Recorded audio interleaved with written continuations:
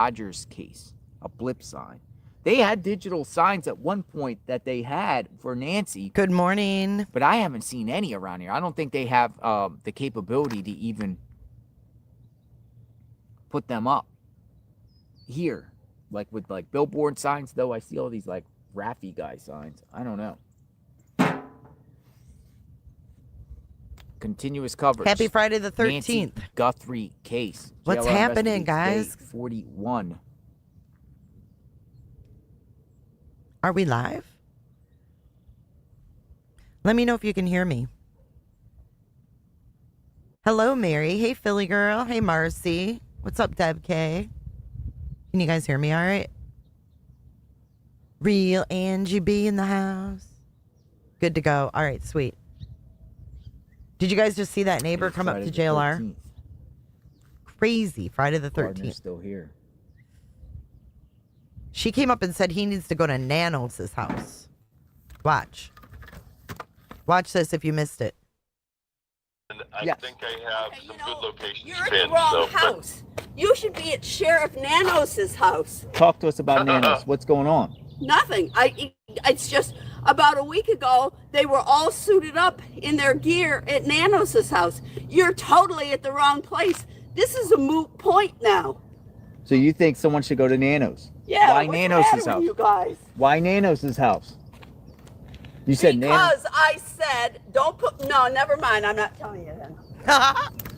Some way lady just walked up and said you should go to Nanos' house. And you should be at Nanos' house because a week ago they were all suited up in their SWAT gear and they went out on a thing. And now we have the new message. You guys are stupid sitting here. So you think we should go to Nanos' house? Don't quote me, dude. You just said it. There's no action here. There is no action. You just said it. Sitting here. So you think we should go to Nanos' house? Don't quote me, dude. Don't quote me, dude. You just said it. There's no action here. There is no action here. But you said go to Nanos' house. Some woman walked up and said you should go to Nanos' house. Yeah. Post my picture. I will sue. She goes, if you... This is the lady who came up a few weeks ago and said, I want to speak to law enforcement. Remember, and her dog pissed on the memorial? This is that same lady. She said, don't quote me, dude.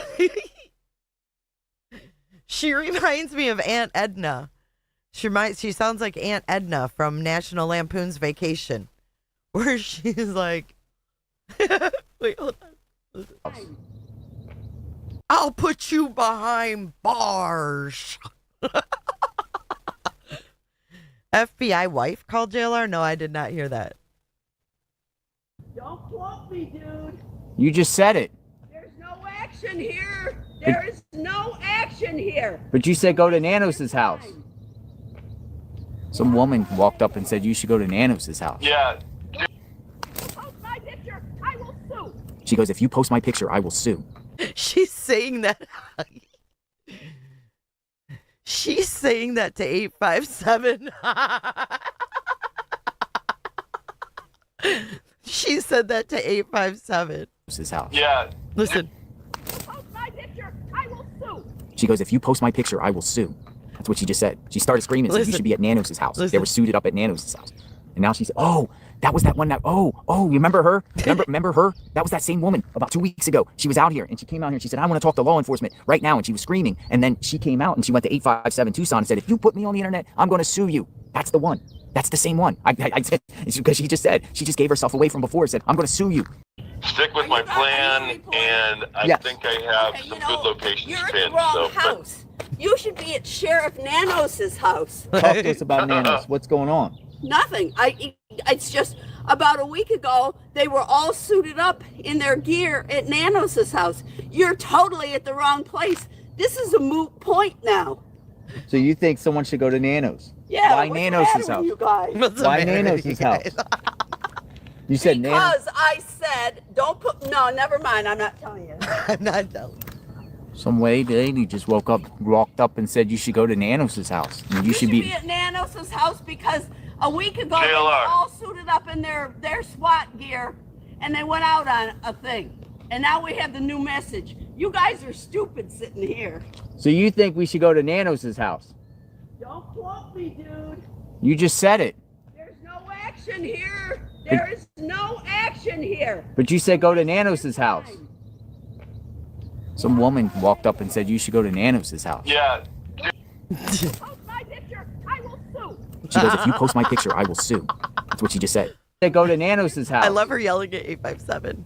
Some woman walked up and said you should go to Nanos' house. Yeah. Post my picture, I will sue. She goes, if you post my picture, I will sue. That's what she just said. She started screaming and said you should be at Nanos. What do you think 857 said? He probably just was like looking at her like, oh, I'm just 857 Tucson.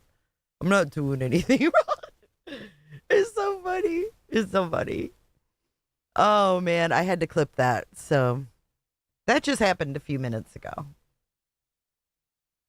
How you guys doing today? Happy Friday the 13th. If you haven't hit the like button, please hit the like button now.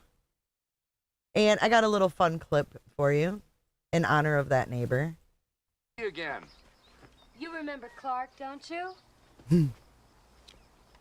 You were the ones that sent me the fruitcake for Christmas. It made me so sick. Oh, I'm sorry. We thought you enjoyed fruitcake. You enjoy throwing up every 5 minutes, Claude? Clark. I thought so. Whew. Well, am I going to eat or am I going to starve to death? It's her. Catherine, did you tell Clark and Ellen the good news? No, I was just about to. Catherine, what's the good news? You're driving me to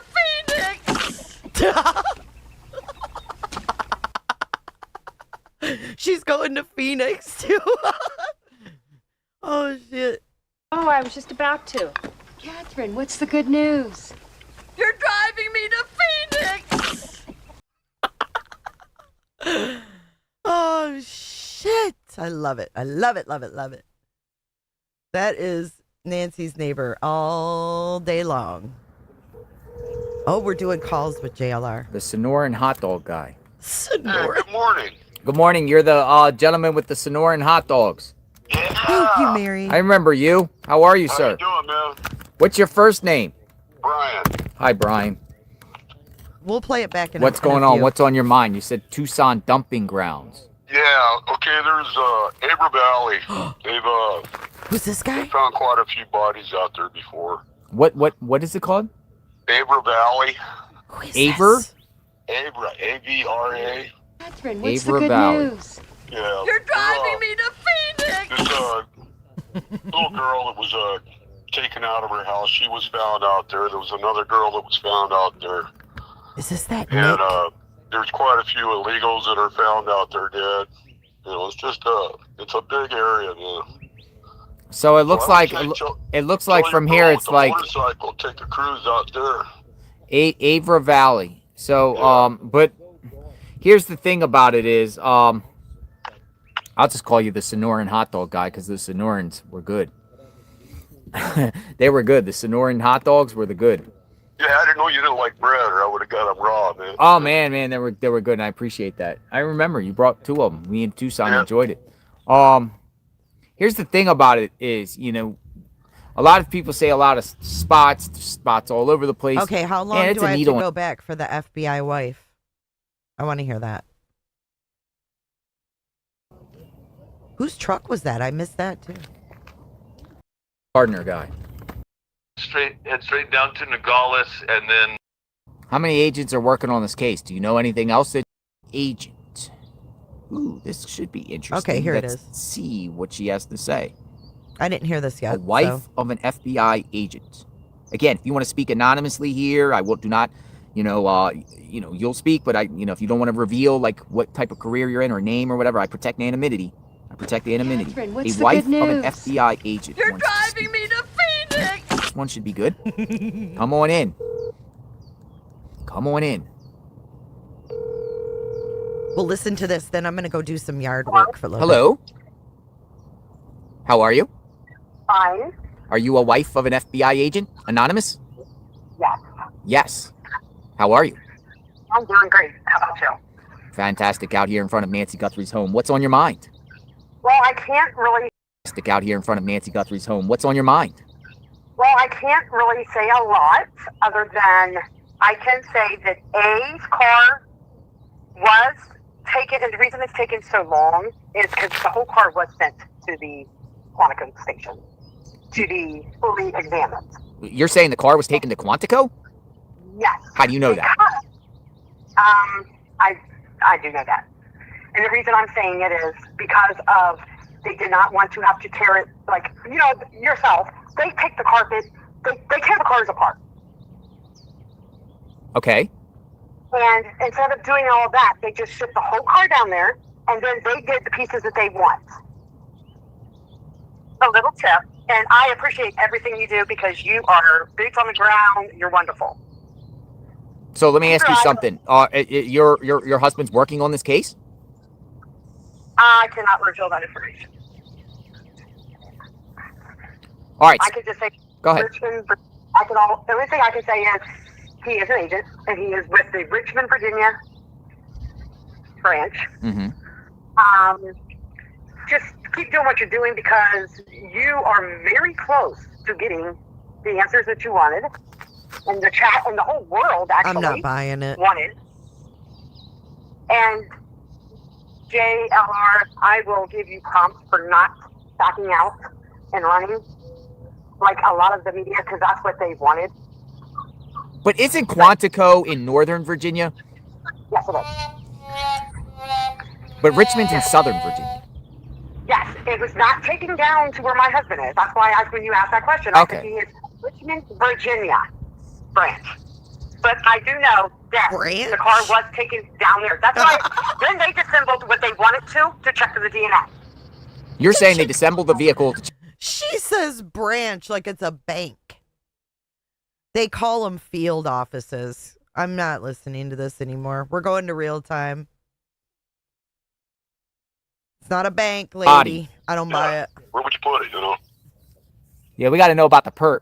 Because, you know, if we could identify the perp gets identified and they don't find her, and perp gets an idea who the perp is, then, you know, somewhere near where the perp lives. But, and I just noticed it doesn't matter if you go north, She's full south, of shit. east, Hey, or Mama west. Bear. You're 30 minutes outside of Tucson. And it's just nothing but land. Yeah, exactly. You know, and washes in between, obviously. Like, you know, there's washes around here. But it's just nothing but land. Put that Yeah, baby exactly. to bed. You know, and right now all you're going to find is a skeleton, you know, if that's what it is, you know. Skeleton and clothes. Yeah, you know, these coyotes will, you know, they'll hollow out a cow like nothing, man. What's you know? Mark doing? Let's listen to Mark. He's got the drone. He's got the drone. He's got the drone. Kelly, did you like that? Exposure is necessary. Please share that.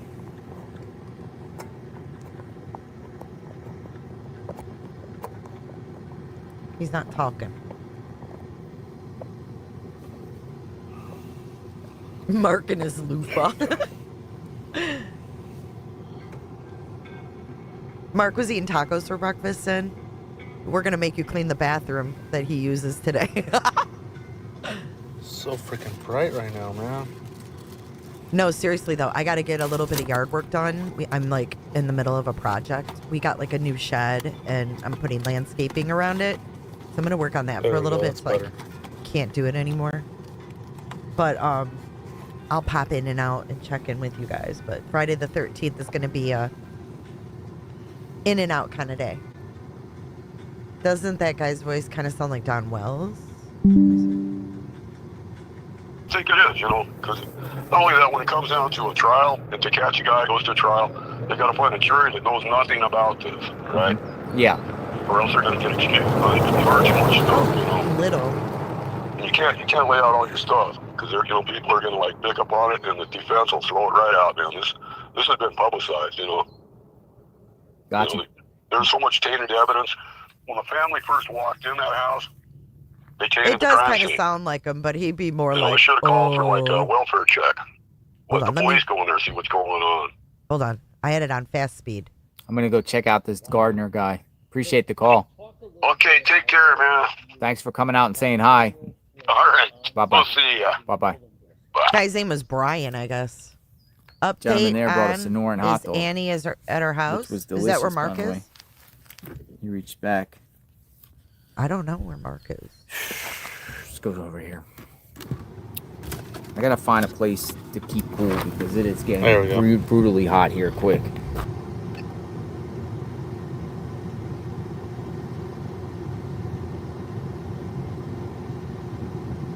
So this is the wash the pants were in. He's at the wash behind Annie's.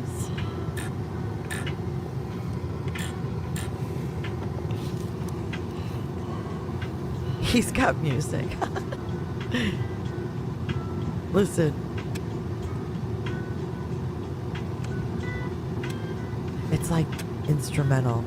Hi, Potato.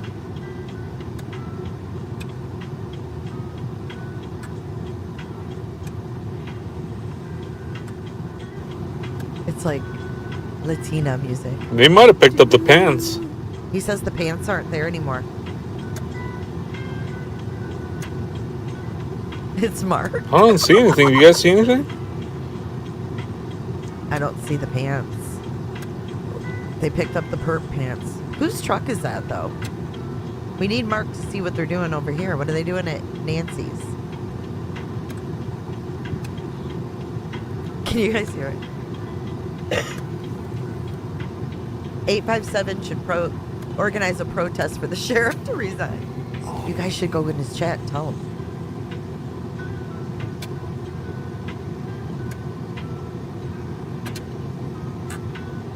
Jay, the letter post from X that you read yesterday, was that from a Deborah?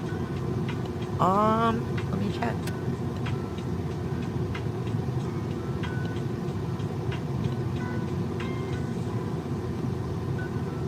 Oh, Nancy Grace. Look, Nancy Grace liked my reply. I put, "Hi, Nancy, we love you," and she liked it. She liked it. Nancy's all active on X. Oh my God, Nancy cried.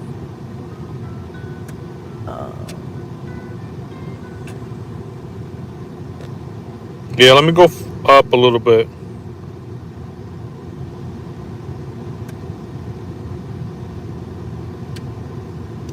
Patriot Mrs. Joshua. Patriot Mrs. J. Yeah, Deborah. It says Deborah J. Why? Who's Deborah? Let me go up a little bit. It is Deborah.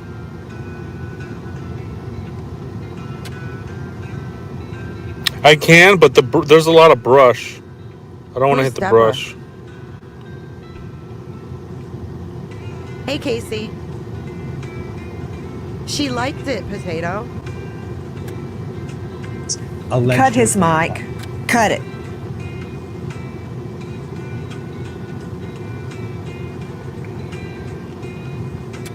The perp saw the live and came back. I can't with his music. His drone music.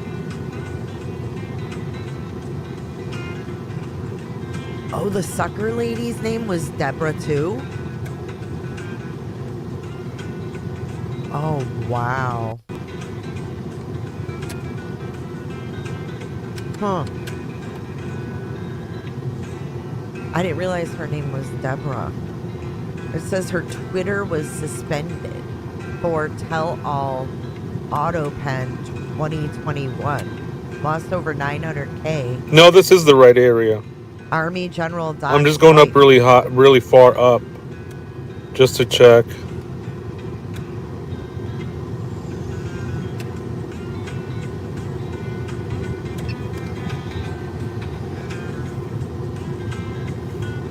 She's sharing crazy shit. Like, look at, this is the Obamas. She's like, conspiracy. Is that Obama for real? Where's Lisa? Real? I like it when Lisa tells people what's up. Is this real? Dude, what did I just stumble upon? Is this real? Of Obama, or is that, please tell me that's not AI or something. I mean, after seeing Zelensky, can someone talk to me? I need that soundbite. It's real?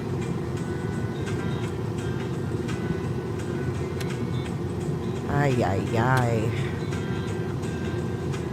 Yeah, we would be able to see them, huh?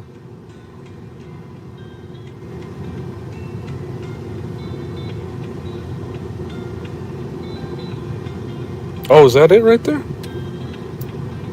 No, that's brush. Who's the guy with the truck?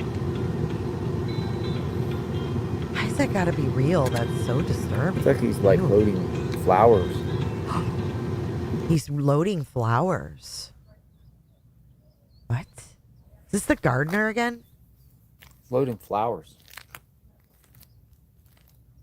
Who's this guy on her page? She says, Patriots.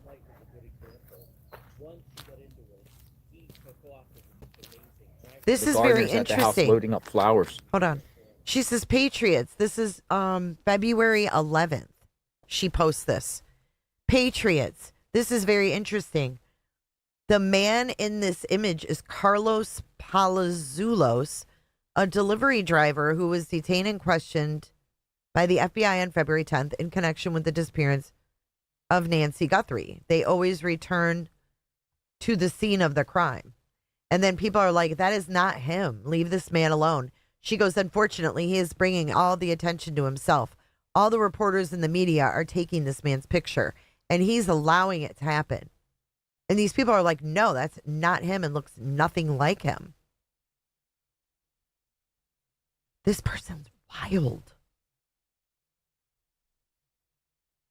She posted it twice. She said he fled to the border. The delivery driver is Carlos Palazuelos, a delivery driver. And then she says Dominic Aaron Lee Evans and Carlos Palazuelos are friends, who is at Nancy Guthrie's house all day today. They always come back to the scene of the crime. That was on 11th. I don't even know who this guy is. That is not Carlos we saw get detained. From another post sent to me, I'm not sure if it's real or not. And then here's, what is this? Foot brace with built-in GPS tracker. Dominic Lee Evans, this is her. This is her words, not mine. She says, Dominic Lee Evans, this is on February 10th. She goes, Dominic Lee Evans is the masked man in the FBI video. He is the longtime friend and former bandmate of Tommaso Choni, Annie Guthrie's husband. Dominic Lee Evans is well known to Pima County Sheriff Nanos. Public records show Dominic has a criminal history, including cases for felony, burglary, robbery, embezzlement, and DUI. Dominic is a Tucson musician. She says, hashtag Tommaso Choni lied to the FBI. He is involved with this kidnapping scheme. Nancy's no longer alive. I feel this. I feel she is buried within a 10-mile radius of Nancy's house. I doubt the plan went off as expected.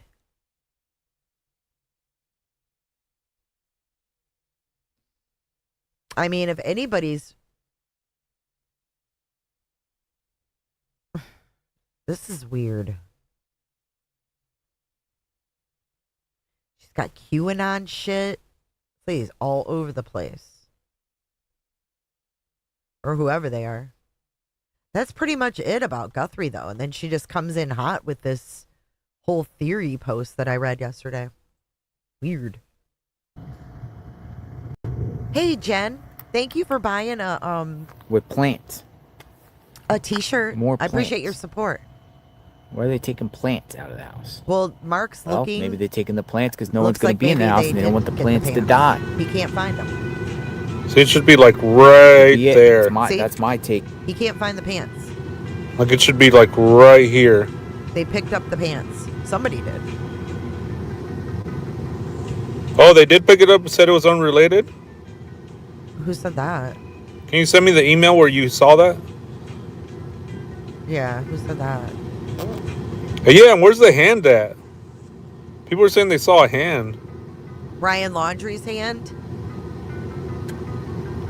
Brian Laundrie's hand coming out of the ground. Hey, Melissa Hart. Hey, you're in Vegas. Stay humble. Good luck, girl. Cha-ching.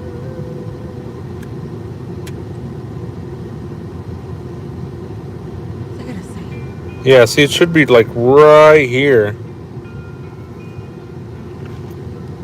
Let me go check it out. Oh, I'm gonna work on merch as well. Yeah, the hand gave you a heart attack. Let me go see if they might have picked it up.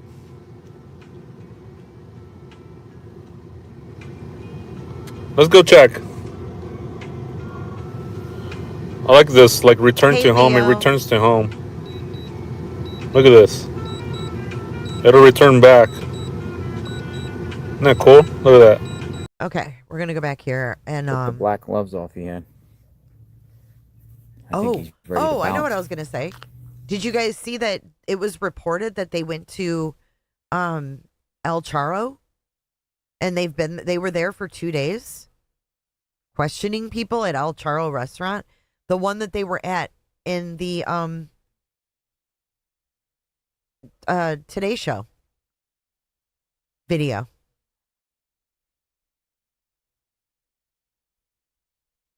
They were there for 2 days. Listen. I believe it's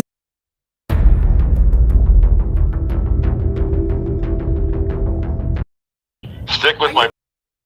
I believe it's this restaurant, not the one connected innocently, I might add, to the glove found near Nancy Guthrie's home. Is that right, Dave? It's this restaurant, the Today Show restaurant?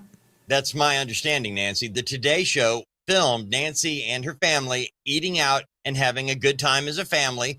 But the FBI investigators were back there interviewing workers who were present the day the Today Show set they were filming. And they're asking them specific questions about people that were there the day of the shoot. Hey, Penny. Was there anybody acting oddly? Was there a fan that seemed overly, trying to contact with Savannah and touching and talking? There was a lot of asking about what took place that day, who was there, and how did they act? Anybody weird? Anybody stand out? That's what they're asking, Nancy. And I want to nail down, Dave Mack, when did the re-questioning occurred? Yesterday and the day before. So yesterday and the day before, this came out on Thursday. So Tuesday and Wednesday, they were at El Charro. Is there a reason these guys never go eat lunch at El Charro? Have any of them ever gone to El Charro? They've been there for 41 days and they've never gone to El Charro. Like, that's the first place I would have went and eat dinner was El Charro. First place I would have went. Considering the Today Show segment, you know. The hard thing is that they're on the ground, so they're not seeing all these clips and stuff like we are. But I would call and make a reservation. I don't know.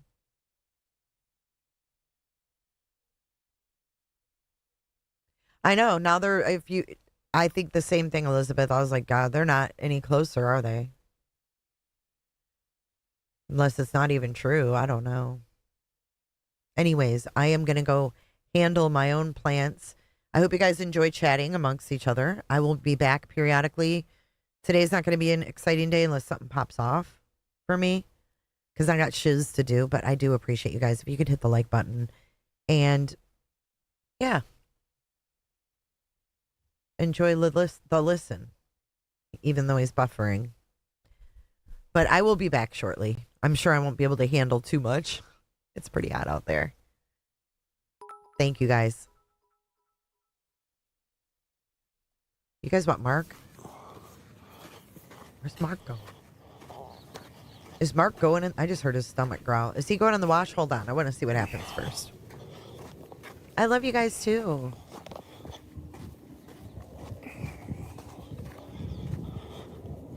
Is he going to the wash? He is. Those washes are crazy. I couldn't believe how deep they Oh, are. remind me, guys. Let me get to get a walking stick. Oh shoot. Oh Jesus. Yeah, remind me to get a walking stick. I'm Wait still a minute. here, No, guys. hold on. I want to see what he It's finds. farther up. Yeah, because where's the doggy grave? Have Did fun, they get rid Itchy. of that? Oh, there's the doggy grave. Right there. I passed it. The dog grave was by the pants? We have a polar on our phone, but it's just doesn't. It's hot out here. Yeah, so it's over here. So it'd be over here. We're losing our capability without keeping it along as long as I can. Hopefully. Whoa, that's weird. Look, somebody put sticks there. That wasn't there before. Look at that. Gardner just. Somebody put some sticks right there. I think I'm gonna go down to the sheriff's office. We'll do some calls. Look at that. Somebody did that. That wasn't there before. That's our best bet here. So somebody did that. That's weird. It's from that here all the way weird. to 3 o'clock. It's just gonna be. We're gonna have to be under this tent here. Still wanna. Somebody put that stick right there.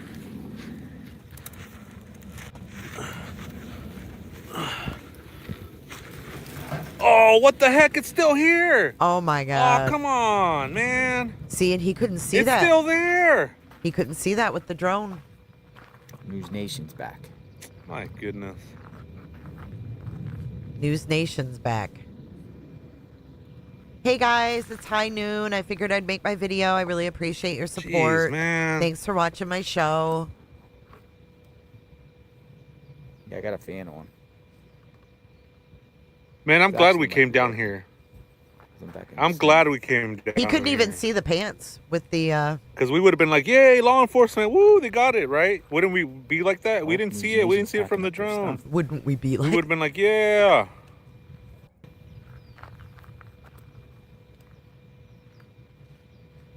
Those are the pants. That's that piece of asphalt. That tells you law enforcement not related. All right, yeah, it might not be related. Oh, what does she want for It's still dinner? there though. Ugh. Ay, ay. Brown Barbie. Jay, don't go! I'm not leaving yet. It's weird that somebody put that stick right there.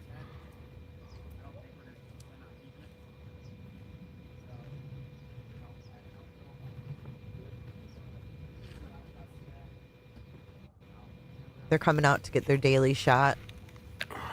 Let's get out of here. Those washes are crazy. I didn't realize they were so deep. Hold on, guys. Hold on.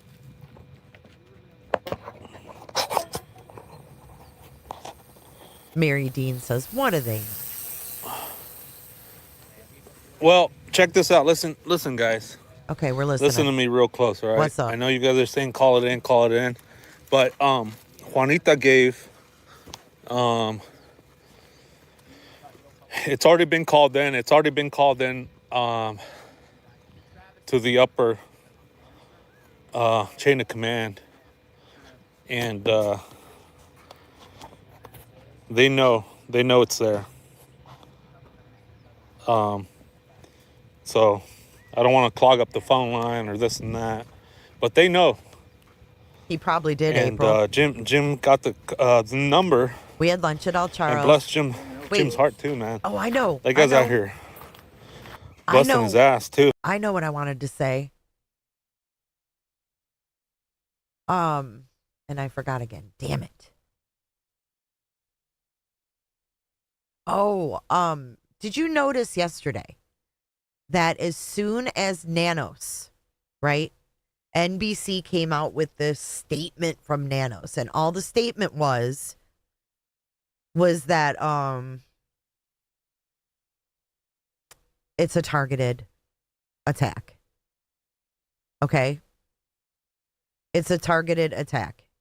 And then Brian Enton releases his video last night, the nightly video, and the title of that was, oh, and then he said it was likely that the abductor would strike again, right? It was targeted, and his thing says, will the abductor strike again? It's like the same. There was no one else in the media that was repeating that. One of top in the country winner. That's awesome. That's awesome.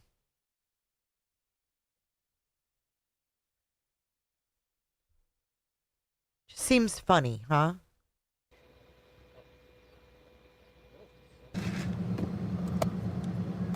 Yeah, we're not gonna give up searching. We're not gonna give up awareness. I mean, I think that's the main thing is the awareness. Is that Annie's house? Is that Annie's car? So we're not gonna continue. We're not gonna stop with that. Is that Annie's car? And not only that, but we got more ribbons. Look, we got some more ribbons. Aw, he's All so right, nice. So we're gonna check and see if people are taking the ribbons. If not, we'll pass them out and we'll make some more. Give me a second. Let me put all my stuff away, okay, guys? Yeah. So News Nation is leaving. Yeah, I did see Megan. Fox is left. Only one's left here. Yeah, Megan did a thing that said why Ashley can't be sued because Radar Online, and apparently Savannah is reportedly livid, according to the report. Oh boy.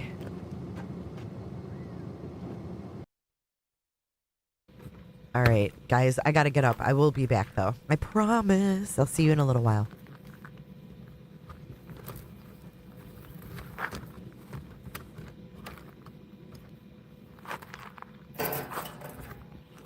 I like News Nation reports on this.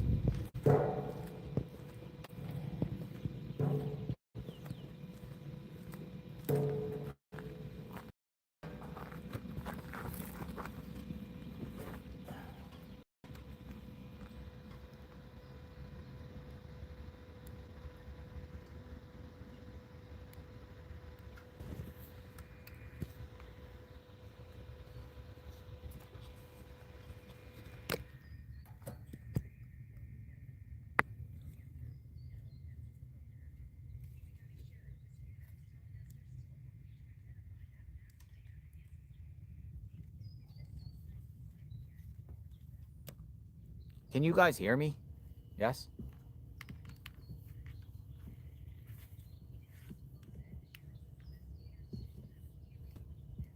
Yes.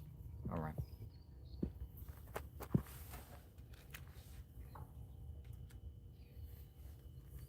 So national media is leaving. All of them. I mean, we've been seeing it really go, and the great News Nation was like the last, and they are leaving.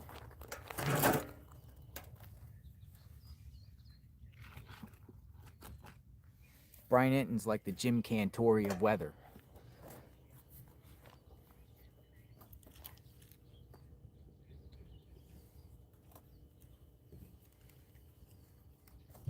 We will continue to stay throughout the weekend into next week.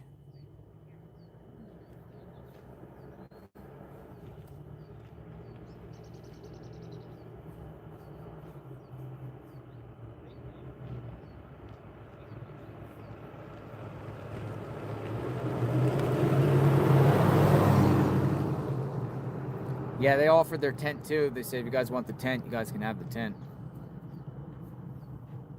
I can't take the tent myself, but I'm sure Tucson or maybe even Mark the Shark. Dad's going live.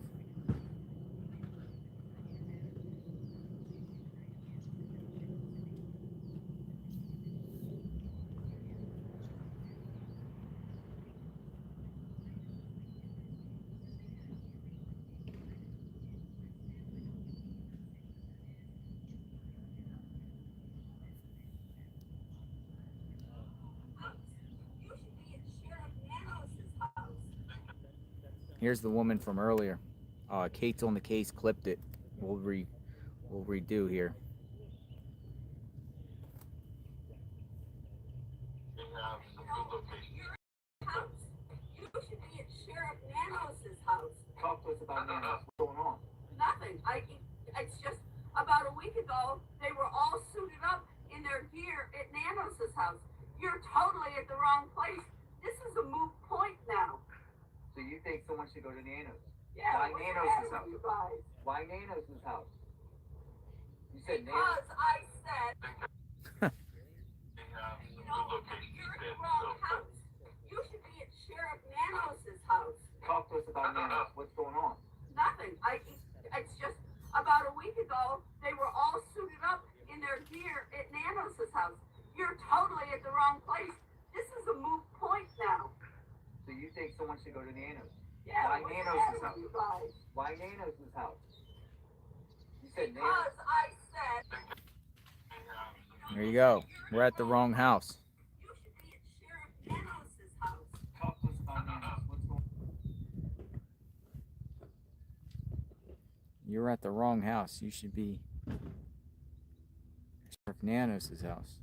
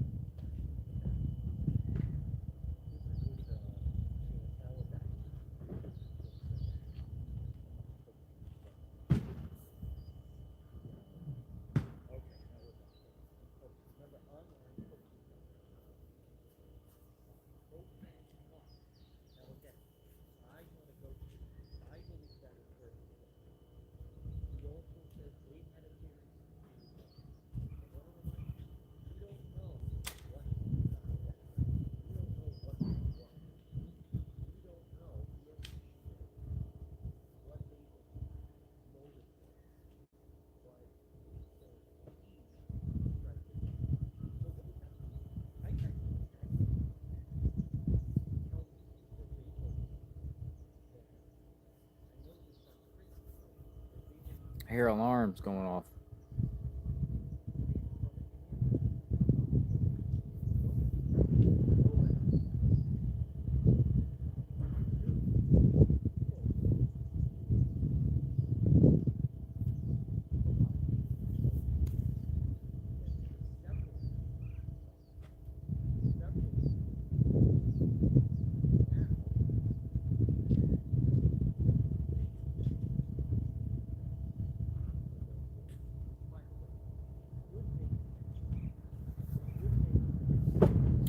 Newsweek article, March 13th, 11:44 a.m.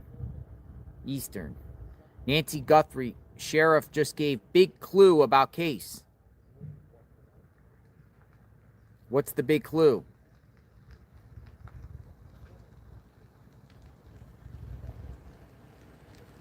I think from day one we had strong beliefs about what happened, and those beliefs have not diminished.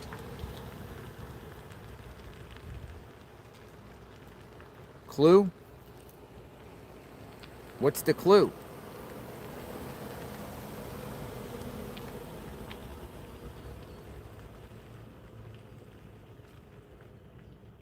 Think this was kidnap ransom?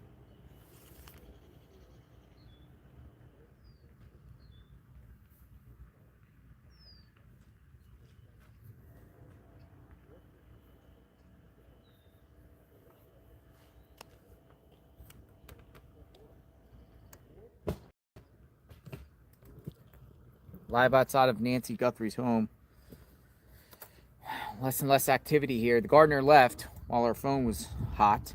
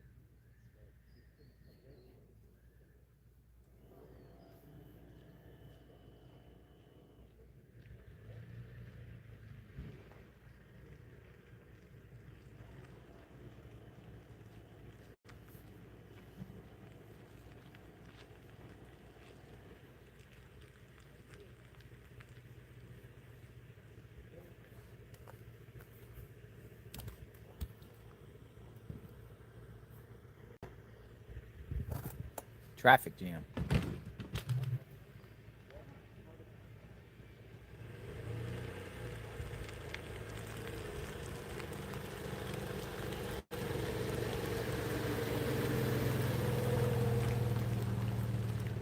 People just driving by taking pictures, you see? Each and every car driving by taking pictures.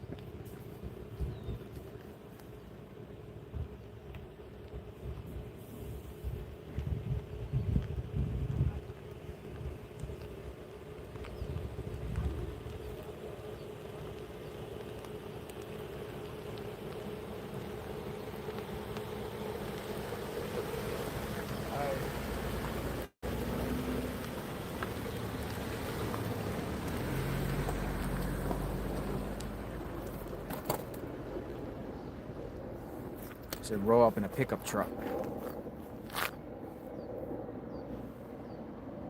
Holy smokes. Oh, I thought she was going up on the property. There's a woman right there.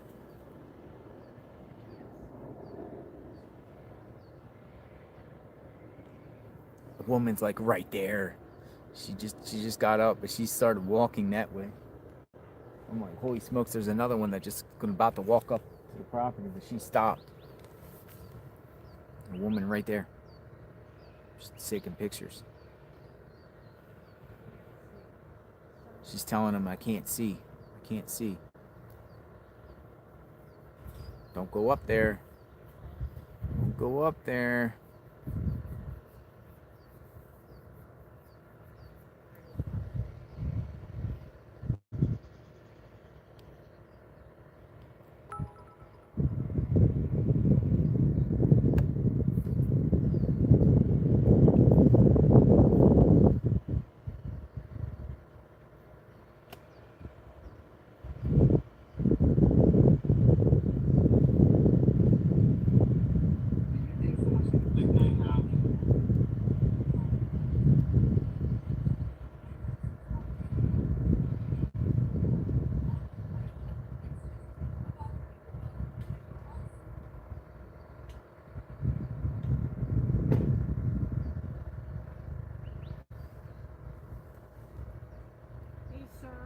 Hello.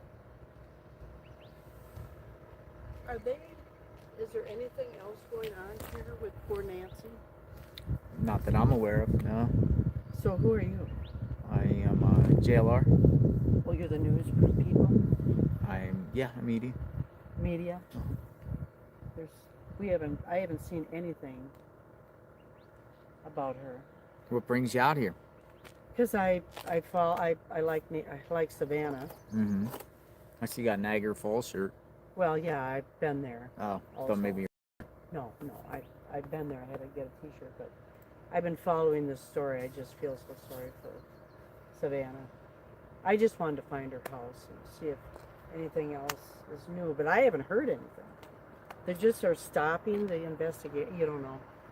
We don't get any information, and we're just on standby to see what happens. Yeah.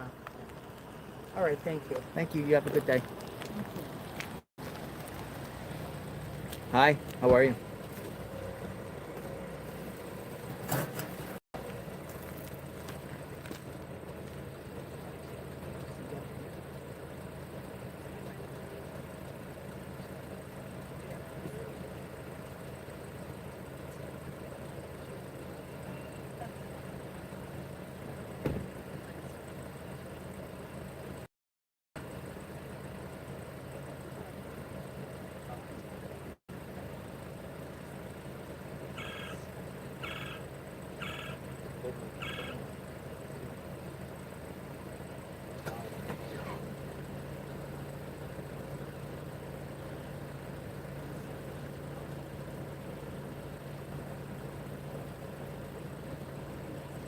Oh, that one. No, you didn't see the one this morning. Oh, the one's going down. It's going to go from the camera. So, you need to see that chair and it's out.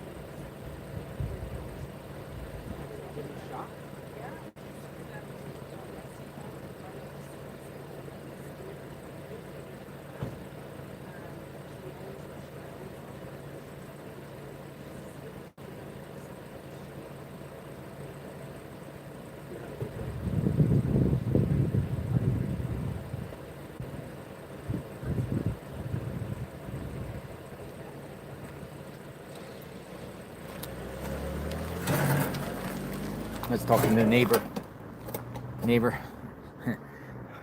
One of the neighbors here has a like an accent, and she's like, I was told that somebody came out here yesterday with the same accent, and was like, and flipped out, talking about the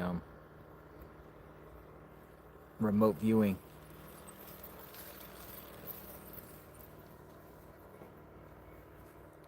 And I played, well, I thought she was talking about this lady. We'll play her again.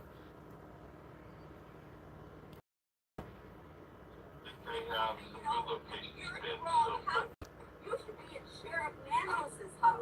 Talk to us about Nanos. What's going on? Nothing.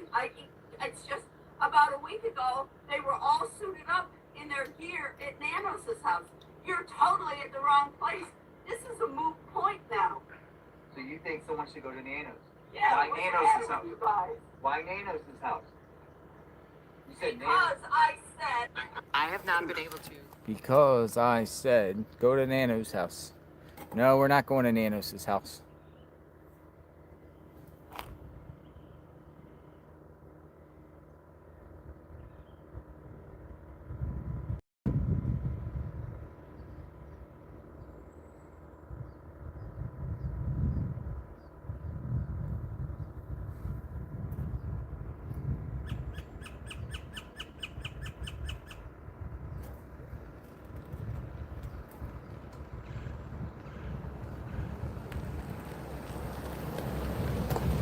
Hey, Mark the Shark.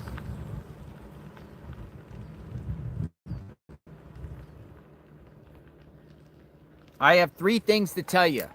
Hey, Lauren says. 3 things to tell me. All right. 3 things to tell me. I don't think we spoke to you before, Lauren.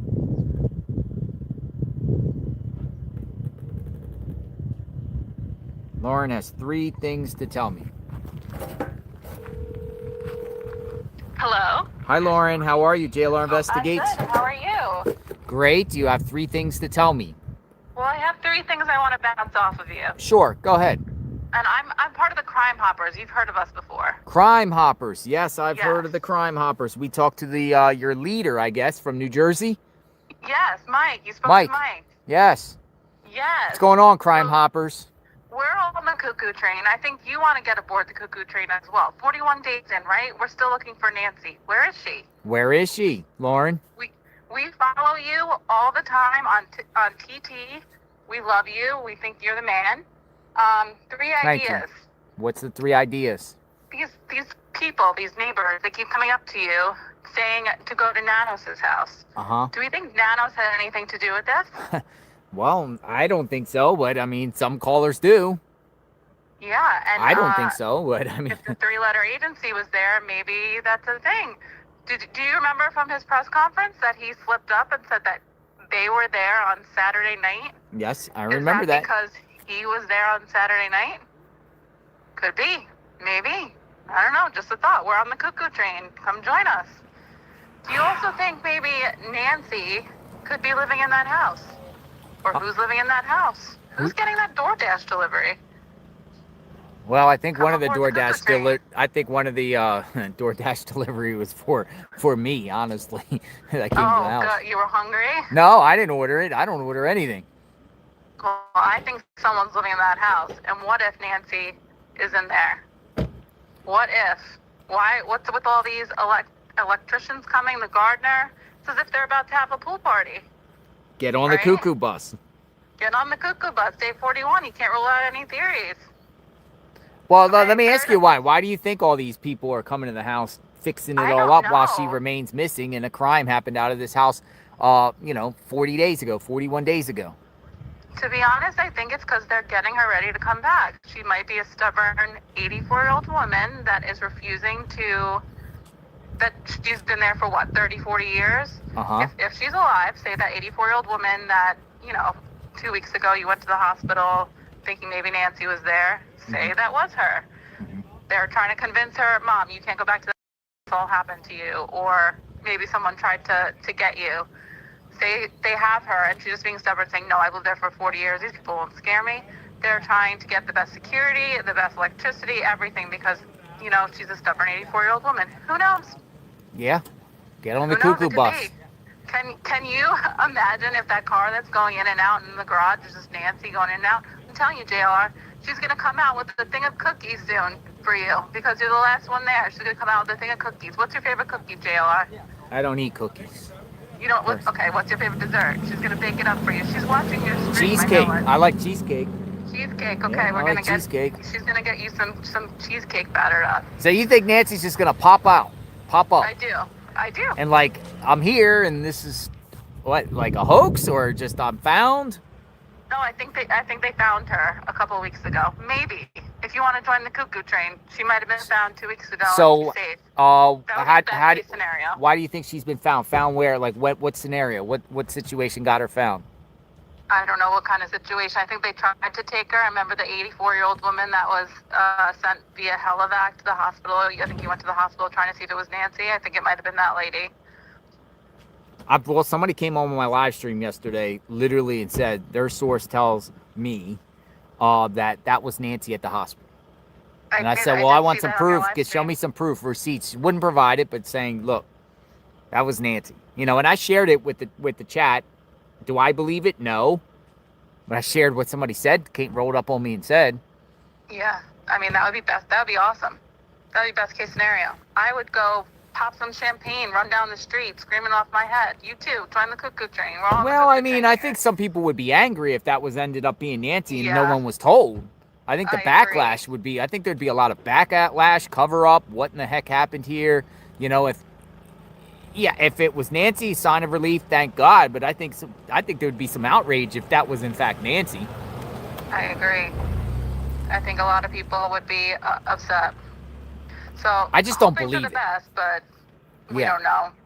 And then the third thing I wanted to tell you, I have a more serious thing that maybe I could talk to you another time, but the third thing I want to tell you is I think the divorce rate is going to go up, and I think it's going to be mostly your fault because all of these women and these men are on your live stream 24/7, neglecting their spouses or boyfriend or girlfriend, and, you know, just listening to you 24/7. Yeah, it's been 41. I know so many your people husband's are not followers. happy with you right now? I don't think so. No, he's giving me the side eye every 2 minutes. Because you're just Who you watching talking this to? case. Who you watching? Yeah, I'm just watching you, JLR. You're causing a lot of divorces. I'm saying. Oh, no. I know you don't mean to, but. I mean, know there's someone always who therapy. said that. There's therapy. Yeah, there's therapy, but we're going to start a whole divorce club. I bet you the divorce rate is going to go up in the next couple of months because of this. The divorce 100%. rate. Hopefully all of you can, everyone can learn from this and get some proper security, whether they're with their spouse or not, and get some lights and ring cameras with subscriptions and guns and exactly. You know, protect themselves, an animal, and have a safety net and make sure everyone checks up on them. Exactly. I know everyone that's watching us on TT me myself, I've upgraded my security alarm. I pay for that subscription now ever since this case. Really? I have lights everywhere. Yeah, I think everyone has learned from this case to definitely pay for that subscription. At least do that. Get some sort of device. I heard Brian Enton is leaving. What the heck? I think they're about to do a live segment out here. They're setting up the cameras. However, I was just told that will be their last day, News Nation. That's sad. But and we'll be back because I actually had a conversation with him the other day, and he told me, if he has it, he didn't tell me he was leaving at the time, but he said if I leave, I'm coming back. You know, if something really busts out, and I believe him because he on plans and goes. I'm sure. I mean, if the perp gets arrested, see, what we're gonna have to do is rely on like people like 857 Tucson or more or less local media that are here, or some of the streamers that are from here. If something breaks in that moment, to get to the scene or get to the perp or wherever the action is, if it's in Tucson, because this thing could also expand out of the state of Arizona. You know, the perp could be somewhere else. Yeah, it could be anywhere. You know, and then have to, perp might be staying at a house in New Mexico or somewhere, and so we don't know. We don't know, if something breaks, everyone's going to want to know who the perp is, but we might not. Be there, though. You'll be the one on the scene. You'll be the number one guy. Well, I'll try to get there. Number one guy, JLR. I'll try to get there, Lauren. I mean, you're not going to leave, right? You're not going to leave us hanging. I'm here for a while. I'm, there's, you know, there's forces battling with my head a little bit, and Yeah, don't get down. Go have another Red Bull. Take a walk. Go talk to Aldine down the block. She's a sweet. She comes into our chat too. She'll make you happy. I'm telling you, Nancy's who's gonna come out with Aldine? some A neighbor? cheesecake. The neighbor, yeah. She had an interview with Brian the other night. Oh she no, comes I in and out parked of at her chat. house. Yeah. I've been parking at their house. Yeah, they're a great Yeah. family. They got some coffee. They're getting coffee. I ordered it Yeah. out. They're getting a big thing of coffee and some shirts. Good. Well, you keep your spirits up, and I might email you with something. By the way, you had a caller that told you to watch a YouTube video for Monk's Intrigue on YT. Have you done that yet? I have not. Honestly, hard to watch YouTube videos, particularly long ones. I'm more of the short clip guy, get to the point kind of deal, particularly when I'm out here. You know, it's very tough to sit back and just watch cases. You know, I try to just see what's on in reference to, you know, what's on not on TikTok, on Twitter with this. Mm-hmm. Kind of browse the, you know, the news cycle and see what's new, and that's where I'm at. I don't really go really deep dive into YouTube channels at this time. So this guy has shorter videos. There's a 13-minute and a 9-minute video that I think you should watch. You'll start to understand some of the connections of all the people that all the characters that we're seeing in this investigation. And our team has actually brought it down even further, and I think we're starting to figure things out, a map of where everyone belongs, and it's coming full circle. So I might want to talk to you about that later, but I might send you those clips, those 9 and 13 minutes clips. I highly recommend you watching that. Your brain is gonna explode. Thank you very much, Crime Hoppers. How do people find you guys? We're on TT. My name is Lala's __land __. We do have an account too, Crime Hoppers. It's just on TikTok, just Crime Hoppers. But in order to find me, we're usually live throughout the day. We're following you and commenting on everything you do. Lala's __land __. I appreciate you talking to me. I sent you like 1 billion emails. Yeah, some people have, and this is for everyone out there. If I miss your email and you really want to talk, you got to say like third, fourth, fifth request. I need it because I can just get so many. It's just they're flying through. Only my eyes can see so much. I know. That's why I sent you 1 million. I stalked you down. But hopefully I entertained you a little bit today with my theories, and hopefully you can get aboard the cuckoo train with us. All right, Lauren. Day 41. Day 41. Enough is enough. Have a good day. Thanks for the chat. Bye-bye. Bye. Day 41. Join the cuckoo train.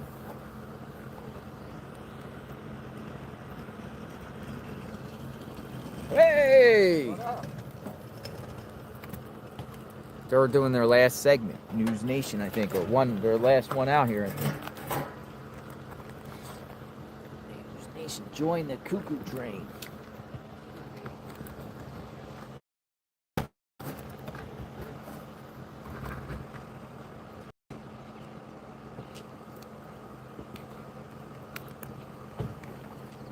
Where is Nancy Guthrie?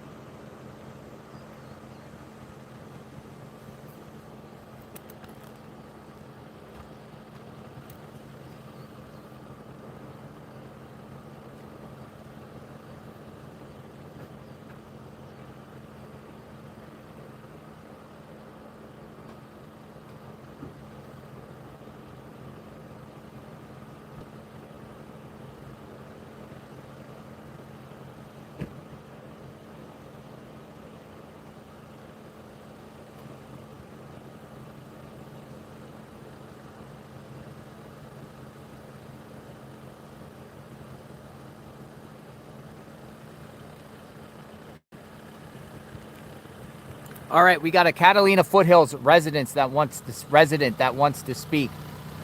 Catalina Foothills resident Lori wants to speak. And Lori says something about suspicious things seen. So, Lori, I'm going to get you in. I got your number. You said you reached out multiple times. Thank you for reaching back. Your call has been forwarded to voicemail. The person you're trying to reach. All right, well, I got the voicemail, so you got the number, Lori. Call me back. You got the number.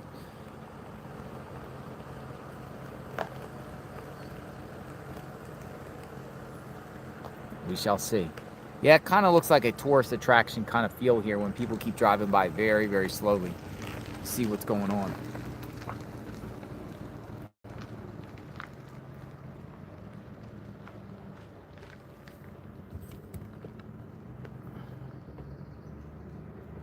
It's like News Nation is up for their reports. Us. We've been waiting for you guys for your report. You made it. You made it. Hot today. It's hot today. How you feel? Good. How are you? Good. Good. Something happens soon. We're gonna watch your report. Thank you. All right. All right. There he is, the goat of true crime, right there, on the scene, back. All right.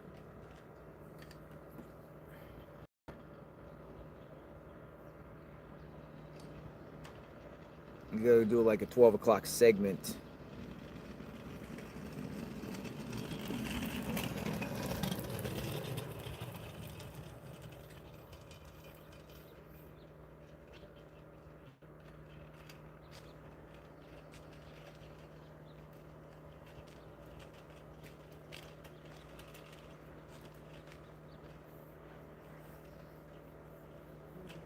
Draggers.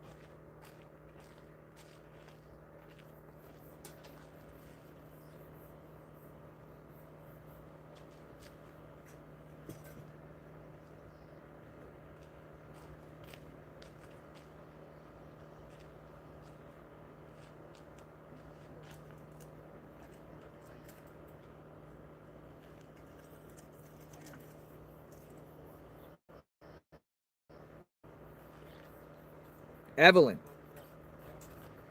how did I miss you? Evelyn, and Evelyn says, I've reached you 15 times. Holy smokes. How did I miss that, Evelyn? I guess if somebody repeats the email, it just goes like into, I don't know, maybe spam or whatever. I'm going to get you up here, Evelyn. Sorry about that, Evelyn. That's a long time. 15 times. Come on in, Evelyn.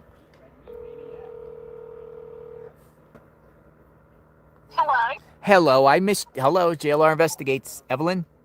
Hi, JLR. How are you? I'm fine. I missed your email 15 times? Yes, you have, but you're a busy man, so I understand. Holy smokes. Well, thanks for the persistence, and appreciate that. Not a problem, JLR.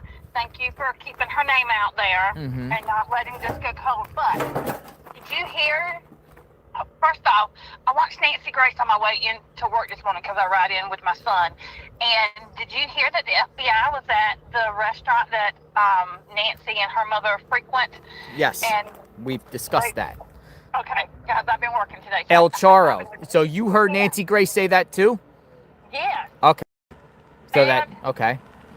So my other theory is that I feel like that maybe this is a gang-related thing, that maybe somebody did this as part of a gang initiation and they took her body with them to prove that it happened.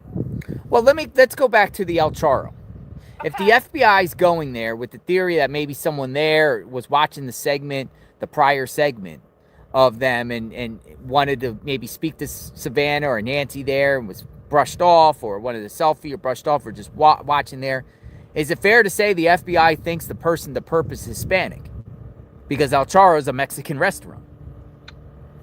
Could be, or it could have been somebody who was in the restaurant of a different nationality who was there when that segment was going on or watched that segment. True. Or was there. A restaurant of people. Yep, true. Restaurant people from all walks of life, right? Go to what restaurant? We all know that the restaurant industry has a high turnover. There's always new people coming and going, like employees. Mm-hmm. So it could be anybody from any nationality. But a lot of times, if it, just say if it was, they're looking at employees. Who are they looking at there? Somebody that was there, employees too? Well, it's my understanding that they questioned all the employees and that they also asked about strange behavior of people who was there the day that Savannah and her mother and Annie were there. So sometimes with celebrities, now I don't know if does anyone know this question?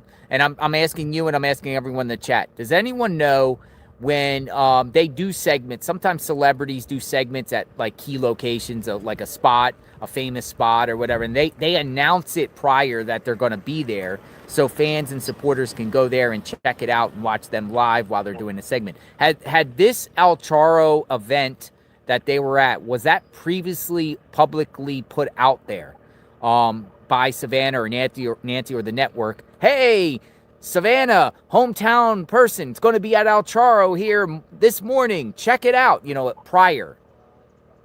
I am not sure. I have not heard that. I know that they spent 2 days interviewing people. I do know that. They went to El Charro and another restaurant right down from Nancy's house, they said. So I'm not sure if they did put that information out or not. Kind of like a political event or something. They always say politicians are going to be at this restaurant, go meet and greets. Was this announced prior? I'm not sure. They did not say, but that is a great question. That is something that I wished we knew. Because then that means that would open it up to any and everybody. Yeah, that's somebody just saying, hey, she's going to be here. I'm going to go check out. Right. I really think the investigator that Nancy Grace had on this morning said that it is his opinion that should tell y'all what their thought process is. A random. Like where they're leaning with this situation. It sounds more like he was saying that they think it's somebody who is infatuated with Savannah, and that's why they were questioning the behavior of the people that were inside the restaurant. Well, if that's the case, it kind of goes maybe with have you been watching and listening to Dr. Q, a frequent guest? I have. Dr. Q, I love him. Yeah, a frequent guest, and Dr. Q says parasocial person that just has an obsession with Savannah and, prior, all Savannah's media work and everything, and just got fixated on her and struck.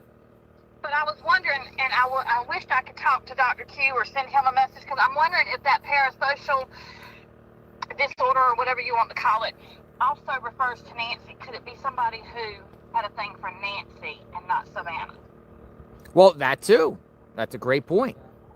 So I'm wondering if maybe there was somebody who was like interested in Nancy. I'm sure Dr. Q wouldn't mind reaching out to him, but I'm not going to give you his number, but he has a website, Quentin Schultz. Look him up. He said people from this chat have been emailing him, and he's been talking to people from the chat with questions and stuff. So I'm sure he doesn't mind. If you reach out via his email and his contact on his email, based off his website, and maybe have a conversation and pick his brain. I would love that, because I'm a criminal justice major and I'm just a crime junkie, so I would love that. But anyway, I appreciate you taking my call today. I just wanted to throw that theory out there and to see if you had heard about the Nancy Grace. She brings you up quite a bit on her show. She also showed the picture that she took of the truck with the ladder. Yeah. On her show the other night too. So. Yeah, I'm cool with Nancy Grace's people, known them a long time. So, yes, shout out to Nancy Grace and her crew. Yeah, and I had some notes that I had wrote it down that I was going to mention, but I can't find them. I'm on lunch break, so if I get a chance to talk to you another time, I'll bring those up. But it was some things I had jotted down about this case. But anyway. Well, I appreciate the call, Evelyn. Not a problem. You know what? I think I just found my notes. You got another minute? Yeah, go ahead, shoot. Okay, so let's see. Are we totally positive on the timeline? You know that, you don't know, but I truly feel like that the timeline is really wrong. I really feel like that there's no definite time to when there's a definite time to when she was kidnapped or taken, but there's no definite time that we can pinpoint it down to.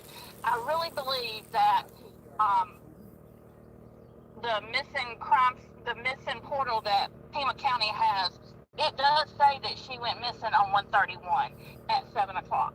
And then with Nanos' so-called slip-up, I'm just curious, do we actually have it? And I know there is a timestamp at the bottom of that picture, but how do we know that that's not something that somebody just inserted there? So we don't. Do we actually have an actual time that Nancy actually went missing? So, again, many people question the timeline. They're not confident and don't believe the timeline. We've heard numerous different dates and times from the charts that they gave and to the verbal of what Nanos said out of his own mouth. A lot of people are questioning the timeline. And my last main question, and I won't keep you after this, the blood that was found on the front porch, have they ever said whether that blood was truly Nancy's? How do we know it was not the perps? I believe they have said it is Nancy's. I believe the sheriff said it was Nancy's. Confirmed to a media outlet that it was, in fact, Nancy's blood. Okay. If I'm wrong, folks, correct me, but I believe that has been proven to be Nancy's blood. Okay, because I know that he said there was blood in the house that was Nancy's, but I couldn't remember if they ever confirmed that blood on the porch was hers, so I was wondering if maybe it was the perps. So many people are saying correct. So, but no, I get what you're saying. You're saying the blood, inside the house, Nancy, mixed blood, is Nancy, but did they say the blood is outside? I think it is. So I think I'm going with what the chat is also saying on that. Correct. It was Nancy's. Yes, correct.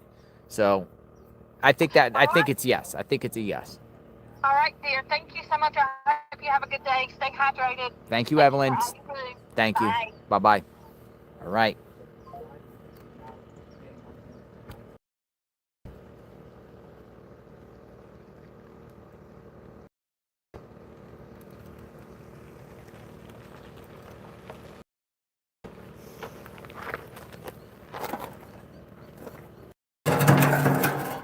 Keep moving back here. Enton's saying it's very quiet out here.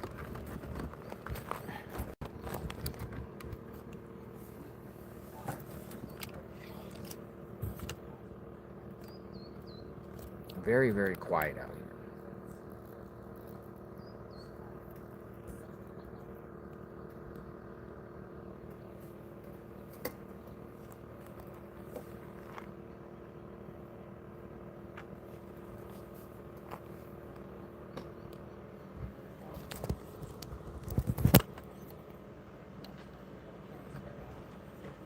Mark the Shark.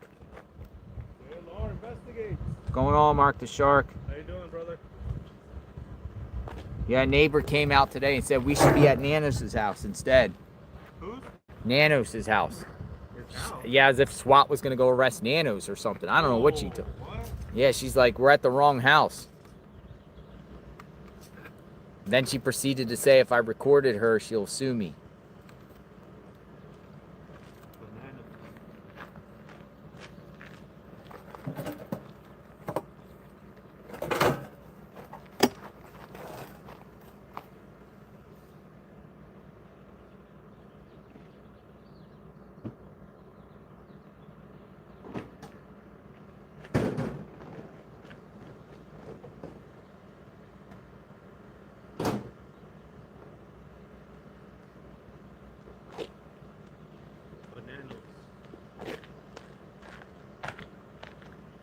Kelsey wants to talk about the El Chorro restaurant.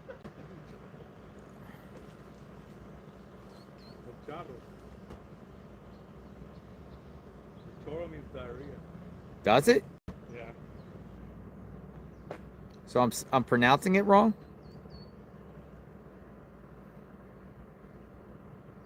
Hello. Hello? Hi, Kelsey. Hi, JLR. How are you? Good, how are you? Thanks for reaching out. I'm great. What's going on? So, I work in PR for local celebrities mostly. I live in Michigan.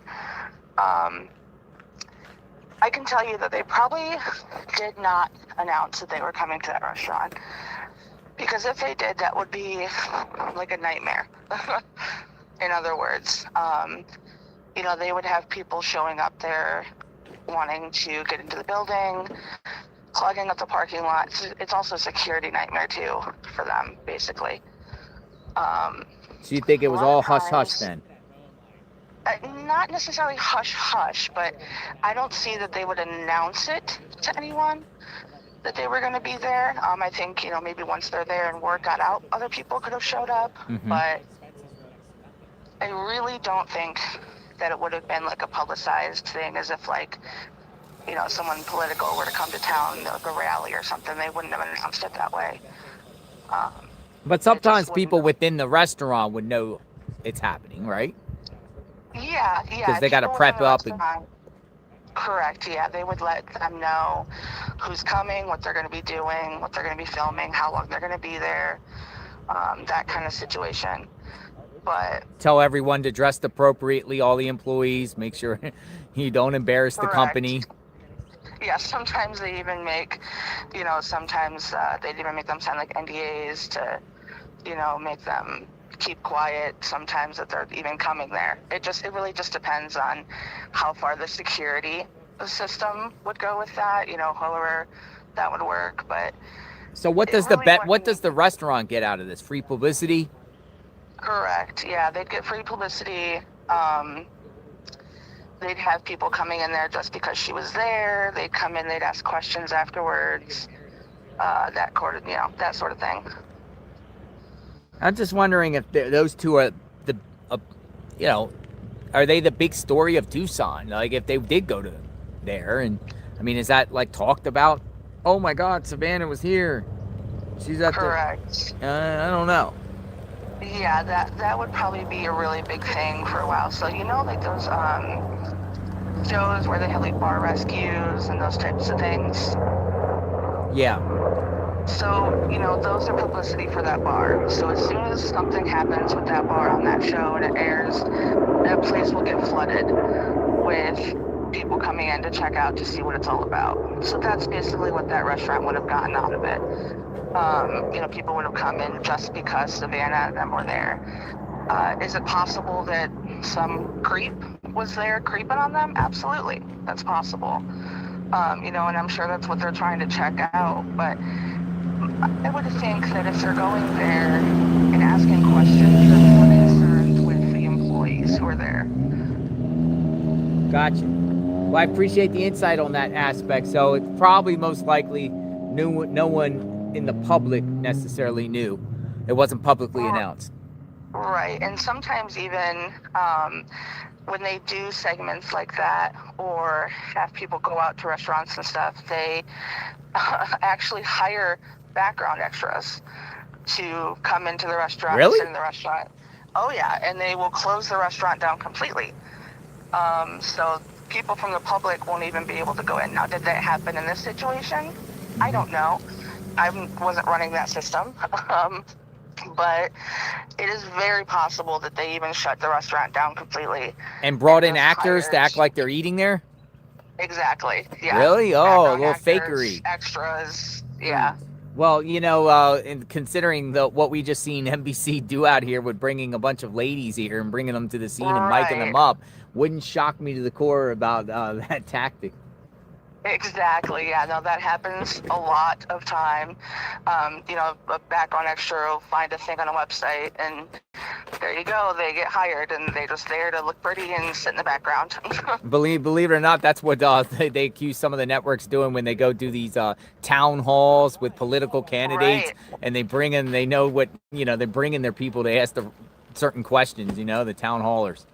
Exactly. At a restaurant. I mean, rallies and all sorts of stuff, they will hire people to come out and just stand there. And sometimes they make them sign NDAs to where they can't talk about it. Sometimes they just don't care and they'll talk about it. Well, if that's the case, maybe Feds should investigate everyone that arrived there, and came there. Exactly. Yeah, I agree. Where they come from? Are they come from casting or something, or where do they come from? Yeah, so there's multiple websites out there where you can sign up to be an extra, and they hire out and they show up that day and they get paid, end of the week, and that's it. I've seen like screenshots over the years, and I'm just talking about political rallies or political events. The sign holders and stuff come hold a sign, and I've seen these on Craigslist and stuff. $20 an hour. Yeah. Yep. Is that stuff that's true? It's very true at JLR. Yes, it's very true. And unfortunately, they just will pick people out, and sometimes they'll have a headshot that they'll go off of, or even just a name, or if they've worked background in other projects or whatnot. When Transformers was filming here in Michigan a long time ago, I had friends who just went and signed up and they got the gig and were there for 3 or 4 days, and that was it. Wow. I appreciate the insight, Kelsey. Thank you very much. Oh yeah, and thank you guys for being out there and taking care of all this, because with media leaving, it's really appreciative. You have a great day. Be safe. You too. Bye-bye. Stay cool. Yeah, trying. It's Bye-bye. hot. It's hot out here. Should I pull in the driveway today or out of the driveway today? I would do the place I showed you last night, Okay. right there. Probably DePietro's car's there, probably. Oh, we got more people arriving. You want me to grab any drinks out of your car or anything? Nah, I'm good. You good? Yeah, I'm good.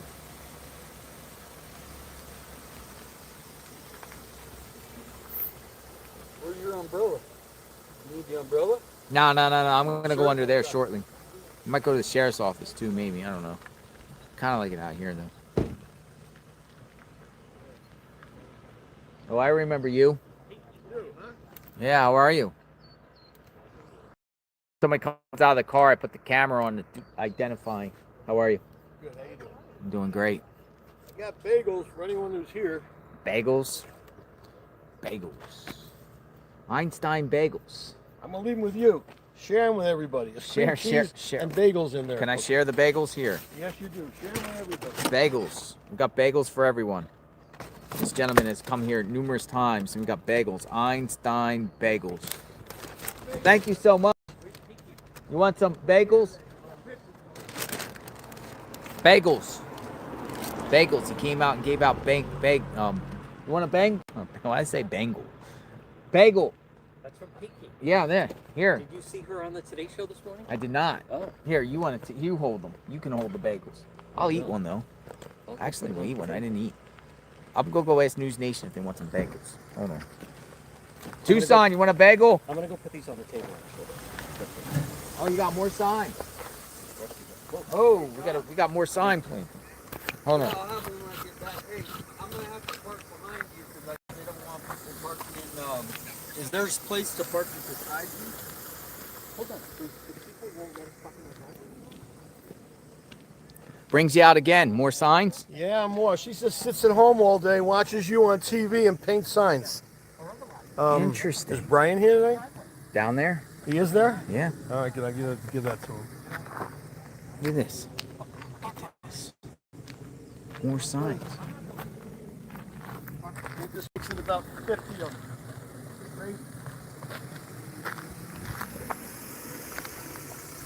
How you doing, man? Yeah, I'll be right back. Thank you for bringing those. You got it. No problem, bro. Here, we'll watch him lay him down, then we'll come back. He was on the Today Show this morning. Oh, okay. Pick up. Yeah, I'll move that for you.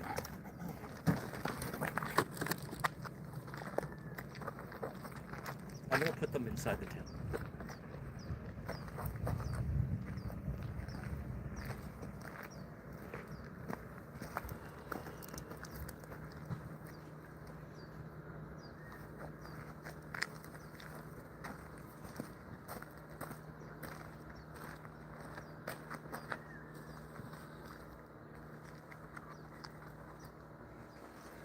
How long you guys planning on staying here? How about to Nancy's found? That's good. I hope you do. I really, truly hope you do. Whether it's here in the flesh or in spirit. How about that? That's answer? fine. As long as they find her, that's all I care about. But how long does it take for her to paint each one? oh, about a half a day. Half a day each one? Yep. So these are like multiple days of painting. Oh, this is a week's worth, probably a little more than a week. Oh.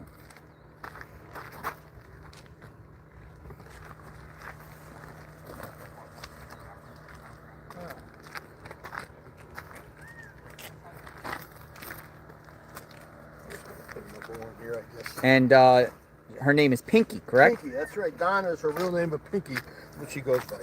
Does she have like a art studio? She did have. We just moved here from Bisbee. She had a studio down there. She used to post these pictures in restaurants, and the people would buy them off the walls. She's gonna start doing that here, but she's been ill. She hasn't been able to get out of the house too much. Gotcha. So she just sits there and these are just really scrap. She's not really putting. I mean, she's putting effort into it, but it's not the kind of painting she normally does.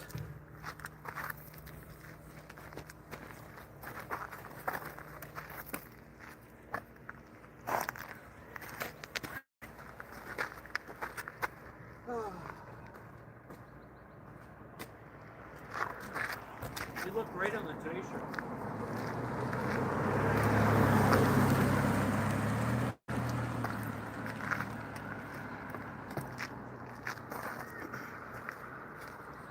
Okay. Okay, Brian's over here. Custom sign for Brian Inton. They have. Brian's been looking for her. Brian. He's been looking for Pinky. How's the bagels? Maybe I'll eat one over here. John DePietro. Great work. Huge report on NBC this morning. Oh, you're just dipping it right in, huh? Well, there's no knife. No knife? Yeah. Carb up. So this morning on the Today Show, the sheriff said they have motive. They know, very confident why he did it. He didn't say they. We believe we know why he did it. So we got a lone wolf. These are delicious. Yes. Good, yeah, fresh. I just got them, just picked them Oh up. my God, they're delicious. Thank you for the bagel. You gotta stay out of the sun. I know. Look, my wife keeps commenting, and she could see it on TV. She could see It's it? getting really burnt. Yeah, I know. really red. Thank you. Be safe there. Al. What's your name again? I'm Al. Al, thank you. Pinky. Tell Got Pinky. bagels there for you if you want. Tell Pinky she looked great on TV. Good. Okay. Yeah, she did. Thank you, Al. Appreciate it. Tell Pinky we said hi. Is there any like? Yeah. What, cream? Yeah. Oh, you took some of the cream. Here, up. Just dip it. Dip it. You don't mind if I dip my thing in the thing? Well, Double dip it. well, there's another one. No, that's good. Oh my God. Oh, So JLR, they're getting closer. they're getting closer. They are. People need to understand. He did a sit-down on-the-record interview with NBC News. They know the motive, they believe, of why this person did it. He said he could strike again. He didn't say they. So you have a Bless you. lone wolf. Good God. I'm surprised someone would make those signs with purple. Oh, I gotta set up my. They believe they know he could strike again, but they believe they have motive. So that's huge. That eliminates so much of the investigation. What's your take? Family members eliminated? It's one person, he said, and we know why he did it. They're much closer on this than they've let on. I haven't felt this confident that they're moving closer in weeks. For him to sit down with NBC to establish motive, I was speaking to an former FBI, that allows them to zero in on a profile type, and it allows them to narrow the investigation. I know there's a lot of people still putting stuff out about the brother-in-law. This is the sheriff saying he could strike again. We know his motive. So the information they have was one person. That's huge. From the restaurant? One person from the restaurant? Yeah, because the reports are the FBI was at a restaurant, one of the Mexican restaurant. I'm just going off what he told NBC News. On the record, sit down. He could strike again. He could strike again. Whenever there's cases, we believe we know the motive. When it deals with multiple people shot, whatever like that, you'll hear. And I said to my viewers, this was an isolated incident. The public is not at risk. Okay, if he could strike again, indicates to me it's a perp that just had an eye on her, I guess. Yes. Did it, but could do it to someone else if they're not caught. But potentially, go to Luigi Mangione. He didn't go in and then try to take out the girl at the McDonald's. He was there strictly for Brian Thompson. So I think the sheriff doing an interview on NBC News saying they feel very good about motive. That's the most he has said to date, that they feel they've established motive. So maybe it is that local restaurant worker. And now they're just trying to piece it together. I spoke with former FBI, told me as we speak, who? They're doing, I can't say who. They're doing surveillance on this person, and it's very possible they have electronic devices on their home or around their home. All right, let's hope something happens this weekend. Yep. Eat a bagel. Delicious. Look at this. Look at the whole yard. I know, I hope the family loves it, or they're gonna... I don't know if the family loves all this or... Seems a little much. I don't know. One or the other. One or the other.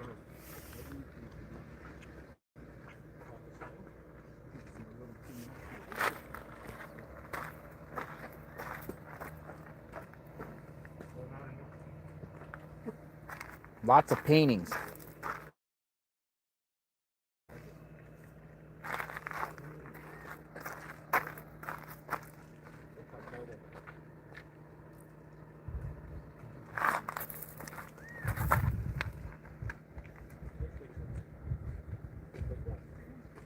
Nice picture over there.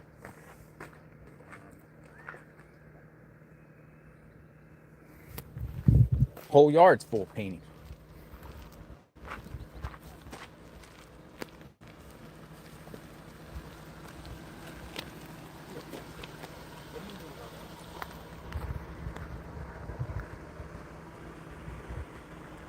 Miss Nancy, you are the sunshine to my flower. Nancy, your family needs you. May God be with you. Be with you. Today is when we find Miss Guthrie. Yeah, like it'll be, somebody's cousin. Everybody knows each other. It's just like Rhode Island with your calls. So,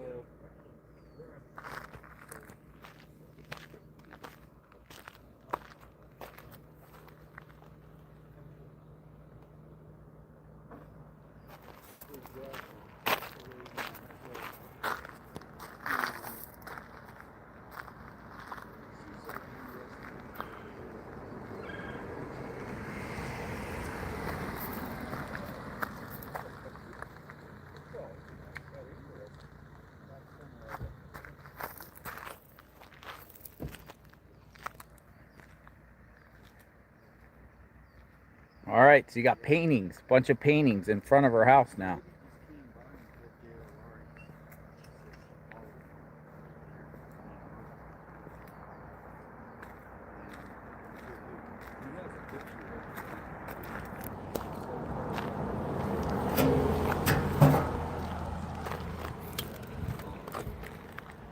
running out of shade.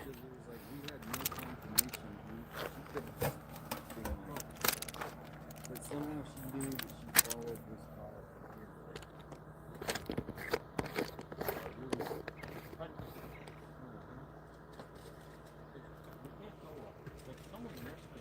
Those bagels were fire, man.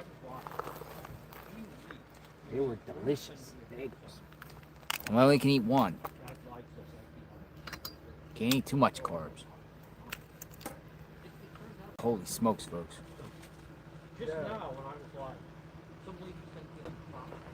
Well, here, this is the scene. This is exactly where this house could be, with people just driving by.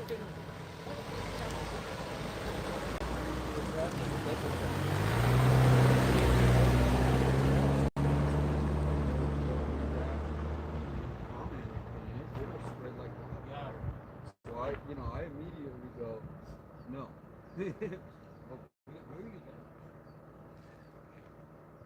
Well, how about somebody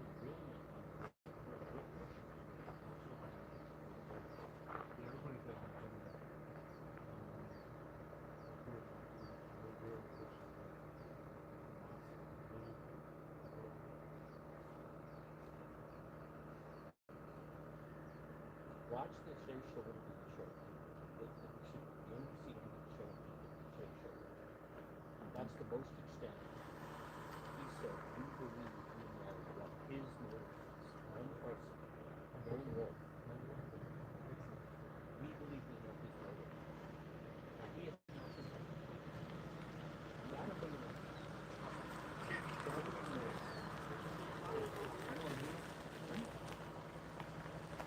What's the power bank? You got the power bank with the cell phone and then Each one.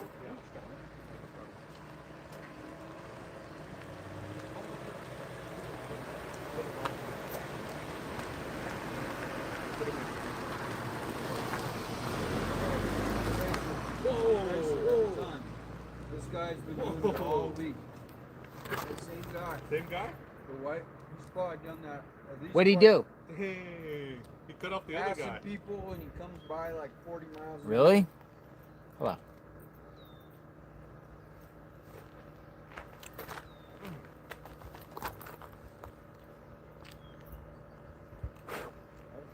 So, like, more like road rage? I would call it that. It's not actually raging, but it's. Could be the suspect. I think he lives over here from what I get. But, I'm hoping that they're watching the stream and they're taking license plates. Because anybody with picture, they're driving by here.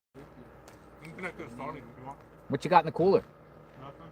Oh, no drink? Put the waters in there. We got waters if you want.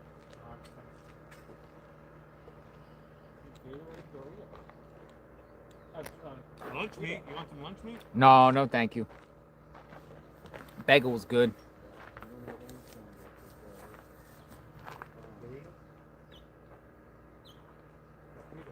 So you staying out? Yeah, watch out. You staying out here for next week? Still? Everybody's leaving. That's good. Guys are the only ones left, huh? It appears to be. What's going on? It's just emotional. Just checking out the situation. I live in Phoenix, but. Oh, you live in Phoenix? Yeah. What's your name? Susan. Hi, Susan. I'm JLR. Hi, nice to meet you. Hi. You guys see anything interesting going on? Today, no. Just a red truck in the driveway. Guy getting plants. That's it. Yeah. Nothing. It's pretty sad. 41 days. It's too Yeah, long. it's just interesting to me that they have like no idea, no clues, no. I know, right? Maybe we get something. They're not sharing with us. Yeah. Maybe they have something. Yeah. We would hope so. Pray there's something going on behind the scenes. But We need an update. Hopefully it happens tonight. yeah. Yeah. Well, it was nice to meet you. Thanks. You be safe. Thanks. Bye. Anything to get out of the house.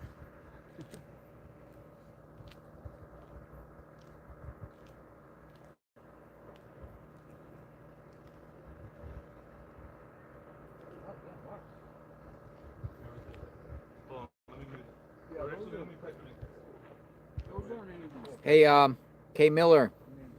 Hello, Kay Miller. Kay Miller. Thank you. Thank you, Kay Miller.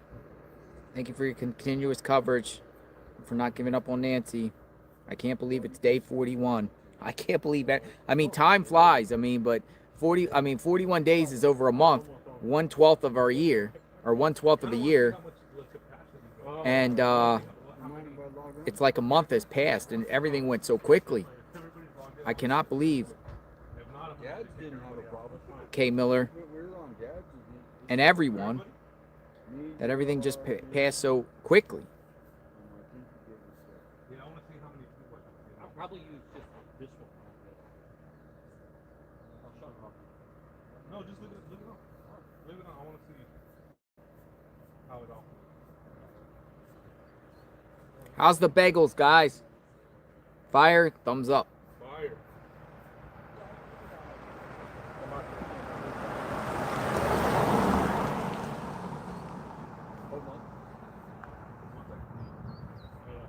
I can't go back. I can't get as much footage as I can. Area footage, neighborhood footage. I'm gonna go drive around, take all the video, every single. I've watched your video. It's great. Like, the pants are still there. Also stuff like that.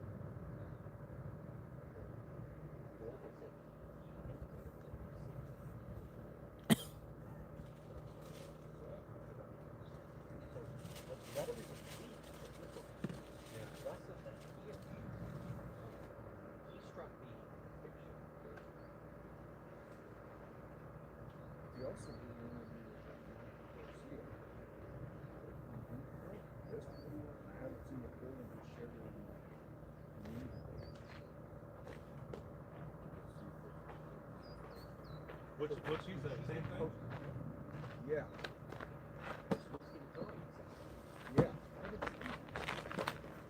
It was, because they do their date and just say, look, till like 5 or 6. I'll see that.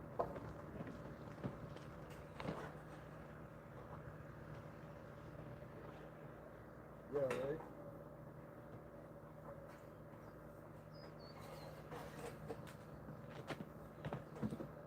Well, you could do too, not related to the Nancy case, but it's so close to here that probably people will go over here to buy a scoop too. It's about probably 20-30 minutes that way. You heard about it, right? Yes. So it might be good just to Where? buy a scoop too. Right here on the Oracle, man. Right past that mountain. What's over there? You gotta look up by his too. It's a big glass building. It's like a whole ecosystem of Mars and concepts, tests, or studies.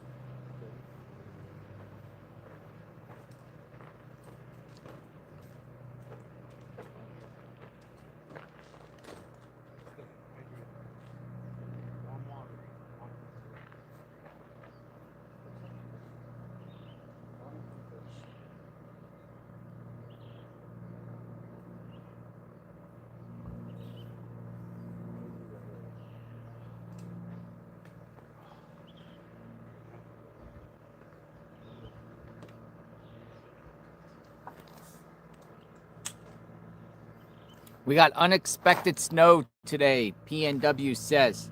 Shanna Lee. JLR, without saying who, do you know, or have we seen on your channel the individual that Nick reported to the FBI? It was James, who James reported the FBI.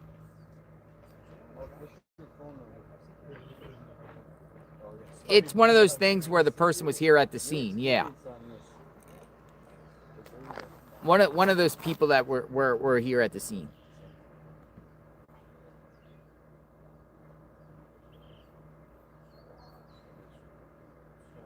But I'm not throwing any names out there like that. Thank you for letting me read that. I don't believe that person is involved whatsoever, but again, everyone's entitled to how they feel. We should go to the Mexican restaurant over the weekend.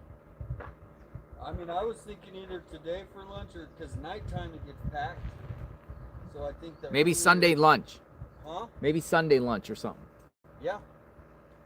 We should do some sleuthing around there at the restaurant. Or at least do business. Alley Cat says, I'm going along with Dr. Q. What if they have profiled a suspect, are not releasing anything to hopefully quiet the media, and to not give the suspect any attention? So it's like all by strategy of lack of information.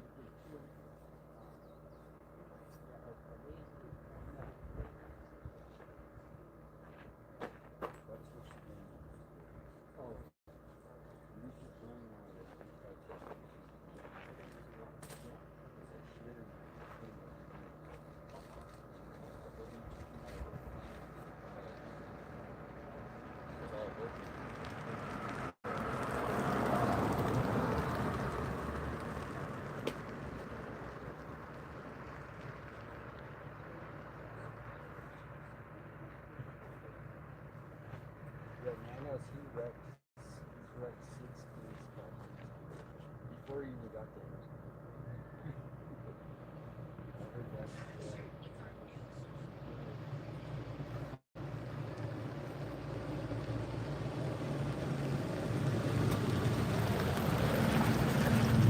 Well, another security system guy going up into the neighborhood. Acu Systems. Security surveillance. You see that? Guys, another security guy went up into the neighborhood. Up above the house. I think some of the neighbors are getting all these like security systems installed. He went to the right. See him? More security going to the neighbor's home. I don't blame him.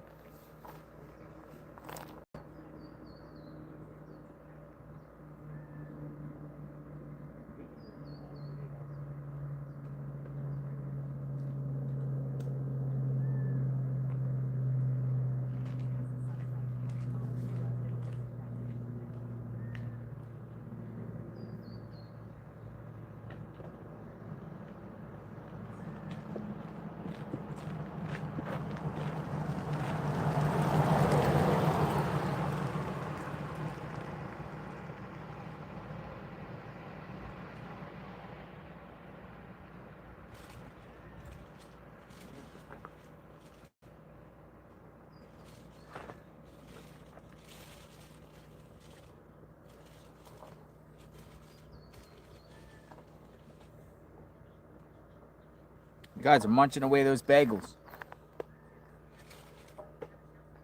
Dude, one of those bagels are tempting to eat a second bagel. Oh my goodness, second bagel. Seriously.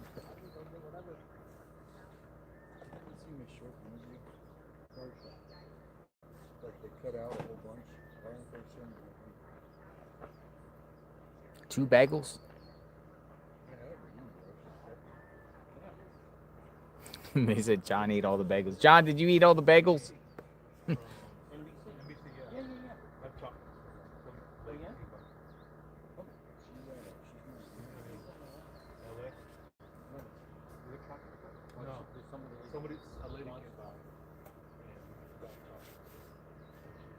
I need to find some shade, like quickly.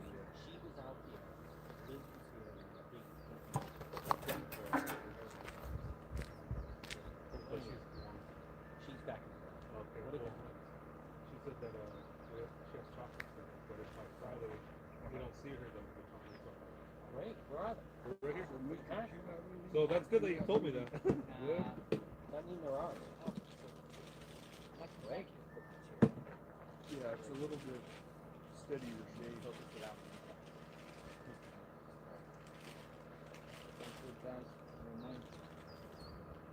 Yeah, what? Real time? Yeah, you'll be cool. You can swing this table.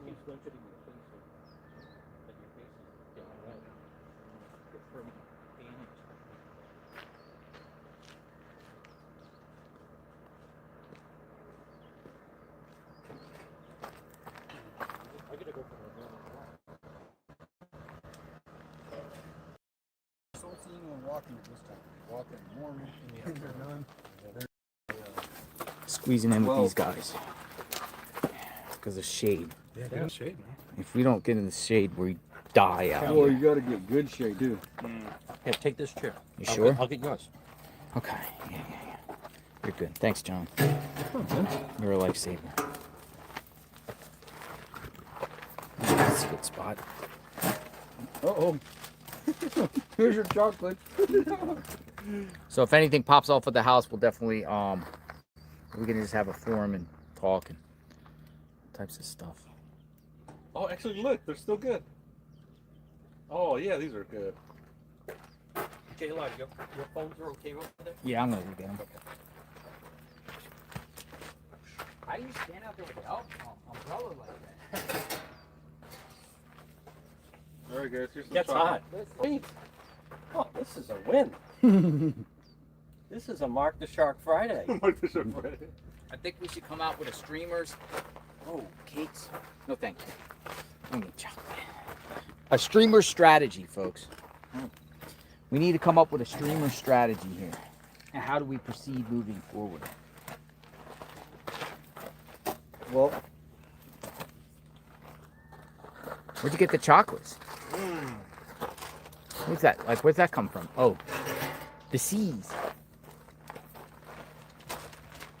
I think the restaurant thing has been the hot topic, right? They were back at the we should go to the restaurant. Do business with them? Well, I mean, they were there. I mean, if that's where No, they're thank thinking maybe the suspect either watched them there or somehow it's I don't think, you Yeah, know. those chocolates are like Oh, great. cold, too. Oh, Mark the Shark with the frozen chocolates. Are they frozen? Cold. We gotta come up with a streamer strategy here, how we proceed moving forward. Media is leaving. They'll have local media here, but they are local. I haven't seen them. They're not out a lot. I saw one of them. I saw the Tucson. What's the KVOA? What was out here? One of them. I saw the reporter, the local one. I actually like him. His name is Andrew. Oh, Andrew. He's Yes, on, I swear I saw him drive by yesterday. Yesterday. I talked to him. Yeah, in the SUV, the white, Mhm. like, yeah. I like him too. He's the one that's been the most steady as far as. Yeah, the local wise. He has. But I mean, Nanos is giving out limited information. Now he's only giving out select information. It appears NBC is where he's go to. Matter of fact, Brian Ent was talking about it last night, saying we're trying to reach Nanos. He doesn't seem to talk to us. No. But he gives it to NBC. He gives it to NBC. Savannah's Network. Savannah's Network.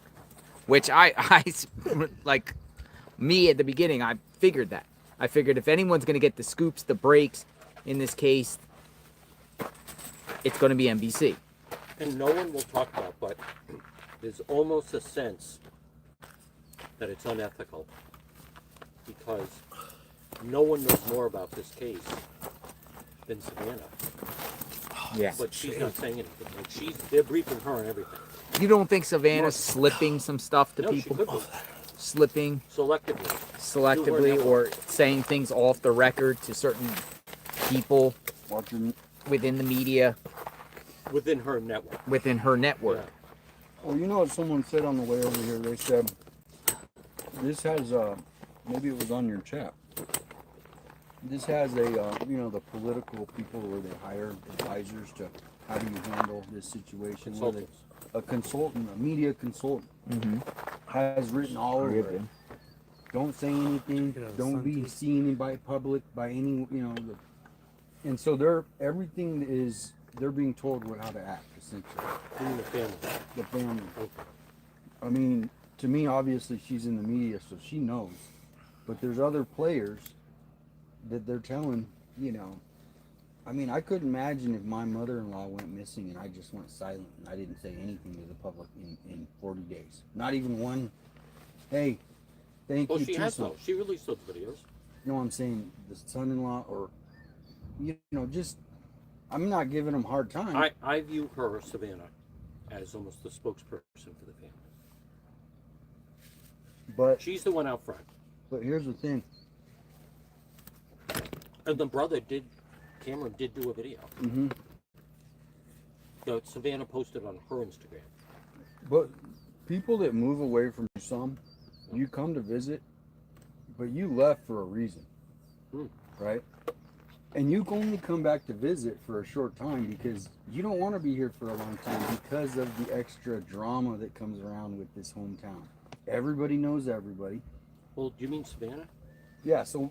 But her career in life is in New York. It is. And she has young kids. So that's what I'm saying as far as Annie was the #1 caretaker as far as being here for Nancy. Yeah. Savannah's just... It fell on her. And so for her to go silent when she's the person here that's talking to her, what was Nancy doing the day before, the week before? They're not saying anything. Where's her friends coming Whose out? Gatorade is this? I have no idea. Mine. Oh, You want to split it? No, That's my I'm only good. one. You want No, to there's two. split Well, it? we got Oh, all there's those two. in the Give me car. one. You have the other. We have them all in your car. Yeah, but my Remember? car is pretty far. Oh, you didn't I had park to, here. No, I had to park No, another I'm good. I location just got water. because they were getting construction. Can I? Well, today. We parked in the driveway though. Yeah, I parked somewhere else. Okay. Oh yeah, you Throw were me telling over that Gatorade right there. But anyone can have the other one. This one or the other? And that's There's good. a blue one. Oh, let me get the blue one. Yeah, blue one. Blue one. Thank you. And anyone can have the green one. Are Or those if your anyone wants to Fritos? split this blue one with Are those me, your Fritos? you can have some Fritos. You want some Fritos? No, too much salt. I gotta go for my morning walk. Listen, we all saw Annie in the video. Does she seem like someone to you that would be comfortable speaking on camera? Well, that's why I'm saying usually it would go to the husband, but she's a poet. I mean, come on, that's her whole thing is words. She could write a poem about it. She could write one thing that's saying a poetic saying. But she did on the card she left for Nancy. And I'm not critical. I'm just saying to me that this is coached. Maybe this is she coached. Well, but do you think coached in like do you perceive that as a negative way? Neutral. Yeah. It's. I mean, obviously This is foreign there's territory. Well, and it's Savannah, so I it comes could with the see- territory. I could see with NBC, she has access to. They have law enforcement correspondents who she's interviewed and dealt with on different stories. So I could see reaching out for guidance on like what should we be doing. It's not a bad thing. I'm just No, my saying. point is, Yeah. so she could be following the advice that they're giving her, which is right now, I wouldn't say anything. And that's what I think's happening. But I don't think it stops anybody from writing some sort of message on, like Savannah was doing. Hope. So to me, when they're losing hope and you got 20,000 people on every moment, it seems like we just need a break. Eric Pappy, thank you for the support, Eric Pappy. Thank you. I just saw that pop up. Appreciate that. Very, very grateful. People are supporting, saying stay. You want to hear the latest. Wow. You know, something coming, man. It's something. It's like it's something gonna pop here. Well, I know. Nanos said that to NBC. It's Friday the 13th. It's Friday the That 13th. is, turn on the scanner, maybe. We got to keep in mind that at any given moment, something could happen with this. Plumbing? Foster Plumber. We got to keep in mind that any given moment. Let me see if your Starlink is better than this feed. Hold on.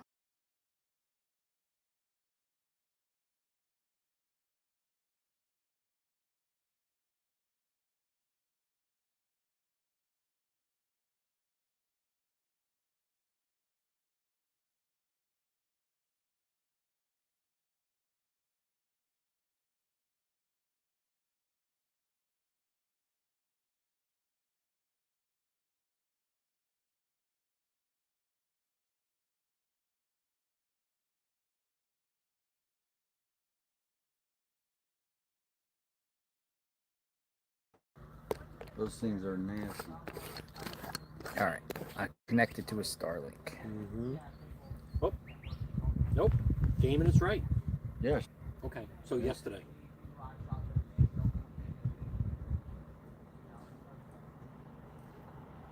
I thought I was wrong, but I was mistaken.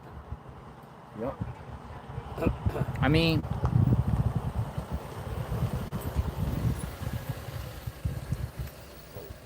should have started cutting my face. Nanos tells. Who's here? Yeah, I don't know. Oh, no. At home. See who's at the door. Yeah, I mean, this is, We should have a fake door there. That's A fake door here? Yeah. You gotta go in and out. Nanos tells Savannah's network, we believe we know what his motive was. I view that as very significant.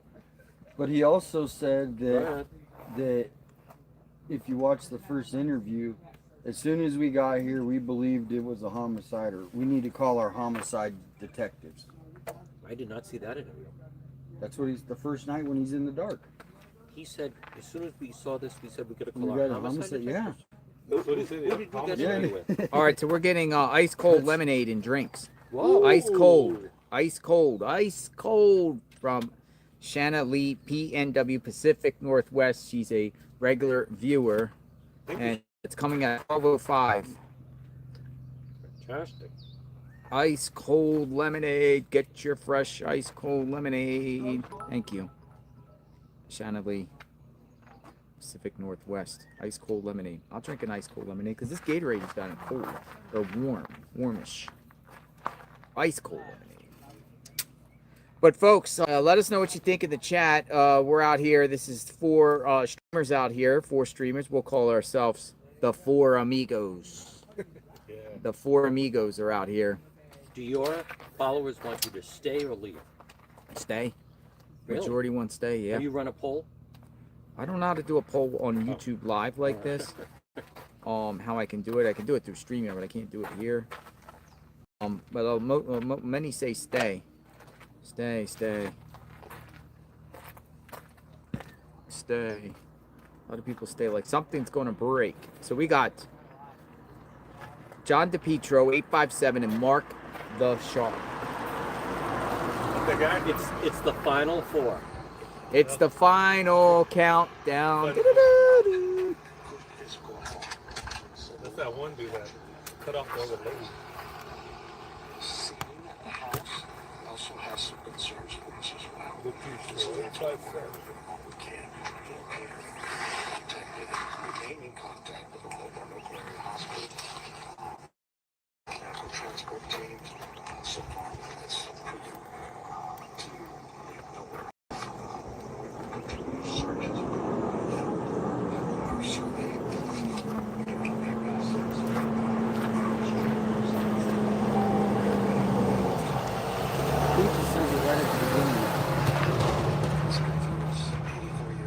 Murky.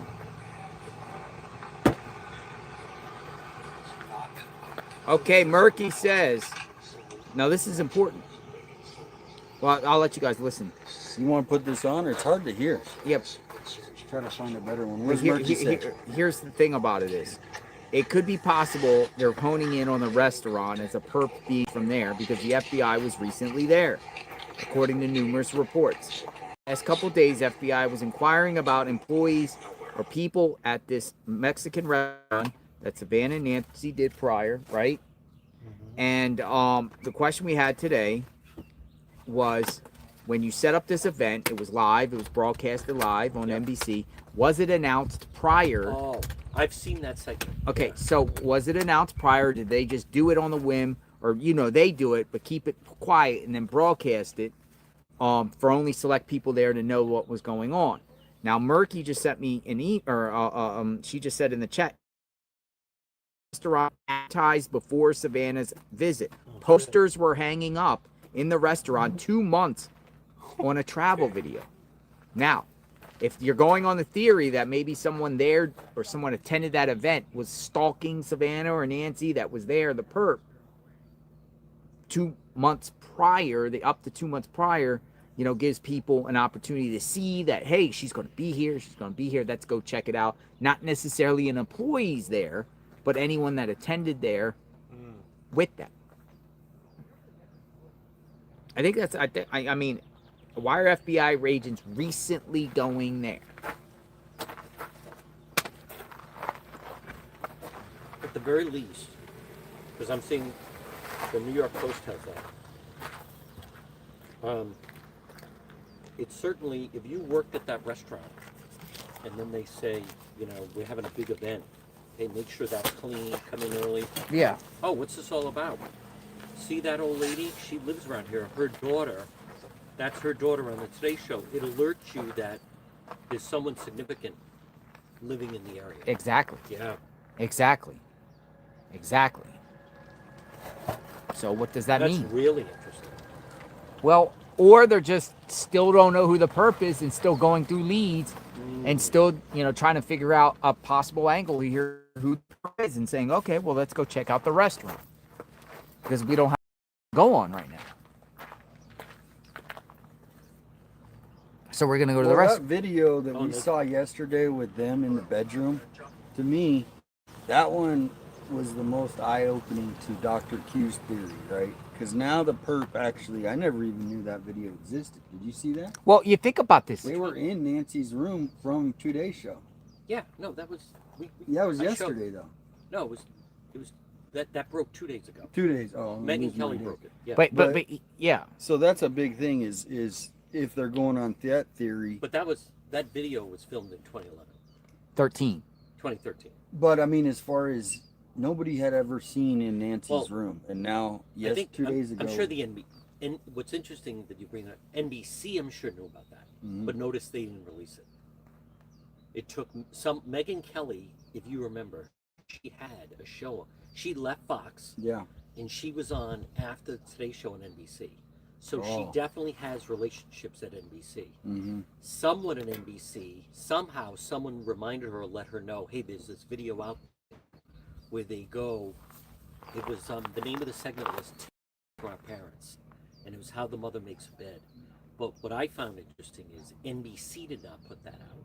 The Today Show didn't say, hey, if you remember, They found it through the archives, more or less. But I'm saying they chose not to run that. It was Megan Kelly that uncovered it. That's a good point. Yeah. And but it also says NBC had to have known they had it. She was taken from her bed.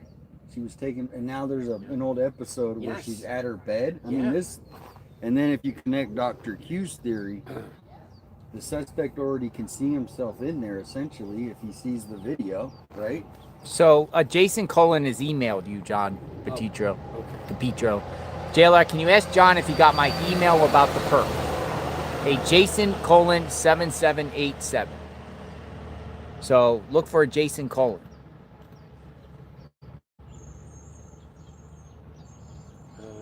Emily Bird says maybe the perp got a temporary job at the restaurant so they can attend the event at the restaurant.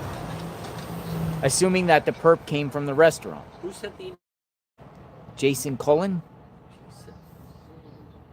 Something about perp. Did you get any emails about the perp? I did not. Nothing? Just have him send it, please. Just resend it. Just put perp Jason Cullen on the head so he knows. So we know the name. Yeah. Oh wow. A 10-year ago video when they appointed Nanos to be a sheriff. Mosquitoes maybe, huh? Or gnats. Nanos. Well, the thing is we all have, if Nanos comes back and solves this, I mean, how amazing is it going to be? He can win in the end. We don't want to have him fail. I'll tell you that. No. So it's like, you know, as much as maybe he's got an ego issue, man, we want him to succeed. 100%.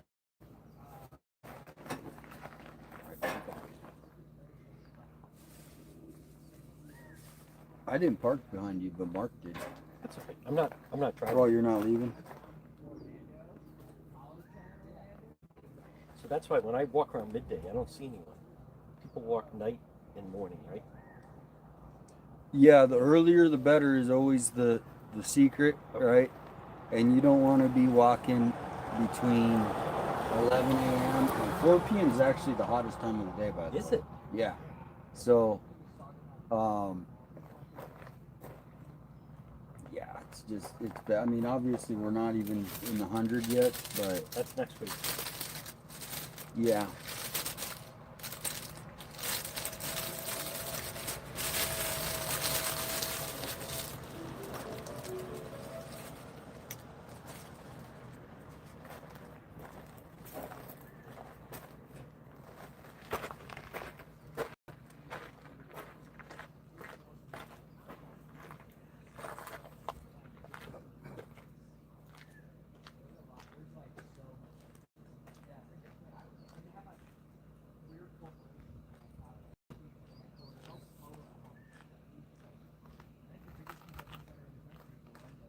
Where's John headed to? He goes and does his I'm gonna go over here and afternoon move up a walk. little bit. Just a beautiful day in the neighborhood. Beautiful day in the neighborhood.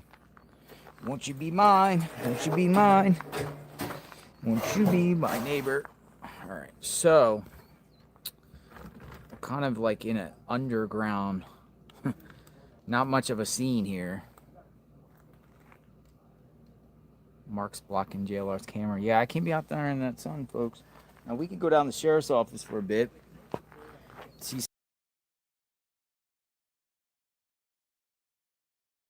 some We could SWAT. also go to Elm Street. Elm Street? Friday the 13th, and it's Elm Street. That was the last time, remember? Yeah, but the problem with there is the sun. I gotta stay out of the There's sun. Stay out of the sun. But I want to keep the stream going because I want to hear people's thoughts. And this is a forum to share what's going on as we chit chat.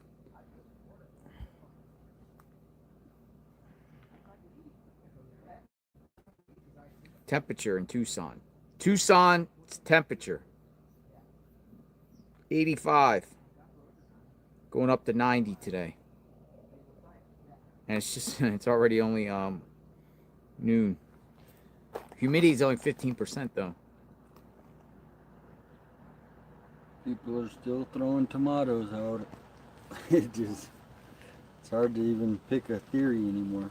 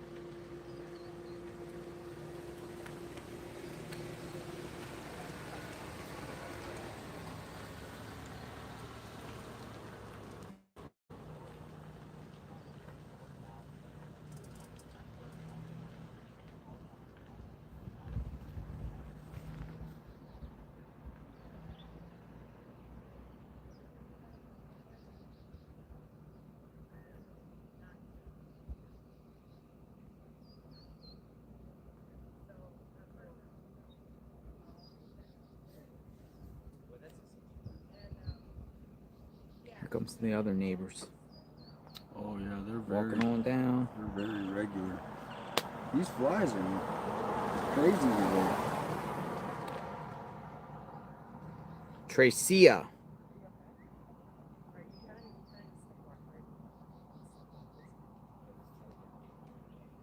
That's an interesting question. Was Luke working at the restaurant? That would be a... Oh man, these flies.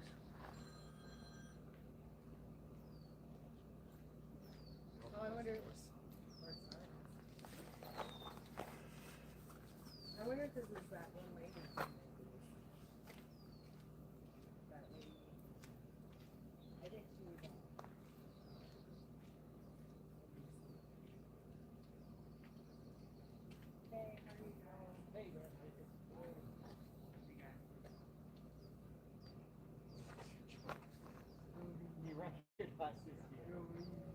want to say hi?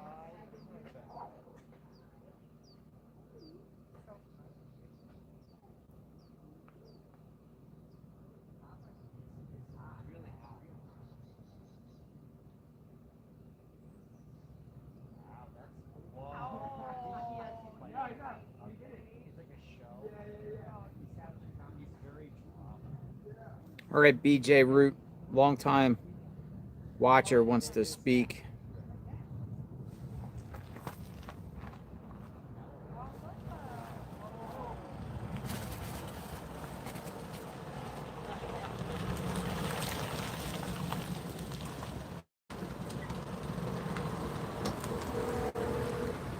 Hey, was there anybody messing with my car there or anything? No. Still, you're good. Okay. Yeah, you're good. A bunch of neighbors walked by. They didn't say anything. Yeah, you're fine. Hello? Hi, BJ Root, JLR Investigates. Hey, hang on just 1 second so I can get where I can hear you. All right.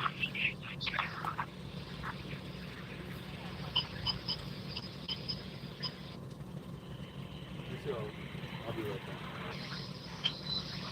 back. Got lemonade coming. I'll be back. All right, can you hear me now? Yes, I can, BJ Root. What's going on? It's gonna buffer if I leave. So listen, I don't know if you remember. You guys want to cup with me? I don't know, probably a week, maybe 2, when you first got there. I sent you a note saying listen to Sheila and Fred's thing about the restaurant. Uh-huh. I'll be right back. So, what he goes into, it's very short, so if you want to watch it, it's fine, but... You're talking about the Mexican restaurant. Yeah. Okay. So what he goes into, he plays that video of Savannah and her mom there, and he says, what you gotta do is watch the background. And what happens is, Hey, you guys want anything from the gas station? I'm gonna take this trash. Uh-huh. And he has a mustache and a goatee, and he has black clothes on. And they assume he's a cooker. A cooker. You're saying a cooker. Yeah, like in the kitchen. A kitchen worker. A kitchen worker. So, yeah, so then it goes on, and it actually shows him putting a plate up into the window for the waitress to, to take or whatever. A lot of people are having difficulty hearing you. I don't know if you're on speakerphone or what's going on. Hang on, just 1 sec. It's okay. You can tell me and I can relay it.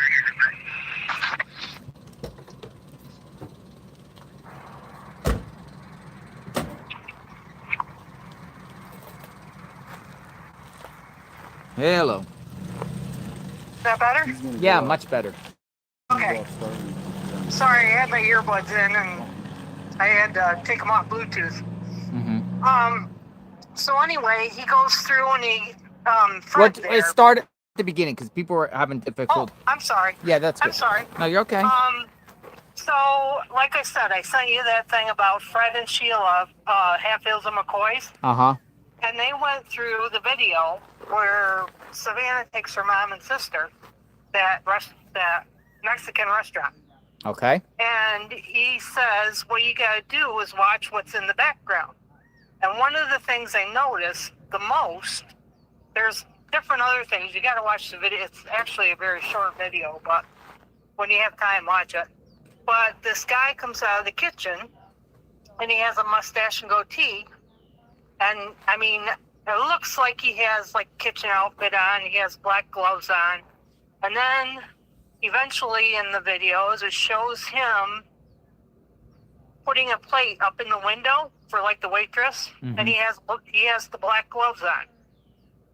So, I'm wondering if that's the restaurant worker that DNA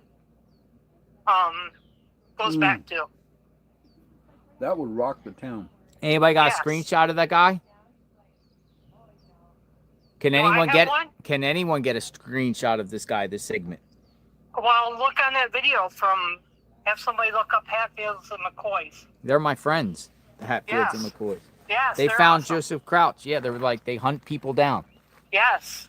He actually just had an operation. Yeah, I saw that. I have to reach out to them, wish him Yes. well. Yes. But yeah, you guys get together and watch that. I can't remember what the other ones were, but I wanted to make sure you heard that. So I don't want to take up much of your time, but I think they're getting closer. I would have called them right now, but their number's on my other phone that I'm streaming from. I'll get back to them. I'll find out what their take is. But are they specifically, like, are people starting to say a cook? Because people in my chat have been saying throughout the day, a cook. I didn't see where the videos where the FBI went in and all that. I only remember that I love Fred and Sheila, so I watched their videos too. No, but I remember them saying all that. But there's been people in my chat throughout the day saying a cook. Yeah. A cook.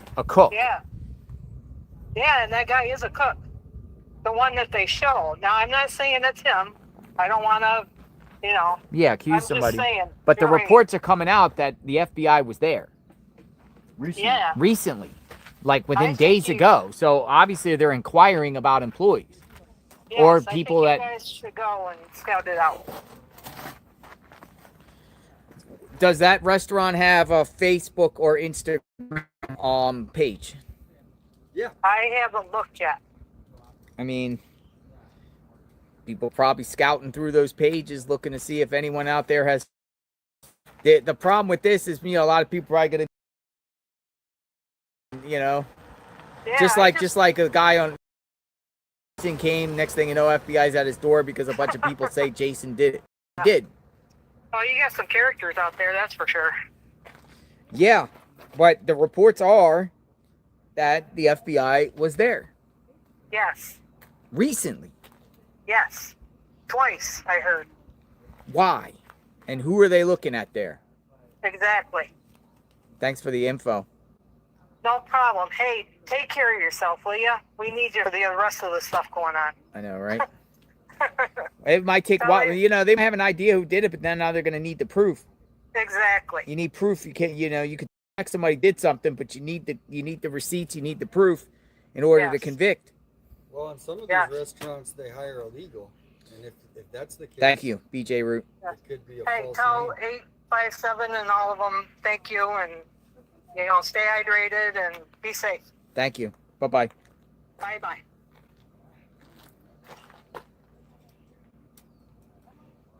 Somebody just texted me. I wanted to let you know that El Charo, it's called El Charo, right, Charo? El Charo, yep. El Charo restaurant was hiring 3 weeks ago.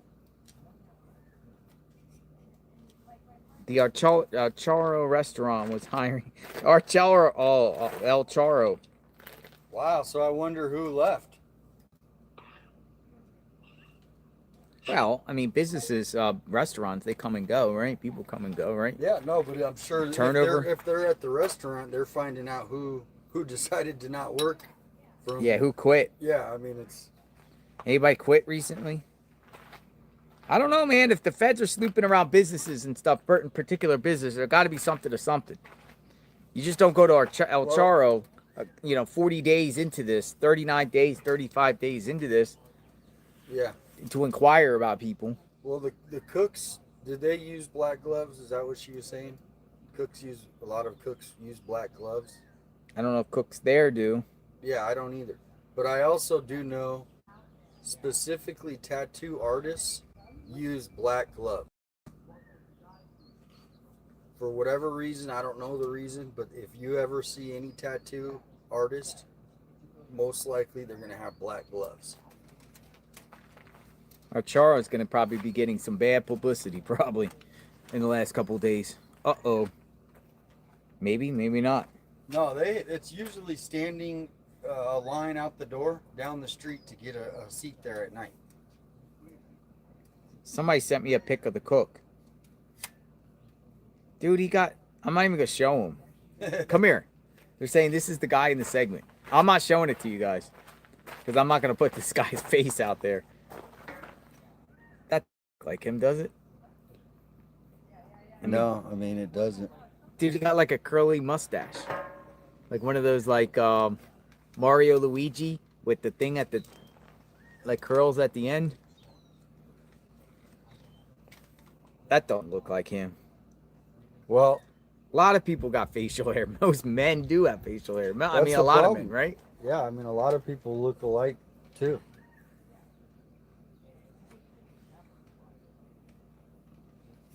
It's kind of like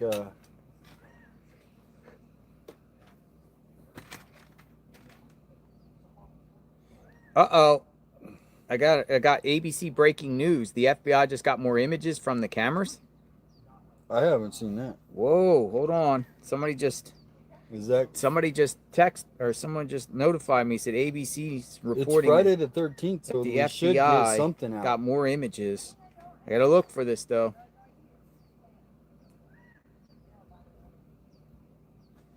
Yep, ABC News. Dun, dun, dun, dun. Hold on. Let's see.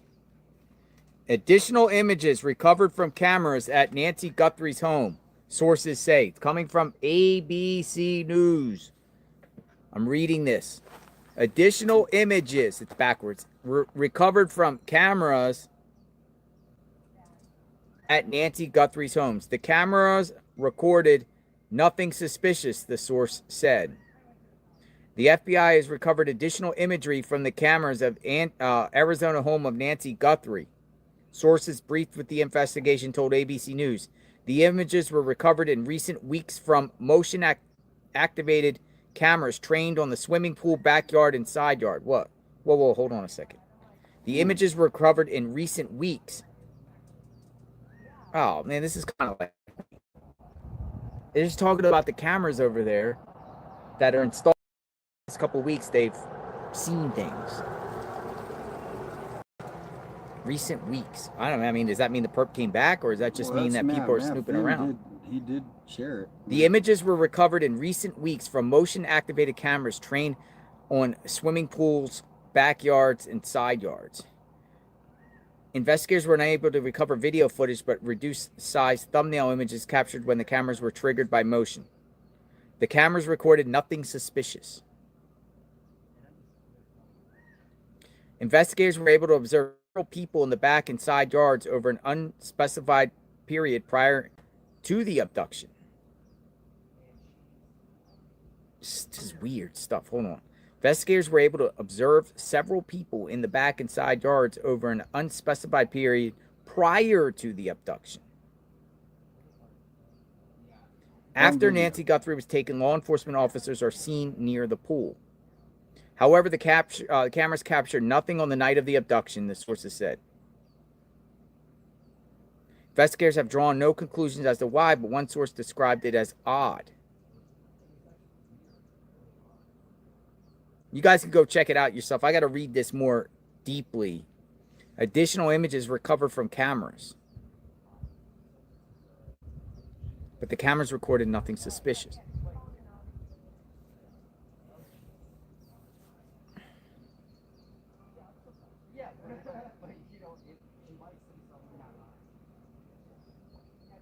But does that mean that nobody came home on the night of the abduction if they didn't get anything on the cameras? Let me understand this, because this could be clues, though. Let me just read this more thoroughly here. The FBI has recovered additional imagery from cameras at the Arizona home of Nancy Guthrie. The images were recovered in recent weeks. They were recovered in recent weeks from motion. Okay. So they recovered it within the last few weeks from motion-activated cameras trained on the swimming pool, backyard, and side yard. So in the recent weeks, they were able to recover images from the swimming pool, backyard, and side yard, okay? What they're saying, they were able to uncover several people in back and side yards over an unspecified period prior to the abduction. After Nancy Guthrie was taken, law enforcement officers are seen near the pool. However, the cameras captured nothing on the night of the abduction.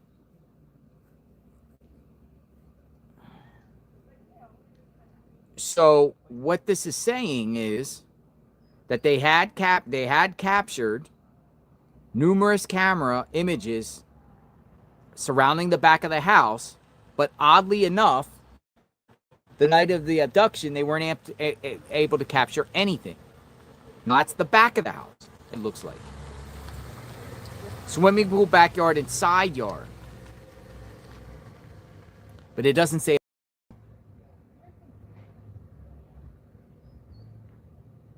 So does that mean the person came to use a jammer?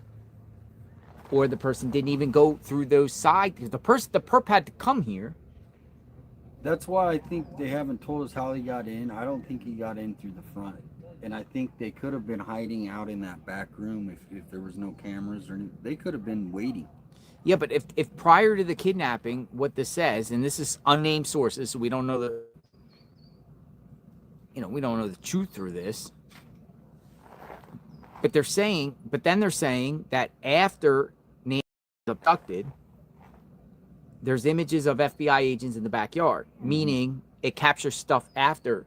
But the night of the abduction, nothing was captured. But, again, we're talking about only specific areas. It was trained on the swimming pool, backyard, and side yard. It says nothing about the front. So does that mean the perp only came through the front and the front only? The front?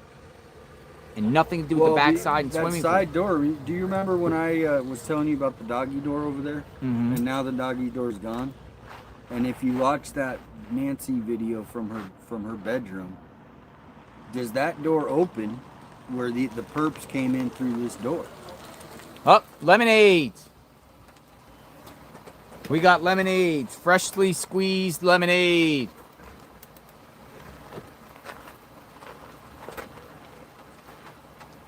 You have the lemonades. Okay. I got it. Lemonades.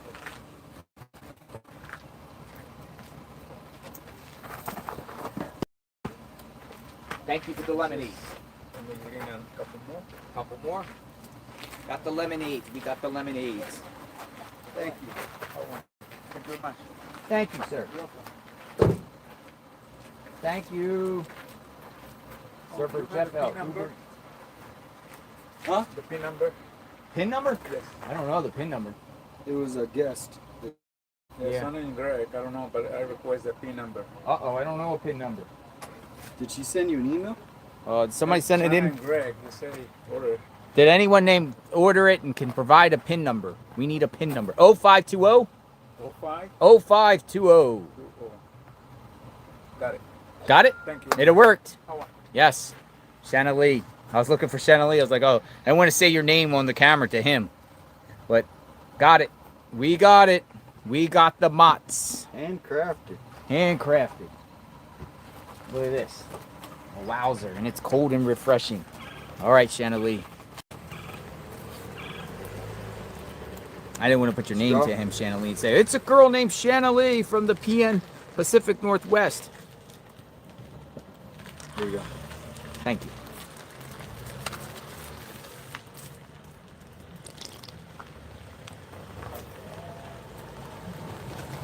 That's good. Oh my God. Hello. We're drinking lemonade. How are you? What's your name? Marcia and Eric. Hi, Marcia and Eric. How are you guys doing?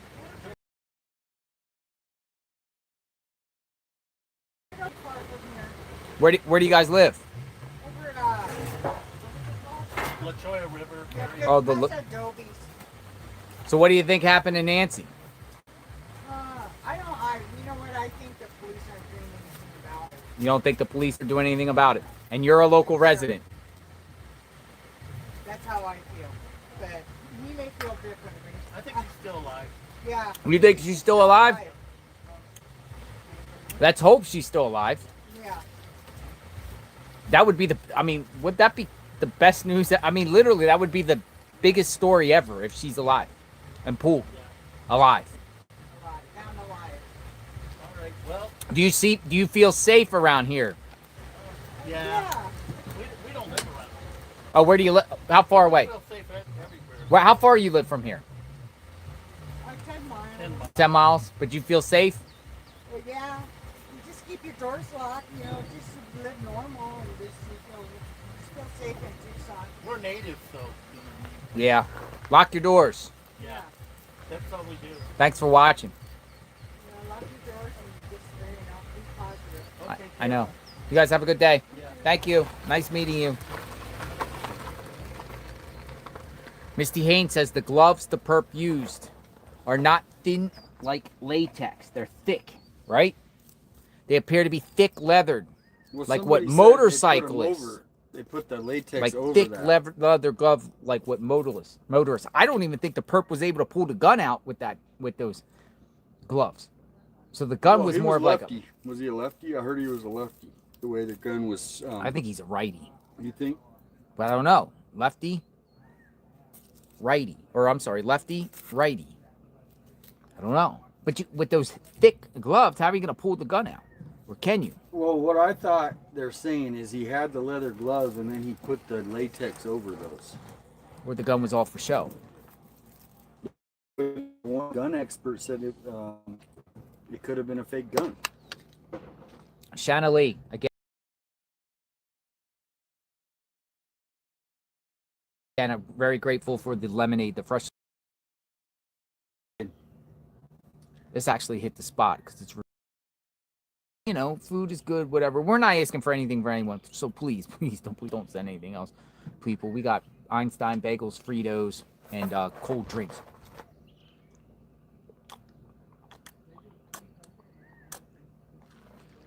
Oh my gosh.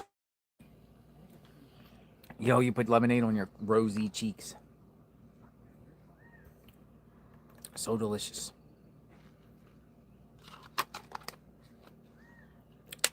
Drink it before the ice melts. And then it won't be ice cold lemonade. You ever go to like a hot day and they got the stand ice cold lemonade? Get your ice cold lemonade. Right now, Around the neighborhood they sell lemonade. All the spring training games are going on at Phoenix. Really? No one used Nancy's address to send stuff, but yeah, I agree. Not send stuff to Nancy's address. I agree. I agree with that. This driver came right up to the front. Didn't go to the address. Yeah, I mean, you can put in the notes to the driver, media tent in front, do not go to house. Well, you don't even have to put the address number. You can just say the 5800 block. Oh, somebody's in the backyard there. Whoa, whoa, whoa. Somebody's in Nancy's backyard. What? Some dude's creeping around his backyard over there. Are you sure that's Yes. That's the neighbor? But they're in her backyard. Yo, somebody's in her backyard. Who is that? That's just the pest guy. The pest guy? Yeah.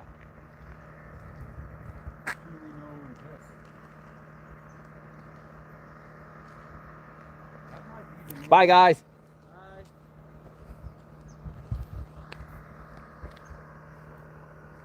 No, that was her backyard, though.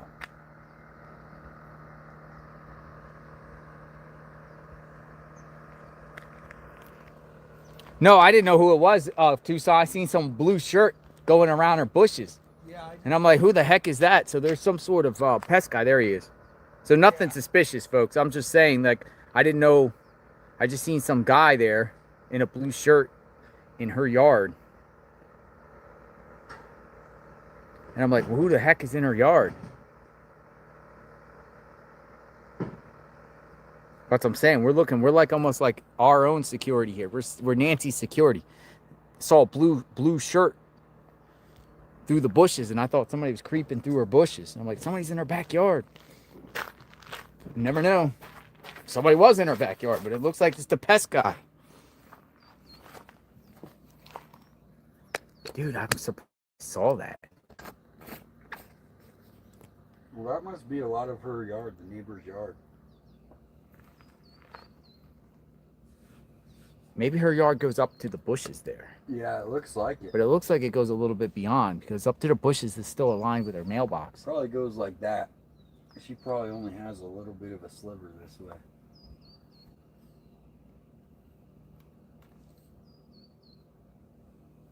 Yeah. Here, I'm gonna move just his thing here to the side. Oh wait, it's almost coordinated. Don't touch it. Let's go there.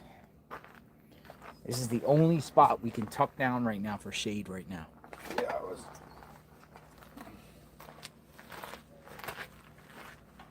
Drink your lemonade up before it gets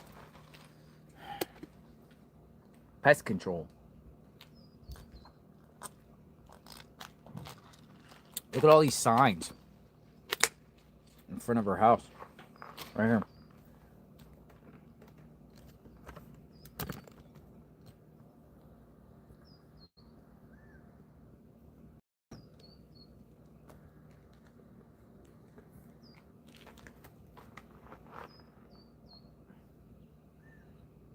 Pinky signs.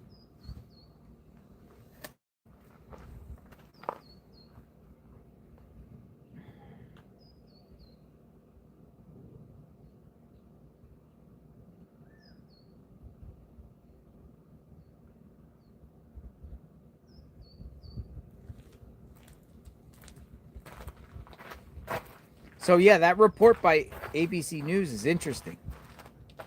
Yeah.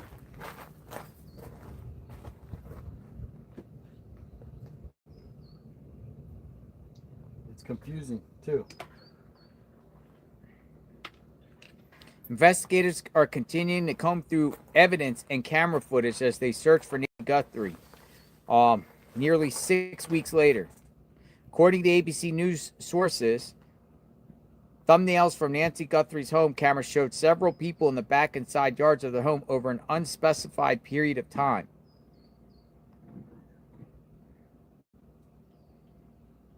But not the night of the kidnapping.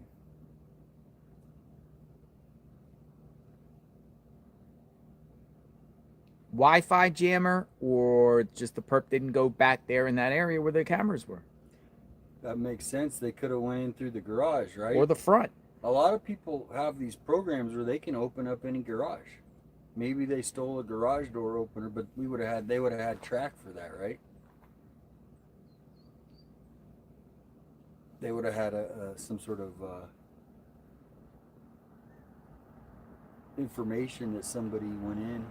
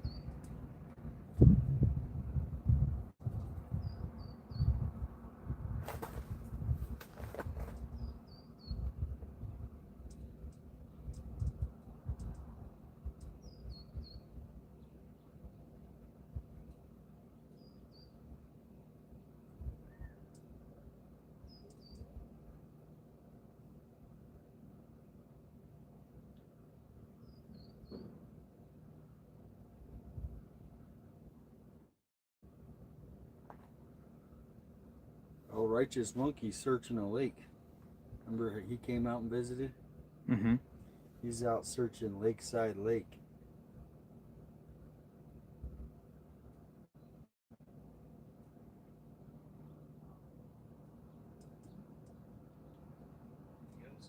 Because, you know, I can search better and it's more peaceful, right?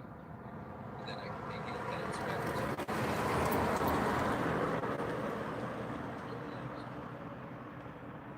Hey, Fonz, what did I do for the shirt, brother? At the beginning of the live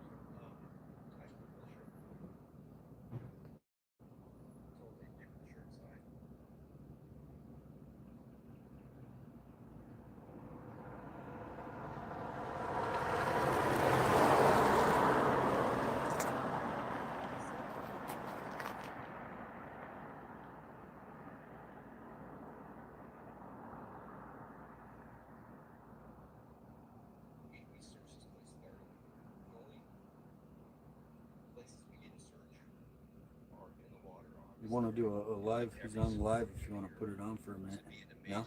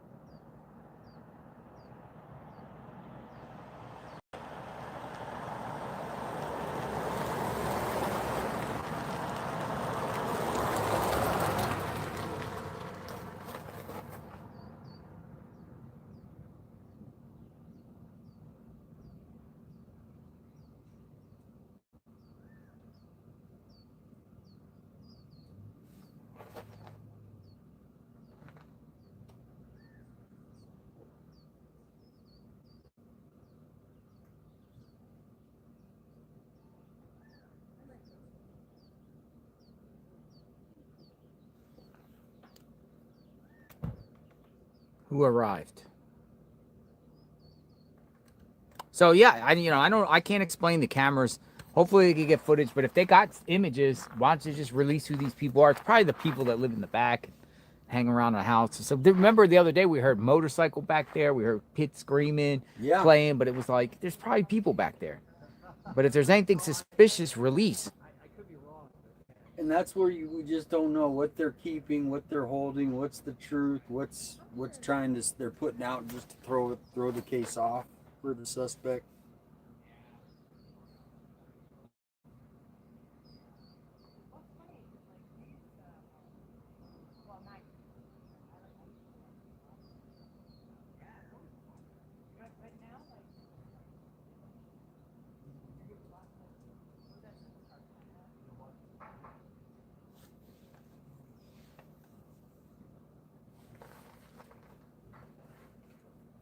Live outside Nancy Guthrie's home.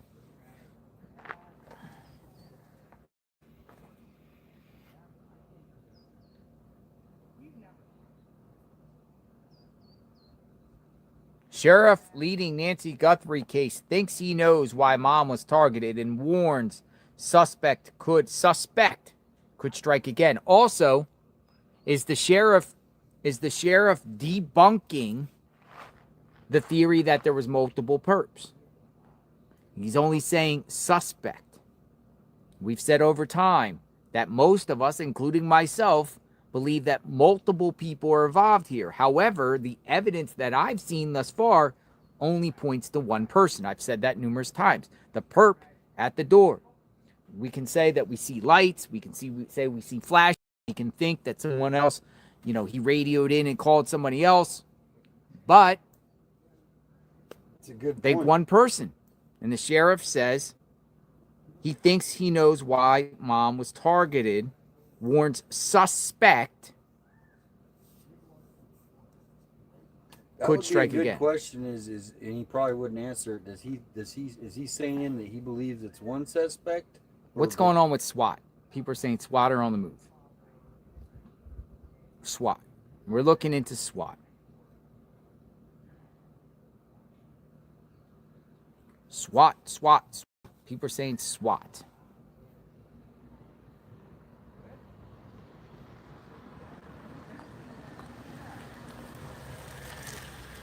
Many people are saying SWAT. He's putting up the scanner.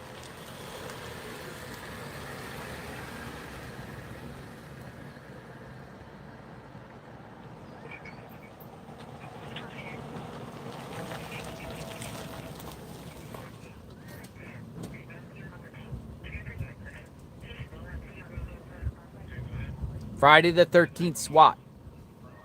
Maybe? Huh? Is there SWAT?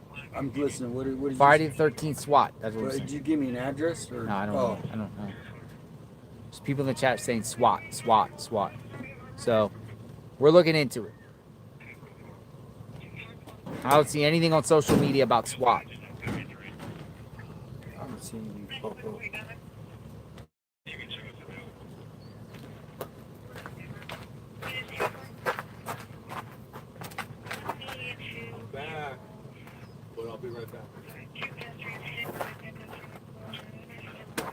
William Butler. Thank you, William Butler.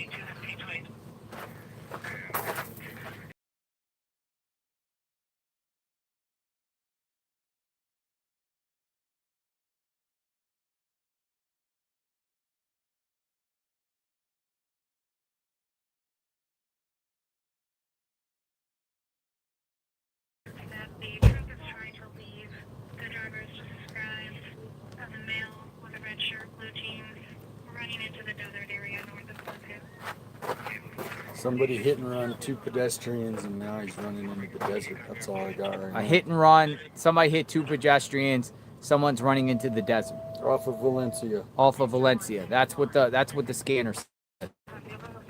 Someone, and they said, what was he? It was like a red-headed guy. Shirt Hispanic running into the desert. Red shirt Hispanic running into the desert. A hit and run. Off of Valencia.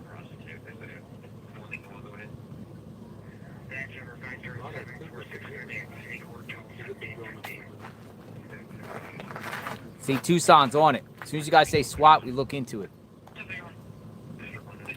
We don't hear anything about SWAT, though. We're just hearing about an incident. I haven't seen anything about SWAT. I'm looking on also social media. We don't see anything about SWAT. So if SWAT went out, it'd probably be dealing with the situation there. Sweet. This might be the T. Look at that. Hey, that came from Shana Lee. Shana Lee. Thank you so much. Pacific Northwest. Pacific Northwest. Ooh, the crest trails over there. Thank you. An ice cold lemonade, ice cold tea.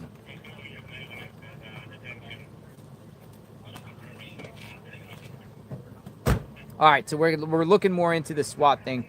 But this is an interesting, while we wait and see. New York Post put out. Look at this post right here. FBI reportedly quizzes workers at Mexican eatery where Nancy Guthrie filmed Today segment before the kidnap. FBI agents have reportedly quizzed employees at a Mexican restaurant where Nancy Guthrie filmed a Today show segment with daughter Savannah just months before she was kidnapped. The 84-year-old tagged along with her daughter for a nostalgic tour of the Tucson and the places she visited growing up, including the Mexican eatery. Federal agents showed up at the restaurant. They asked if workers recalled seeing anyone suspicious while the Guthries were filming. You know what's crazy about this report? It does not, well, yeah, it does say. I was going to say it does not say El Charro, but it does.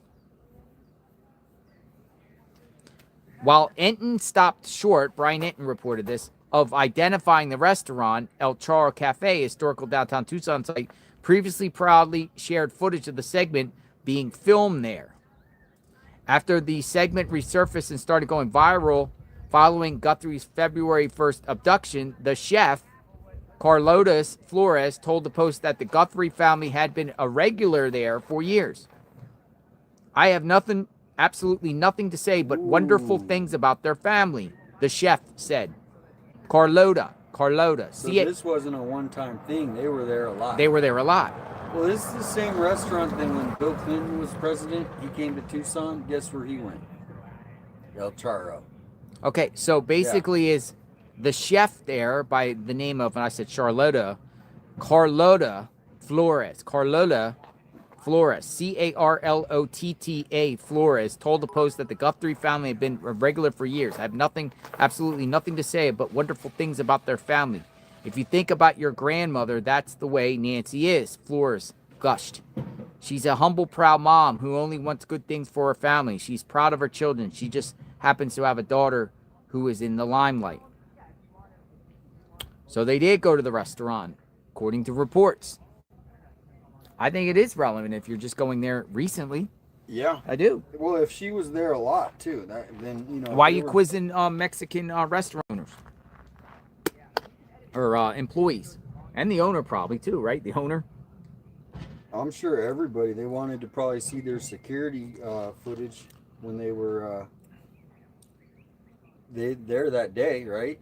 Because there was all the cameras, but they have a security on, I'm sure. How far is El Charro from here? Tops 15 minutes, 20 if we got traffic, but it's not far at all. But if we try to go there for dinner, it's impossible. Well, it'll be an hour wait. Really? Yeah. Just too many people like to go there? Well, a lot of the outer towners, they'll come here on the weekend, and then everybody they see, hey, where do we need to go? That's the top place to go. Especially because a lot of the celebrities go there when they come here. I know Bill Clinton did, and I'm sure Obama did too when he came here. So what it is they put people's pictures on the walls. Hey, this celebrity came here. Here's the picture of Bill Clinton sitting at this table. I'm sure they have the table, hey, this is the table Bill Clinton sat at. So it's got that touristy feel, and then it's walking distance to all the downtown things. How's it going? Good. How are you doing? All Ready right. for that 100-degree on Sunday? Oh, I know. It's early. Maybe it'll go up and then straight back down. That thing was, you're used to it already. Oh, I'm used to it. I'm trying to warn them. Yeah, you're like walking around with long pants. You're like, whatever. Have a good one.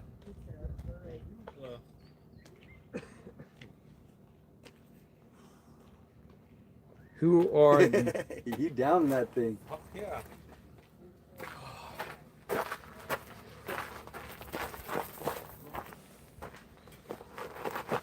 Oh, so they're saying maybe it was a different restaurant. El Mali. I don't know how to pronounce that one.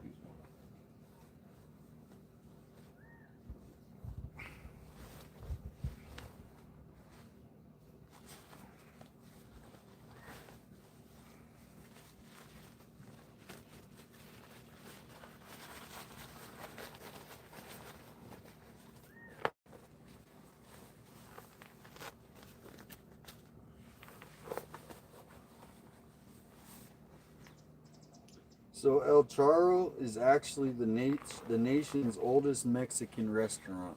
Really? In America. That's what they said, yeah. The oldest. Here's a little biography of the restaurant if you want to. Established in 1922 by our beloved Tia Monica Flynn, El Charro Cafe of Tucson is the nation's oldest Mexican restaurant and in continuous operation by the same family. Our Tia Monica, a true entrepreneur and chef, came to Tucson via France in the 1800s when her father, Jules, a famous stonemason, was commissioned to build the city's pristine St. Augustine Cathedral.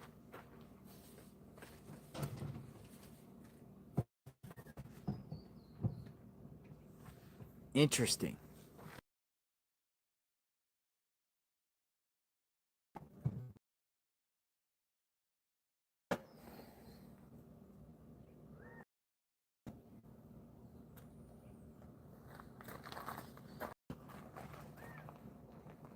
Should we go to El Charro?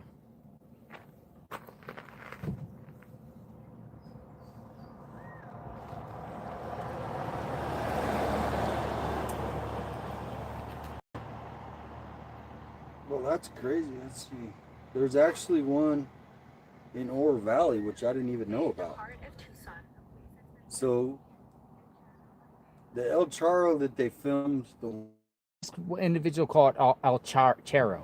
It's a Mexican cowboy. Is it a cowboy? Oh! Oh! Oh, who is it? Pool service. Why'd he come in like the sheriff? Somebody busted in like the sheriff there.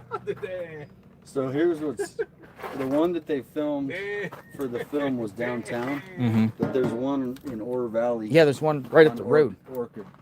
So I wonder if Nancy went there too, because obviously if that's closer, she probably went to that one too.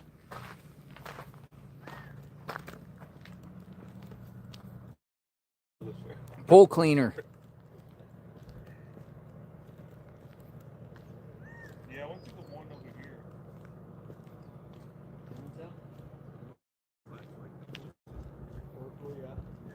The one downtown.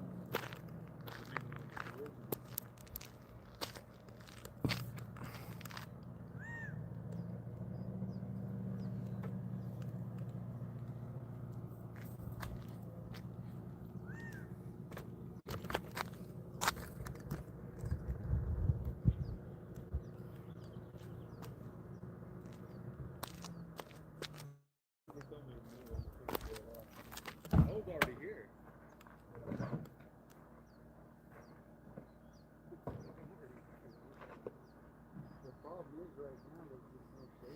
Pool cleaner. Every Friday. Every Friday the pool cleaner comes here.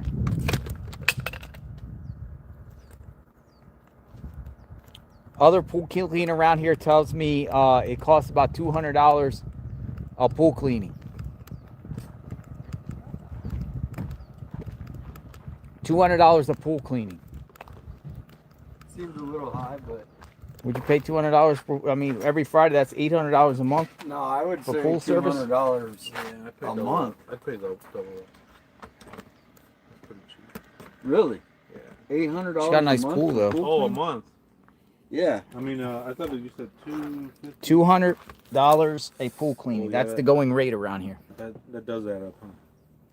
I mean, 4 weeks a month. I take it back. 800. I could see $200 a month. That's Or maybe about $10,000 a year in pool cleaning service. Let me see where you're at. Pool cleaning.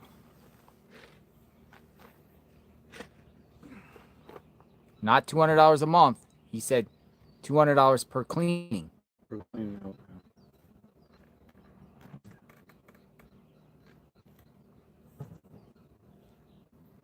But people in the chat are saying $200 a month. But I guess it depends on your size of pool too. Yeah, gotta put 800 seems a little steep. Kind of does. Unless doesn't you it? got like a saltwater pool in He told me. He said, "Oh, it costs." I said, "How much it costs you to do the pool here?" He goes, $200 per shot. Unless he's ripping people off. I don't know.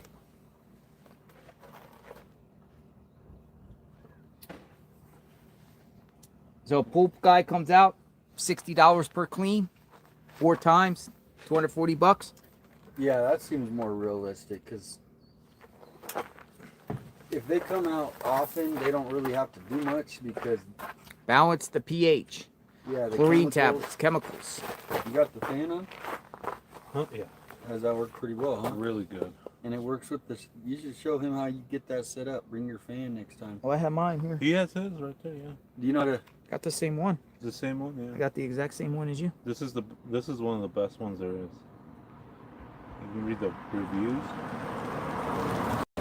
Do you keep this on or you take this one off? No, I take that on. And leave it like that. It's just like Go like this. Look. Don't touch that. That's cool. Yeah. Boom. That is sweet. What's the brand on that? Ooh, Wee Me. Wee Me. But is it loud? Nah, it's quiet. You don't even hear it, huh? I mean, but the No. Well, actually, I don't know. It's a good question. But does it work in the sun? Yes. It works on the sun. Mine's been up there. How long does the battery work for? Not long. That's the only downside. For like what, an hour? Unless you charge it? Unless you charge it. Or you could do it directly. Take this off. Yeah. And then you can just You can't clip it though when you do I it. know you can't clip it. Maybe you can take this off and then charge it like that. See? Yeah. But it's kind of Yeah, they should make it so you can So, have it yeah. plugged in while it's on. That seems like That's, yeah, seems like a good deal. Pool maintenance is a lot of money, but it's also convenient too. Do you have one of those indoor kind of pools? Because I know in Florida they got the where you got the dome over it. I see a lot of. Is that almost like you have to have that in Florida, or is it? I mean, you don't have to, but I mean, all this pollen and That's why I'm buffering. Yeah. stuff. Are you buffering? Yeah, because it's the Starlink. It got moved. Probably why too. No, I think I moved it. I moved it. Oh, yeah, we're good.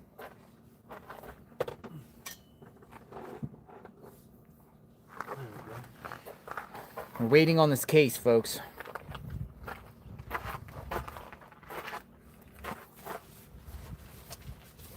Anybody want to talk?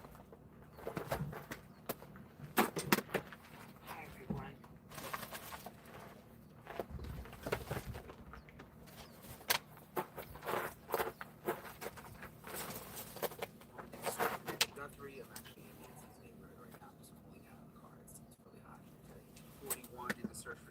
Here, Brian Enton did a short. We'll play Brian Enton. I think this is his last day here. So, Brian Enton. So it's day 41 in the search for Nancy Guthrie. I'm actually in Nancy's neighborhood right now. I'm just cooling down in the car. It's really hot here today in Tucson. But some new information. This is according to ABC News. They say that they have a source that reveals that the FBI has recovered additional images from cameras at Nancy Guthrie's home. Remember, we knew that they were able to get the images and video from the front camera, but apparently they are now also gathering images from other cameras at home, according to ABC. These images were recovered in recent weeks from motion-activated cameras on the swimming pool, backyard, and side yard. They were unable to recover video footage, but they found reduced-size small thumbnail images that were captured when the cameras were triggered by motion, but that the cameras recorded nothing suspicious, according to the sources for that ABC News has. So it's interesting. A lot of people were wondering, would Google be able to go back and get the images from the other cameras? And apparently not the full video, but they were able to find the thumbnails. Right now they're saying nothing suspicious, but you never know. Something in the video may help. So I got a couple things I'm working on today here near Nancy's house. I'll keep you guys posted. Guys, so it's day 41. Really? Let me see what's up. But he's still alive right now. If you want to message him. All right. But he's very knowledgeable in areas to look to.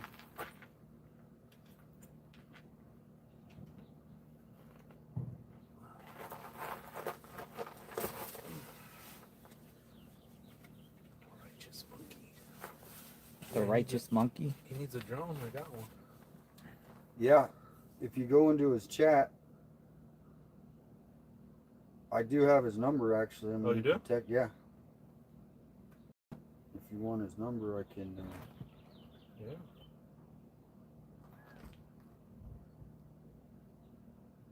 Oh, he's at a lake. Yeah.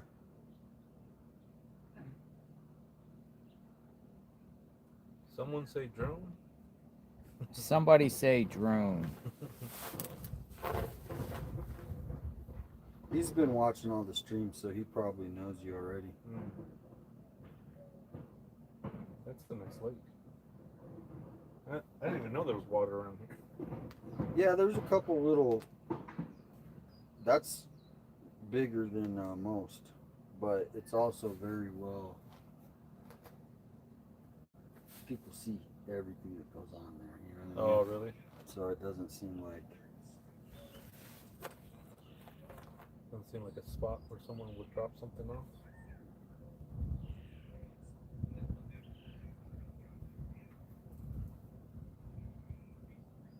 Yeah, he's talking about the drone right now. I put your number in my other phone. Put your number in this one.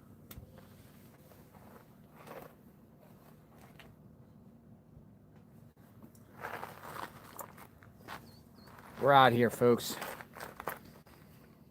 Actually, It's approaching the 1 o'clock hour.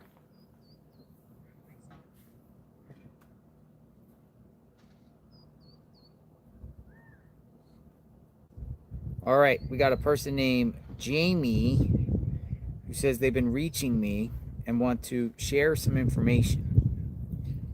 All right.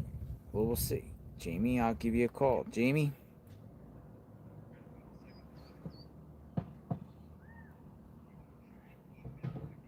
But here's the deal is that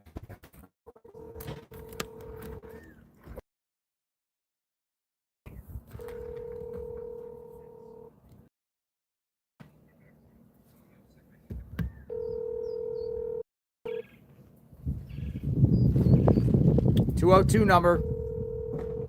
Telephone number 628. Oh, pool guy leaving.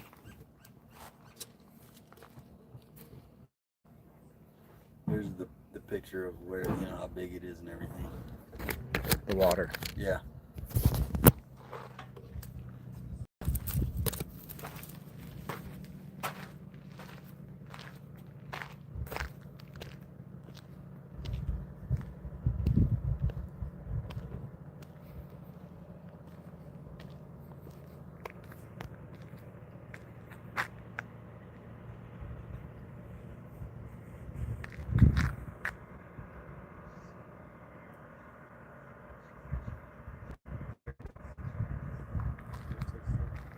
Yeah, I think so.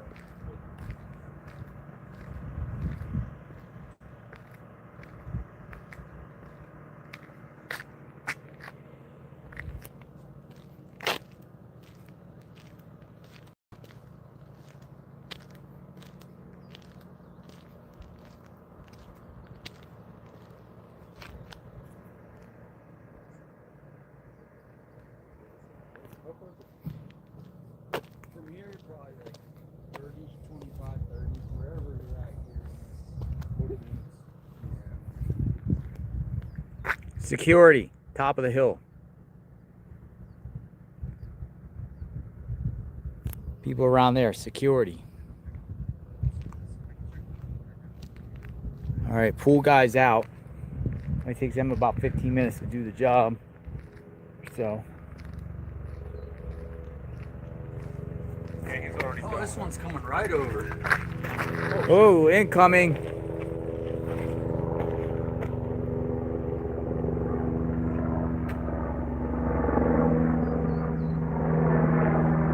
Right above house.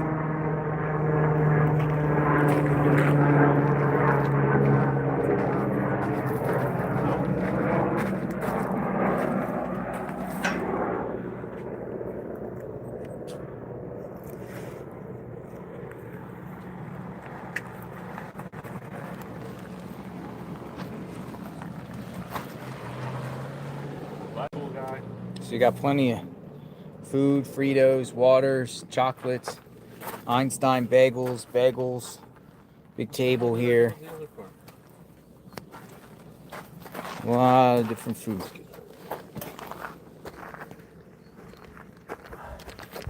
Somebody said all junk food. All junk food. I don't eat chocolate. I eat a bagel though. I don't really eat bagels either. But Einstein looked pretty good. They looked fresh. Fresh bagels. Alright, my phone is blowing up. I don't know whose number this is. Nanos.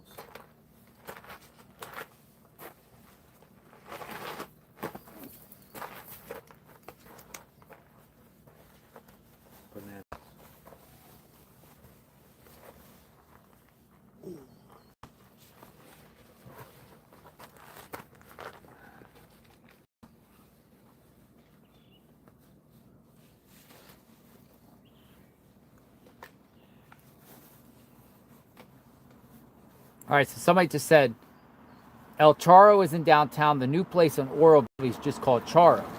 Oh. And it's only been open for 6 months. And I believe it's owned by the same people.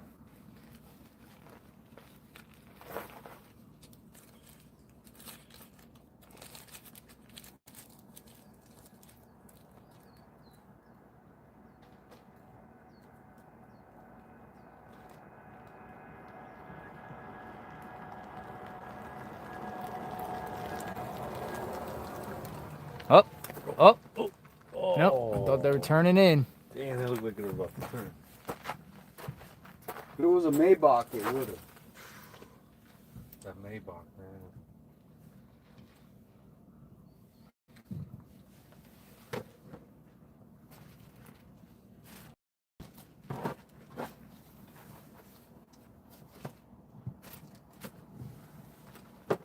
Oh, Charo.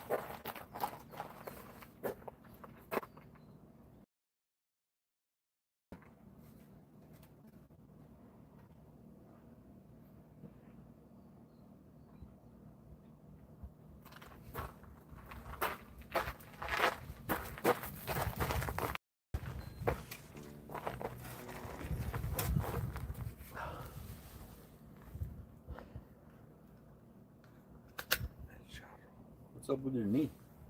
Fucked up. You gotta get surgery or something to fix it, or is it? I don't know. I haven't checked it out. Because you've been here?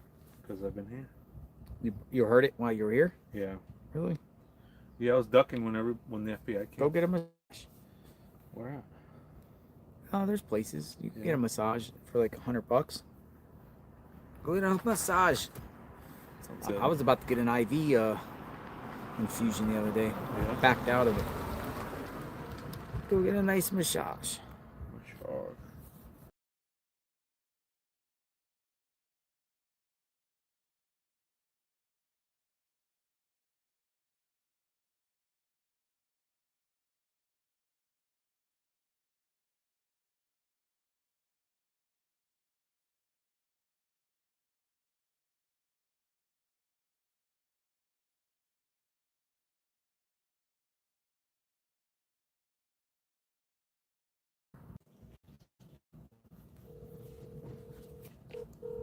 All right, calling Jamie back.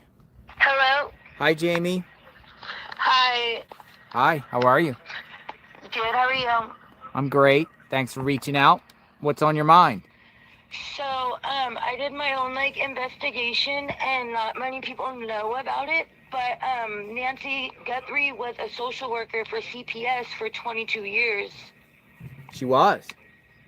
Yeah. Interesting. Up to when, do you know? I can find out. I can look into it more. But my theory, she separated child from a family member, or family member from a child, and they're getting back at her as their motive, for taking her. Whoa. Well, I mean, that's a good theory. I mean, think about that. It's new that I didn't even know that she was CPS, and some people in the chat are saying, yep, she was a... Now that's interesting. That is very... this, folks. CPS workers, CPS, I support what CPS does. I think when they do, take, children out of horrible homes and everything like that, the process is a little controversial. Some people support it and some people don't, right? But there is people that have their children taken away and speak very bad about the CPS people or DCF or whatever you want to hear, know, and, talk crap at them saying they kidnapped my children. These people are terrorist and whatnot. So yeah, maybe she is. I haven't heard this. Maybe somebody that got their kids taken away over the years or something, and retaliating. Yeah, that's what I was probably thinking. It could have been that kid, or maybe it could have been a family member from them, just because they they felt some sort of way towards her, you know? Interesting. No, we really never even talked about that type of theory and angle. It had to be somebody. If it's targeted, we have to figure out who targeted Nancy Guthrie. Who targeted her? And I think it has nothing to do with Savannah. It just has to do with her past as a worker, maybe, you know? That's you know? Interesting. That's just my theory.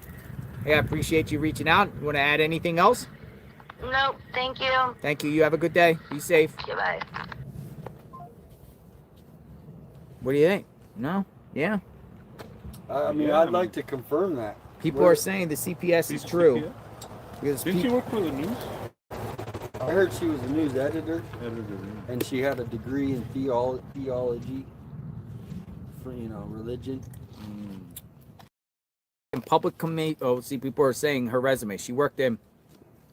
Nancy worked from U of A from August 1990 until 2007, first as spokesperson for the University Medical Center, later as an associate to the vice president of university advancement. So, no protective services? None? Yes? Let me know what you think. Maybe there's more to it. Appreciate that. Not same Nancy, other Nancy Guthrie. How many Nancy Guthries are in the state? Oh, he just flicked us off as he drove. Are you by. serious? He did? Rise of making ribbons? Yep. What a jerk. Yep, he went like this as he went by. What was his business? Let's go look at that truck. He had that was not nice.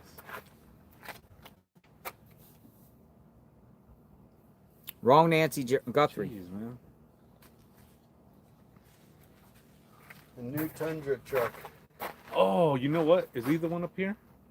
I don't know. But speaking of career, people are sharing, Nancy's credentials. Somebody from a previously dealings with her career. Someone she interacted when she was a worker years ago. Well, anything like that. I mean, if they're targeting directly Nancy, yeah. But there's also the parameter that her mother or her daughter is the most famous. So, and I'm not bringing up politics, but they were very political people, from what I've understood. Nancy was very political, right? And I'm not trying to bring politics into it, but they both were leaders in their party. Let's just put it that way.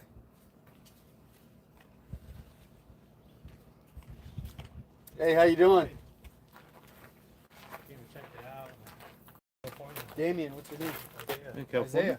Isaiah. I seen you guys live streaming, huh? Yeah. Oh, another one that stopped by earlier. Hello. How's it going? Going. How are you? Hey, what's up? Me too. Mark. Hi. Yeah. What's your name? Isaiah. Nice Isaiah. to meet you. Yeah, How are you, Isaiah? Good. If Pippa Pearson is still in here, 3092. I appreciate the comment earlier. I overlooked that. So if Pippa Pearson, if you're here, JLR, don't get discouraged. You are the lifeline to keeping Nancy Guthrie case alive to many around the world.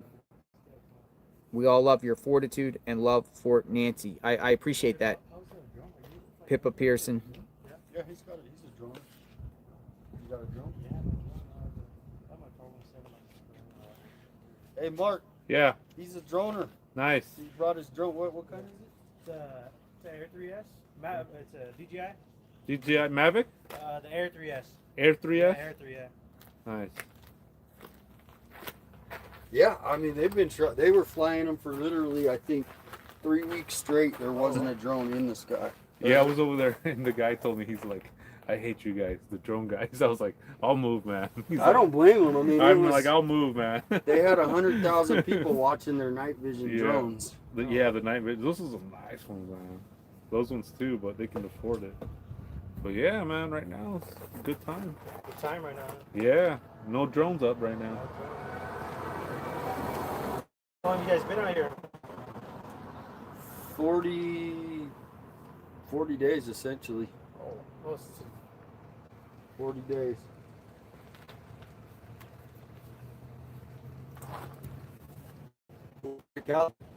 Central California. Oh, nice. Central, yeah, down near Fresno. What brought you to Tucson? Family. Oh, nice. Howdy. Phoenix. Oh, nice. Oh no, I thought I this was like, guy. oh, it's not that far drive, you know. So. No, I used to live up there.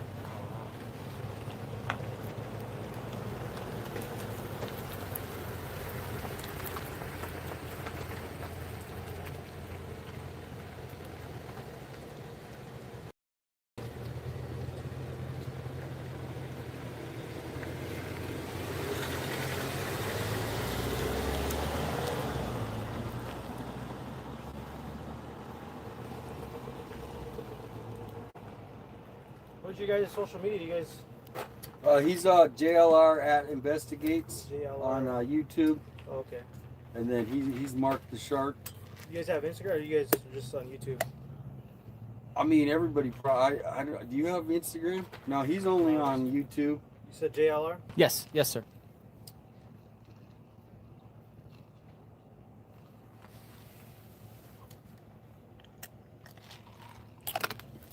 It's hot out here. How do you deal with it out here? Shade? Shade. Yeah. Air conditioning? Somebody was saying we need to get cooling towers, but if we're not hitting 100, I mean, we're still in the 89 degrees, 80, 90 right now. Tomorrow it goes up a little more, and then Sunday it hits the 100. It's going to supposedly break records for this time of year.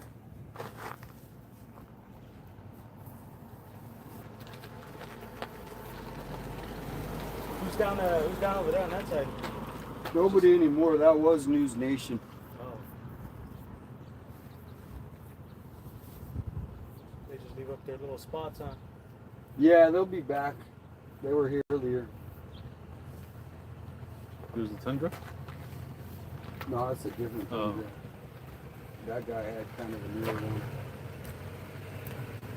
Oh, look, who's that guy? Gardner. Dude, a dude just walked out of her driveway with a bucket. Yeah, but what is he? Who is he? The gardener? That's the pest guy. Oh, the pest guy? The pest guy. Why is he parked there? What happens is there's these pack rats. If you don't get these pack rat nests out. Dude, he walked out of her driveway. Yeah. Is he doing work for her? No, he's doing for The neighbor, no? There's a pathway up there too, from the neighbor's He house. just walked out of her driveway. Well, there's a path right there from the neighbors to there. Yeah.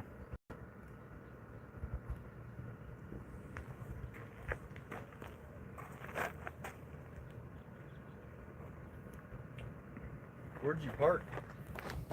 They really enforce that? Oh yeah. Yeah, you're good. There's neighbors driving by.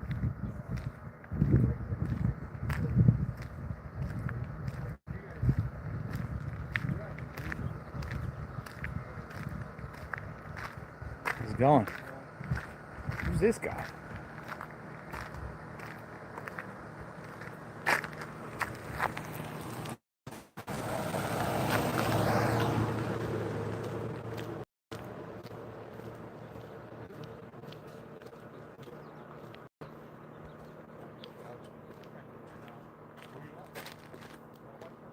Dude, he's doing dirt work in her yard. He's not doing stuff in the neighbor's yard. He's doing stuff in their yard. He's on their he's on their property. On her property.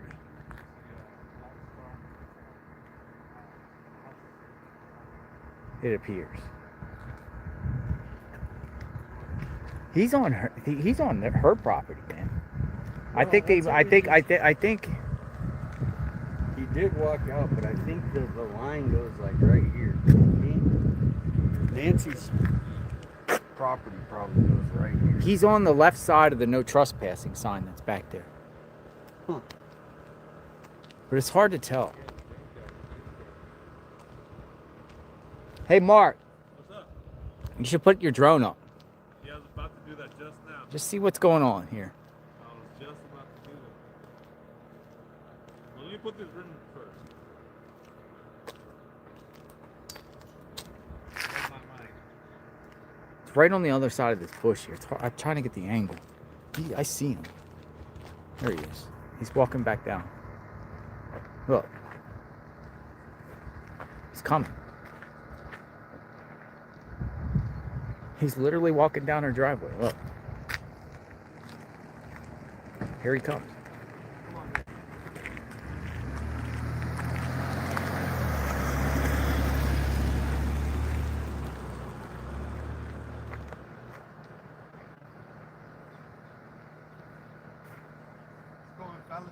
How's it going? Are you doing it work here or there? I work over here. Okay.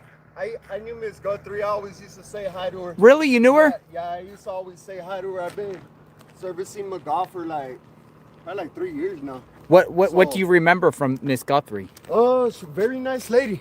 Very sweet. She was excellent. Always said hi, and she always used to tell me, I hope you're getting all the pack rats over here so that way they ain't crossing into my house. But yeah, very unfortunate what happened to her, my man. It's my heart and condolences or anything goes out to Savannah, and pretty much, I mean, she's gonna be missed, most dearly gonna be missed. And So you've worked for her for a while? Well, I worked for Miss McGaw, but I always we always saw you training coming down here, so I'm background like, nurse, what's but- going on? Like, did they hire more service? I always used to come through her driveway right here. She has a lot of load, and it's hard getting through all this brush right here, right Are through. you going through this area right here? Yeah, or I the back? just crossed out right here, my man. Right down the Yeah, driveway, yeah. right here in the back. So So it's yeah, easier. 'cause But we were wondering if he was doing. We were wondering if you were doing work there. Yeah, no. Don't worry, you're not getting interrogated or anything. No pressure. Like I said, I knew Miss Guthrie personally, You did? and I used to talk to her every time I would come service Miss McGaw. She would be out here once in a while, and Could you say see hi. her walk? Like, did you see her walk? Yeah. Could she walk normal? Yeah, she was normal, as normal as can be from the last time. Excuse me, fellas, this is quite a heavy load. No cane? She no cane. Yeah, she's came up to me with no cane, maybe like once or twice. Really, I can't recall. I probably only met her maybe like 3 or 4 times in the whole 3 years that I've been here. Like a couple times here and there. The company you work for, do other workers also use? No, because I'm the only one that comes. Yeah, I'm the only one that comes. I'm not sure if Miss McGaw, to be honest. I'm not sure what her contract says and if other techs come and spray her house or anything, but she has a big pack rat problem. So She does. Yeah. I saw the road. Yeah. So we caught 13 today. 13 out of 14 traps. Yeah. So those signs. Do you did law enforcement talk to you? no, I haven't spoken with no one. haven't I contacted you? no. In a matter of fact, Surprising. Yeah, this is my first time back over here in probably, a couple months, because she's on a bi-monthly, so we take care of our customers like on a bi-monthly basis. But the last time you were here, it's probably been about a year almost, a little, maybe 8 months since the last time I ever saw Miss Gunn. It was early in the morning. Came to set traps for Miss McGaw. Yeah. Hi Miss Guthrie, how are you? Did you ever see anyone here with her? I never did. Just My How man, did you she know it was a- her though? How did you know it was Miss Guthrie? I be specific, but I mean, she was coming out this property. I mean, but how did you know it was Miss Guthrie? That's what I'm saying. I assumed kind Oh, of. now you're putting it And together. then I'm putting it together. So you didn't know it was Savannah's mom? Yeah, exactly. Oh, I didn't know she the was full just details. another lady. At the time, Or just it was another lady. It was a woman from this home. basically, yeah. Okay. You know But what I mean. But she So- could walk. Like, Yeah, she could walk. Yeah, she could walk in. Friendly. Yeah, very And also, friendly. like, no problem using the driveway. No, not at all. She would tell me, hey, if you got a pass, go right on ahead. So I just told her, I was like, there's a few nests that always, they reaccumulate after a month or two. These guys start. You need help? more Troy. Nah. You I good? got I'll it. help Yeah, you. I If you got need everything, help, boss. you got. I'll help you. I'll grab another side and help you. No worries at all. Yeah. What's your name? It's my Hey, little J- workout, Jake. JLR. Nice to meet you. Yes, sir. Nice to right meet here. you. So Thank you. nice to meet Thank all you you for the gentlemen. insight, Yes, Jake. sir. I'm glad you guys are. I'm not gonna. Did he have to give his DNA? I'm not gonna focus on you. You know what I mean? No, Go and that's do your thing, perfectly man. And we fine. just were like, what in the heck's going on here? Because we Yeah, saw somebody coming down the no, driveway. I definitely, that's why I wanted to say hi to you guys. And like I Yeah. said, assuming, from the What do time. you think happened? What do you think happened? I don't know. It's hard to say. You know what I mean? You guys probably know more than I do, to be honest. I don't know who would do something cruel like that. You know what I mean? Yeah. Sweet little old lady, you know. Yeah. And it's like, it's not like she lives like in a billionaire home to where, I Hello. could see someone breaking Thank in you. and taking a bunch of valuables or anything. Did you guys- It's just unfortunate situation, my man. You know what else? Did you guys tear Thank the you, place Jake. down? Yeah, no worries, Thank boss. You guys take care. Thank Yes, you. sir. Thanks for the Have a good insight. day. He was nice. Oh, that was awesome. Who was that? We confirmed he wasn't working there, so you were right. He's working next door. He just used the driveway. Well, and it's funny because we're not funny, but he didn't actually know. That He just puts down his load and starts talking. Yeah, so you know the time she's talked to me, you know she. Mark's still over there. Well, never addressed me by name, but you know, hi, and you know, pretty much if like I said, she always just used to tell me pretty brief. I hope you're getting everything over there, so chewing up all my and pulling up my AC, you know what I mean? Yeah. Just a quick to confirm, right here. See right there? Does that go towards the property? This one right here, is this the closest one, the open area? No, actually, well, you know. Is there like a one over to the right? Like a little walkway. Yeah. But there is some brush here to where you kind of want to avoid and just take a clear path. But on the back, you can go to the. In the back, I could if I really want to, but carrying these big, just normally, I could go right through. But Silver truck, great truck. Yeah. You know what I mean? It's hard to get through all that brush all the way back out to my truck, bud. So. Oh, yeah, I I see. just pretty much just crossed through here, you know, and But from where is what I'm saying? From the neighbors? From that Palo Verde right there. That See Palo large, Verde? yeah, from right there. Just walk okay. right back. It's a clear open. I got you. You know, walk easier for me, you know, to instead of ducking and diving through all right. this stuff. Throw this. Okay, gotcha. Yeah, so, but other than that, boss, you know, I hope, you know, wherever she is, you know, I hope God willing, God's with her, and like I said, you know, my sincerest prayers to her family and Savannah, you know what I mean, and yeah, you know, I hope. He's from Truly Nolan. That's definitely, you know what I mean. He drives, Amen. He drives the mouse car. You guys take care. If you guys need anything, Exterminators. Same. You want some water? Yes. You know what? I'll take. Yeah, here. That'll work. You want a sucker? She hooked me up with a Coke or something too, but. Oh, that's sweet. Yeah. Is that tea? Oh, yeah. Yeah, appreciate Yes. you, fellas. Thank you. We got Gatorade. You want Gatorade? I'll just take a water, boss. Yeah, that'll get served. Appreciate you guys. Yeah. Man. All right. Take it You easy. guys have a good one out there. Yeah, you too. Yes, sir. Hey, Jake. Yes, sir. Oh, you got a I already got one. Thank you, boss. Yes, sir.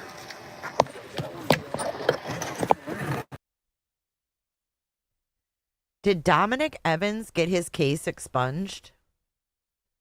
Because I'm not finding anything. Professional.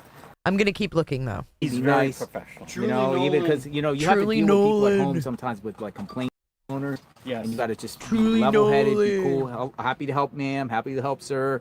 How can I help? How can we make this better? If you work for Truly Nolan, you're well respected. He was very nice. He was very polite. It's a chain. What stood out to you with him? Dude, it's a chain. I'm sorry? What stood out to you with him? We have Truly Nolan What here. stood out It's is like I was wondering why Orkin. somebody was going down his driveway. It's her like driveway. Orkin. I'll tell you what stood out to me. This guy, Jake, has been in and out of her driveway, right? Regular basis. And no one from law enforcement has talked to him. That's crazy, too. I know that. Not saying he's a suspect. Why do they keep buffering? Horrible. How is he a friggin' teacher with that record? I need to find his record. But he had access to the house, and he's been here, and he knows Would her. interact with her. I mean, I talked to the garbage people. They never got spoken to. The ones that took her garbage. Wow. They never been spoken to. did So say, when though, Nanos says the he's last time he saw her was 8 months ago. Still. I mean, it's a long time ago. But when Still. Nanos says he's going to talk to everyone that has access to the house, that's not true. If they're They not all true, are talking if they're over each looking other, at dude. Someone that saw her at That's why the I don't restaurant sit here and when talk. we were with Savannah. If they're looking at that, how do you not look at a guy that's literally going up and down the driveway, who could also tell, okay, so no one's home. He also could tell she walked well without a cane, right? Yeah, you did say That's that. important to know. Because a lot of people feel that she just is basically she can't walk. She's as slow as like really slow. Hardly. And Yeah. I'm He hearing would more see and her more that she walking. can walk. Yes. And she can go out in her car and go shopping by herself. Now, I have been on my midday walk, so I have not heard what you guys have been talking about. His midday However, did you see, so the FBI did leak some information to ABC News. Yeah, what's your take on that? Okay. Here's what I thoughts. believe. So the FBI leaks to ABC that they have... Oh, okay. By the way, I want to give a shout out to Ed and Chuck who are watching. They said this is right now, the four of us are the best reality show online right now. So here's what I think is interesting. ABC News, the FBI leaks to ABC that the FBI was able to pull additional images off the camera. So here's what I think. So you and I are on the case, and let's just say we're watching 3 people right now. We purposely put that out. So Mark goes about business nothing. However, Tucson suddenly is acting erratic. How do you calls spell out sick Dominic? to work. Someone maybe put Dominic in packing chat. to go out of town. So I have found sometimes they put that out. And let's see how certain people react DOMINIC to it. or K? It Ooh, also that's interesting. It So also that puts them. They're watching them. Hopefully. well, it also the fact that they have additional images, but they're not releasing the images. I think they're getting a closer idea of who it is.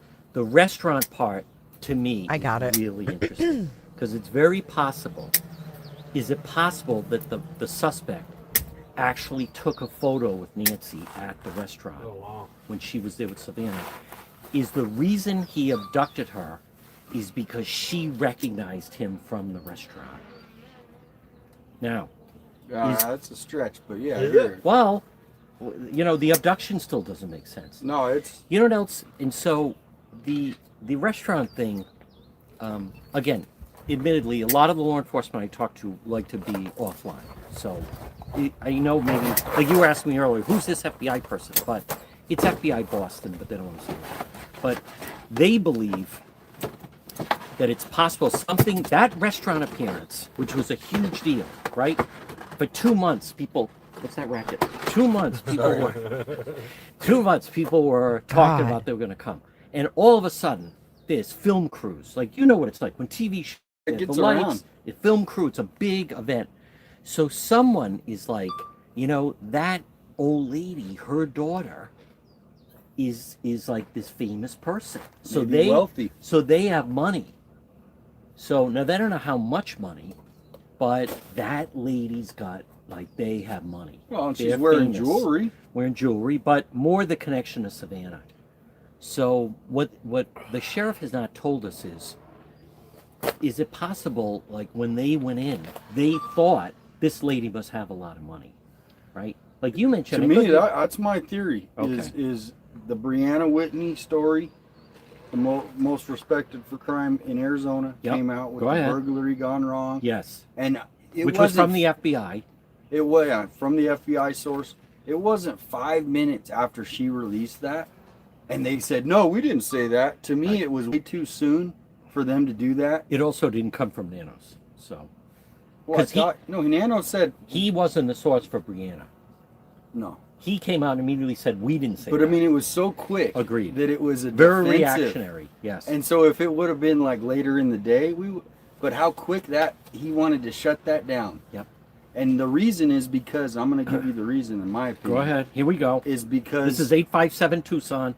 They don't want This could break the case. Well, they don't want to scare the public that there's possibly home invasion people. The whole city would be, hey, we're already on guard, but now there's actually a group, right? So to me, that's why the media went silent. The mayor's never made even. Do you even know the mayor's name? Okay, this isn't like we're 100 miles from Tucson. This is 3 to 5 miles away. So to me, I have a it was different calculated. interpretation, all due respect. Yeah. I think he released that immediately to, like, snap back at the FBI. Like, Well, it this, could be. like, he knows, as we've talked about. But I also want to, and I'm not trying to put you on the spot, Tucson. Did you tell me that you believe there was a safe in that house? That's what I've heard. You have heard that, I've but heard it's that. not, like, fact. Well, from my source. Again, I'm not trying to put you on the spot. From my source, who said his source. So we got two sources. Yep. Told me that there is a safe confirmed in the house. Now I haven't. That it's through 2 sources. So we're talking about eventually. Still. It's a rumor. Yep. Right now, it's not confirmed. But many times when I've dealt with police, when someone's breaking in, they think, like, this guy's really rich. He's got a lot of money. Like, they always think that. That's why they're breaking in. But it doesn't always mean that there's a lot of money there.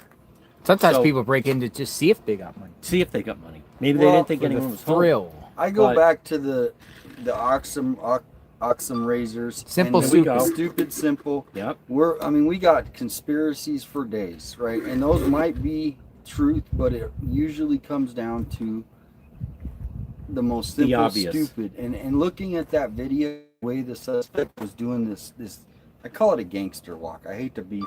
He Control. had kind of like a. He's got a swag. Yeah. He's He got- does have a swag. He's like, Yeah. I'm and most likely looking at the eyes, the guy was on drugs.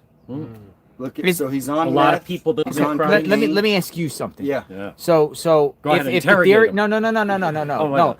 Okay, based off how it is here in Tucson. Yeah. If it got out where Nan basically saying it was a burglary gone wrong, targeting and breaking in. There's a lot of porch pirates and different things like that. Would that trigger a reaction out of people to start arming up and shooting back the people that are Well, like breaking in their we're homes already and armed stuff? to teeth. But what I mean is there's lots of ring cameras of creepers and everything like that. Would that make more people in fear to shoot back at these people that are coming into people's homes and stuff like that are seen on these cameras? And they don't want that because it would, like, you know what I mean? They feel like, well, Yeah. these petty criminals, they don't deserve to be shot in a sense because It's people will feel fear that they'll be taken next. Yeah. So- I'm sure the gun sales, there's a gun show coming up here in Tucson, and their sales are going to be going through Gun the roof. sales go up. Cameras. But this has been going on as far as people posting, hey, this person, jacked my Amazon packages. This car is stolen. Somebody I posted the other day, they went into his trunk and stole his brand new Nikes that he bought at the mall. Good. And they basically, yeah, right. They basically followed him. Just last night, I'm gonna have you look at this. I'm gonna be right back. Who brought that lemonade? Is delicious. I was listening to this scanner. Should I take Shanna that? Lee, Oh, Pacific Northwest. It's called Very, very Pacific nice. Northwest. PNW. Delicious. So this was a scanner call. Listen to this before I leave. This was a scanner call last night. And this is broken because the transit comes through broken. Hispanic male, 20s, skinny build with 2 arm sleeves, and then a blue collared shirt, a blue hat, and jeans. He was the one reaching for his waistband, black sweater and a white shirt, and he had like a COVID mask on. So there's 3 people and I don't know, I couldn't find any more information, but there's 3 people last night that With somebody that. had a gun. Yeah. One guy had his mask covered, and it Huh. was a group of 3. So there's Wow. people out there that are Yes. doing, and Yeah. it's out there. It is. All right, I'll be back. Hey, you know what's funny is there's no work done at that house, but the News Nation guys are all parked there. What's that? I said, we didn't park to get that work done. There's no work done, but the News Nation guys are parked there. Oh, they are? Welcome aboard, folks. Having discussions amongst group members. We are a team. Finding anything? We all get along.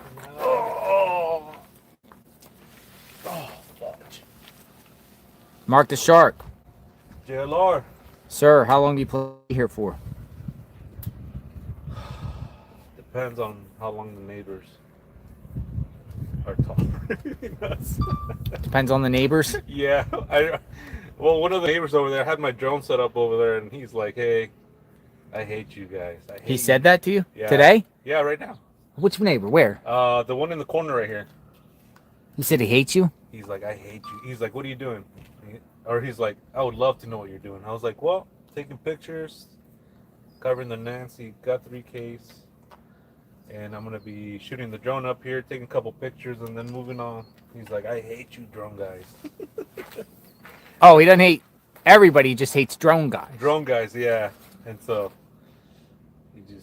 I was like, look, man, you tell me what you want me to do. You want me to move? I'll move. You want me to get out of here? I'll get out of your hair. I'm a guest in your neighborhood. You tell me. He's like, oh, man, thank you. Appreciate that. That's the first courtesy that we've ever gotten from you guys. And I'm like, that's okay, man. And then I just left. That was it. So we'll see how long we can go for. I don't know. Angel says the who was he, a Pest guy? Truly Nolan Pest. He did say it was about 8 months ago that he did see her. Possibly her health declined since. And she needed a walker more. It's true. Oh, 8 months was the last time he saw her? Yeah, he said almost a year ago, didn't he? A year, he said, I thought, yeah. 8 months, I heard. Exterminators. People's health can decline quickly. Yeah, for sure. Dad, we Overnight. take you over to Nancy's. Dad, over to Nancy's.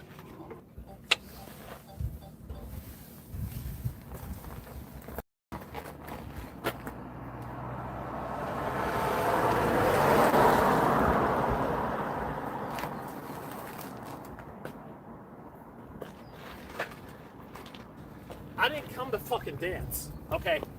I came to party.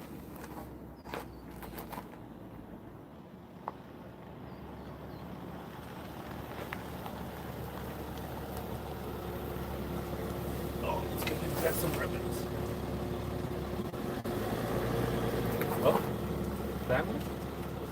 No.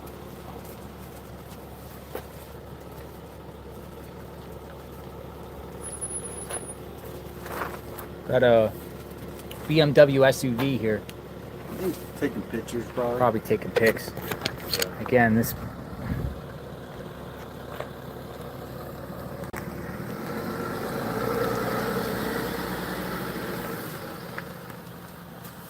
Arizona plates.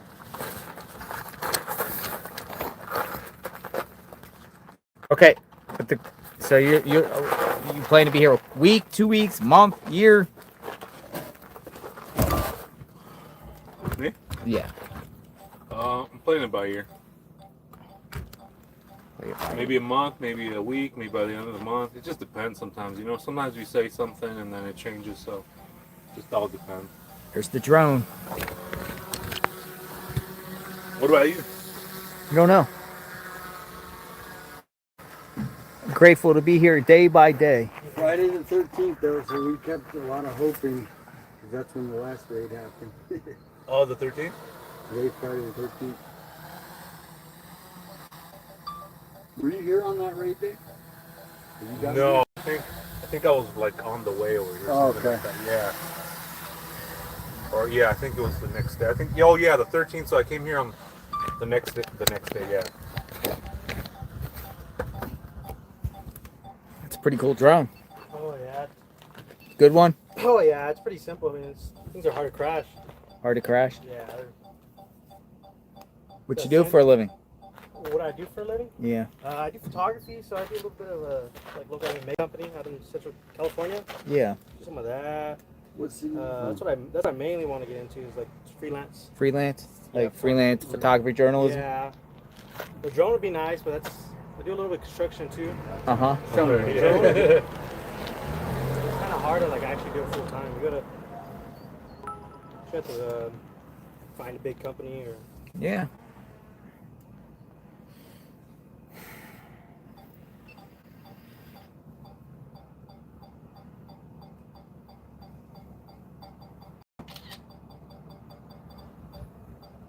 Doot, doot, doot, doot.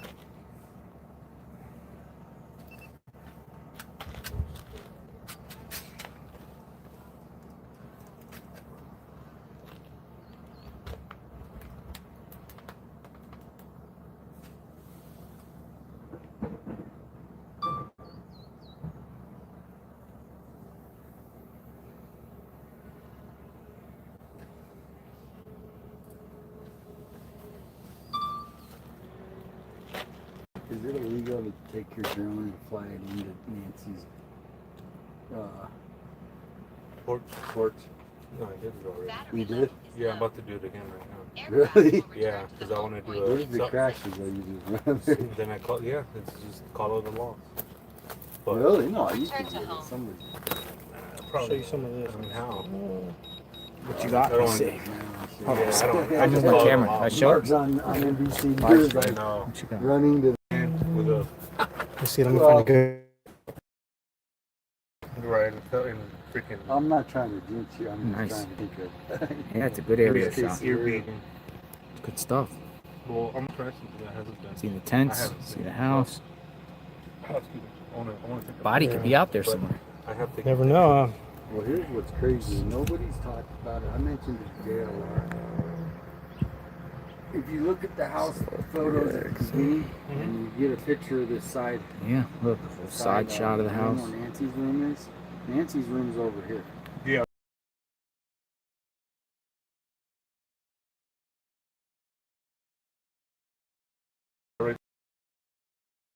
There's the pool. It's the 3x zoom, so I was kind of far back, but Like day 8, we're on to the left. It Yeah. would have been to the left. It was a doggy door. And it's But inside of the door. At the door? At the sliding door. At the sliding door. Yep. So yeah, and that's W's back. That's what I thought was weird. Is the back shot. to me. Okay, I just found something Backyard. weird. Are you guys with me right now? I looked up Derek Kalila. And the last entry, and I'm going to go and look in California, but this is under Arizona, federal cases. It says on 3/4, which is March 4th, and it was entered on the 5th, filed on the 4th, entered on the 5th. And it says terminate merged defendant. So I clicked on it. There's no PDF to download. It literally says full docket text. Magistrate case defendant terminated as to Derek Kalila. Pending deadlines, motions, and excludables terminated. This is a text entry only. There is no PDF associated with this entry. What does that mean? Terminate. Literally, the last thing before that was his order setting the conditions of his release back in February 12th. And then on the 19th, he's got a notice about his passport. It says, defendant is not permitted to apply for the issuance of a passport. Oh, we got a financial affidavit. Let's see what that looks like. Sealed. His financial affidavit is sealed.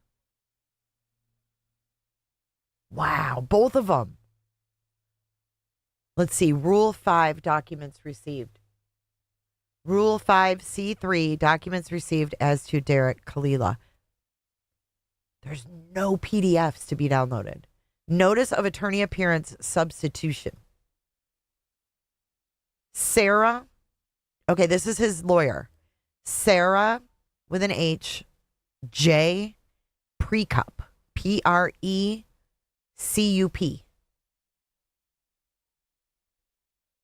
And that was on February 11th.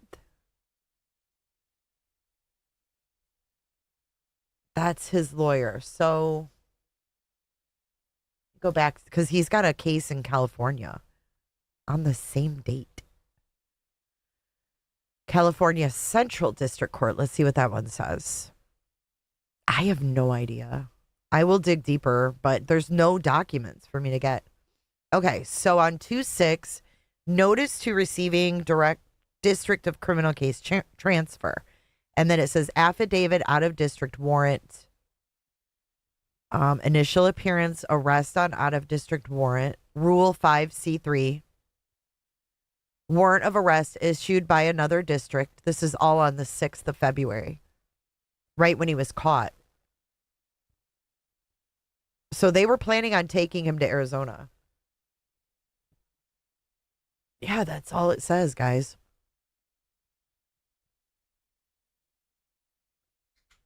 Okay, so what does it mean?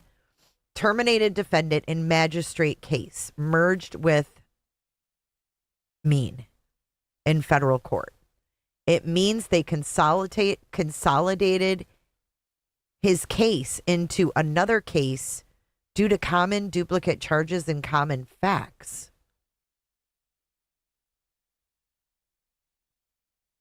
Whoa, what's going on with that? But I don't see another case. That's the only case listed. It was filed. It says date filed 2/5/2026. Date closed 3/4/2026.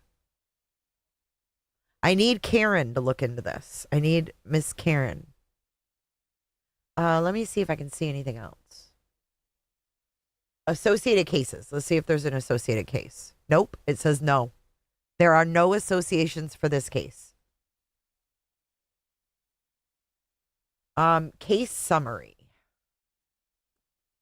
Ooh, he's had a... Okay, so... MAG termed. That's what it says. Terminated. 3/4/2026.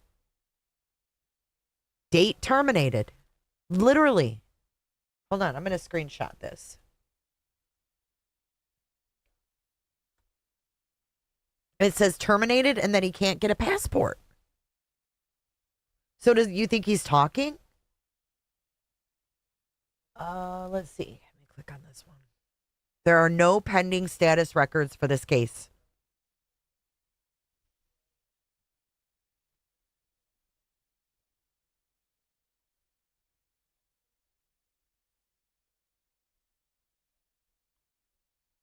Okay, I am going to download this.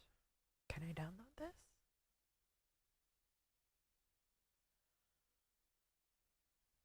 Defendant, Derek Kalila, terminated 3/4/2026. Pending counts, none. Highest offense level, none. Terminated counts, it says none. Highest offense level, none. Complaints, count 1, 18875A. Intent to transmit a demand for ransom in interstate or foreign commerce. CT2-47223A1C. In interstate foreign communications. Using a telecommunication device with an intent to abuse, threaten, or harass any specific person.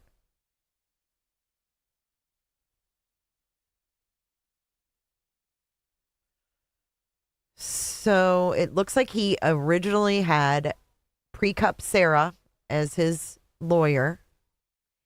His financial affidavits were entered on the 18th of February and sealed. It says for proceedings held before, this is on 2/12. Minute entry for proceedings held before Magistrate Judge Maria S. Aguilera.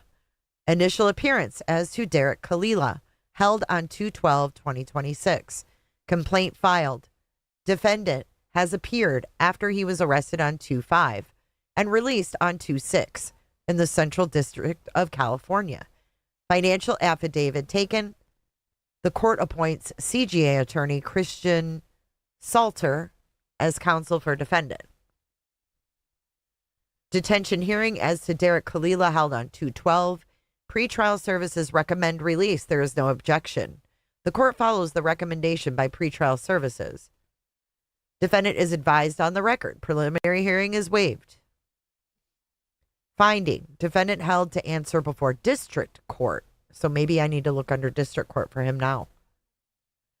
Brady order as to Derek Kalila. Under federal law, Rule 5F of the Federal Rules of Criminal Procedure. They're saying they have to give him all evidence that they have. That was on 2/12.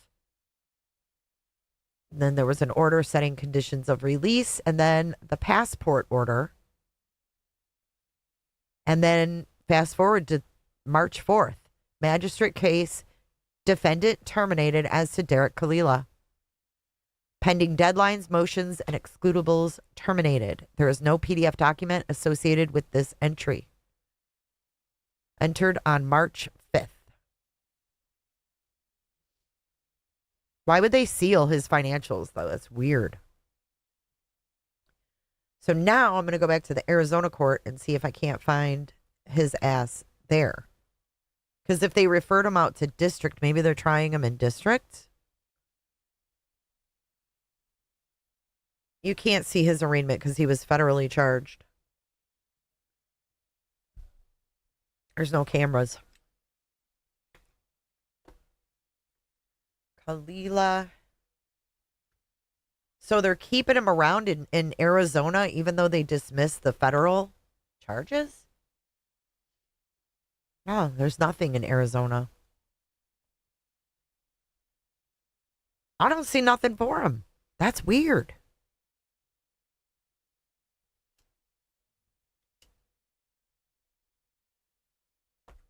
I wonder if he's talking.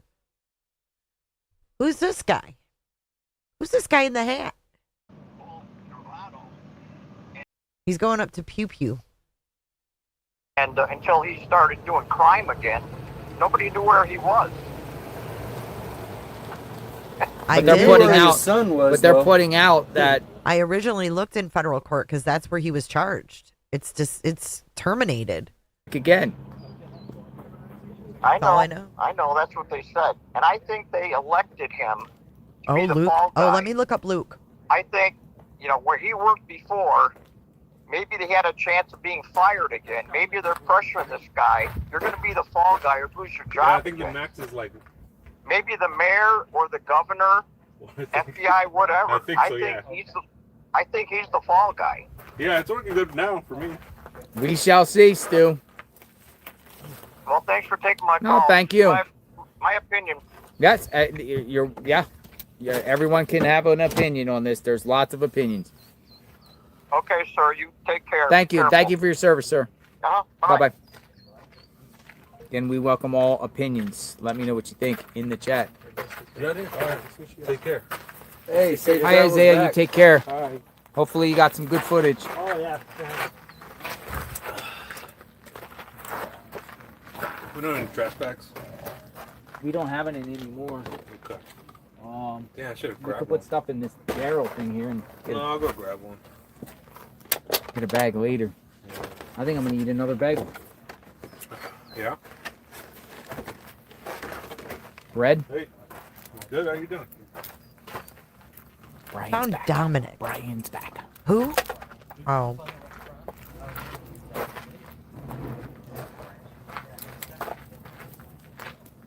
I found Dominic in the Tucson Who's this?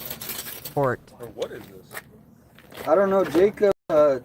Somebody gave it to him, or he Oh, shit. was trying 2019. to get it. It's a chair. Drug He can figure out how to paraphernalia. get it Possess, going. use. Oh, fuck this, Yeah, Dominic. somebody had to Are leave you and they kidding? just left it. Nope. So Nick was searching and he's done because it was heat. You guys gotta see you this don't shit. want to be her search. This is the. If you were gonna search, you would search in the morning, correct? You get up as soon as the sun is hitting, and you are having an enjoyable morning, right? Because it's perfect. As soon as it hits 9, 10 o'clock, you start sweating, and then at 11 o'clock, you need to be done. Done. What about later in the day? No, at 4 o'clock is the hottest time of the day. What 4 about? p.m. Oh yeah, after, but then it starts getting dark. Unless there's another Dominic Evans. You don't have that time. Huh? No.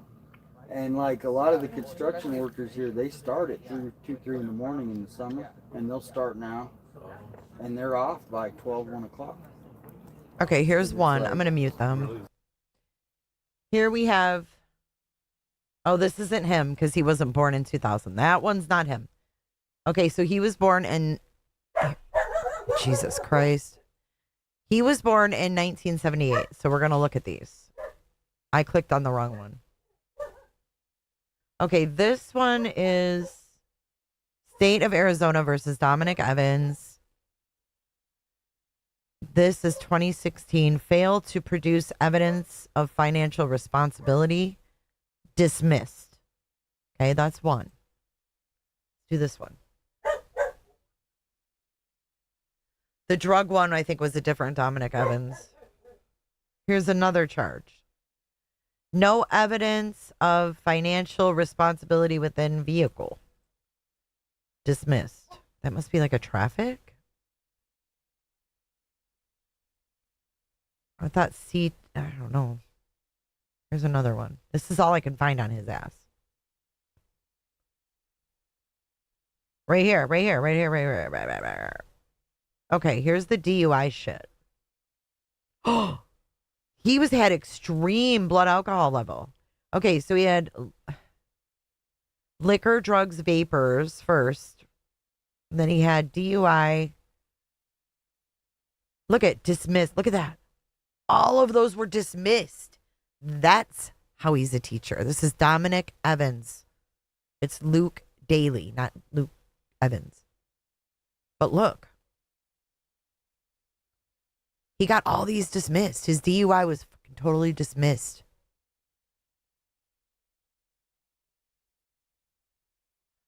That's why he's a teacher. Because he got the shit dismissed.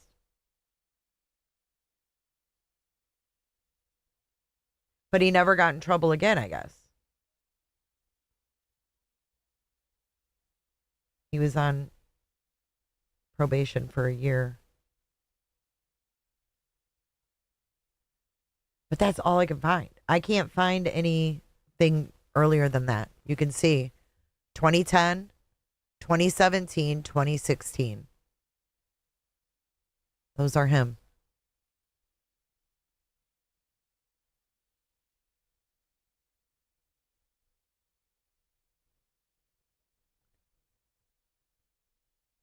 Now, Luke Daly,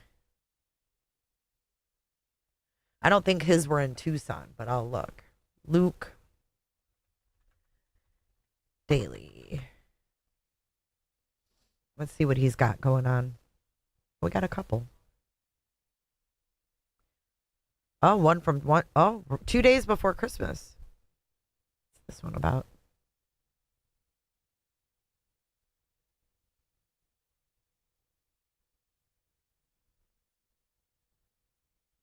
No insurance. Speed greater than usual. Reasonable and prudent. Failure to appear. He's notorious for that. Yeah, he's got a balance of $1,357.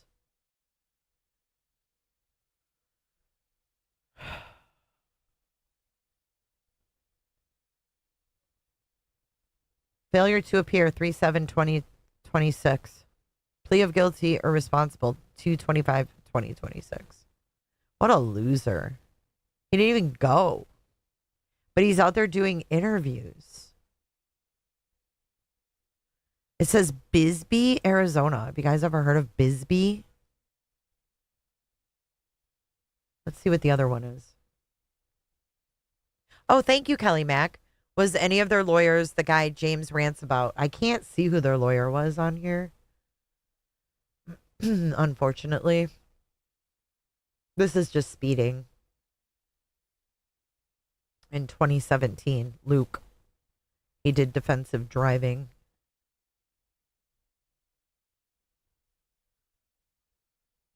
So that's the Tucson. Now, if I go to Pima County Court, let's try that.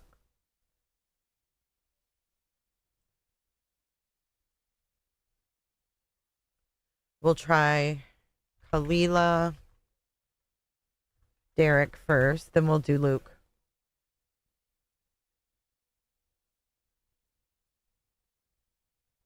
Oh, that's a cute sign. Mark the shark.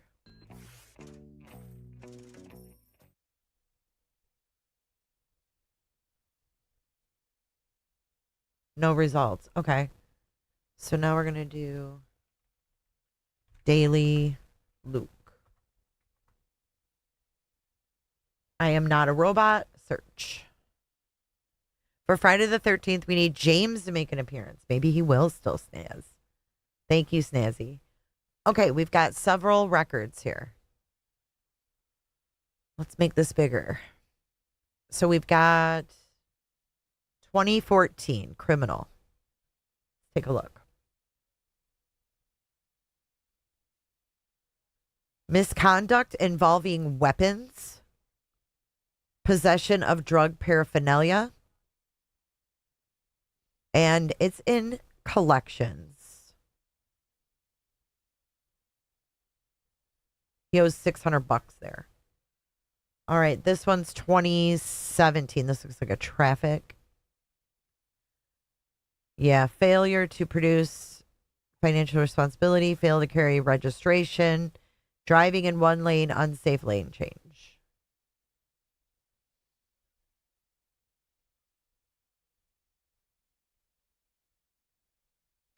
(2002) improper right turn. Sounds like they watch his ass. And then 2026, we have failure to control speed to avoid accident.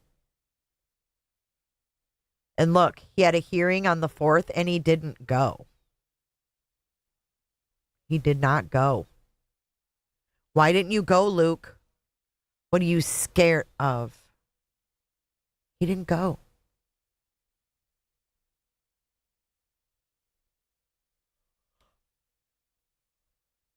Let's look up Kayla. Because remember, he said, I don't even know that girl. By the way, Ryan is live if anybody wants to check him out. He's going to some record stores. Thanks, Melanie. I'll check it out. This is for Kayla Day. Written promise to appear.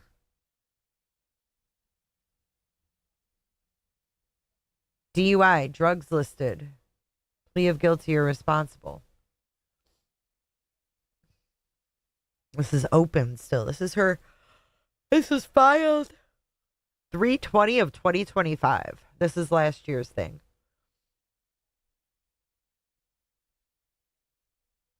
Go to the last page of the docket. Okay, let's see. Nothing from 2026.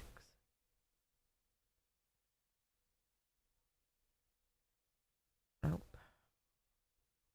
That's weird, isn't it? Oh, the newest is here. Oh, okay, I see. So they called her. Let's see what happened here. Her warrant was taken out on July 31st.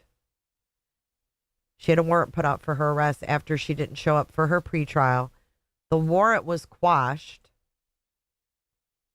Then she had her initial appearance. She had her pretrial. She had a disposition hearing. They made a payment plan. And then she had another hearing in December and she didn't go. 12/12, she didn't go. Then on 1/14, they sent her an outbound phone call as a payment reminder. Didn't go through. And now we have on the next docket is 6/12. She has a hearing. And she's just sitting in the Pima County Jail.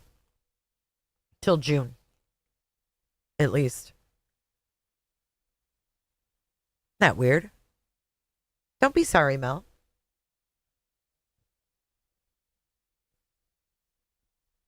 Have we ever looked up if Annie or Tommaso got tickets?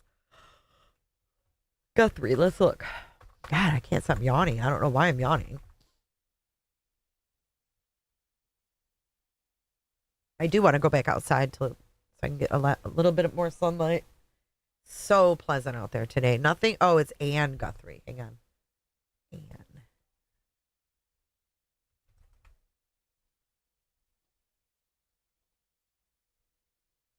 Nope, nothing. Let's do Choni. Tommaso.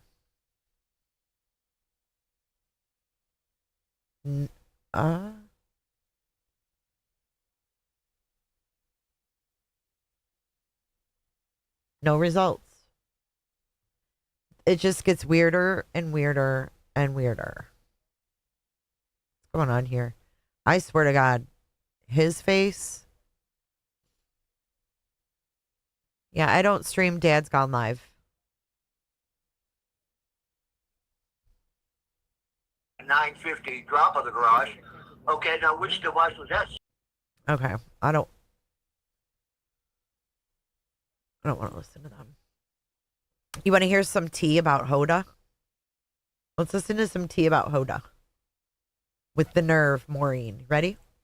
Another retreat. The original retreat. Promising joy. Once again, Meghan Markle, that alleged reported thief, plagiarist, what have you. We speak earlier this week. There were two of them in which I reported my sourcing from deep within the Today Show that Savannah's colleagues basically all said that her mother's abduction was karma for Savannah being a bitch. And I think the first head to roll was Hoda's. I think I'm not saying Hoda said that by any means. I have no knowledge of any such thing. I'm not accusing her of that, but I am saying I think that Hoda's eagerness and barely concealed glee at being in that chair.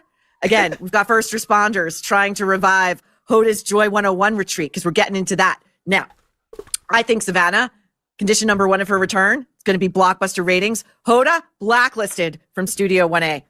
Just my supposition. You know, I've been doing this long enough. But Hoda has toddled over to Arizona. The irony. What? You know, she began hawking this Joy 101 retreat for spring. We're not technically in spring yet. That's March 20th, I believe. So she, you know, again, if you're a conspiracy theorist, Hoda sets her retreat in Arizona. Savannah's from Arizona. Nancy Guthrie lives, you know. Anyway, we tried to get in, and Marlena was discovered. It's a longer story, but that's what we believe. Anyway, so Hoda's Joy 101 retreat is starting today, Friday the 13th. No! Dark Stop. minds, dark hearts, dark souls. Now, Stop, this was Maureen. marketed, nay, as a luxury respite for the weary woman of the Western world. It's being held at a JW Marriott.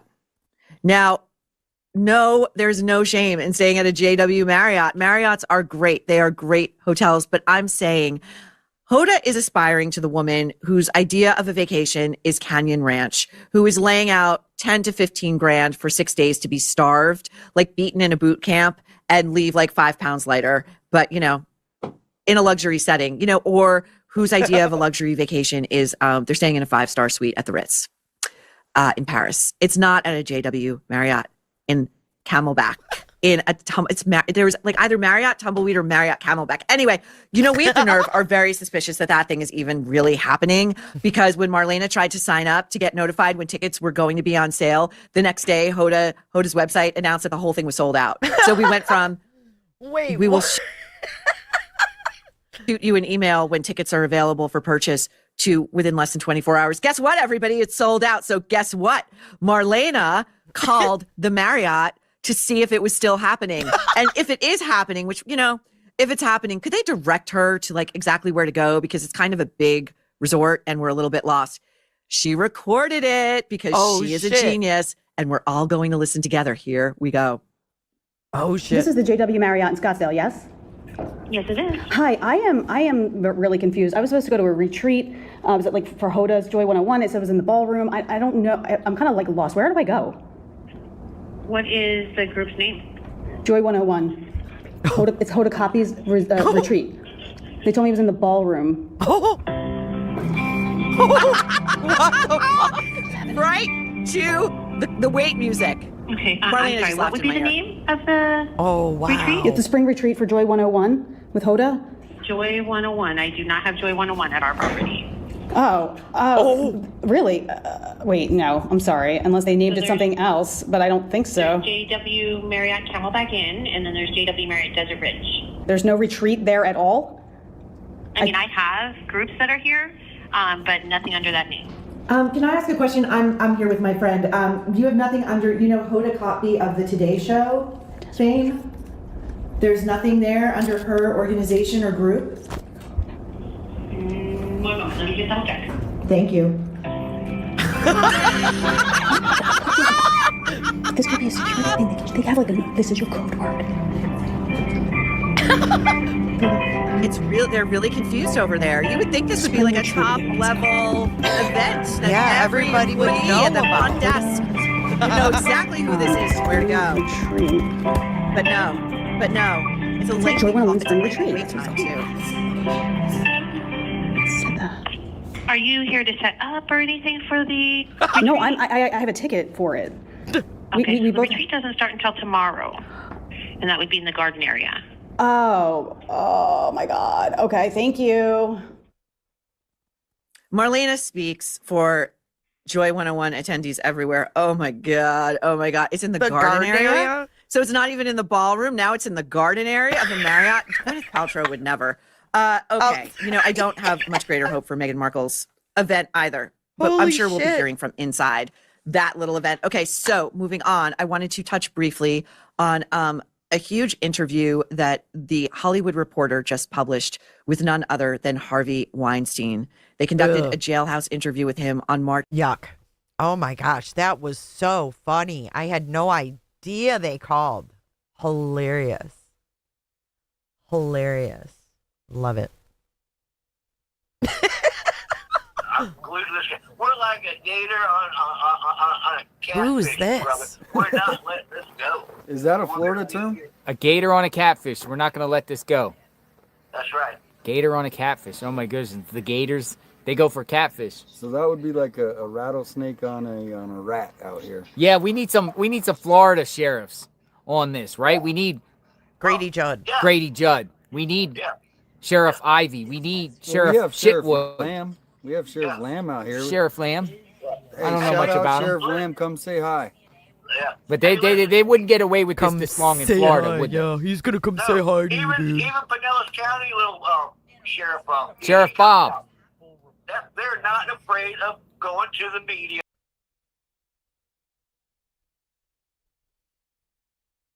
You know, Florida sheriffs, they don't play in Florida. Well, he came in with a chain one day. I was watching that. Thanks for the call. Grady Judd emojis. Thank you, JR. 857 rocks. So does Jacob.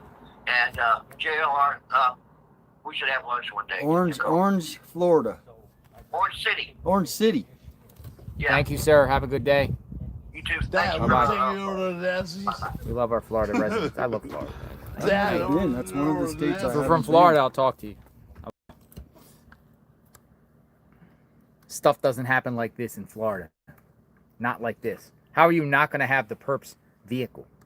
And no cameras. Florida Department of FDLE. FDLE, they would have had this person. Florida, yeah. I think so. And then Grady Judd will be having these nice, elaborate press conferences showing the perp's face. Seems like it's a perp now. Perp.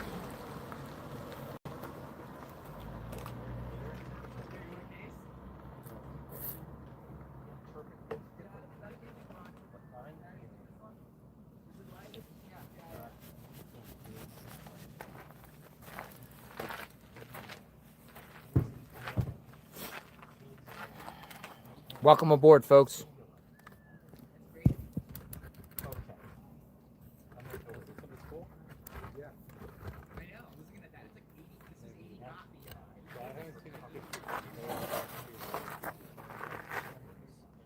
Where'd everyone go?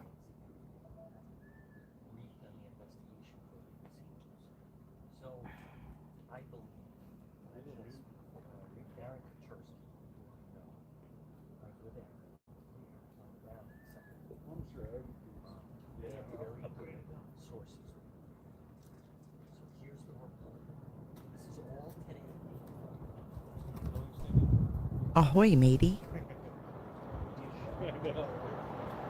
I know, Kim. It's kind of creepy, man. So, Nick Stan, you went back down the rabbit hole of the Tomato-Kalila connection. After watching some more videos, I'm convinced they're both involved. Scary. 2 o'clock. And streaming along.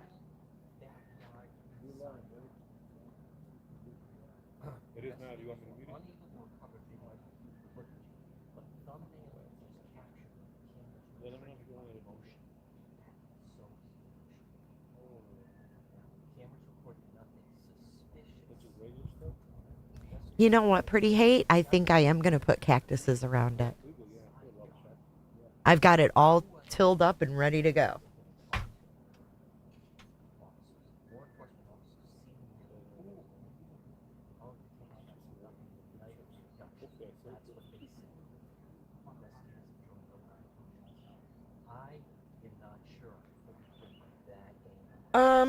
What else do I have?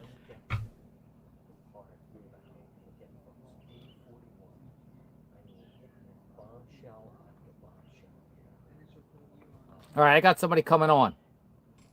A friend I've known for years wants to speak that just reached out to me. It is Jay for Justice. Jay for Justice, friend of mine.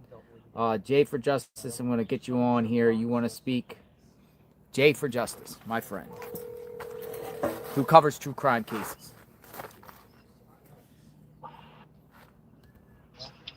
Hey. Hello, how are you? What's going on, Jay for Justice? Good. How are you? I'm great. What's going on? We haven't ever got your perspective of the situation. Yeah, I kind of feel like you do at this point. Like, I'm stumped. I really don't know. Like, I've ran every theory that I can think of without getting too crazy. But the thing I wanted to ask you about that you didn't really go into detail about was the map that you got Mm-hmm. from, like, Annie. You said it was like Annie's route or something like that? Yes, that was provided me by a neighbor. It's a route that Annie was reaching out to neighbors all across the board here. I guess it was some sort of neighborhood group chat asking people to check the surveillance and the ring cameras of a particular route. Interesting. Did they say that she drove that route that night then? That was cool, yeah. I didn't really get into more details. It was just provided to me. Let me see if I can get this map where it's at. I had it somewhere. I'm gonna try to look for this map. Why does that particular area pique your interest or something? I thought it was interesting because it looks like it veers around that golf course where you guys were at, and I'm not really sure, you know, because I'm not there. But have you driven that exact route, like beginning to end? I have not, but let me get it here. If I can flip this around, hold on, and then I'm going to show everyone if it will come up this way. Hold on. Okay, so let me, for some reason it's not letting me spin, but here, I'm going to put the camera down and show everyone the route. This was provided by a neighbor here, and it's a route, and here it is. Let me clear it up. All right, there it is. So originally start out all the way on the right, pretty much Nancy's home. It progressively goes west, goes over First. It seems like it goes down this road that's just north of the Denny's that takes you to Oracle, then up to Roller Coaster Road, and then Roller Coaster Road west. Huh. Heard a lot about that roller coaster road throughout this. Yeah, Roller Coaster Road. So what do you think? What are you thinking about this map here? Why would Annie want people to start at her mother's and go? It looks like it's going east, no? It's going west. I mean, it's going from Nancy's home west or south of where Annie and Tommaso live. Either or, whatever way, either or, east, west, west, east. Yeah, I don't know. I just think it's an interesting path. I just wondered if that was the regular route you would take, you know, going to and from their house. Well, there you go. So I don't know. Yeah. I don't know. I don't know why she said that particular route. Hey, Tucson, give me a second. Can you come here for a second? Is there anything going on with SWAT? People are saying in the chat there's SWAT situation going on. Is it related to this case? Most likely, if it's in town. I'm sorry, Jay, but people are saying SWATs. You got the Tucson Police SWAT and you got Pima County Sheriff SWAT. So yeah, people are saying Dad's going live SWAT, but I'm looking on his feed. Is it related to this? Like I said, I think he goes on road trips a lot and just drives around to different locations. But there appears to be some bunch of vehicles. What is this? Hey Jay, I gotta let you go. I gotta look into this. I got that picture thank you. a while Bye-bye. earlier. I mean, look, there's definitely a bunch of vehicles here.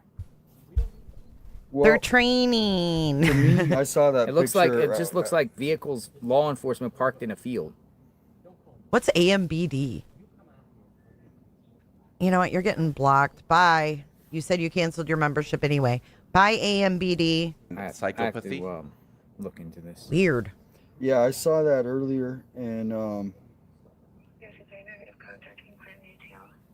the map's on my screen. Obviously, at this point, that was posted. I mean, I saw that posted hours ago. If it was really something, Inton would have found out. You're what the French word call would have gotten out. les incompétents.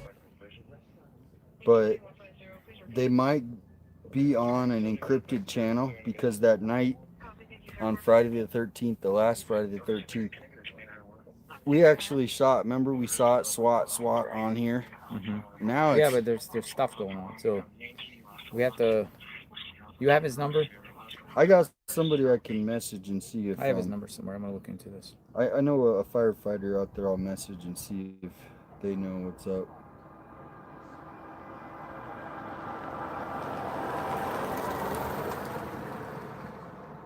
Okay, so where is DGL? Should we turn on I'm DGL? getting up Jacob on. He's right calling now. Jacob. Sweet.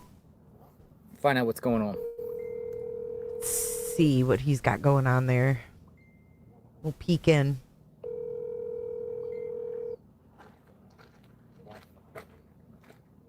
He's at the This quarry. looks like a bunch of vehicles in a field.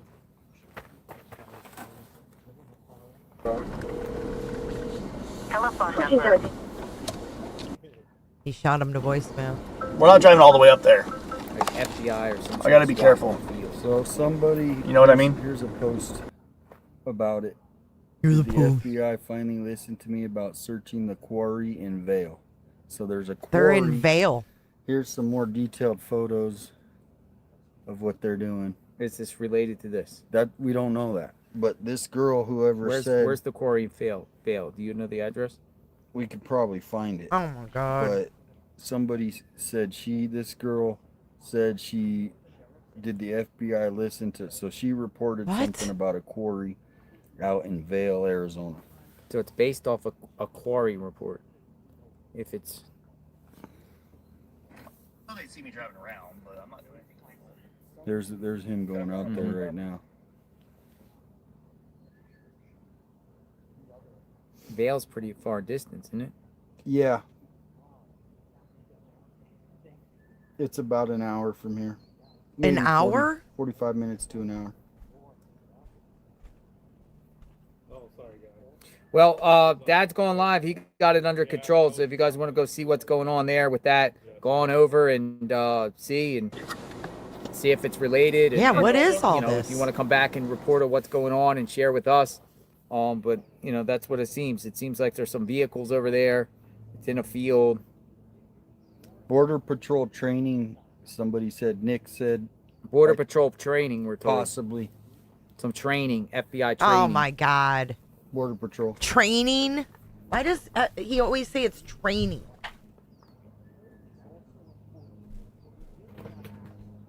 So they train out in the hills.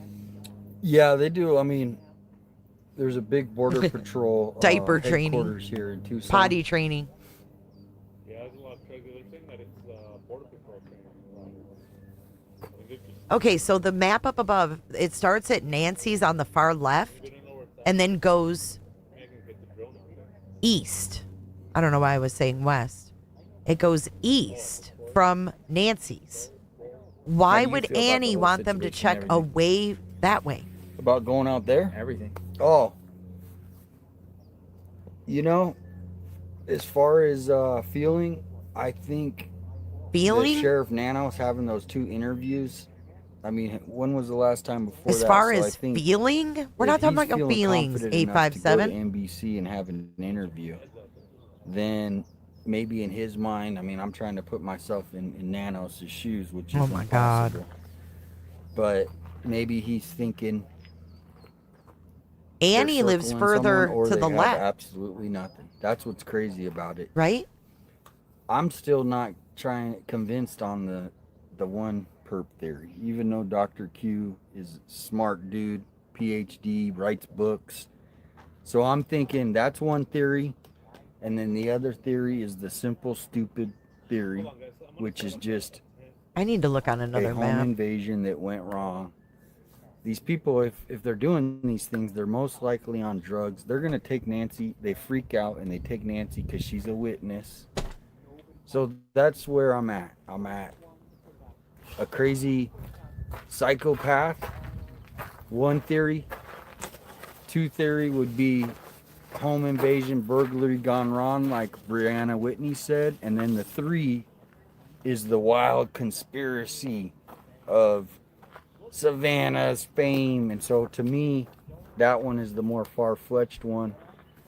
Far-fletched? I just got a text from a local saying that what they do out there is training. Training. It's training out there. We would have heard about it if it was anything Yeah, it's else. training, folks. It's training. So Enton is going to get the first lead. If he leaves, I just got a text from a local said they're out there all the time training and doing their training and stuff. I just posted because the helicopter last week I posted and it was doing. Someone said, oh, they go out there and train. FBI or law enforcement training. I don't think it's that. I think it's Border Patrol.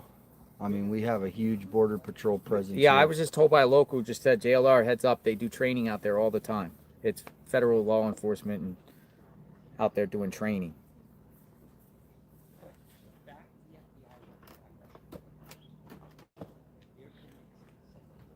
Probably like SWAT training and things like that. No, but a lot of people in the chat were like, there's something going on, SWAT, Dad's going live, SWAT. And, you know, and I'm just trying to find out what's going on. And it seems like it's a training thing that they got going on out there. So.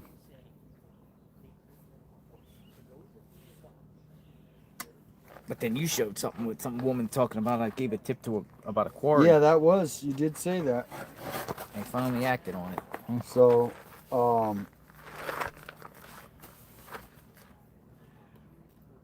training exercise. No, the chat did because they said there was a SWAT. People say, call Jacob back. He tried calling you. I don't think he tried calling me, but I'll call him back.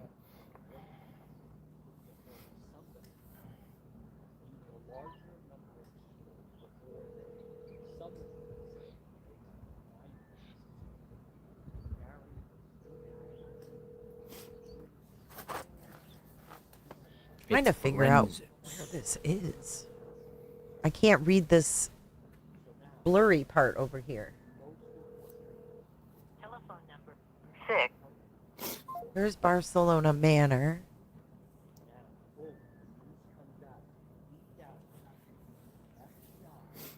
All right, a few other people want to chat.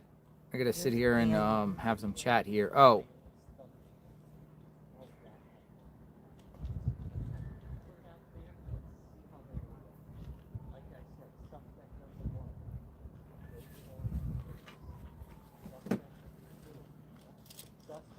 Okay, so they took to Narrow Street down to Roller Coaster Road to Oracle. Carol says, my suspects have just been eliminated due to Nanos' comment. Oracle to North Genematis Drive. Please, I want to talk. Genematis up to Rudisill.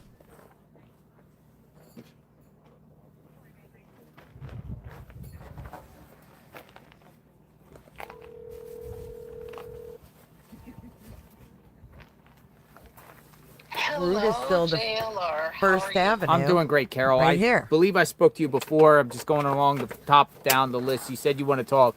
You had some suspects before. Who were your suspects before? Well, Rick, I'm the one. In fact, I think we talked yesterday. I'm the one who thinks it's a woman on the front. Oh, you with the woman. Yes, me with the woman. And you and I spoke yesterday regarding who's in charge of Nancy's finances, you know, being an elderly woman and all that.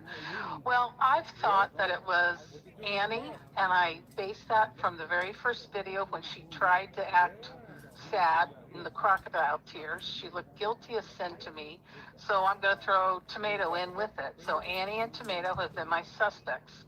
However, according to Mr. Nano, Sheriff Nano, whatever he is, he made the comments, was it yesterday when or today, a little blurb about how things are going. And he said that Nancy had been specifically targeted. Okay, that could be Annie and Tomato. But then he also said that everybody still needs to be on alert, that they need to be aware that this could happen again. Mm-hmm. And I thought, well, there goes my theory about Annie and Tomato, because if they felt that it was Annie and Tommaso, they wouldn't tell people, you still need to be alert because this perp might do it again. Annie and Tomato are not just going around the neighborhood, you know, kidnapping elderly women or elderly people or things like that. So by him saying that Nancy was targeted, and it could still happen again, everybody be careful, it just kind of moved my Annie and tomato thought out of the way. Like, it's not them, it's somebody random who maybe does target, elderly people who do live alone. Maybe that's what he means about Nancy being targeted, because A, she lived alone, and B, she was elderly, so they think she might be an easy target. And by telling, people to be alert, don't get all relaxed. This could happen again. Because I believe he was asked, could this happen again, or could this person strike again? And I believe he said yes. He did. So okay. I want to make sure. There's been a lot going on today, and I So want to make sure. so with that being said, who do you think? Okay, so you're one of the people that listened, that believed that it was Annie and Tommaso. Now you don't think so. So you just think it's somebody that was targeting somebody elderly? Well, these are areas I would check where you could pull over. Thought, then yes. If I use my heart, I still believe that it was Annie and Tomato. All right. We'll see what happens here, Carol. I got to keep it moving. Yes. Well, take care. We'll talk to you later. Thank you. You have a good day. You too. Bye-bye.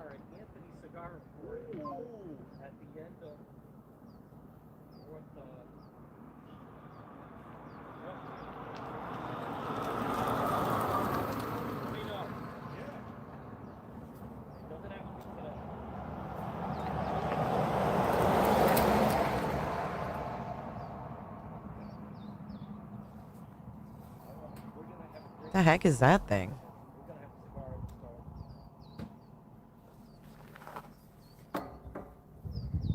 How's it going?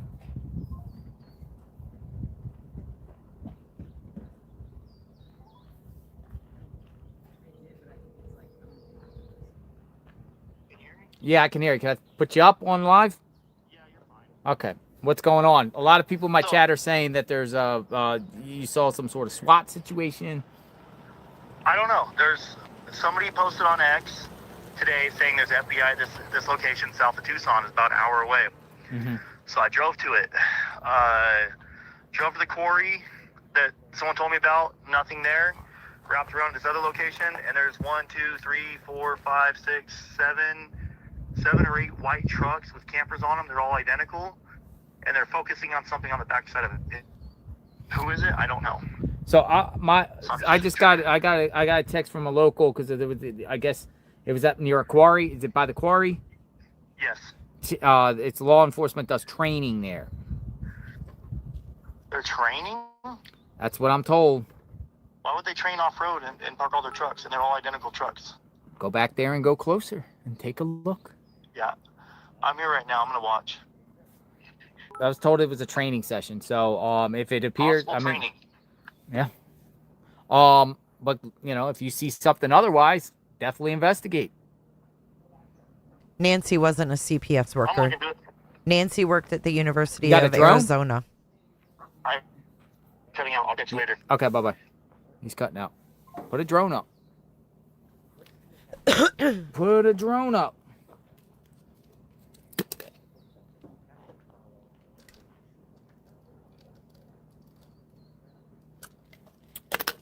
Look, folks, any law enforcement in a field would raise anyone's antenna, particularly around here.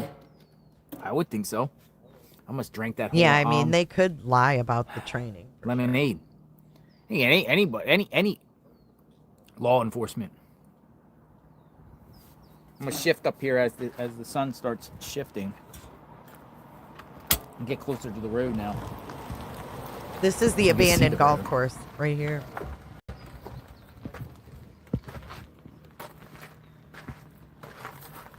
These images are from last September. I'm just looking around, being nosy.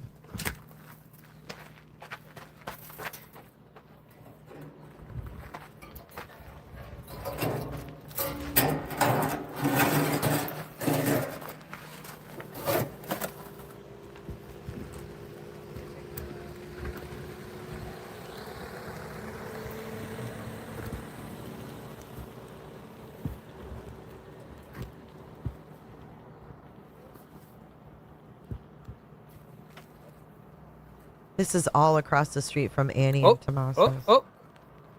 That Tesla always turns in. Not today. Type the Tesla.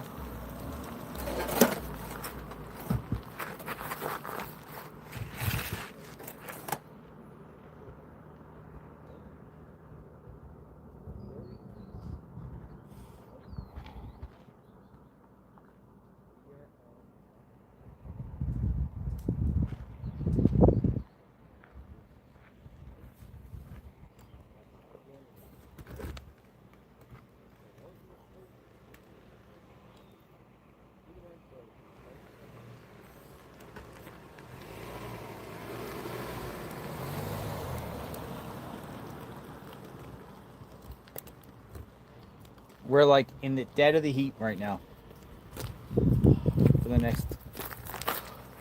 What's going on? Hot? Yeah. There was 2 Teslas? Did anybody go by Annie's today? Hello?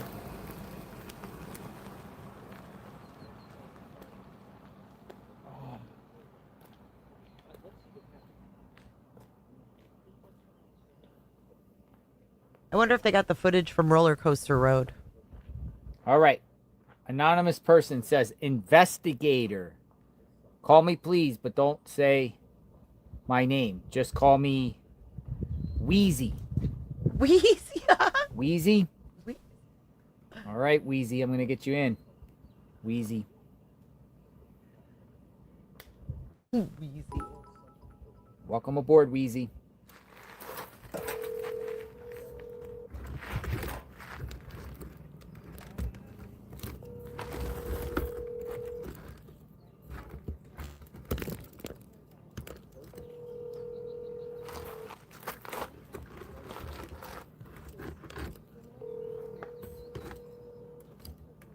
She could literally be anywhere. Wheezy. All right, well, Wheezy, reach out to me, and you do not answer. Thanks for trying.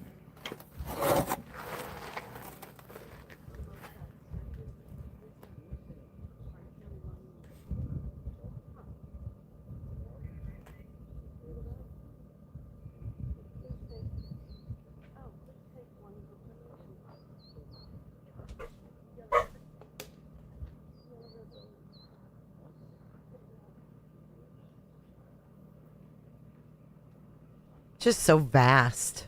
Crazy. Wheezy Jefferson?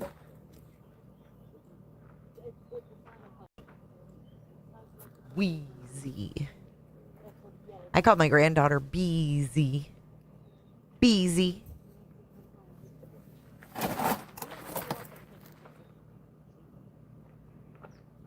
I don't know. I was comparing to Annie's map, and then I was just looking around off that route, just hopping down Shay. on the road. Shay wants to speak.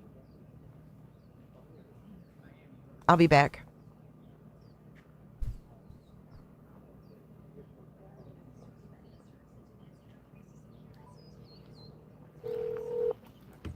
All right, Shay, come on in.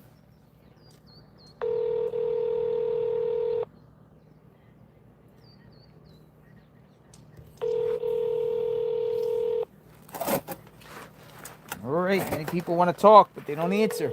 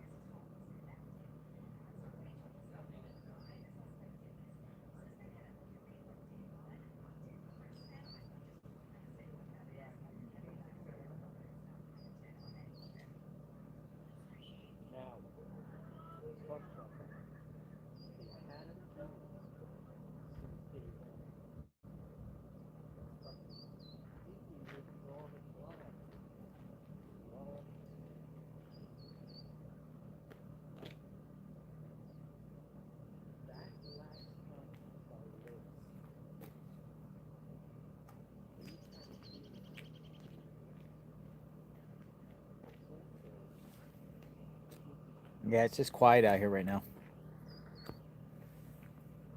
And hot.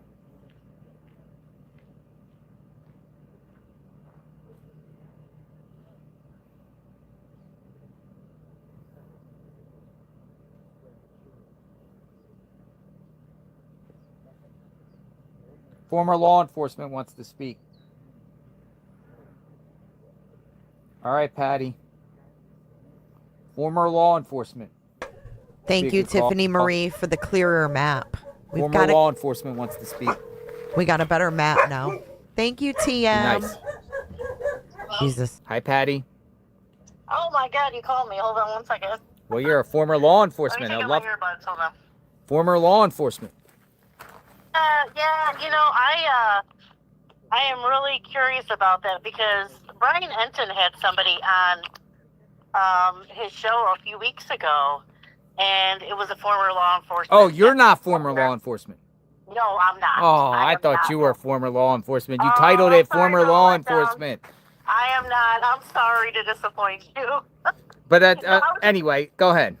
I was just curious if that was a kind of theory that this is maybe someone that possibly knew what people were looking for, that it could have been somebody that maybe lost their job because, a lot of people had been either demoted or what have you from the sheriff's office. It could be some disgruntled person that possibly just went crazy and maybe is a fan of, Nancy Guthrie or what have you. It just might be some crazy person. So that's kind of my theory, is like somebody that maybe knew how to cover up evidence, knew how sloppy they were too, that kind of knew, they only needed to do certain things. So that's kind of a theory that I had, and I'm not going to take a whole lot of your time, but I really don't know who did it. I mean, I'm kind of, at a loss here, but yeah, so I'm just praying for her every day. I appreciate the call. Thanks for your time. Thank you. Okay. Bye-bye.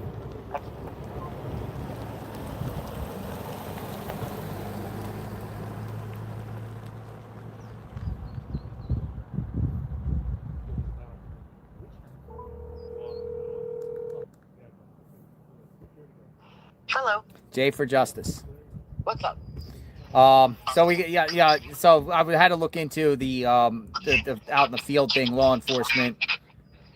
I don't know if I'm echoing on your phone. It was training or some shit. So what's going on? So one point I wanted to make. Mm-hmm. Don't you find it interesting that the only time we heard from the Guthrie children was about ransom? Like, if you think back, if those ransoms never happened, would we have ever heard anything from them? It's an interesting question. I don't know. Because their whole they're centered around their entire social media posts were about responding to the perp and the ransom. Yeah, and why only Instagram? Like, Savannah has the media, NBC, at her fingertips. Mm-hmm. It just seems wild to me. Like, we watched you, with Dateline out there doing these scripted interviews, but where are those interviews? How come we haven't seen them yet? There's been, nothing from Dateline. I know usually they do it when cases are closed, but they were out there interviewing. So where's the interviews with those people they mic'd up? It's going to be for a Friday PM special 1 month from now. 1 month from now? Well, I'm just being sarcastic. It's going to be for a Friday Dateline premiere, the exclusive behind-the-scenes look at... Yeah, I mean, I guess I expected since they were there that it would be that Friday. So I looked for something. Nothing. It is interesting that the Guthrie family really only addresses the perp and the ransom stuff in the course of this. Yeah. Via Instagram. Instagram only, because some people don't even have it. Now, granted, it's reshared and everything, but it's just weird to me. I don't know. What else catches your eye about this? So, yeah, you've been covering this from day one, right? Oh, my God. Just everything. I mean, I'm just trying not to get wild with the theories, but it's kind of hard not to now that we don't hear anything. Mm-hmm. But I did want to clarify something that I heard you guys talking about earlier. The glove, the bloody glove, was a different restaurant. Different restaurant. Yeah, it was a different restaurant than the El Charo. Oh yeah. Yeah. It appears, but here's the thing about it. Which restaurant? Because the bloody glove was found about what, 2 miles from here? Yeah. I mean, if it's on Campbell, the restaurants, there's no restaurants near there unless you go all the way down the river in Campbell. That's what I was wondering. Like, what restaurant is across the street from where the glove was found? Nothing. Which is it? If that was the one found on the street, which it seems like that's the one they were talking about, there's no restaurants around there. It's residential. Yeah, it's weird. Something's off with that. And then now we hear they're at El Charo for 2 days. I think we have the remote viewer here. Oh shit! Again? Yeah, I'm gonna see what she has to say. I believe. Yeah, get her Nancy Grace table out. I'll talk to you later. You have a good day. You too. Bye bye. Bye bye. I think, I'm not sure. No, nope, it's not the same one. Oh, false alarm. I thought that was she had an SUV though. Sorry, she came by and said Well, hi. there and we she had go. an accent. I thought it was the remote viewer. I said her Nancy Grace table. Swear it looked like I would have asked about her a little Dominic's charges, but I don't know if he's going to want to talk about Dominic because, you know, he's there and stuff. Don't be nasty sometimes. Hello, who's calling me? Hello. Not me. Calling up. Hey. This is a thank you. Oh my goodness. That's for you. Because I knew you guys said hi to me. Yeah. So I thought she was the lady that was here yesterday. Can I share this? Yes. This is so beautiful. Look at this. This is a rock that was just provided there. What's your name? My name's Chris. You want to talk on cam? Not necessarily. That's cute. All right, Chris. Thank you very much. Boots on the ground 2026. I love that. Bring Nancy home. What can I do with this? Place it down there or keep it? You can do whatever you want with it. I actually just wanted to say thank you to you. Thank you. And I actually tried to paint boots, but they're not easy. So you got Tucson. Look at this. That's beautiful. But thank you, JLR. Thank you. We What's your appreciate friend's you. name? My friend is my sister. Oh, okay. Sisters. And her name's Marcy. She's been following you for years and years and Hey. years. Yeah, I knew you guys said hi, and I thought, okay, I thought you were somebody else for a second, but this is. We have a Sharpie. Do you think it's okay to write our name on one of the candles that Jacob put down? Do whatever you want to do. You know, he had 100,000 people Yeah. asking, you know? Yeah. So, okay. We're going to do that. Were you guys from town here? Mesa. Mesa? Yeah. Came down to pay respect to Nancy. Absolutely. I am very empathetic, like Jeep Girl. Mm-hmm. Remember Jeep Girl? Jeep Girl, you remember Jeep Girl? Oh my gosh, I felt for her, but yes, we just wanted to come and pay respects, and I painted a rock for Nancy. It is 857. Jeep Girl's doing okay. She responded She back. all right? Yeah, she responded back. Okay. We have to get a, I know I have to go.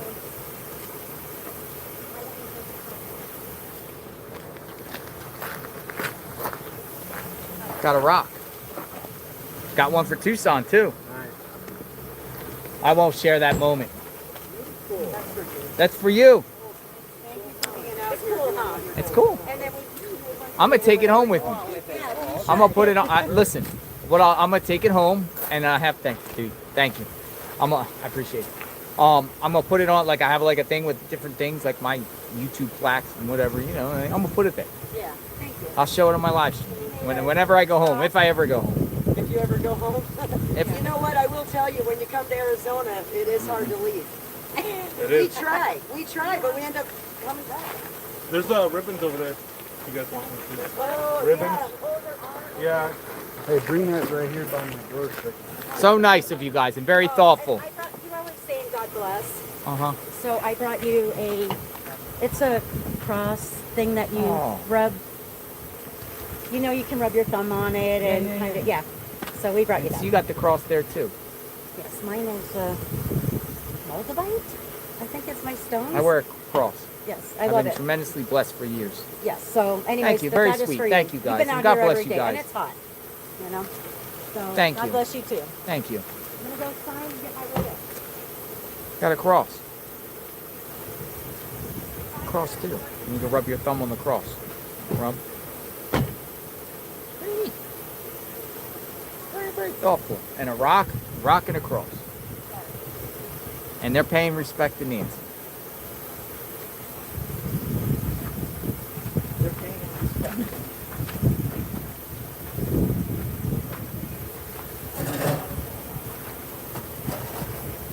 So sweet.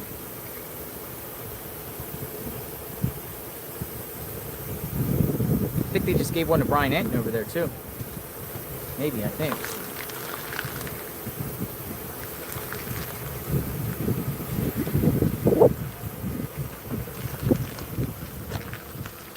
Very, very thoughtful.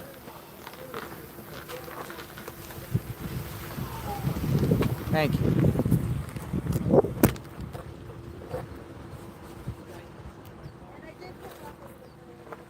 Mark the shark.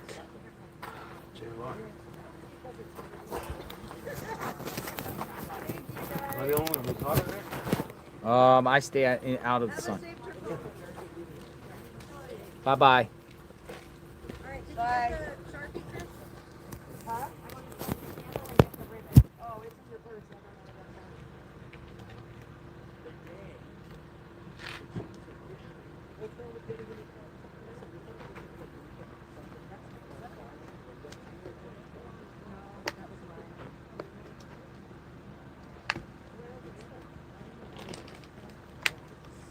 Do you know where the ribbon is? He said we could take a ribbon.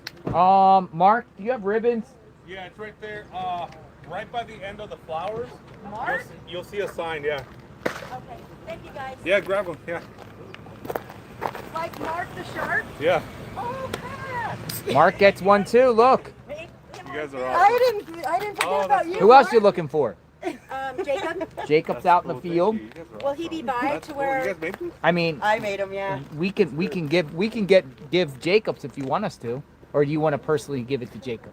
Well, It's better personally. I've got words for Jacob. Oh, we got words for Jacob. Oh, good or bad? I have words Good for Jacob. or bad? Bad. Really? You have bad? I got good news. But you're giving him a rock. I am giving him a rock because he's got his boots on the ground. But you have some words for him. I have words for Jacob. Interesting. I do. I'm hoping. Hopefully you guys can keep the peace on camera. Oh, I'm not going to be mean. Oh, okay. Jacob, somebody has words for you. Yeah, I'm sure. Oh, it's getting to him right now. You got 9 million people telling him right now. There's some girl over there telling JLR she's got words for you. I'm coming for you, Jacob. Oh. Bye, you guys. Bye-bye. Thank you.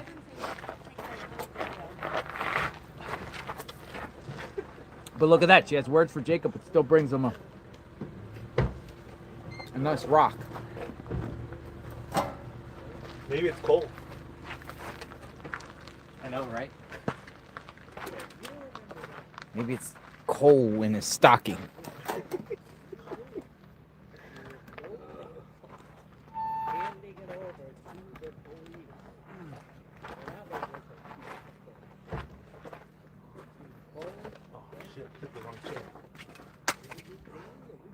Oh! I stepped on your cooler thing.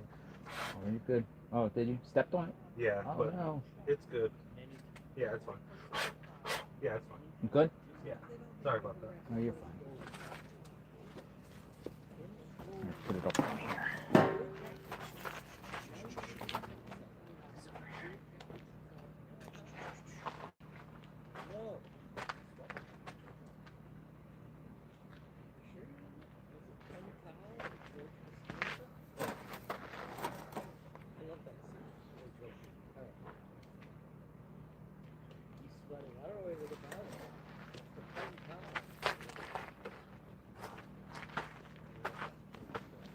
All right, live, back out on the scene.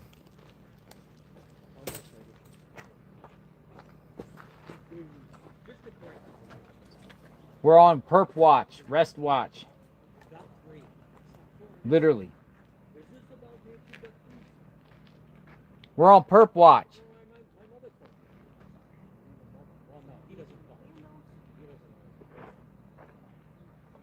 Bye,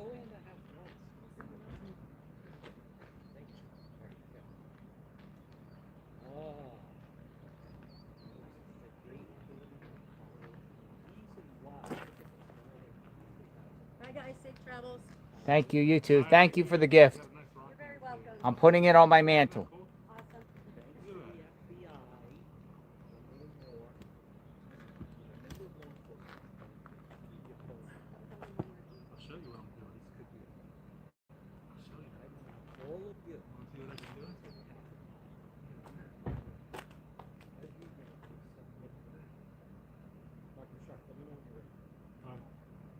Actually, hold on. Let me call Alex.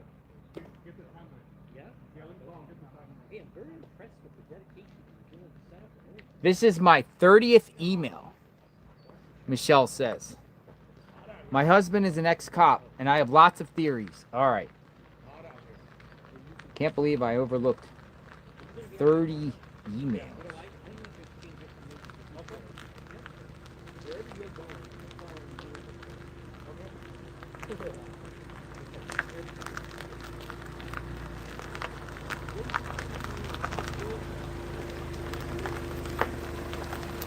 I probably won't run into Jacob, so if you want to give it to him. You want me to give it to him? Awesome. Jacob's our guy. You like Jacob? I have been following Jacob for over a year. Oh, have you? Yeah. Okay. Yep. I will give this to him. All right. I have not. Thanks again. Nice. See you later. Thank you. See you later. Have a good day. Bring Nancy home. Let's bring Nancy home. Today's the day, JLR. Today's the day. I believe it. Friday the 13th. That's what we said. Friday the 13th. That's it. All right, bye. Thanks for watching. All right, Jacob, I got a rock for you. Got a rock for you, Jacob. All right, we got individual named Michelle, whose husband is an ex-cop. I'm gonna get her in the chat. Been forwarded to voicemail. Huh? And then I got a voicemail.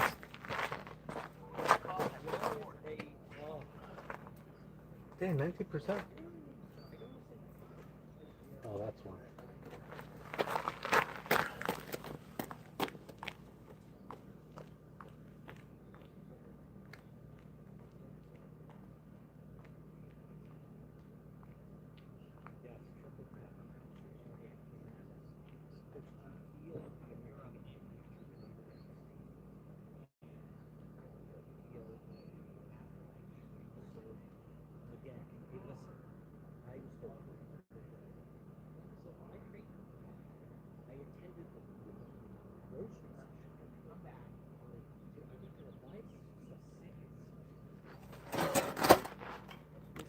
All right. Well, someone said they were trying to reach me 30 times.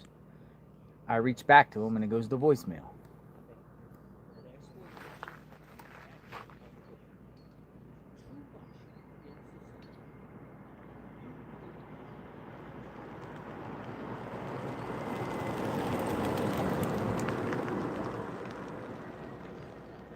All right, so I got an email from an individual that says, "Please be nice to your fellow YouTube buds, JLR, despite the uncivil chat." And I got this spammed about 5 times by the same person.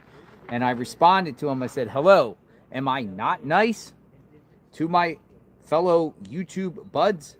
I don't get where they're going at here. Please be nice to your fellow YouTube buddies, JLR.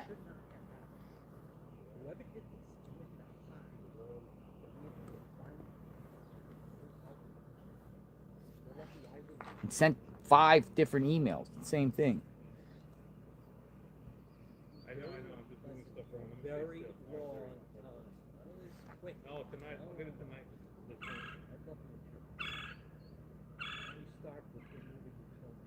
Oh, the static. You know what it is? It's this. It's this right here. Did you sell your car tomorrow?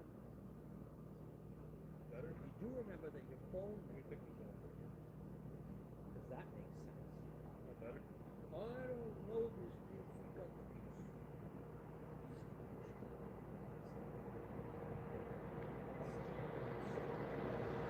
Hey, Ryan.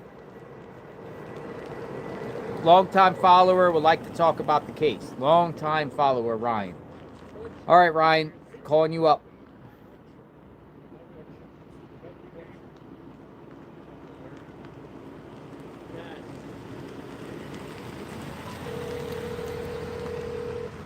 Come on in, Ryan.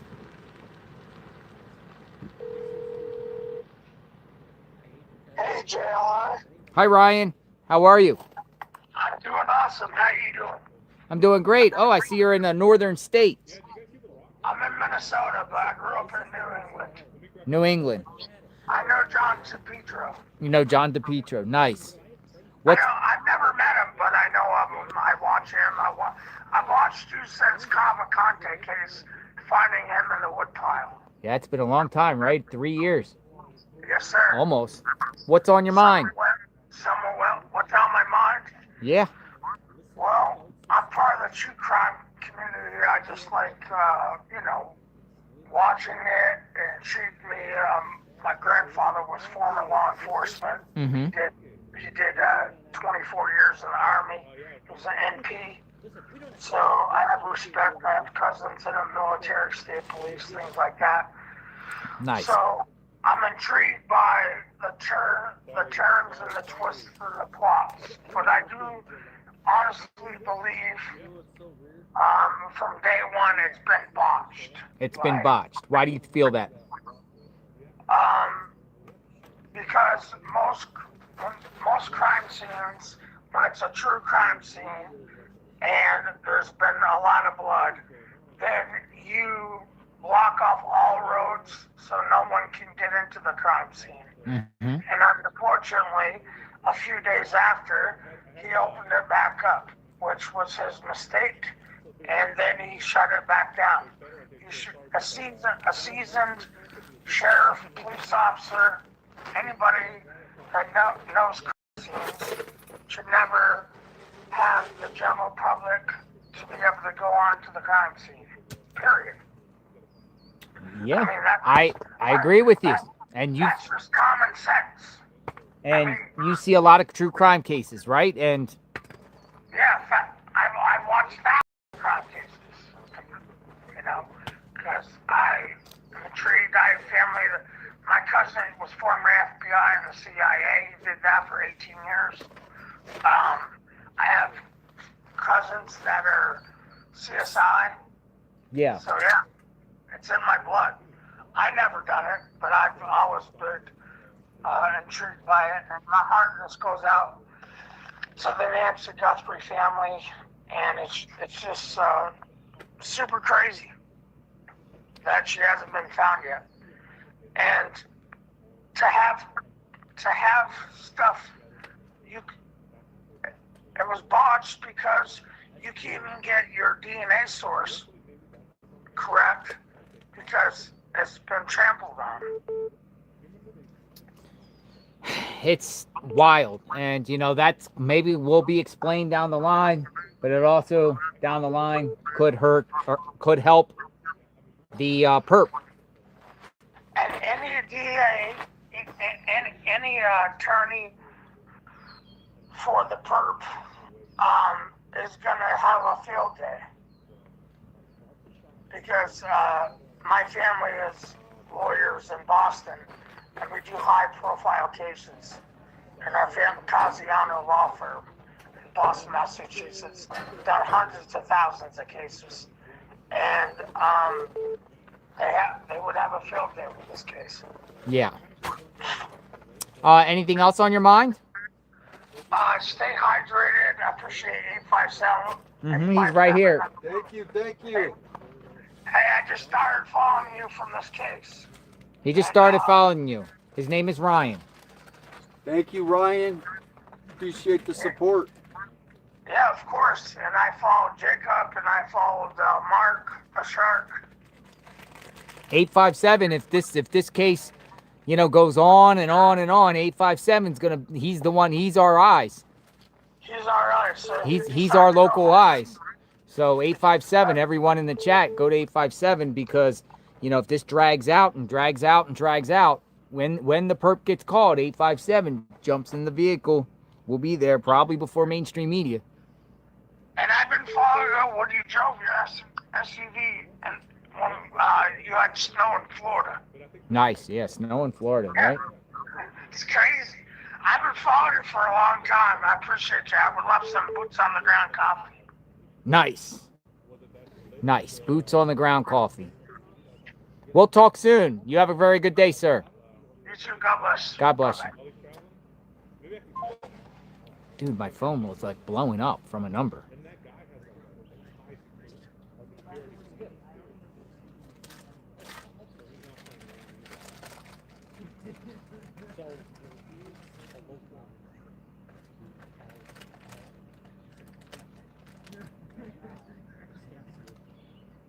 All right, somebody's calling me from a number. I'll just see what it is. Probably somebody we called and they didn't answer before.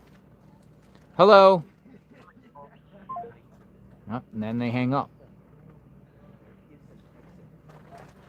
Oh. Blocked. Blocked.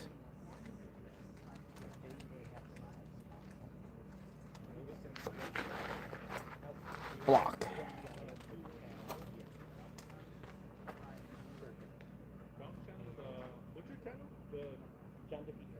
John DePietro show. Check him out.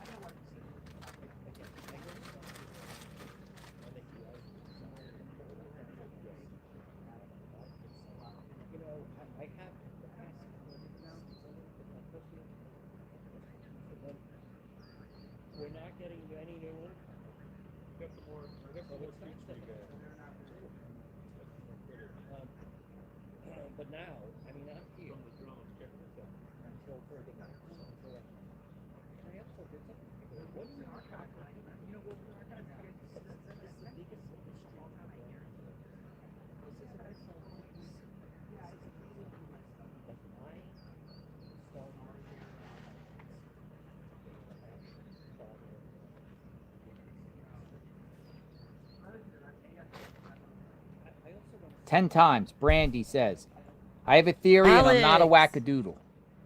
Alex! Alex! What's up, Alex?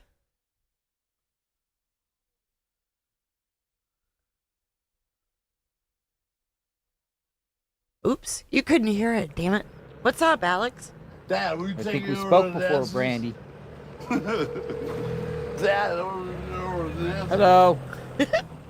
Hope you're doing good, friend. Hello? Hello. Hi, JLR. Hello. Is this Brandy? Yes, this is her. How are you doing? I'm doing great. How are you? I didn't get the fucking dance. What's on your mind? You said you emailed 10 times. Yeah. Well, yesterday too.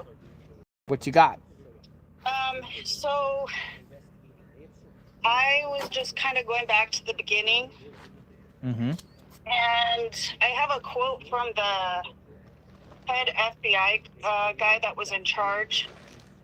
His name was Don't be nasty sometimes. Janke, Janke. He, first of all, I think with the ransom notes, I just completely myself discounted them. Uh-huh. And now I'm kind of going back to him. I think, like your other caller said, Savannah and the FBI took those seriously. She was responding to somebody directly. Those were the only times they came out publicly and talked. I know one of the ransom notes was a complete fraud, the guy from California. Los Angeles. Mm-hmm. But the FBI said something, and I quoted it in the very beginning. He said that the ransom note included elements only known to investigators. And I think that's a pretty significant statement, as John DePietro would say. So I looked into what we do know that was listed in the ransom note. Obviously, they're not telling us everything. But TMZ reported it listed things that she was wearing, that Nancy was wearing, damage in the house, and the broken floodlight over that back blue door, which Fox News FBI agent confirmed with Fox News that was correct. So that back camera you guys were kind of wondering about, I know you read that article on ABC. That floodlight camera was broken. Now that could just be a lucky guess, right? But I think that it's worth taking seriously if the FBI is taking it seriously. And in the beginning, I really didn't, because I was like, oh, it was just sent to TMZ, whatever. But it was also sent to local news stations. I think it's like an extortion thing. I'm kind of between two theories here. You know, where it's a guy who just, a home invasion gone wrong, thought she had money and took her for extortion. I did some research too, like how, you know, rare are crypto kidnappings. And what I found was actually pretty crazy because they're not rare. In fact,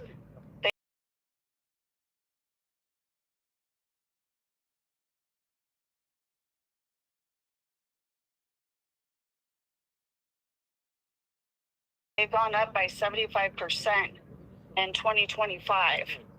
And there was a couple cases that I looked into where families were targeted, and this goes to what Nanos said about targeted, what could happen to anybody. Where the new thing that crooks are doing, or robbers or home invaders are doing, is there's often somebody overseas, and they're kind of the big fish, and they do all the crypto stuff, but they get some low-level guys that actually commit the kidnapping. And there was a kidnapping of a guy, I believe it was in Texas or Washington. They caught the guys in Texas, but two brothers that drove 18 hours, they kidnapped a family, held them hostage in their house, demanded the crypto wallet account number, took the dad, kidnapped, brought him to another location, and they never caught the third guy. They caught the two brothers for the kidnapping, but the third guy, he was overseas, and he was on the phone with them the whole time during the kidnapping, telling them what information to get. A lot of times these guys will also pose as workers, Uber drivers, to get information from elderly people, or even through, you know, their computer, send them something, we need your social security number, blah, blah, you know, all that. So I just thought that was interesting because I found multiple cases where there was actually kidnappings for crypto. So you're buying this crypto thing as being legit? I mean, I'm not ruling it out like I did in the beginning. I think in the beginning I was just like, oh, whatever, someone, and I could be wrong, and it still could be nothing. I'm not saying I know, obviously. Like I said, I go back and forth between that and, you know, like the restaurant workers, but it just made me think, because everyone goes, well, you know, I can't believe this guy got away with it, but he looks like such an idiot at the porch. Like, who is this guy? All the experts are baffled. And what they don't realize is, in all these cases, there's someone kind of controlling it, but they get these like local criminals, and they look like complete idiots. They're the ones that actually do the crime. And then the big fish is the one that is handling all the crypto side of it and the computer side of it. So I think it's a possibility. And they go, this one guy, he lived in a $3 million, like houses that were $3 million in this neighborhood, and they randomly targeted him because all that information is online. So, but it also could just be that they went in there to get money, didn't get what they wanted, and then tried to extort money through crypto because it's safe, you know, for them. And then was like, oh well, that didn't work. Like, kind of like a last-ditch effort. So it could be either of those things, or they could be completely fake. But I do know that the FBI is taking it seriously. I also, one more thing I would say is, if we look at Luke, I'm not saying Luke is involved or Carlos, but just looking at Luke and Carlos and the perp, one thing they all three have in common, you know, Hispanic male, tattoos. Someone like that doesn't strike me as a parasocial. That doesn't strike me as a guy that's sitting in front of the TV believing that Savannah's Loves talking to him. Yeah, or loves him. What was that? Or loves him. Yeah. Or, you know, obsessed with Savannah in any way, good or bad. Right, right. And I'm not saying that that's like, I love Dr. Q. I'm not saying that that's theory is not on my theory list too. I have multiple theories, but I'm just looking, I think that's making it a little too complicated. If you look at actual kidnappings, that's not high on the list. It's rare to be a parasocial. And then also on top of that, most parasocials, you know, they obsess, they stalk, they send a lot of letters, but I haven't heard of one that's actually kidnapped someone, ever. So I think just going with probability, crime statistics, I kind of go with the home invasion gone wrong. Mm-hmm. Or something like that. Like, it kind of bugs me. Some of these experts go, well, it can't be a kidnapping for ransom because they didn't provide proof of life and they didn't do the way kidnappings are normally done. It's like, yeah, but that's like Lindbergh baby style kidnappings, right? That's extremely rare. We're talking about extortion. We're talking about just money. You know, like, this isn't like criminals, like a Luke, or I'm not saying Luke, obviously, but you know what I mean? It's a different type of kidnapping. So if you're comparing it to, you know, stuff like that, I just think that's so extremely rare. I think that, and I think it's interesting about the restaurant and looking at the workers and things like that, because a lot of these guys, they are low-level criminals. And then the one more thing, I don't want to take up too much of your time, but I think it was Carlos, or Luke, I think it was Luke actually, who mentioned the FBI asked him about taking medications from her home. Yeah, part of the search warrant. That was a big thing. Right. Medications. There was three things. No Nancy Guthrie, looking for Nancy Guthrie, medications of Nancy Guthrie, and medical equipment belonging to A cane, yeah, some sort of Yeah. medical. which That would was be huge like a news. cane. Right. So that tells me that, I mean, there's just reasonable deduction, and I could be wrong, but the intent was to take her for some purpose. So I think we need to figure out what that purpose is. Is it because he was obsessed with Nancy Guthrie or Savannah's mom? Probably unlikely. It is possible. It could be. Or they took her because they wanted to extort her for money. You know what I mean? And they didn't want to kill her, but something went wrong. Because a lot of these, there was a case, even an ex-LAPD officer just got arrested in Los Angeles for holding hostage a 17-year-old kid for crypto. And he got caught. There was one in Soho in New York where they beat up the guy for his crypto, held him hostage, kidnapped him. So it's going on. It's kind of on the rise. Now, in most of those cases, the people survived. Some of them were pretty badly beat up. But when you're taking a elderly woman, I think there's more chance of something going wrong, you know? Maybe not intentionally, but, you know, they hurt her and something happened. And I also think that kind of goes along with the ransom notes. You notice the family, why they're kind of seem to be accepting that she's no longer with us all of a sudden. From what I understand, that second ransom note was a declaration and almost kind of like, sorry, didn't mean for it to happen kind of thing. And that's when you heard Savannah say basically, you know, it's okay, we understand, like, we still want her body. But the ransoms are through the email, not to them directly. They're to the media. Yeah. Yeah. That's why I don't think it's like parasocial. I think it's like they just want money. I think that, and they're criminals. They don't want to take the risk of contacting the family. They're doing it in a way that they're not going to get caught. They're in it for the money. They didn't get what they want. Things went wrong. Nancy passed away, last ditch effort. Try to get some crypto and peace out. Because that's actually is traceable, but it's hard to trace. And like I said before, I just thought, I was like, I've never heard of anything like that. That stuff doesn't happen. And then just 15 minutes of Google searches, I found so many cases where this is happening. Not even to celebrities, just people that, you know, in a $2 million house, or like that family. They got $8 million from them. Well, before they were caught. So interesting perspective. I appreciate the call. yeah, and like I said, I could be completely wrong, but it's just like something new, and I kind of feel like we're going over like the same stuff.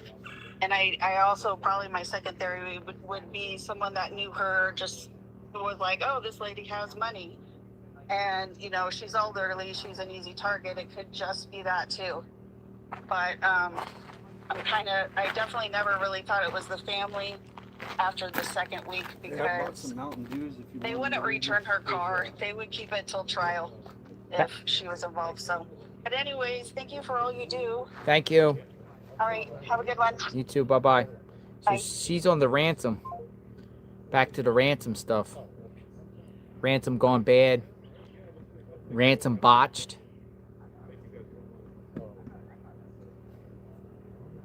Ransom botched. Bounce. Ransom. I don't know. Former investigator here. I missed your call. Please call back. Former investigator.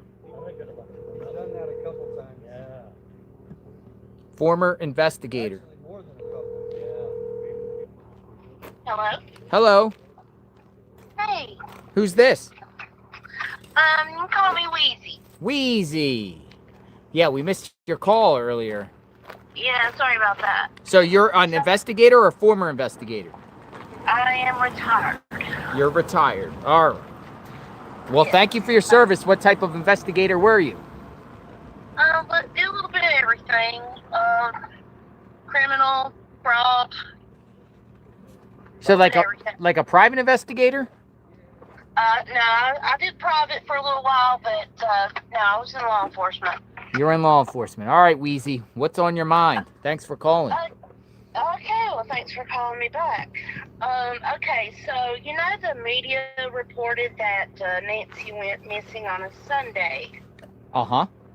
Well, if you want to pull up I don't know if it was the first or second press conference that Nanos had. You're going to say he said Saturday. He said Saturday night. Yeah. Okay, so anyway, you know, we've all seen that.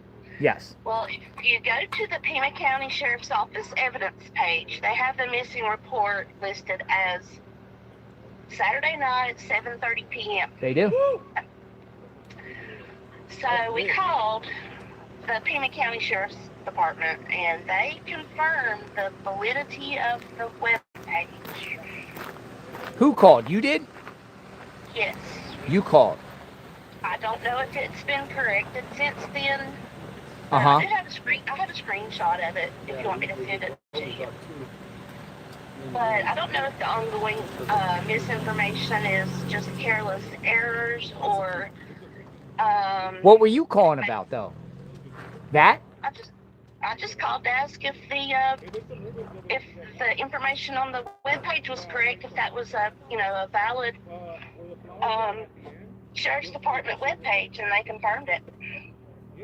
You don't think it was a misprint? I don't know. Could be. But here's the thing. All that aside, law enforcement can legally lie to the media. They can? Yeah. I know that. I mean, as you as former law enforcement, I mean, what do they train you? That you're allowed to lie to individuals? Maybe. Maybe? Yeah, right? Yeah. No.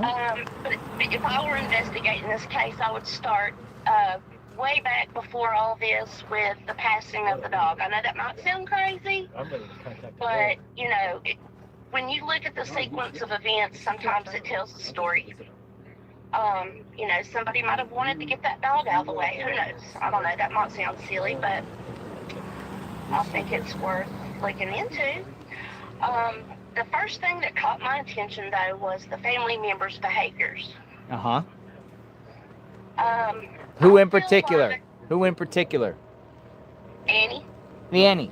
All right. As a former investigator, what did you see out of Annie's behavior? When Savannah was talking, and she said that they wanted their mom back so they could celebrate with her, it's like Annie just about lost her breath. You know, law enforcement can pit family members against family members, and sometimes family members don't know that they're being pitted against the other. So they may have written that script not only for Savannah to say, but they could have also been watching the body language of the other family members. Mm-hmm. But I think at this point, But what can they get out of body language? I mean, does that make someone guilty, body language? no, but they're going to want to watch. Yeah. They're going to want to watch behaviors of the family. But I think that, you know, right now we've just got circumstantial evidence, and with circumstantial evidence and no Nancy, there's really not much of a case. That's just my opinion. So you think they have circumstantial evidence but no direct evidence, and they're not going to pull the trigger on circumstantial without the body? Correct. If they found the body and they had circumstantial, would they pull the trigger if they felt like someone was involved that they had circumstantial evidence on? It's possible. Yeah, no, when it comes to body cases, we hear no body, no case, but obviously that's not true. I mean, they can prosecute without a body, but they would have to have a lot of direct evidence, right? Right. I think they've known for a while who and how, maybe, but they're still building their case. But how do you build a case? Like, if you're, you know, a month into this and there's no body, how do you continue to build a case? Yeah, that's the mystery. What's taking so long? Because usually this would be wrapped up by now, right? Right. I mean, when it comes to, like, we'll just say family murders and things like that, I mean, case closed really within the first week, right? Yeah, usually. But, you know, they're going to, you know, of course they always start with the people closest to the person and the last person that saw them. Mm-hmm. And to me, as I've listened to all this and followed this on different platforms, it just seems like all roads always lead back to the tomato. Why the tomato? I don't know. It just seems like that's the way that we all keep going with this. Last person with. So as an investigator, how do you shake the trees? How do you ruffle the feathers? How do you make something spark? What would be your tactic? I think it's all going to hinge on forensics. Forensics? That, unless someone confesses, because whoever did this, it's eating at them. It is eating with them. Yeah. Do you believe the theory that some have discussed about just a random psychopath? We'll use the word parasocial, psychopath, random stalker type of person that's just going at Nancy. Do you like that theory? I think it's a possibility, but not in this case. I don't think so. Not in this case. You think No. someone very close to Nancy? Someone associated with Nancy, somehow. Yes. How are they able to elude law enforcement in reference to no video of any other videos of perp, no video of vehicle, no vehicle, digital stuff? It all goes back to what I said in the beginning. They can lie to the media that, you know, they may have a ton of evidence. They may have all kinds of videos. They may have text messages, phone calls, emails. I mean, you know, just because they're not releasing it doesn't mean they don't have it. But if it falls back on tomato, like you said, then why is Savannah side by side with the tomato guy? Laying flowers. To me, that appeared very exaggerated. That was another thing that caught my attention, but we'll see. We shall see. I appreciate the call. Well, thank you. Thank you Keep for doing watching. what you're doing. I'm an avid follower. All right, we'll see what happens here. Have a great day. You too. Bye-bye. Bye. All right, what do you think, folks? Statistics have it. Somebody very close. We'll just say 90% of the time. 9 out of 10.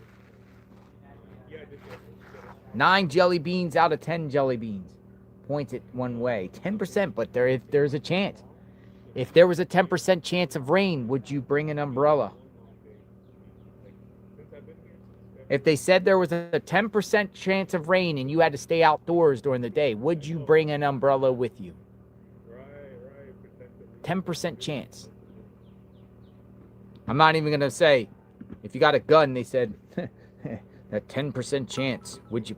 I'm not even going to say that. I'm trying to use another analogy here, folks, but 10% chance, I guess, of rain. Would you bring the umbrella?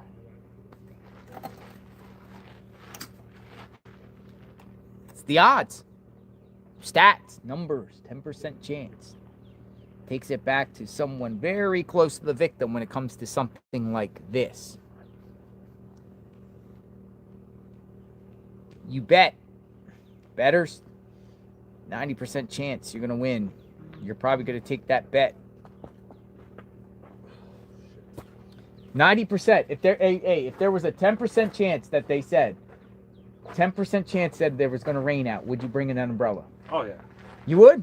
Hell yeah. With 10% chance of rain? Yes. Today's forecast, 10% chance of rain, Yes. sunshine with a 10% chance of rain. Yes, I'd bring 2. You'd bring 2 umbrellas?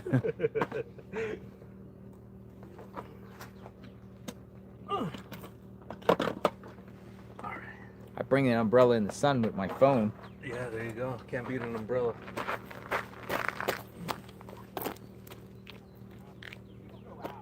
All right, we got somebody that I guess I tried, and they've been texting me back. I don't know who this is, so I'm just going to bring you in the chat because I think I called you before, you didn't answer, and we've been playing.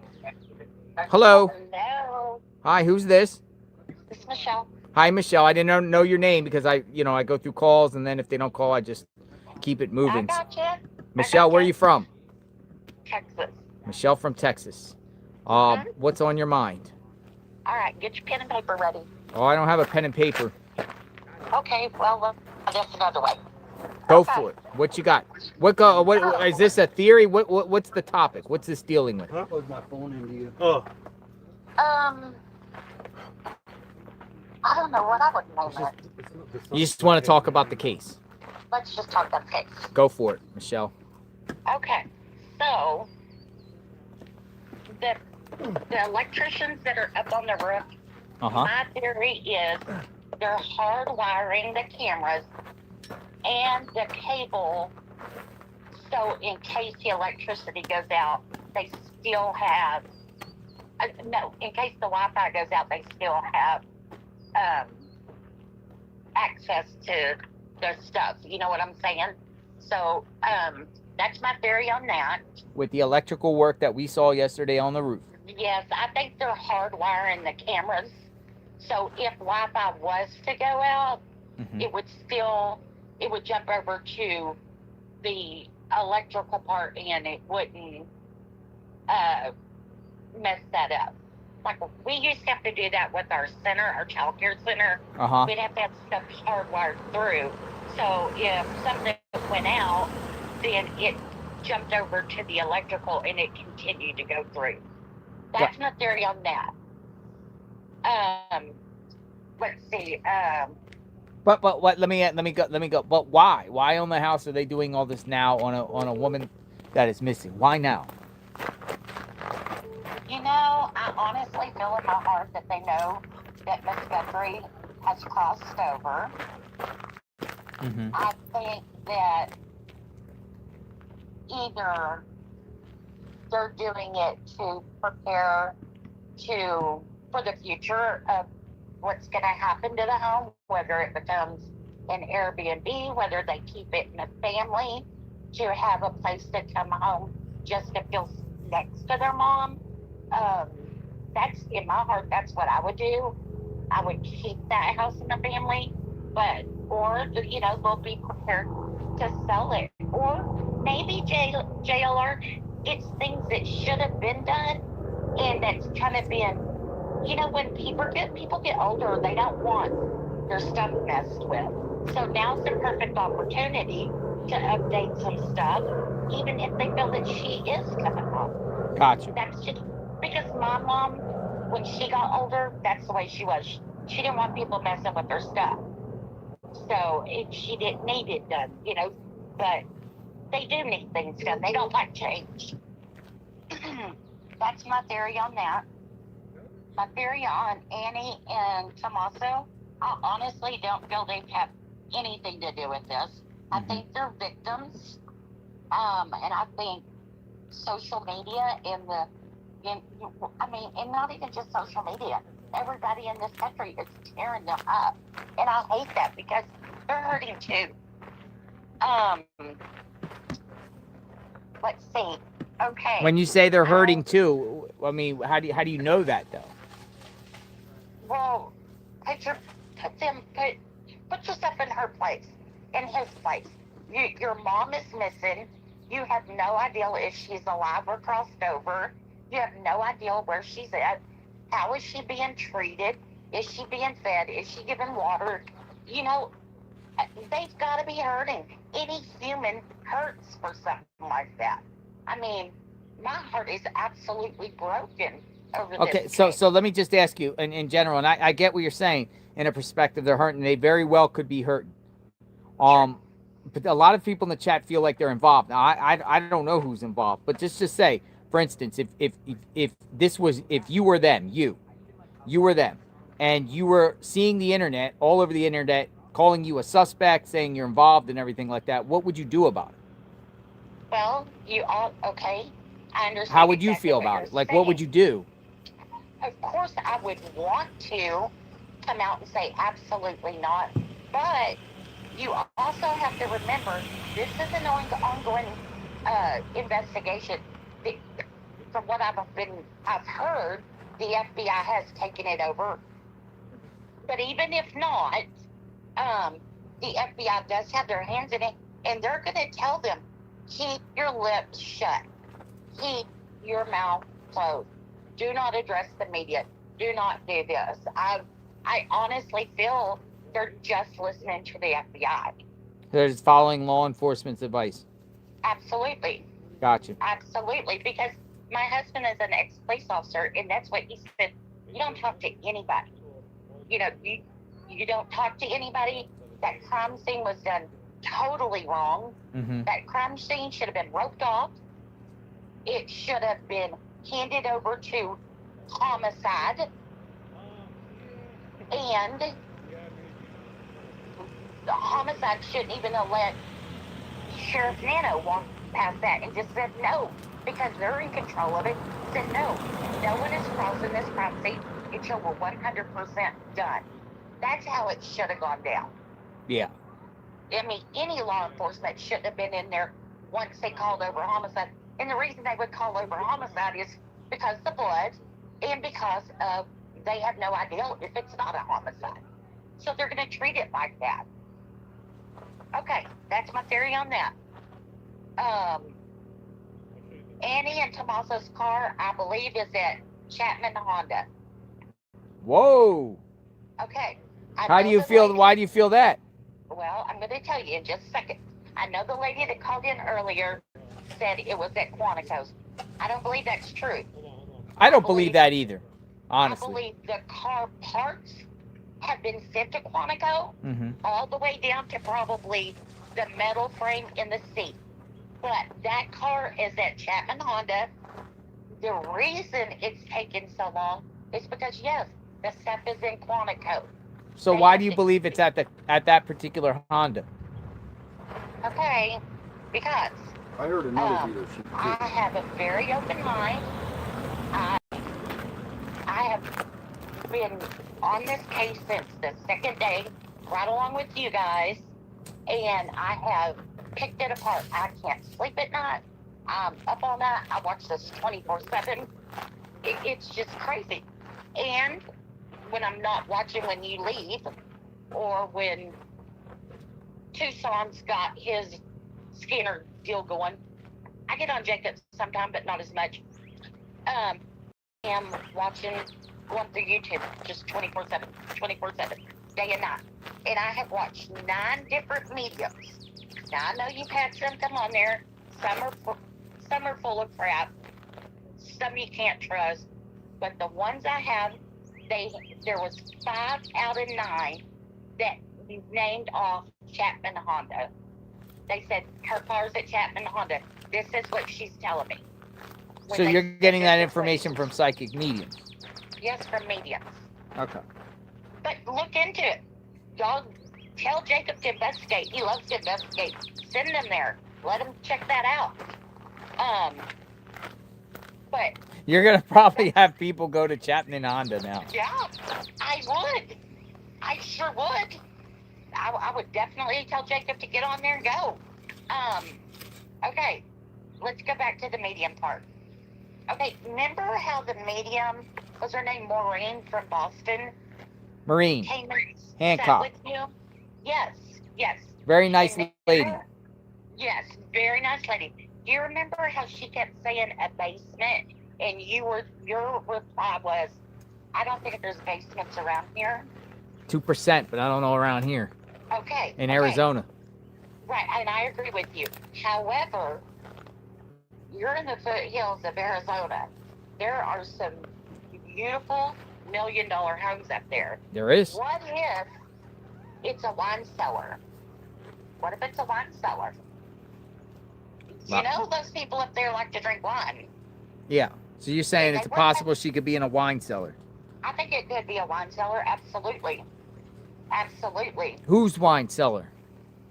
Well, everybody, 5 out of the 9 psychics say 3 doors down. So 3 doors down has to hold something. Something that they took her there. And several of the psychics said there's 3 people. 2 were inside. She gets up, she goes to the bathroom.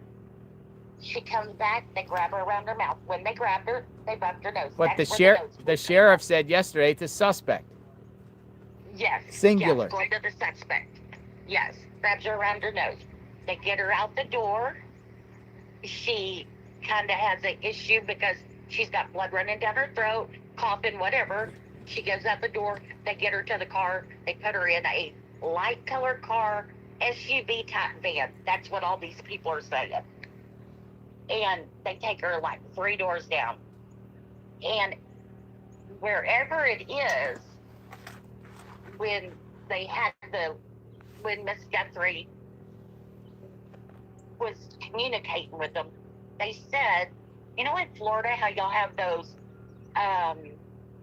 wind chimes that they're iridescent and they're like round. I think they're like made out of a shell, like a clam shell or something. Do you know what I'm talking about? They kind of sound Well, we got about 1 minute left. okay. Anyway, so 1 minute left. What's going on? It's hanging on the back porch of the house that she was in. Uh-huh. And then they moved her again to a horse barn, and they buried her there. That's my theory. That's your theory. I'm gonna go off of everything that I've been looking into. Yes, that's my theory. All right. Thanks for the call. JLR, stay hydrated, keep using your chapstick, and keep praying. All right. Keep praying. Thank you. Thank you. Bye-bye. What do you think, folks? Share in the chat. What do you think, folks?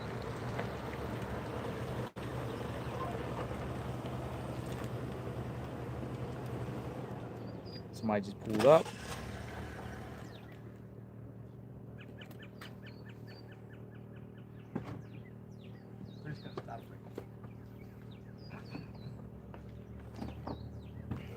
How you doing?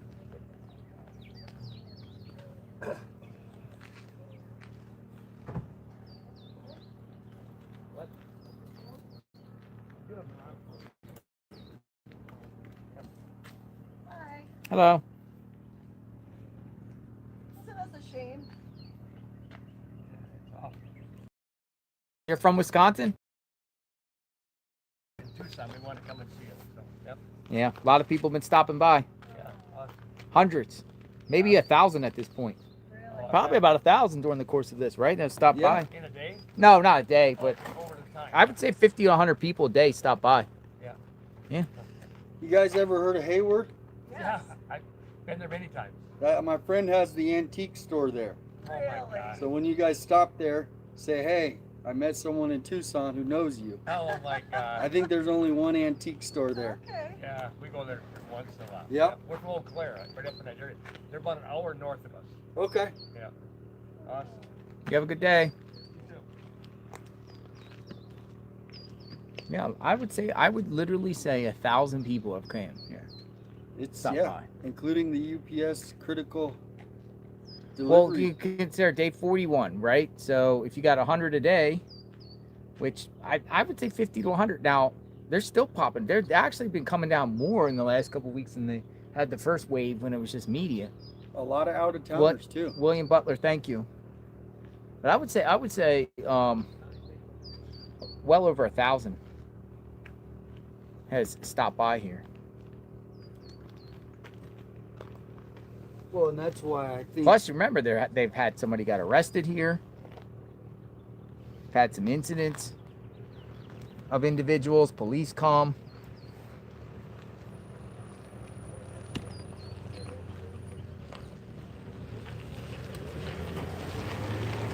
A 1,000 people.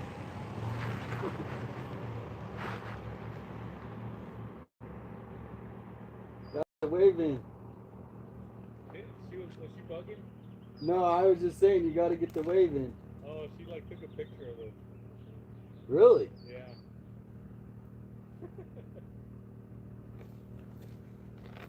Welcome in. No, people come by and they look, get flowers themselves. I see people just looking. I see people cry, hug. It's a very somber experience. Somber.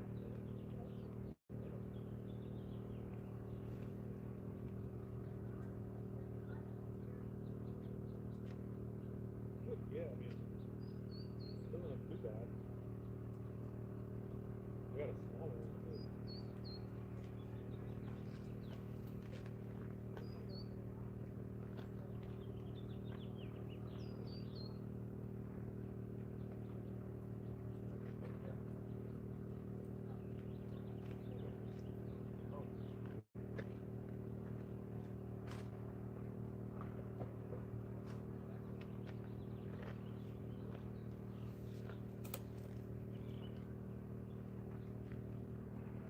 Where's your ribbons?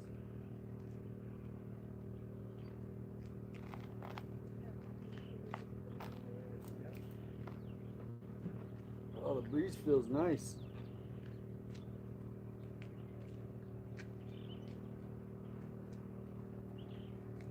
Nobody over here. No. Oh, that's fine.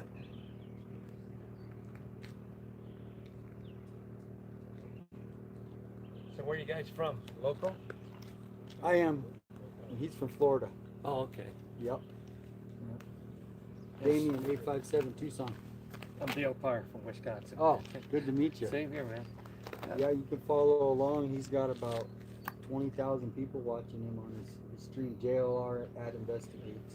J-O-R? JLR. JLR. Okay. Add investigation. Investigates. Say it again. JLR at Investigates, right? Yes. I'm sorry. I was reading a text. How are you guys? I'm from JLR Investigate. See the hat? Oh yeah. Take a pic. I Just take will a pic of the picture hat. that, man. You can watch it on YouTube later. Awesome. So what are you doing? We're just covering this case, hanging out here, seeing who stops by, waiting on standby for perp watch, trying to get any idea who did this crime. I just can't believe they haven't found the person. But I can Exactly. see now what they mean, how it's so covered, everything, and there's no neighbors across the street, and any neighbors on the sides wouldn't see anything either. Who would take somebody like this? Who would take an At 84-year-old woman? 84. 84. Yes. Just makes no sense. That no sense. No right? sense at all. None at all. No. We're hoping the silence, they're just maybe watching some people, hopefully. But Yeah, you just never don't know if somebody comes by that's. I'm sure they're hopefully, checking out on the streams if the different license plates. Yep. Just pick up something. Because a lot of people did say, on cases like this, that the perp might come back. Mm-hmm. Like Koberger up in Idaho. You gotta check it out. Yeah, he came. Yep. Yeah, he did. Yep. Yeah. Well, if you think with somebody 84, it'd have to be for a ransom. Well, that's about the only thing. I don't know what else. Well, we don't know what they're hiding. See, and that's the thing is there's just, if they released more, we would have more of an That's idea. true too. Or it was a robbery gone wrong. That's that's a big theory. Yeah, I mean, there's all kinds of things. A lot of people go to the conspiracy theories, but yeah. But how did they get in? sometimes- Well, they don't tell us that yet. Right. They We won't don't tell you know. much, no. We don't know how he got But in. if we did, we might know a little bit more about what happened. Yeah. Hopefully it's calculated and they're just taking their time and Yep. you gotta Well- trust them. They're taking their time, that's for sure. Yeah. There's so many theories. Mexico seems good to me. I mean, Yeah. They're going through any theory that's possible. Or she could have just died and now they have no proof of life, so now they're not gonna get the money, yeah, there's all kinds of you know? Once they find the suspect, they'll be able to find Nancy, Yep. hopefully.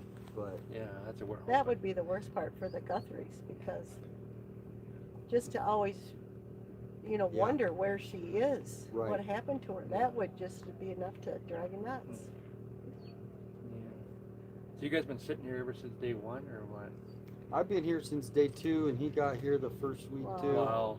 But on Friday the 13th last month, we went to bed thinking that the suspect was caught. Remember, if you guys remember, Yeah. it was February 13th. I went to bed and I was like, wow, that was a crazy 13 days, and they got the suspect. And then we woke up, back to square one. So you live here though? Yeah, all my life, yep. Yeah, cool. It's no humidity though. Yeah. Well, we're getting 24 inches of snow. Right. Oh, wow. Yeah, we're Lot of getting snow. 18 to 24. So we're glad we're here. Yeah. It's a good We're going place back to be. Tuesday. We go back Tuesday, so I'll get my shovel out. Well, enjoy your trip out Okay. here. Good talking to you Nice guys. meeting You guys have a good day. Thank you. We'll follow you. Okay? Yes, thank Take you. care. Check it out. Yes. Pray for Nancy. What's that?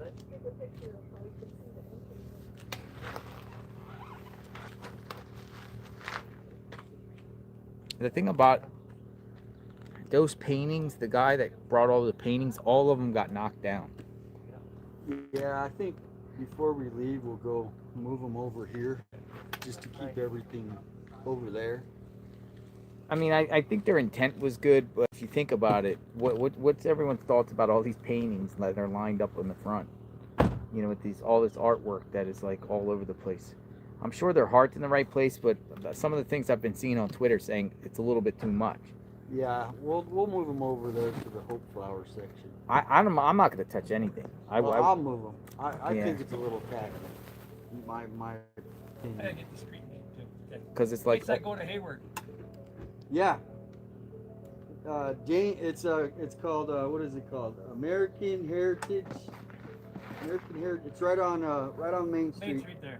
We go for the Muskie Fest, that kind of stuff. Yep. And you guys have the cross country thing going on there, Yeah, they do the Birkenminer. and then the lumberjack. Yep. Is that the muskie? Yep. Okay. That's the same time with that. He keeps saying you got it, and so it's on my bucket list. So you haven't come to Wisconsin before? Never. It's definitely Oh. yeah. I've been to all 50 states. That was one of my bucket list things. Actually, I did go up to Bemidji. Oh, okay. My son Minnesota. he played college up there, football. Okay, for where did you Bemidji. play for? Bemidji? You did? No, my son did. Oh, okay, nice. Yeah. Okay. So I did spend. I went up there. That's in. Is that Minnesota or that's Minnesota. Minnesota? But yeah. Well, yeah, it's same area. So I kind of got a taste of all the water that's up there. Water. Yeah. Summer's great. Have a Spring, good summer, trip. Fall. Stay away from the winter. Right? All right, man. See ya. Take care, Dylan. Thank you. You have a good day.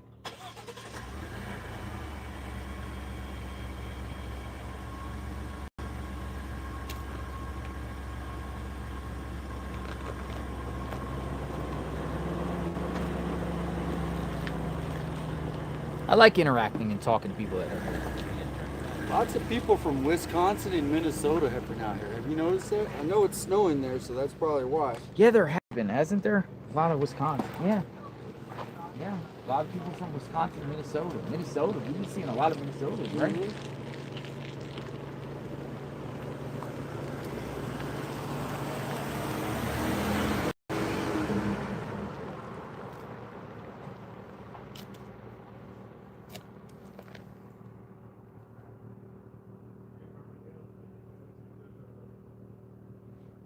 Yeah, if you want to put the rest of your drink in there. Oh, yeah. So it doesn't completely turn to water.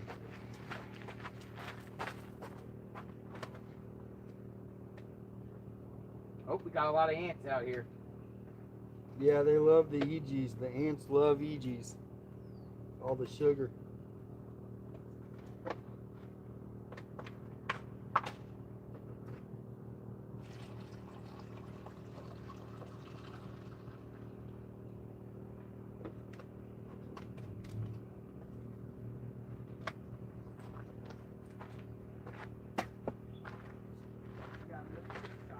Oh, we are getting close to the 4 o'clock hour, folks. JLR investigates each and every day. We've been out here for over a month. Today is officially day 41.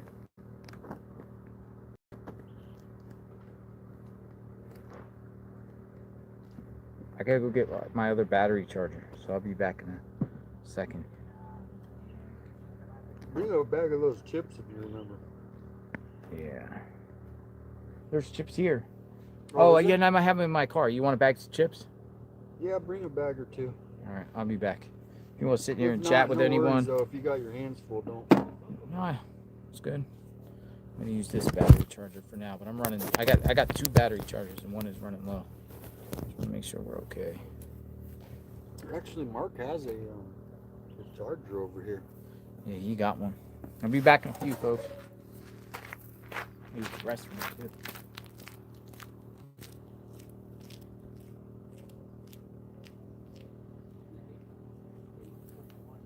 Welcome in, Thea Wilkinson.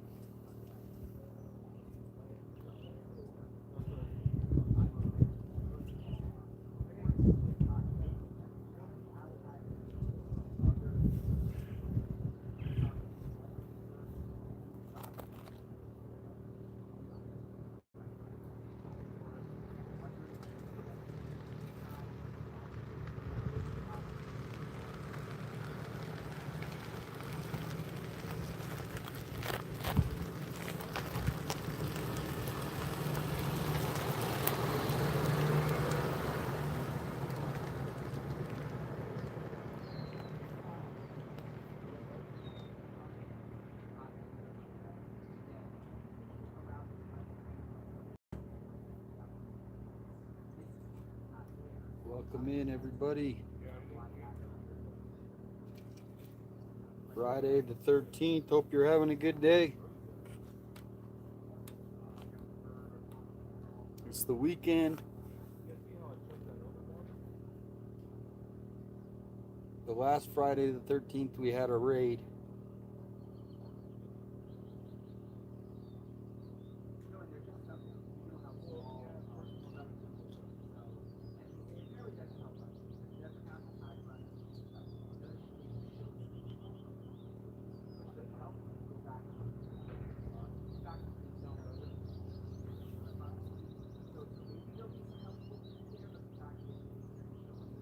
Carol says, has anyone on the chat called or spoke to JLR about the doormat?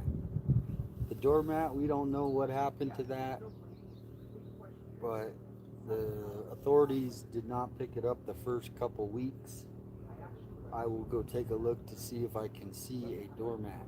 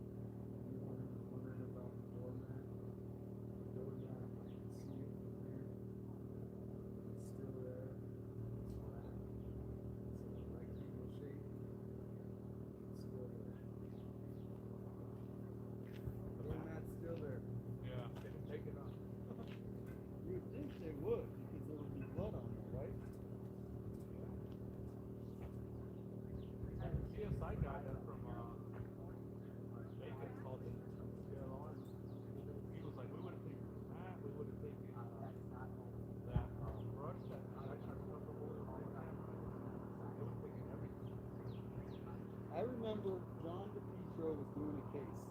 It was in his town in Rhode Island. I was watching. And a lady goes missing.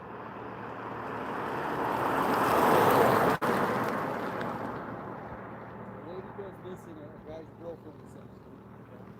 They found blood in the house just like here.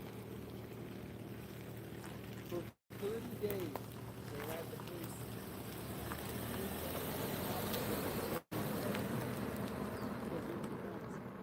And this went on for 30 days. And the officer in 24 hours is kind of like they have here. But they put the tape up.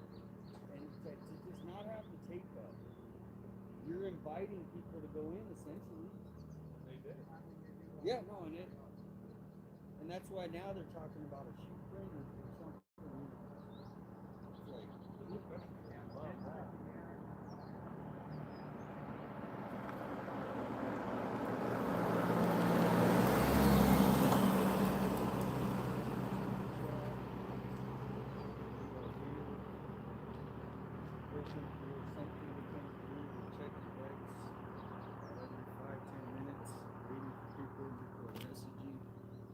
very hopeful. No new information except if you do go to ABC News, you can see there was some talk about new footage that they might have. Kristen Ann, welcome in. We are here, day 42. Day 42 or day 41? Man, now I'm getting my days mixed up.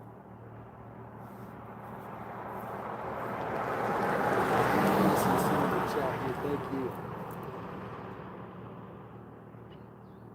Yes, Patricia. They were called in.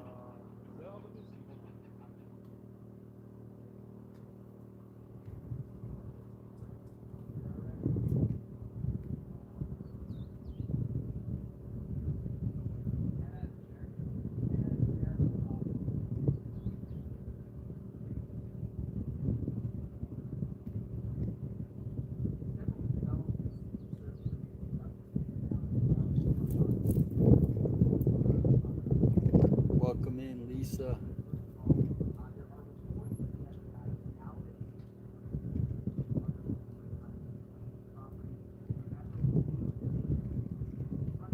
So we're at day 41. I missed a day.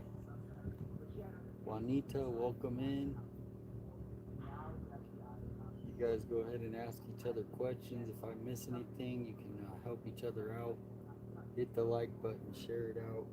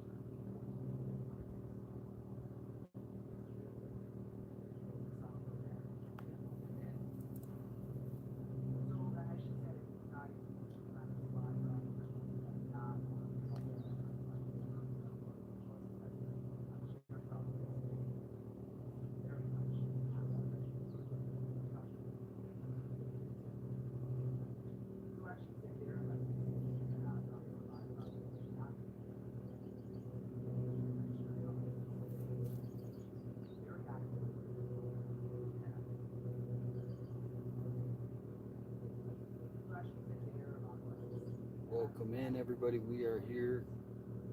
So far, no big information has come in today.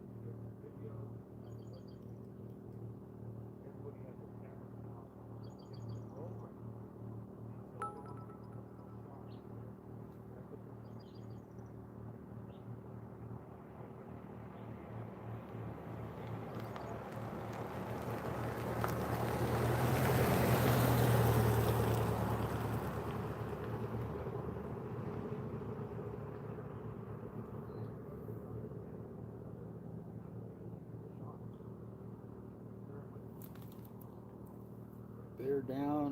Looks like Arizona Wildcats are getting ready to start their basketball game for all the locals here in Tucson. Welcome in, Krista Ann.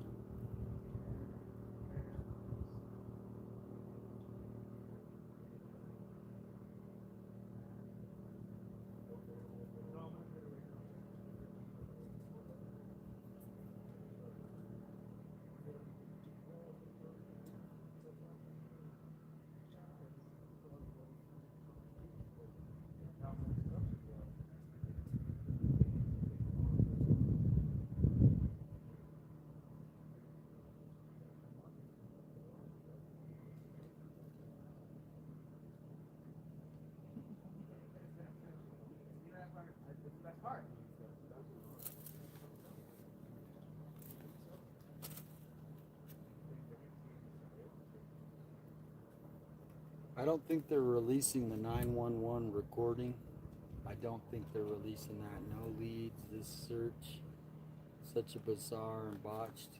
Hey Gabby, welcome in. Welcome in.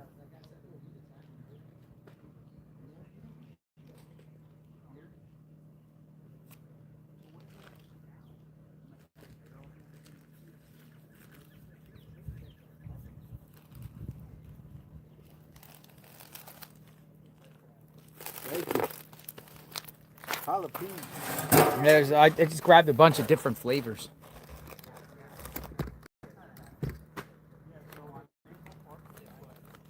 Welcome in, love LA. Welcome back, folks.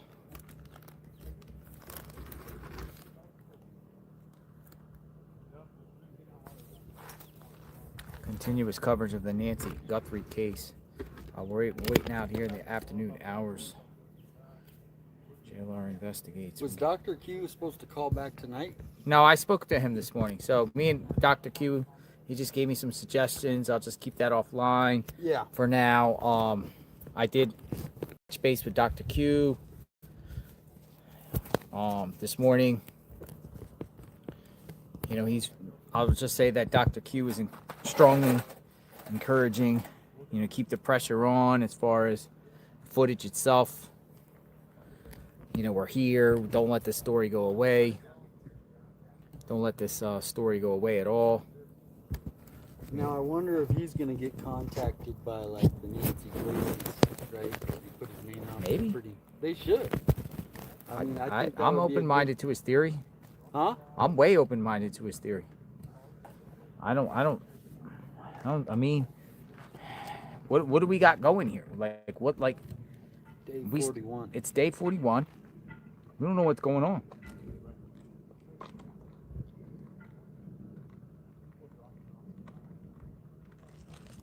Delicious.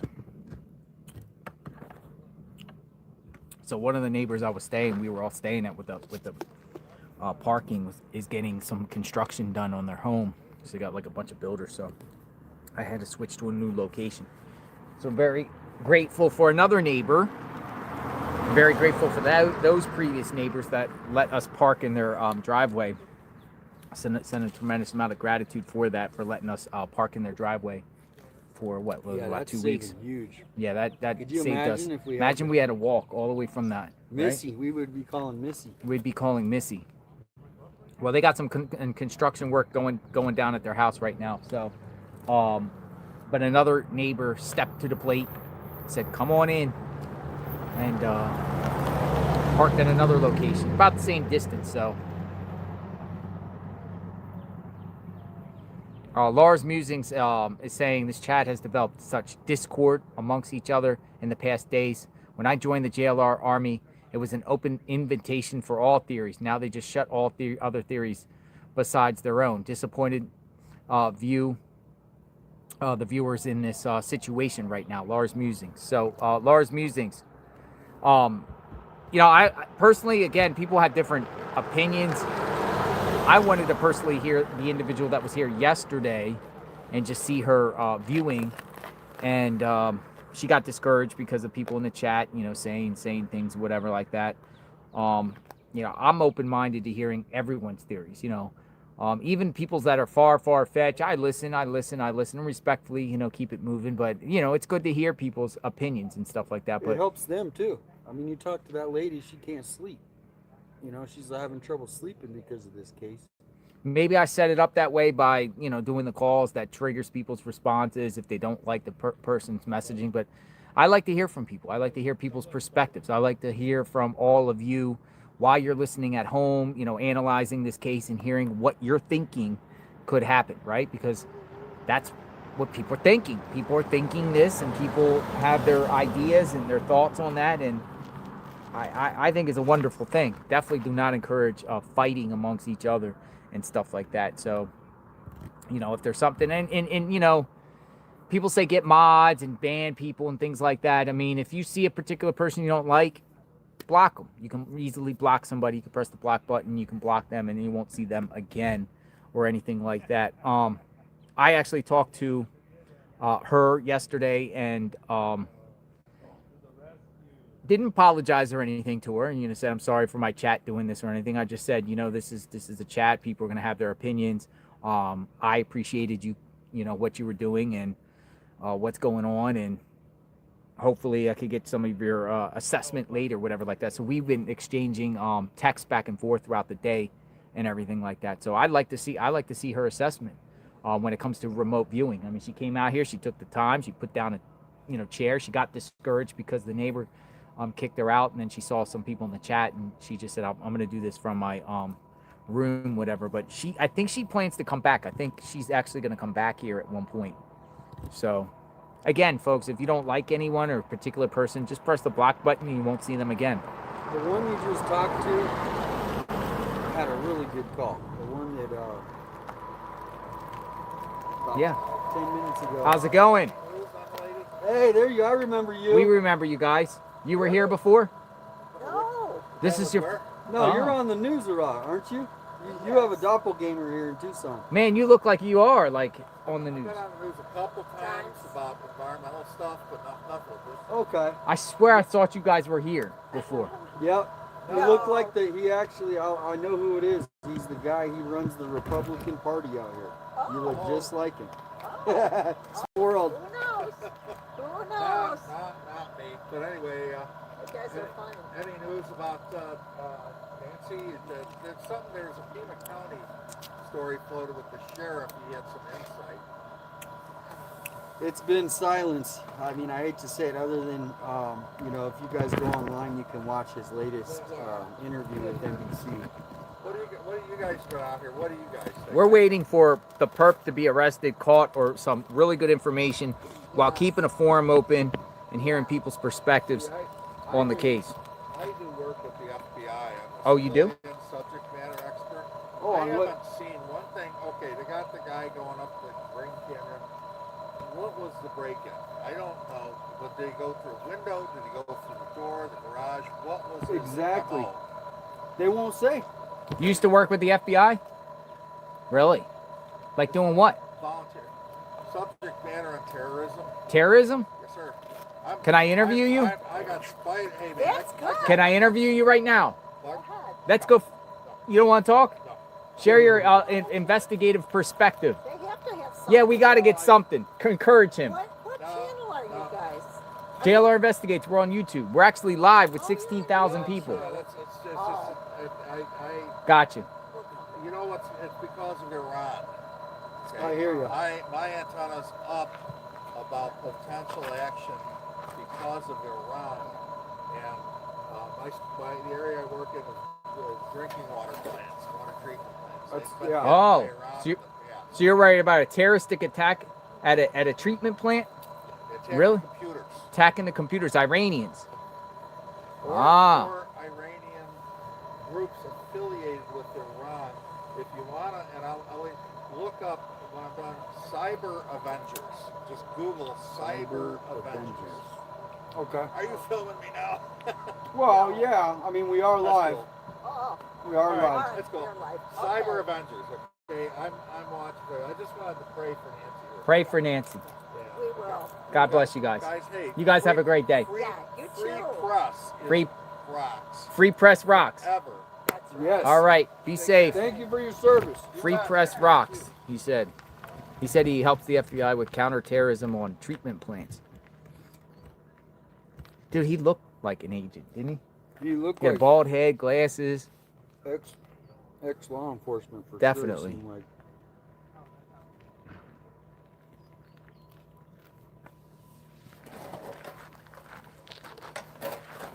But again, pray for Nancy. And then he said free press. He went like this. Seriously, he went like this. Free press rocks. And he went like this.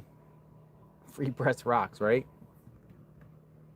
I think they're getting out of their vehicle to pay respect to Nancy.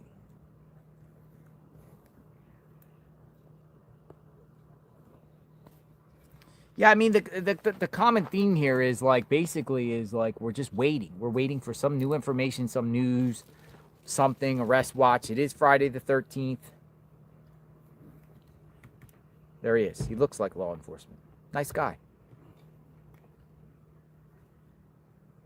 See if we can see him.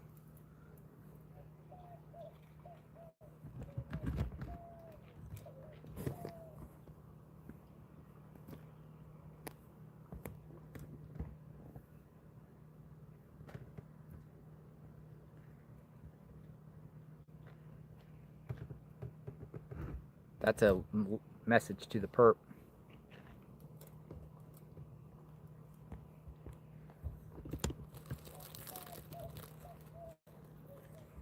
I think also a lot of us are just getting frustrated because there's just nothing anymore, you know? And, you know, like 2 weeks ago, very optimistic. I was very optimistic at the time of the raid, and it's just getting mentally draining. I think that's a part of the situation we got going on. It's just like, I don't know, man. It's just getting like, everyone's getting a little just like annoyed and just like, hurry up with this, and what in the heck's happening? And I just think, like, you know, attitudes might be shifting a little bit. People are getting uneasy. This is kind of impatient. this is the post I put yesterday, and then Nanos did all his interviews. I did this first thing in the morning. And what's that? Or people are getting bored. I gotta read that. What's that? All right. So 857 Tucson put this out on his page. When clear information and context are missing in Pima County criminal cases, the public is left to fill the gaps with speculation. Honest, transparent communication helps keeps the public informed and focused on facts. Hashtag speculation. Well said, Tucson. You're right. Or as I say, speculation leads. Yeah, you need to get lack a shirt of with information that. leads to speculation. That's your next shirt. We want the truth, the whole truth, and nothing but the truth. Should get a shirt? Yeah, that's the shirt. Next shirt you need to get made. Let's check in on Jim.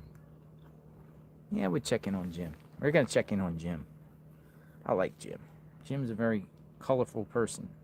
I like his personality. I get good vibes around Jim. I totally get good vibes. Jim I get needs good his vibes own around Netflix. Yeah, that's what I'm saying. Like, he's very nice in person. He's just very he's a go-getter. Gregarious, is that the word? You know, very happy-go-lucky. Happy-go-lucky.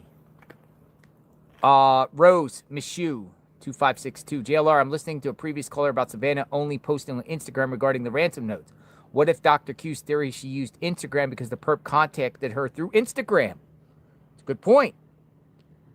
Dr. Q saying, oh, yeah, Savannah might have got reached by social media, email. Well, what about the perp reached her via Instagram? And that's the only way for her to reach back and release information via Instagram. Because everyone's like, why the Instagram? Why the Instagram? Why the Instagram? A lot of people Michelle, have preferences what they use. that's what I'm saying. I'm a YouTube guy. I don't even use the other. I use I X. don't use Instagram, but I use Facebook. Yeah, exactly. Like, some people just have their preferences. And they're like, well, I just like to use one thing. All right, Jim. You know, I keep messing up with Jim because I, like, literally... Here we go. I think this is Jim. Matter of fact, let me see. Hello, Lisa. Yeah, this is Jim. All right. I got to make sure I put Jim in my contacts. Add to contacts. One of my problems is I call people and get the numbers. Yours in there because your name's in there. Yeah. But other people, I'm like... And then I'm scouring around trying to find out. Jim. Exploring with Jim. All right. Saved. Calling Jim. Are we searching? Sonora Highway searching?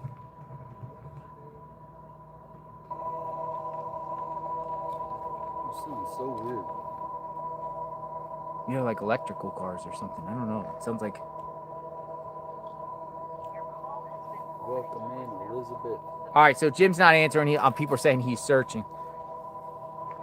I think that before this is over, we'll probably all go out to dinner again or go out to get something to eat. But I'm like, yeah, electrical car incoming. That's what the electrical cars sound like.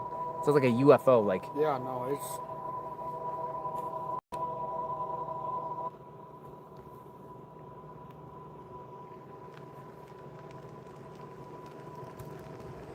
bye-bye. Is that an electrical car? That's a hybrid. Hybrid. Yeah, it makes this like humming sound. Oh, it's cool. You put it in reverse and it sings. It sings? Yeah, put it in reverse. Let's listen. I don't hear it anymore. It's there.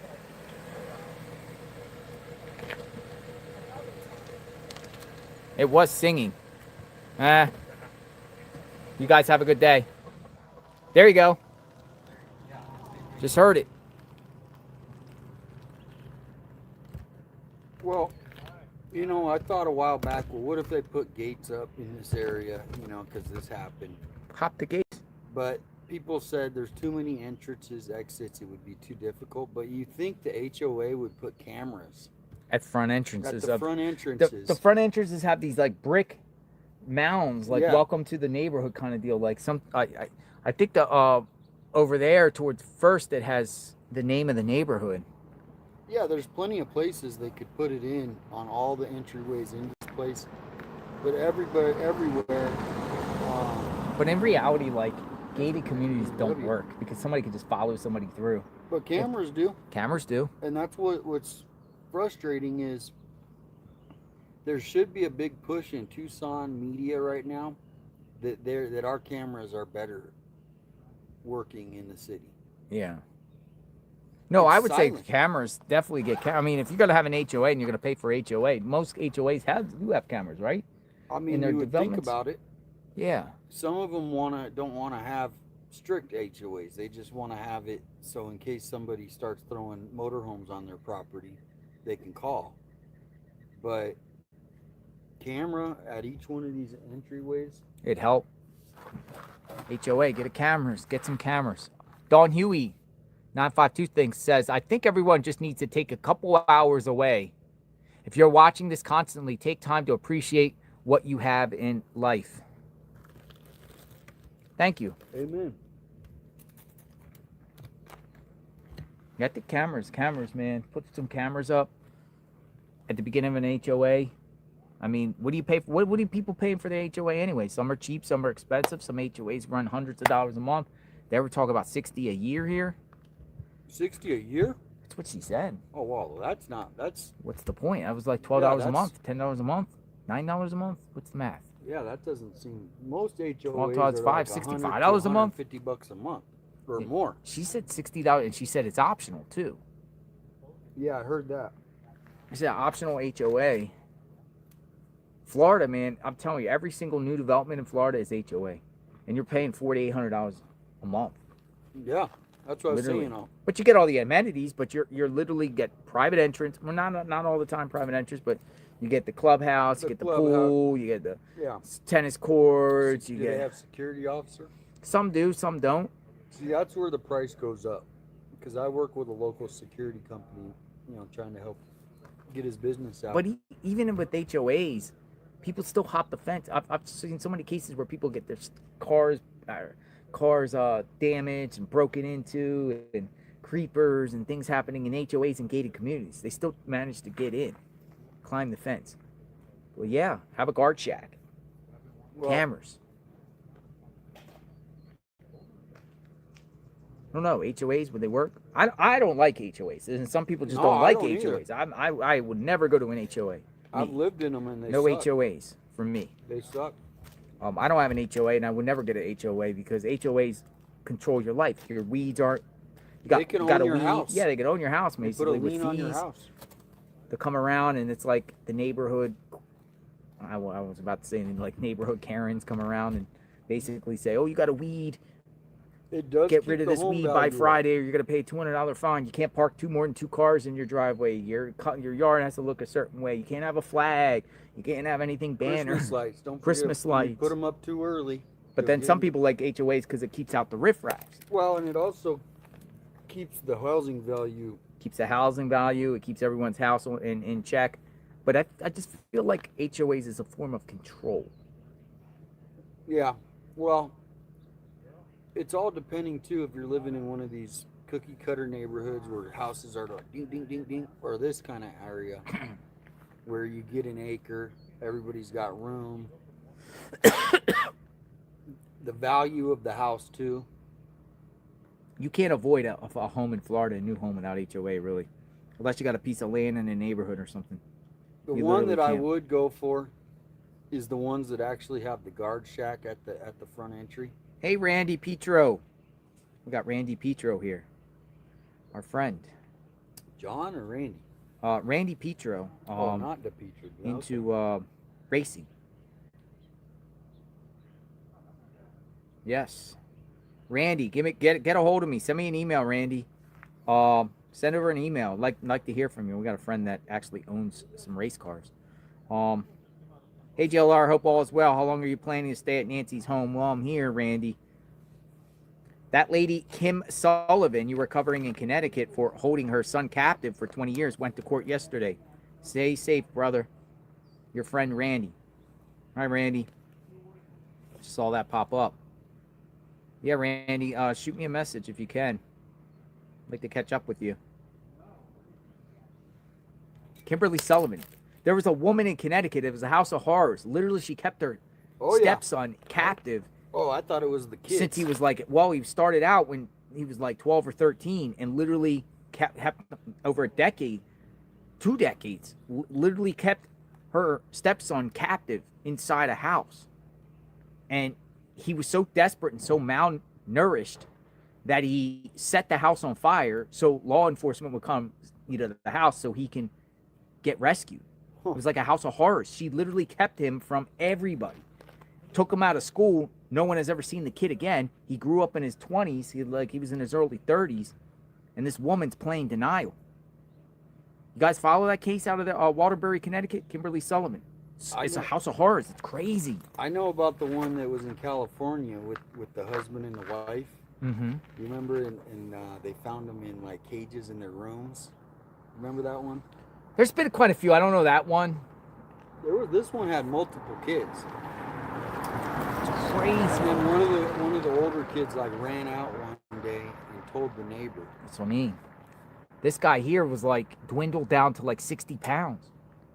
And she literally like held him upstairs. Like, I guess she took him out sometimes in the backyard to get some fresh air. But no one even knew. Not even the neighbors or anything like that. And then he finally set his house on fire. So that when the fire came, he said, "Help, help, help." People are saying the Turpin family. The Turpin Turpins. The Yeah, Turpin do you remember family. that family? Turpin kids. I don't, but I do remember just vaguely about the cages. The kids in the cage. Yeah, the kid. Oh, the photos on that were. I mean, there was one here in Tucson not too long Matter of ago. fact, the Turpin family. Yeah. So the Turpin family isn't the one. The Turpin family. Their lawyers represented Jake Harrow or Jake and Rebecca Harrow. Their attorneys for the Turpin case. I don't know what. The one that claimed their little boy Emmanuel, got So they got the same lawyer. kidnapped, fake kidnapping by a Hispanic man. Ah. People are crazy out there, man. There's people crazy. I don't know No, how you can just- hold somebody captive inside your home for A month decades. ago, I posted there was a military guy on the base, and his girlfriend got in trouble for some really heinous child abuse, neglect, not feeding them, underweight. And this was on the base here in Tucson. What about Ariel Castro? His name Ariel Castro, Cleveland, Ohio. That name sounds familiar. People are saying Luke had a court hearing yesterday. Luke. I shift away from Luke, personally. I bought bought into his explanation. I really did. Nobody really talks about Luke that much anymore. Luke doesn't seem like he's getting much attention in the chat in the last week. Maybe that Dr. Q is Well- getting everybody maybe focused on that. I don't know. I am sensing like people have moved on from Luke. Definitely moved on from Carlos. I mean, one of the victims of Castro was Amanda Berry. That's right. Amanda Berry. But Luke, people said Luke failed to show up for his court hearing. Do you have any court connections that find out about his court hearing docket? No, but there are people probably in the chat that can go in there because it's They're saying Luke failed to go to court. Why would he fail to I'll go to call court? my friend and see if he's got any. Remember I was telling you about that Monday? I never heard. But if you Yeah. remember, I was supposed to hear something.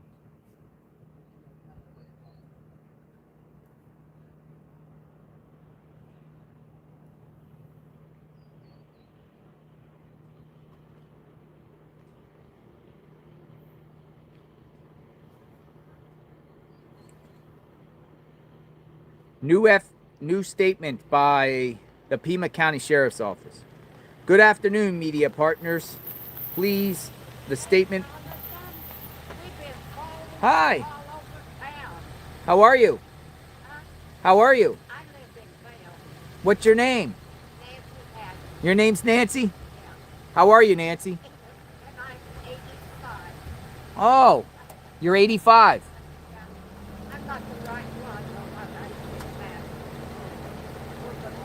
You from around here, Nancy?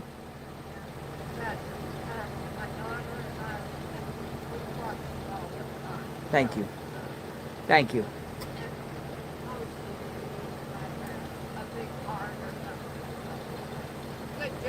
Thank you, Nancy.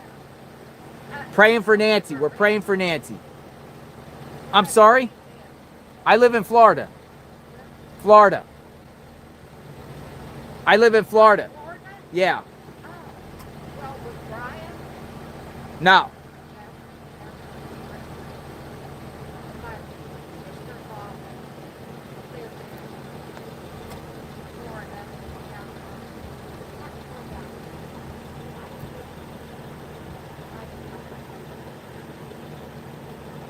Thank you for watching. We're praying for Nancy. Her name was Nancy. She was 85 years old. She just wanted to say hello. And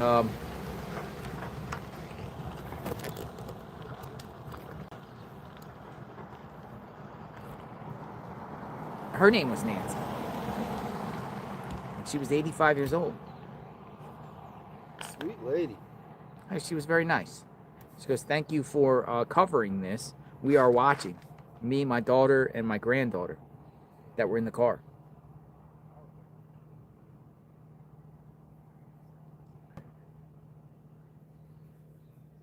Beretta Scott Kang, who is a regular in the chat,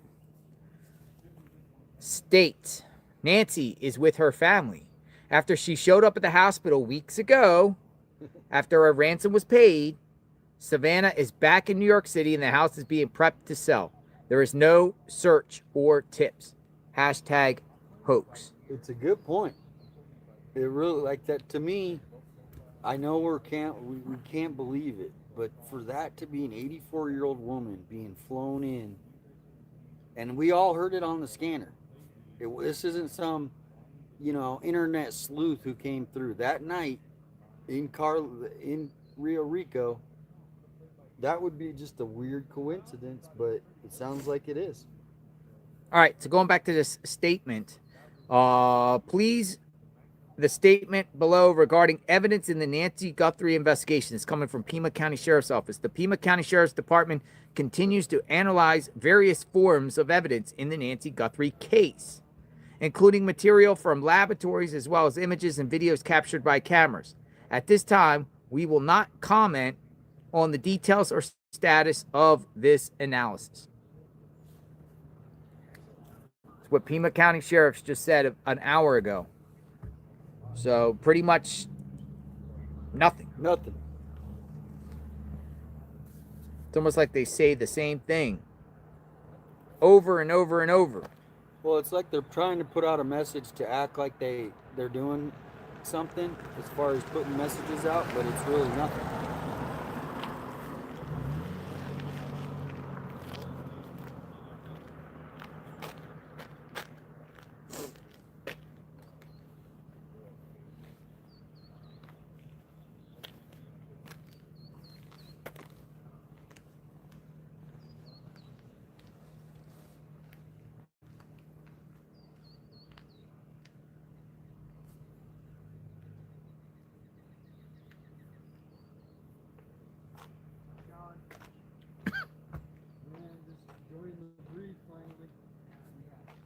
Are you guys leaving soon? Yeah. As soon as you leave,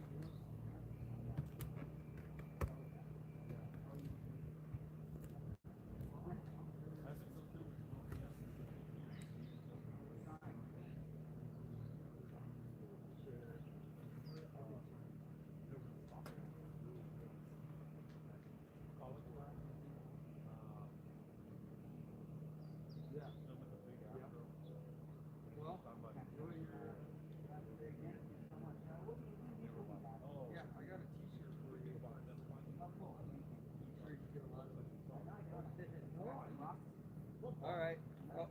Are you going to be here tomorrow, though? You're leaving tonight.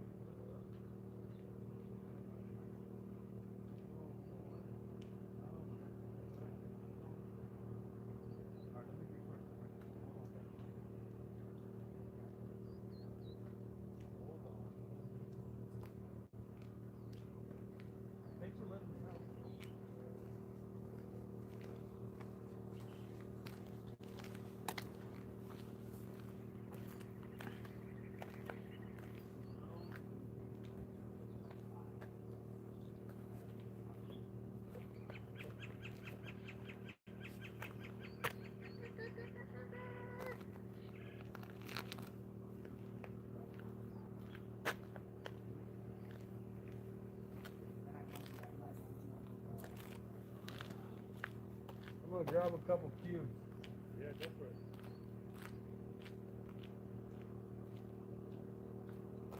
What time is the sunset?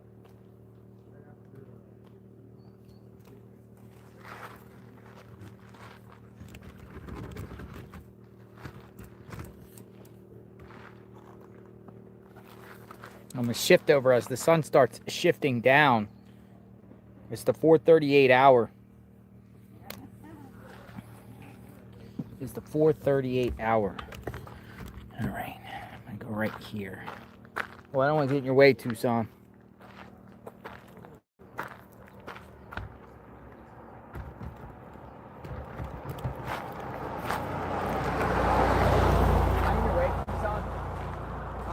Is that in your way? No, I'll move it. You okay? Yeah, that's perfect. Mark the shark. There they are. You gotta investigate. We'll grab some waters. Maybe a bait. Oh no. Oh, really? Yeah. All right, bringing Dr. Q in. Why don't you take them out and put them in like a bag? Yep, like a bag? Yeah, Billy has that. Oh, really? Yeah, that's alright. Hey, Jonathan. Hi, Dr. Q. We don't even have bags. Hey, are we on live? Yeah, we're live. Is that okay or no? Yeah, that's fine. Awesome. Hello, Dr. Q. Dr. Quentin Schultz. Yeah, Quentin Schultz. I just want to tell everybody that JLR and I had a conversation this morning about some aspects of using media to help kind of smoke out some more information. So that's really what it was about. It wasn't about working at any particular theories or anything. Mm-hmm. And also, I want to thank everybody for praying for my grandson, Elliot. Last night, he called me on video messenger and said that he was not doing well at all, and he was starting to cry, and he had a bad fever and so on. And then this morning, I called him, and he was doing much better, and the fever broke, and I think the prayers did the trick, because normally kids don't have a situation like that with a high fever for just one night. So it's great. He's doing pretty well.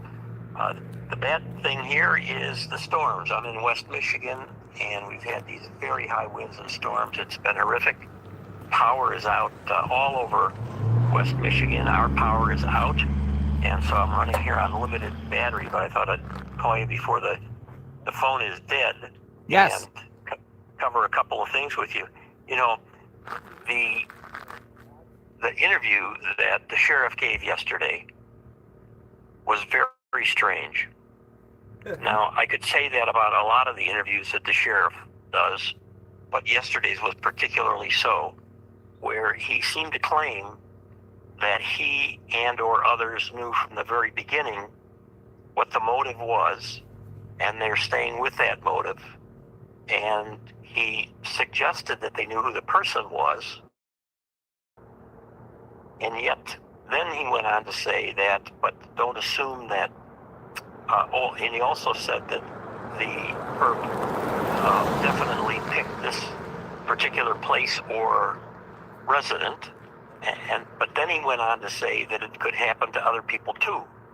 Now, when you put all that together, you have to understand one thing.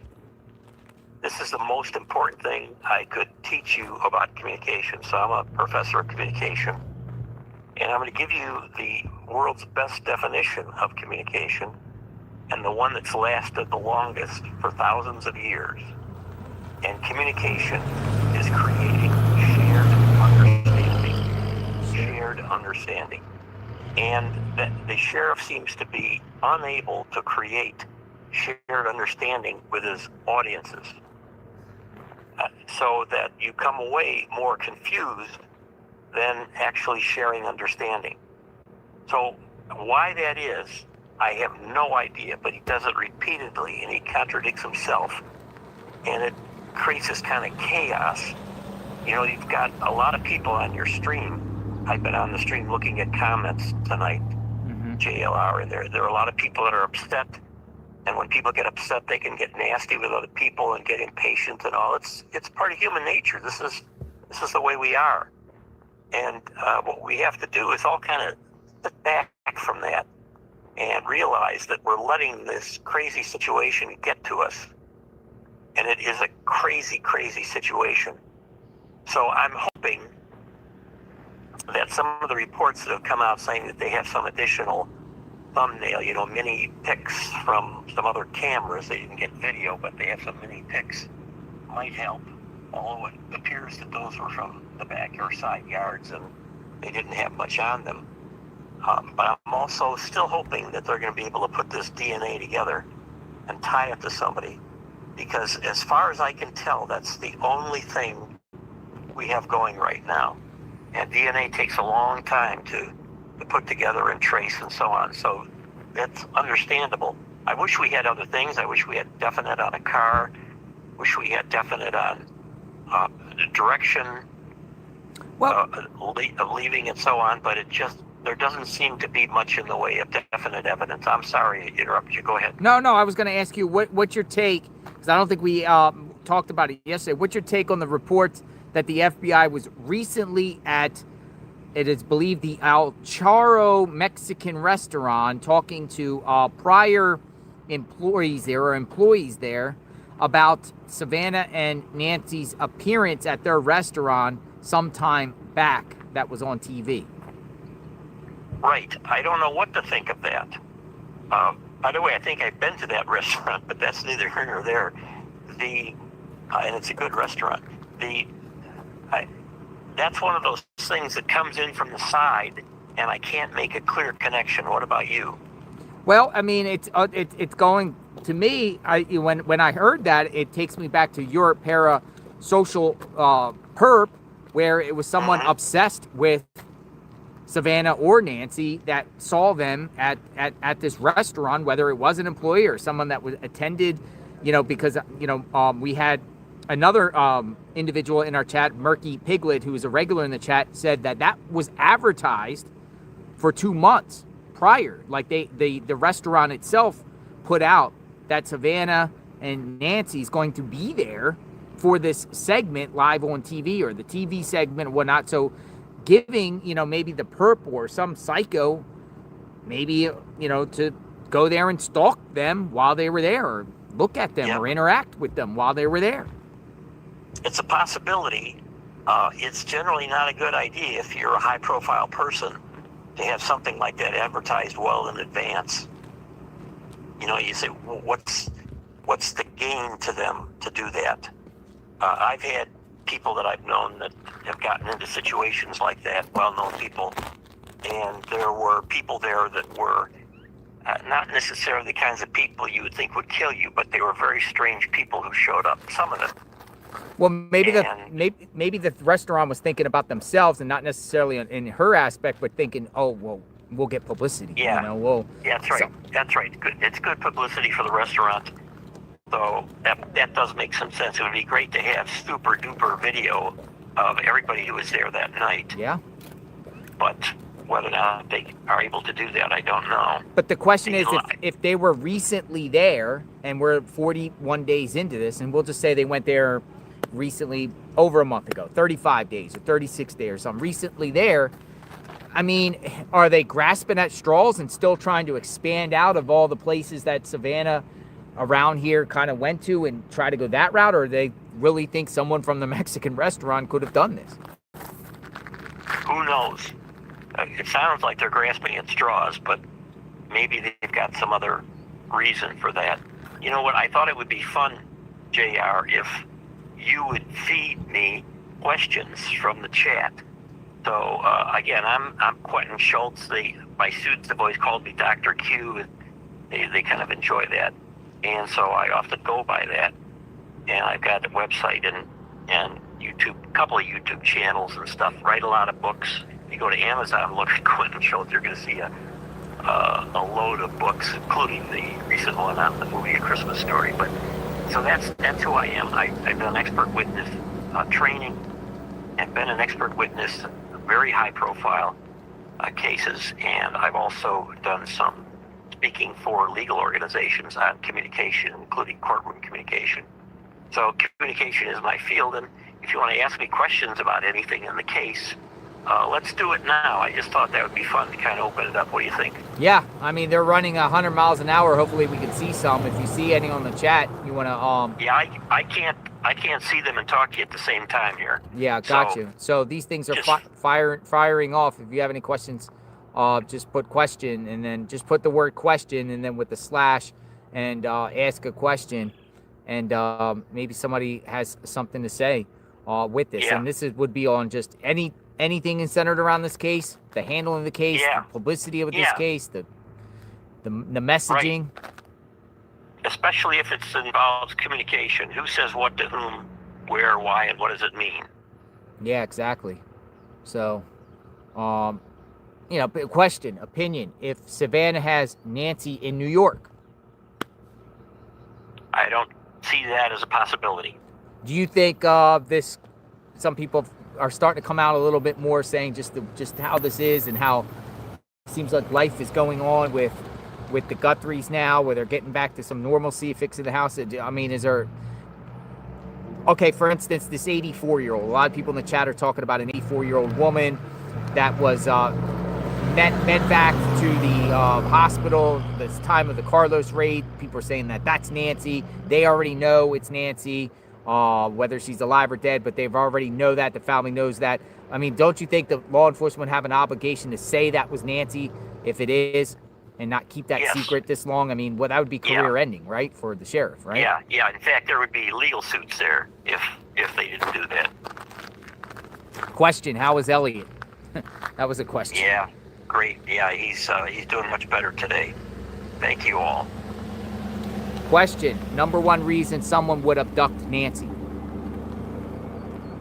The number one reason you would think would be for a ransom, but I think in this case, the more likely reason is that it was a person who had a skewed relationship in their own mind with Savannah, and they felt this unrequited love. They weren't getting the attention from Savannah that they wanted, and so they decided to go after her mother because her mother has been with her on her show a lot and is well known.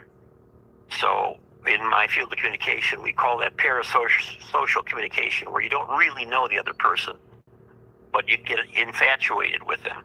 So that's the best that I can do. I don't think it's a ransom. I don't think it's a robbery.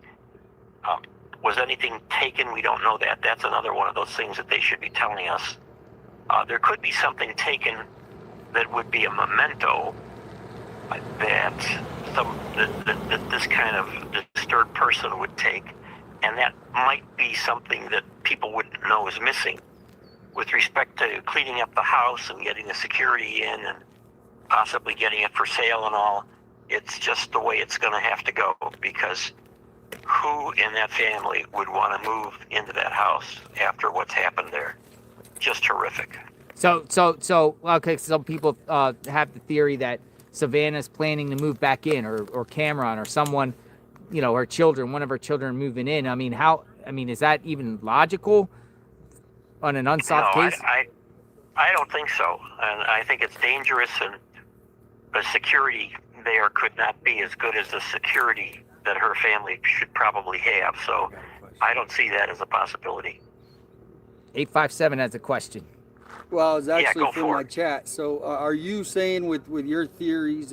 I know the tunnel vision is kind of what some people say they get stuck in, and I'm not saying you're getting stuck on that, but with that, do you think the ransom notes? I know some of them are fake, but do you think any ransom notes were real, or were those a hoax? Yeah, Tucson, that's a great question. And of course, when it comes to the early ransom notes, they were going through some type of Bitcoin, which makes it hard to track the money. And then Savannah said, to the public on Instagram, we need some proof of life. And apparently they didn't get any proof of life. So I would not believe those early ransom notes. And then the later ones all seem to me to be quite goofy. Do you think the suspect could have done this before and not be caught prior? Something like this, a crime like this. Yeah, if it's a person that's just likes crime and likes hurting people and the like, then it's a possibility. But if it's an infatuation with Savannah, then I think it's highly idiosyncratic. It's just a one-time thing set up for trying to get revenge of a sort for lack of attention. That's how I see it. Now, by the way, on how narrow or broad you go with theories, I'm open to anything that anybody puts out there, no matter how crazy it is. And then I look through it and say, does it seem reasonable based on the limited information we have? And that information is limited partly because the officials are not giving it out. And so I'm making the best judgment I can. But because I'm in the field of communication and I know about this parasocial communication, I realize that is a real distinct possibility. And I've known people in the entertainment industry, still do over the years, some of them fairly well known, who have had problems with stalkers, online stalkers, calling stalkers, stalkers coming into yards and breaking into homes and stuff. So this is not unusual. Most of those cases don't get reported publicly because people don't want to encourage it. And but that's a possibility, the best possibility that I have. So I'm staying with it for now, but I'm ready to abandon it if the sheriff or the FBI or whatever gives out some information that is solidly in a different direction. You know, New York had this thing in the in the policing in the 1980s and 90s, the broken windows policy, I guess. You know, some criminal starts small and works their way up, you know, and you got to get the person first before they do something else. I mean, does someone go to one extreme to the other? Like if they never did a crime before and just go right into kidnapping and busting into someone's home? They never done that. That's a great question. So I don't know how to answer that with these parasocial folks. But what was interesting to me in the sheriff's remarks yesterday is he referred to one person, him. He didn't refer to multiple people. And of course, there are a lot of theories about multiple people being involved, helping to carry Nancy out and so on. But I think that, you know, in poker we call it a tell. And I think that's one tell that was in the sheriff's interview yesterday. Rebecca Wolf says, question, what type of communication with the public does Savannah need to do to lure this perp so he can be caught? Yeah, that's, wow. So one whole way of thinking about this is that officials would, let's say this happens particularly in cases of kidnapping, work with the people whose loved one was kidnapped to try to lure the kidnappers into something, to get them somewhere, to get them to use a medium that is not completely private. And I don't see any evidence that that's happened in this case. So, and the one time that Savannah gave the presentation where she seemed to be most vulnerable and talking from the heart, she almost gave the impression that she was speaking to the perp in a personal way. And that would suggest to me that there was some evidence in there too, that it was probably a parasocial kind of thing. But again, I'm not pushing this as a definite theory, but it sure makes a lot of sense. Catherine2315 asking a question, kind of what I was going to ask you. Nanos says that this can happen again by the same person. Then how is this a parasocial towards Savannah? Yeah, so unless he's thinking about it happening with another well-known person or the relative of a well-known person, then it would not be parasocial. So I don't know how to read that. Now, I don't take everything the sheriff says 100%. There's a lack of clarity. As I said, there's a lack of shared understanding when you try to understand what he's saying. So I don't know what to make of that, but that's a really good question. When he thinks of that, when he said that, I'll be honest, my thoughts, the Rachel Moran case out of Bel Air, Maryland, where Rachel Moran, someone crossed over the border illegally, but before this animal murdered Rachel Moran, he tried to break into a house in Los Angeles to do something to an individual there, escaped, got out of there. They got the DNA from that perp, and then he traveled across the country and did it again at Rachel Moran, and this time murdered her while she was jogging on a trail and pulled her into a tunnel and brutally murdered her and got the DNA. Yeah. The DNA matched there, and then they caught the guy, I believe in like Tulsa, Oklahoma, or somewhere in the Midwest. But the thing about it is he struck again.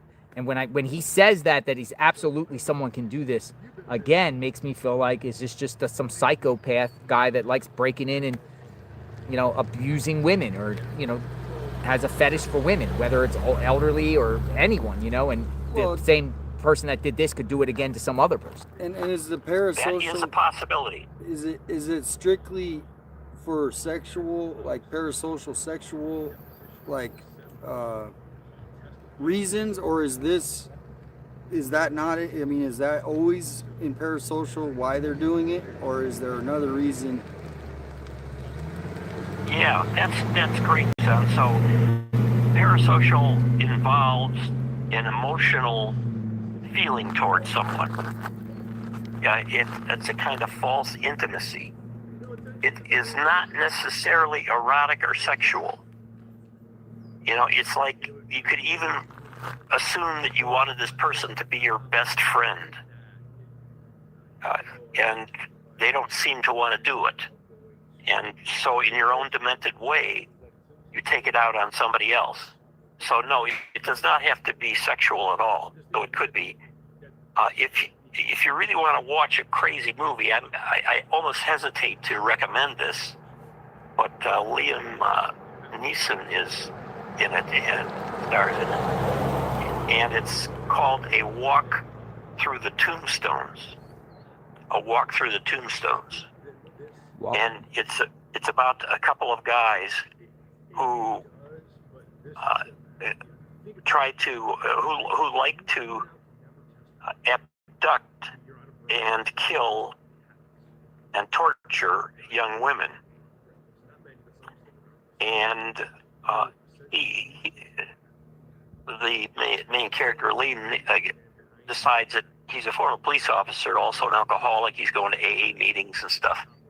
He decides he's going to help one of the people who happens to be a major drug dealer track down who has his wife or daughter. I can't remember. I think it's his daughter. But the film really gets at how that parasocial stuff is really weird and doesn't have to be sexual at all. Stack 6165. Question: why didn't the FBI take the mat from the front porch? There's a mat on the front porch. Absolutely baffles me. It baffles you. Baffles me. Today we spoke to a worker who was doing yard work next door. What was it? Pest guy, who personally knows Nancy. Like he would do work and see Nancy out here.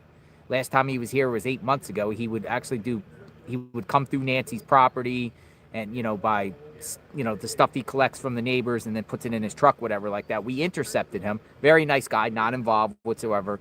But he said that he used to talk to Nancy, could see her walking fine and everything like that. But the authorities never even asked him or talked to him or questioned him at all about anything. And, there is garbage people that I spoke to that pick up Nancy's trash. None of them been questioned. What I'm saying is everyone that had had contact with Nancy or been to this house, don't you think they should have at least been questioned? Of course. About if they see anything suspicious or anything, and they haven't. Yeah. Many people. Yeah, it's baffling. There's so many aspects of the case that are baffling, and the communication is so poor. I don't get it. I don't get it. That chalks up his ego. That's Nanos' ego that you were saying, why don't I come out of this, press conference feeling more, I don't know how you phrased it, but more informed. And it's because his ego is he, he has a lot of emotions he wears on his sleeve. You can see his body language. And so he's always trying to, I think, react based on his ego versus, what's best for the public. Yep. As I said a couple of times to you, I don't know him. I've never met him. I have spent a fair amount of time in that area because my wife and I are big bird watchers, or birders we call it. And we've done a lot of birding from there up to Phoenix, north of Phoenix, and especially between Tucson and the border. Yeah. Patagonia. We've been out there. Yeah, Patagonia is great. We've been at the lake there and up into Madeira Canyon and so on. Yeah. There's something like 12 different kinds of hummingbirds up in Madeira Canyon. It's really remarkable. Yeah. But Jennifer, Yeah, go ahead. I'm sorry. No, I was going to read another question, but go ahead. Go ahead. Yeah, let's do the question. Jennifer Williams in the chat said, would the perp, oh man, I lost it, but what it basically is, would the perp keep any of the evidence on him in his possession at this point? Which I saw backpack, the gloves, the outfit, we'll just say the outfit, any of that evidence that we see on the Nest Cab, what's the chances of the perp keeping that in their possession at this point? Yeah, very, very little chance of that. The only connection there might be that he took some memento. Some piece of jewelry or, something that wouldn't be missed immediately anyway. And he's got that hidden away somewhere. But no, he probably got rid of all that stuff right away, took it out somewhere where there's a big can and burned it. Cheyenne Sexton 2215, could the perp's parasocial be mother related, as if he didn't have one in his life? Of course, and there are all kinds of dynamics in that. So this would be a person that probably is from a troubled family.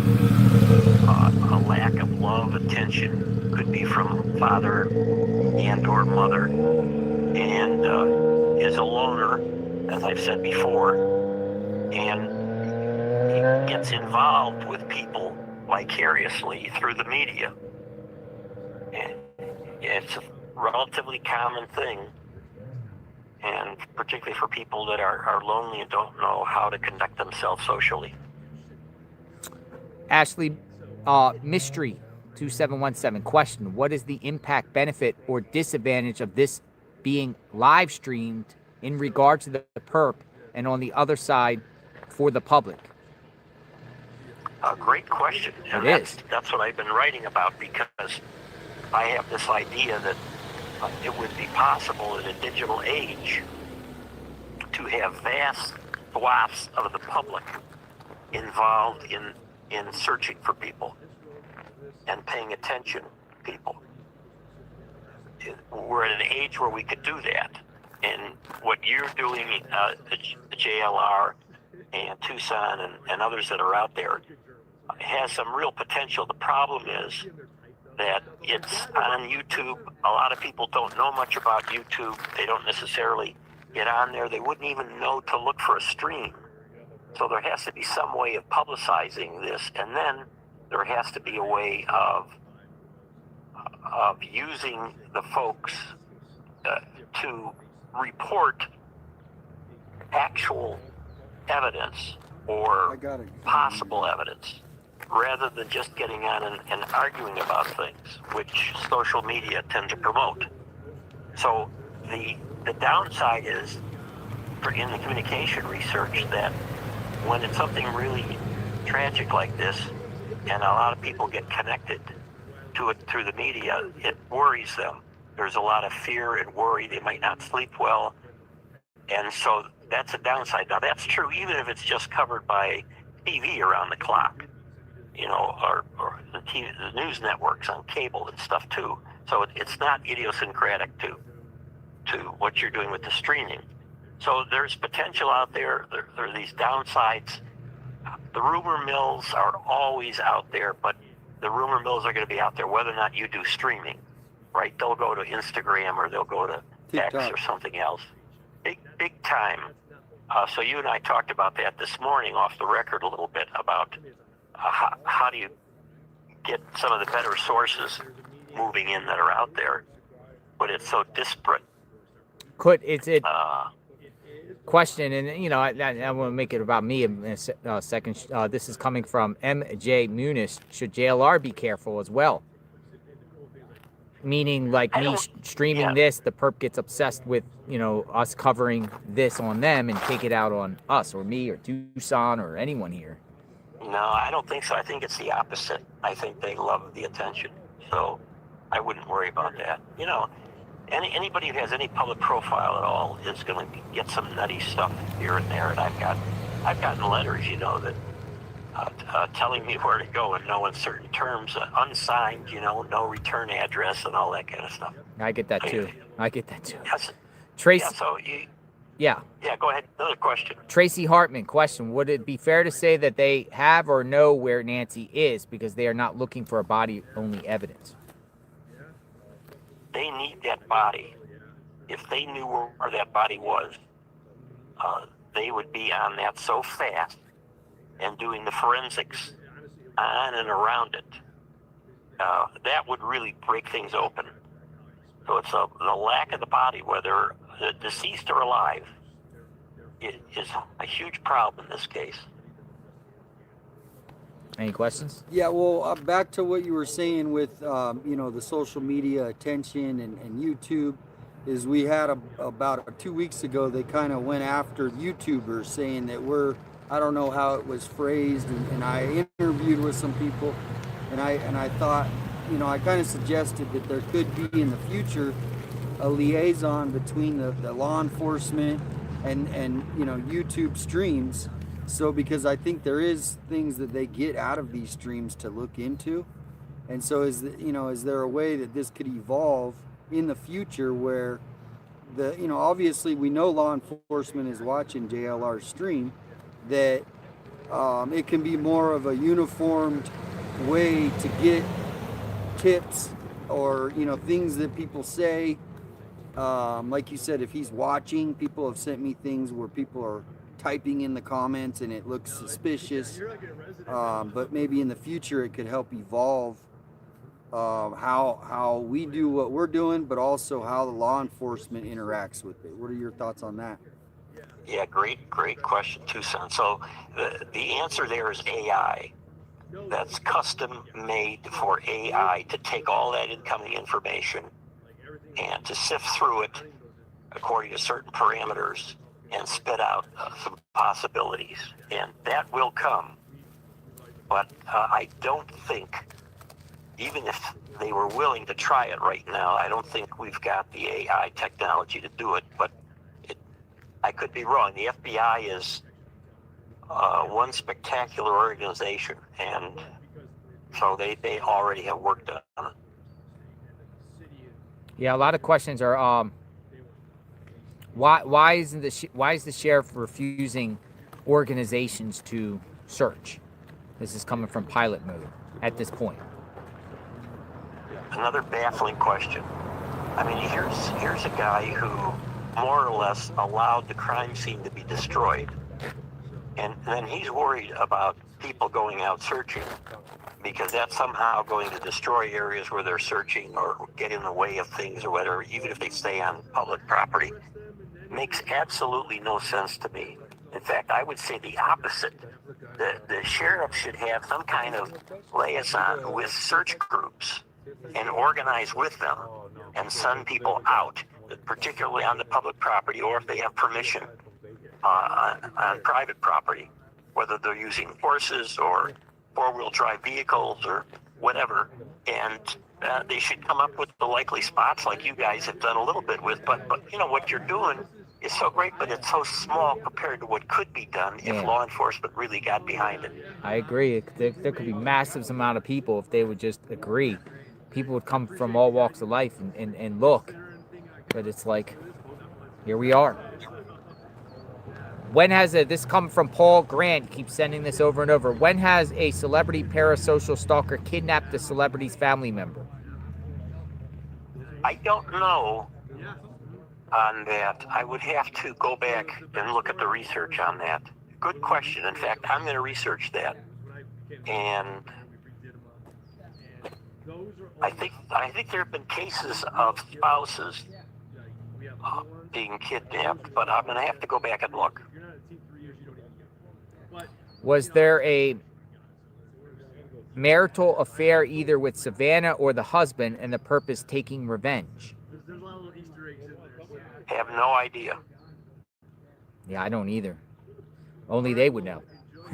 Really? That's only if they would know. Ask if Savannah only used Instagram potentially because the perp contacted her on Instagram. I think we asked that before, right? Yeah, who knows? I will say this, the social media like Instagram are not ultimately unhackable. They are very hackable. And so you could trace through what comes from where on social media. And you have to have the permission of the social media company to help out. But in this kind of case, they would get that easily. Keep going. There's so many questions. Elder abuse card left at the door. Anything on that? Why that would be? Elder abuse card left at the door? Yeah, I don't know about that either. And there has been talk about elder abuse even beyond that in this situation. And I don't know what to think about that. I think elder abuse typically involves people who are related to or close to the elderly. And I don't see any evidence for that here. Well, the elder abuse, I heard, and maybe you can verify this, is when somebody goes missing, an elderly person goes missing, it's an automatic case for Adult Protective Services. It automatically gets dispatched. They send out. Obviously, it's not an abduction, but in other cases, it could be something else. a wanderer, this kind of thing. And so you think it could be just automatic when she went missing that they send out somebody? It could be, yeah. It may vary from a county to county or state to state too on how they do that. I don't know. Some people are saying, they are commenting, we don't know for a fact it's parasocial. So why are we discussing this? Why would some people are saying this is not verified as far as, the perp being a parasocial, this could still be anything else. Yeah, good question. So as with any thesis that we have right now on this, we don't take it to the extreme because we could be wrong. But when I put the pieces together, it makes more sense than anything else. But I'm trying to track the any evidence coming out to see if it would lead a different direction. So it's a good point. It's a good point. I mean, we can all get too worked up or too committed to a particular assumption. And so before my phone goes completely dead and I have no power in the house, it's probably a good time to end. It's a wonderful chat as always. I mean, to me, Dr. Q, it's like, again, with the sheriff saying that he thinks the perp could strike again, could just go, that the sheriff believes from the get-go it was just a burglary gone wrong, like Brianna Whitney says. And once a burglar, always a burglar, and a burglar will continue. Once a thief, always a thief. Once a burglar is always a burglar, and the burglar will continue to do burglaries. Yeah, okay. Hey, good to talk to you. Hey. JLR, Tucson, we'll see you guys later. You take care, Dr. Q. Okay, bye-bye. Bye-bye. Dr. Q, Quentin Schultz. Go check him out. Take care. His phone was dying. His phone was dying, so. Hello. How much longer are you guys sticking around? Tonight? No. Are you riding this out? We're here. Nice. I'm here through the weekend at least. I live here, so I'm not going anywhere. I just retired from the sheriff's office. That's why they hooked up with me. I've been with them every day for the last. Used to work for the sheriff's department? I did, yeah. Get a chair. Come on in.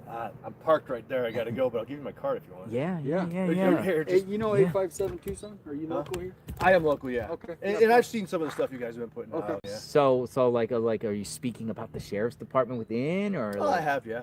So I haven't been critical of them, or? Oh, of course. Critical of the sheriff's department. Yeah. So what's just real quick, 2 minutes of your time? What your whole assessment about the situation, the investigation, botched? Not really. No. Things like this happen. My personal opinion is I think she was dead before she left the house, which is horrible to say, but I think whatever they were planning, I think it was targeted. Whatever they were planning, something went wrong inside, and even if they just even tied her up and laid her down, she'll be dead in a minute or two, and they won't realize that. They'll think, I could put this woman in handcuffs and, she'll be fine for days on end. Old people die very and that's why I think they were inside so long, coming up with a plan to get her out, get her in a car, and beat feet. As far as the investigation goes, the first thing I thought when I heard it was she just walked away. And I think that's probably what the deputies thought, because that happens. If you're here, it happens all the time. I've done dozens. I've retired after 30 years, so there's nothing I haven't done or seen. And even in this neighborhood, we found people walk away and find them 2 weeks later. They're in a wash under a bridge or something. So that was my initial thought. Then when the blood and some of the other stuff started popping up, okay, and they still had the scene. I don't know how much longer they should have kept it. Probably a little bit, because they came back so many times. But that being said, when you find more information, well, maybe you come back. So botched, I don't think so. I think the guys on the ground probably did a real good job. Oh, yeah. But you don't know what you don't know. And as cops, we can't just take stuff for the sake of taking it, so to speak. You can't just put bubble wrap around the house for a year, unless the family said so. Now that could have changed it, because no one's living there, and that could have been a conversation. Hey, we don't know what's going on. We want to keep this pristine. That probably should have happened. Where I think the sheriff failed was everything with the FBI early on. Coordination? Yeah. Coordination. They should have been contacted super early, brought in to help. They've got so many more people, so many more resources, so many more little technological gadgets and things like that. And then you've got, instead of 3 people investigating it, 300, like it turned into. So a lot of people in my chat feel like there needs to be proof that she returned home from the night, when she went out and stuff like that. Sheriff saying, she came home. Sheriff should the sheriff be believed if the department says she returned home that night? I would, yeah. I think she probably did. Simply because this is so unordinary. This is not like anything I've ever seen. This is made for TV shit that never happens in real life. Whenever something like this happens, a one-off, like when Isabel Celis went missing, for the first week I'm like, nah, this is the family, because dudes just don't kidnap unknown kids. Just like this doesn't were you happen. around for Zasha Pickett? Did you ever hear that case in 86? No, I was still, okay. yeah, I was still, Anyway, yeah. she was kidnapped from her bedroom, too. Mm-hmm. Sheriff cleared the family. Mm-hmm. I mean, can Asinine move. It is. Yeah. Why? Because there's no suspect yet. You don't know who did it. So to clear anyone, you can't do that in an investigation. Think about this. Think about in 6 months if they find out a family member did it. How is the county attorney or the U.S. attorney going to prosecute that? This dude right here said I didn't do it, and now you're saying I did? So that's why you don't do that. I get why he, in a vacuum, wanted to, like, to take pressure off of him because of all the Politics. Yeah. Politics. It comes down to politics. I don't think it was politics. I think it was his fatal flaw is like his emotions. You've seen that. And he saw them, like all the internet sleuths saying, oh, it's the son-in-law, it's the son-in-law.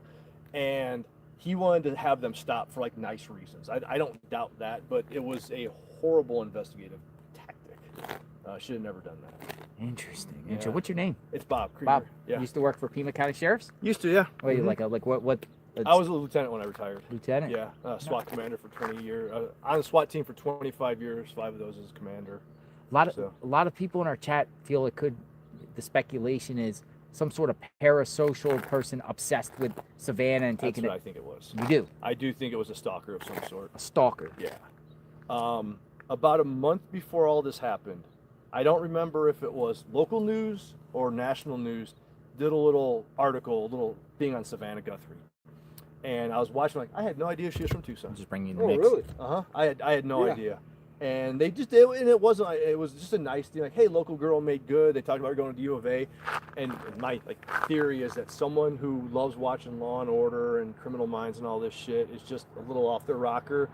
Said, oh, Savannah Guthrie, I can get away with this. I know to wear gloves, and I've watched enough TV shows that I can go and kidnap this woman and try and get some money out of it. And I truly think that that's what, not necessarily the news article, but for whatever reason, someone, a stalker-ish type person is one who got it. Now, real quickly, catch him. Is looking at that surveillance photo. You're from Tucson. Yeah.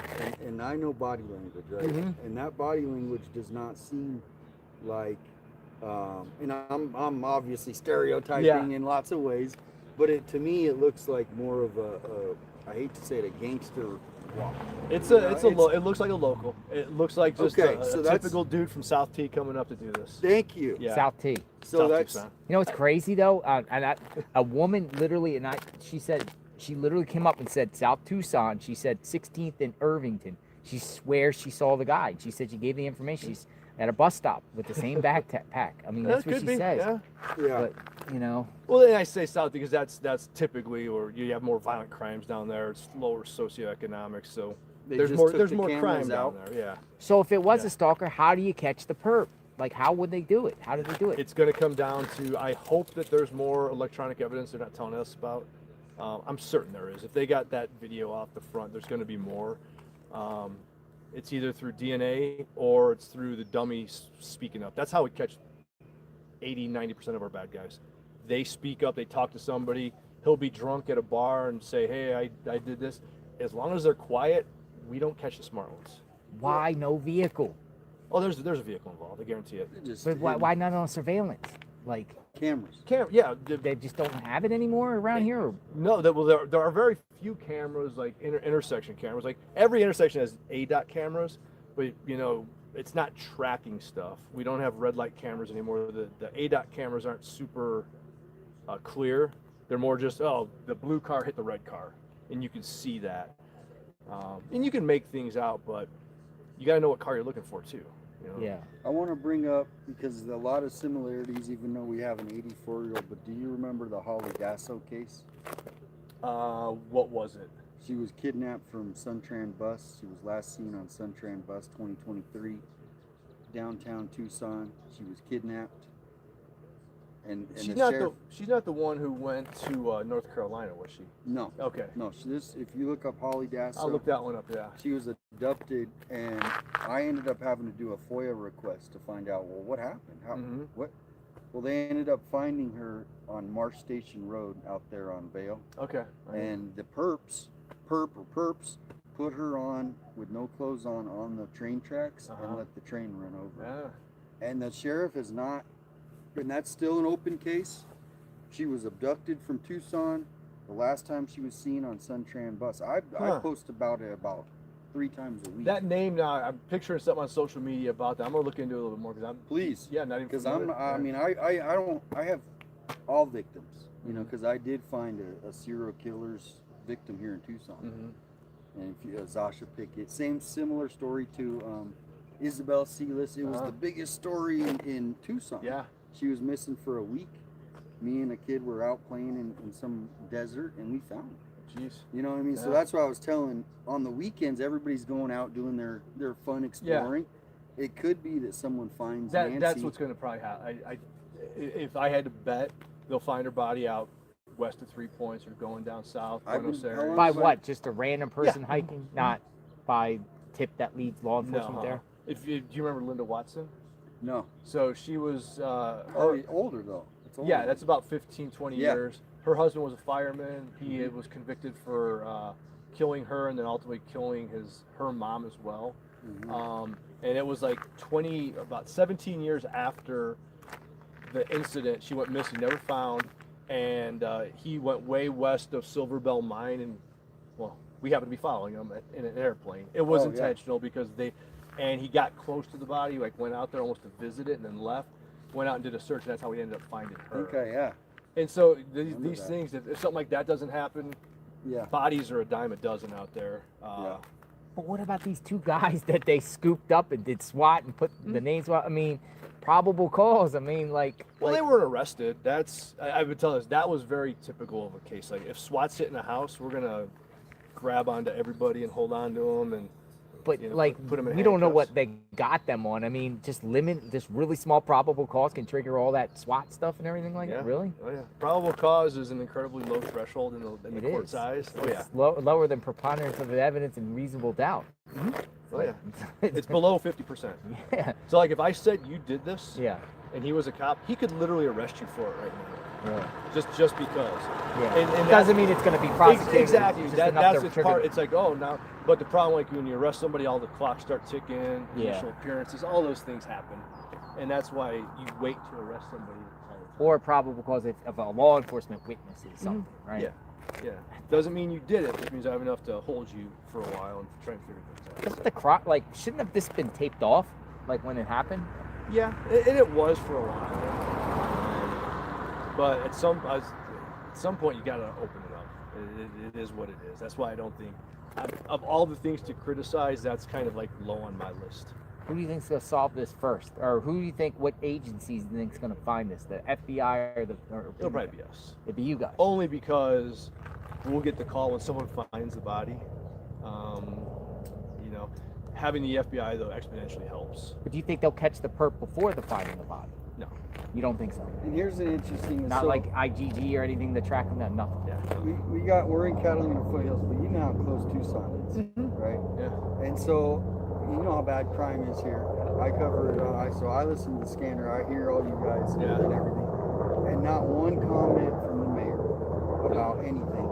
And then also Mark Kelly showing up too. That was weird. You know what I mean? Yeah. That's why I mentioned the politics part. For him to show up, I didn't understand that. No. Yeah.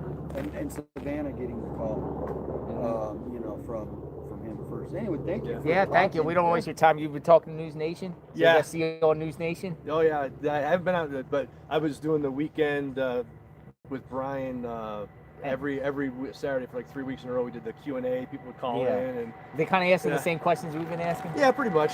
Yeah, like we're just like we're YouTubers. And, yeah, we're out that, here. that inside view is kind of cool. I would love think that's to what pick, they like. I could pick your brain for hours, dude. Yeah. Like literally, I could just say, hey, let's. If talk you want for- my info, yeah, let me get your info. I don't have a card, but just write it, throw it in your phone real quick. Here, listen. Can you just call your number? Yeah. And then I'm JLR, and just we'll communicate and stuff And like I that. Maybe I'll really pick your like- brain with a question Yeah. or two or something. You know, off record. If you look into that Holly Dasso case too, Mhm. because that one I think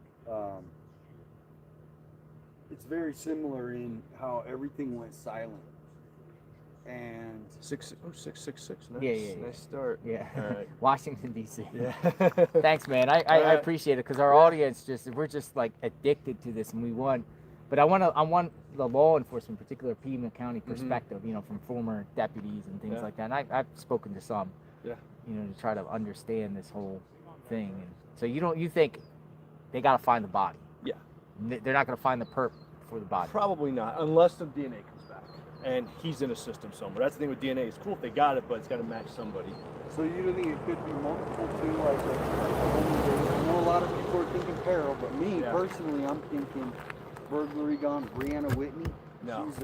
She came with a source though from Yeah. FBI Phoenix Mhm. that said that, and I know Nanos denied it right away. So Yeah. we're like, okay. I don't. But- Like I said, I think there were at least 2 people here that night. 2 people. Dude on the camera and dude in the car waiting. You don't do this by yourself. Exactly. But I don't think it wasn't a home invasion. I've done probably hundreds of those, and Yeah. those are way more violent and they're focused, and there was Most home invaders don't really do grandmas, right? No, they want shit. They want either money or drugs. They're not going to kidnap you. The cartel's not going to kidnap you for $1 million. That's nothing for what they do. There are no cartel ties. I don't care what anybody says. There's about no that. cartel. You're ruling out cartel. I would put my pension on that, my retirement on that. Yeah, they don't need that publicity. But what about a local? Say I don't want to say a local group. Local Yeah. hoodlum group. You know what I mean? That's why I think there's too much at one end. Like, if ever a local hoodlum, they would just show up like the 3 of us. Mm-hmm. Hey, I've watched people. A kid got killed up in Catalina about 5 or 6 years ago by his buddies. And it's all on camera. And they just showed up like this, and they planned to kill him.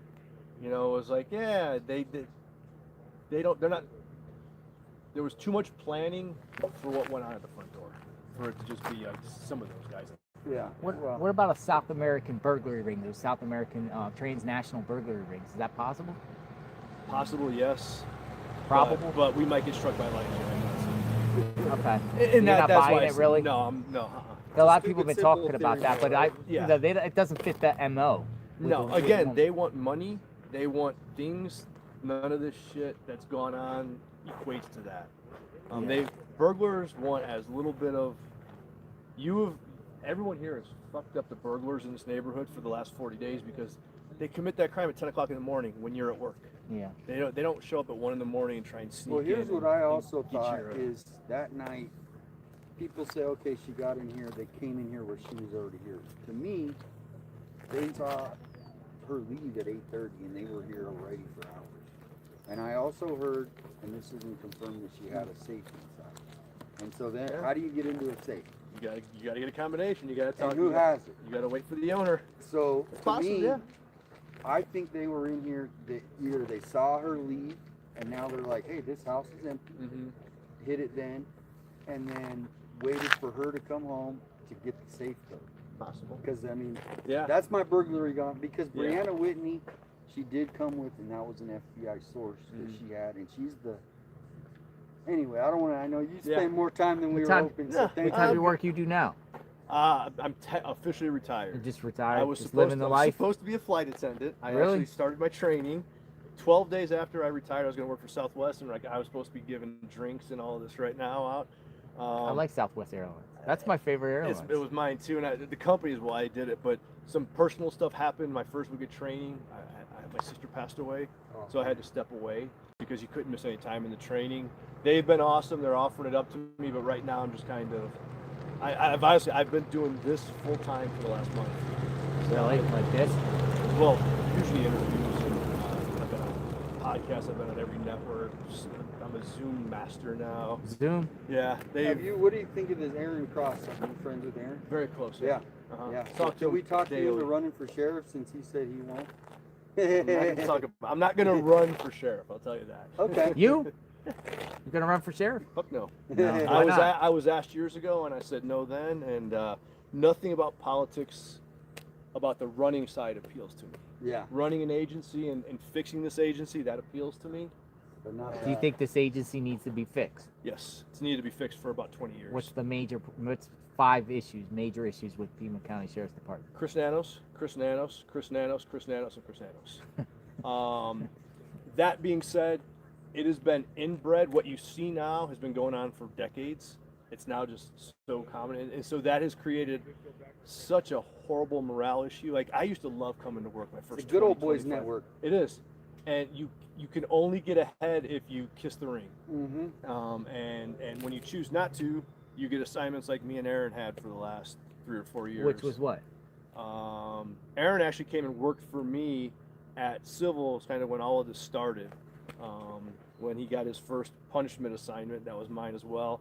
Then I ended up at CNA for a while, and then my last year I was at the jail, just sitting there watching. We've YouTube been videos. hearing about the jail. Like, he's sending people to anyone that's critical of the sheriff gets sent to the jail. Yeah, so me and Heather, our offices were across from each other. Yeah.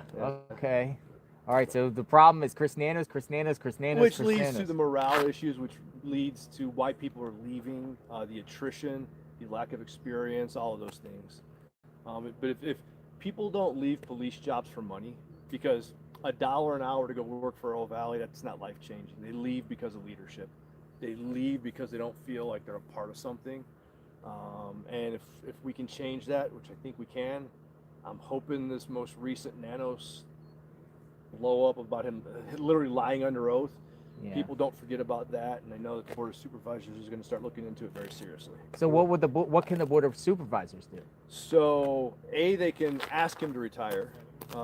If he doesn't, they can start going down investigative roads. There are statutes out there. It's tough to get an elected official removed, but lying under oath, lying about your background, that's going to open up some definite avenues for them. Can he, are you afraid that he'll retaliate against you? Or can he? Is there anything he can do to retaliate? Can't do anything against me now. Yeah. I think he wants to get his pension, and so but he's got it.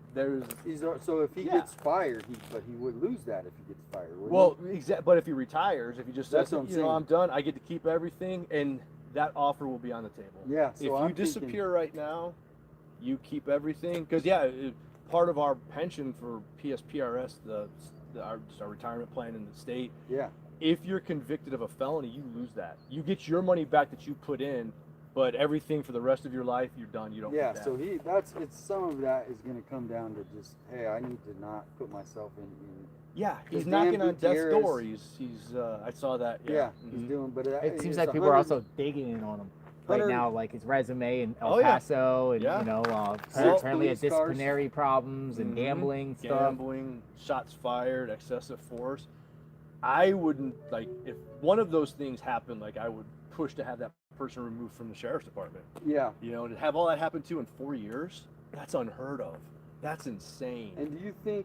And I know we're taking a lot of your time, that's but fine. you know how the political machine works, and Nanos has been one of those guys that's whatever the locals say. Yeah. But also, and when we had a million people come up from Mexico and they were in the hotels and all that thing, and Nanos basically helped it, right? Yeah, he just kind of stood back and And so I think a lot of it, comes down to, why he does it is politics. He ran the agency with one priority: to get reelected, not for the safety of the community, not for the safety of Pima County, to get reelected. So he would sit back and say, "Oh, it's okay that these people are coming up." Yeah. I wrote a grant once, and I got $100,000 to buy equipment for the SWAT team from a congressional grant. But I had put in there some of it was going to be used towards border security. It's like, take that out. That doesn't sound good. I'm like, why? We have 138 miles of border, and we'd like to secure it. I'm not saying we're going to go tackle illegals coming across the border, because I could give a shit less about that down there. But there's a lot of stuff that revolves around that. So I'm done. I'm not writing this grant anymore. You guys can do what you want with it. And so basically they gave away $100,000 because of 2 words that were politically a hot button. Well, so you got to have I'm not priorities gonna in go law too deep enforcement. into that, but I think a lot of his whole career is basically on appeasing the mayor and the cabal of Adelita Grijalva, Raul Grijalva. Yep. And I hate to say it, but he's basically helped the cartel expand, because it was always look the other way. Tie in our hands, look, look, and I mean, not saying you guys wouldn't go after them, but it wasn't a priority. Yeah. So, well, you're Fascinating awesome, conversation. Thank you. Yeah. Law enforcement perspective. Pretty cool. Good luck with it. Hopefully this gets solved at some point. Not real optimistic here. Yeah. You think this could go on for a while? Years. Years. Unfortunately, until it's the same thing with the Holly Dasso, you know, and they not, and that's why I was parallel is they just stopped sending out information when they didn't. Yeah. And it was like, so then I'm like, well, why wouldn't they tell the public that this person might be out here and did this? Yeah. And so I know there's part of it that's strategy, but and that's like there's certain things that like I'm fine with them not releasing stuff. Yeah. Now it's we as the public don't have a right to know. Yeah. I'll let you know if I were there. I'd let you know what's going to help the investigation, and I'm never going to put anything out that's going to hurt it. You know, and that might make media mad and the public mad, but that's just because I'm only advocating for the family.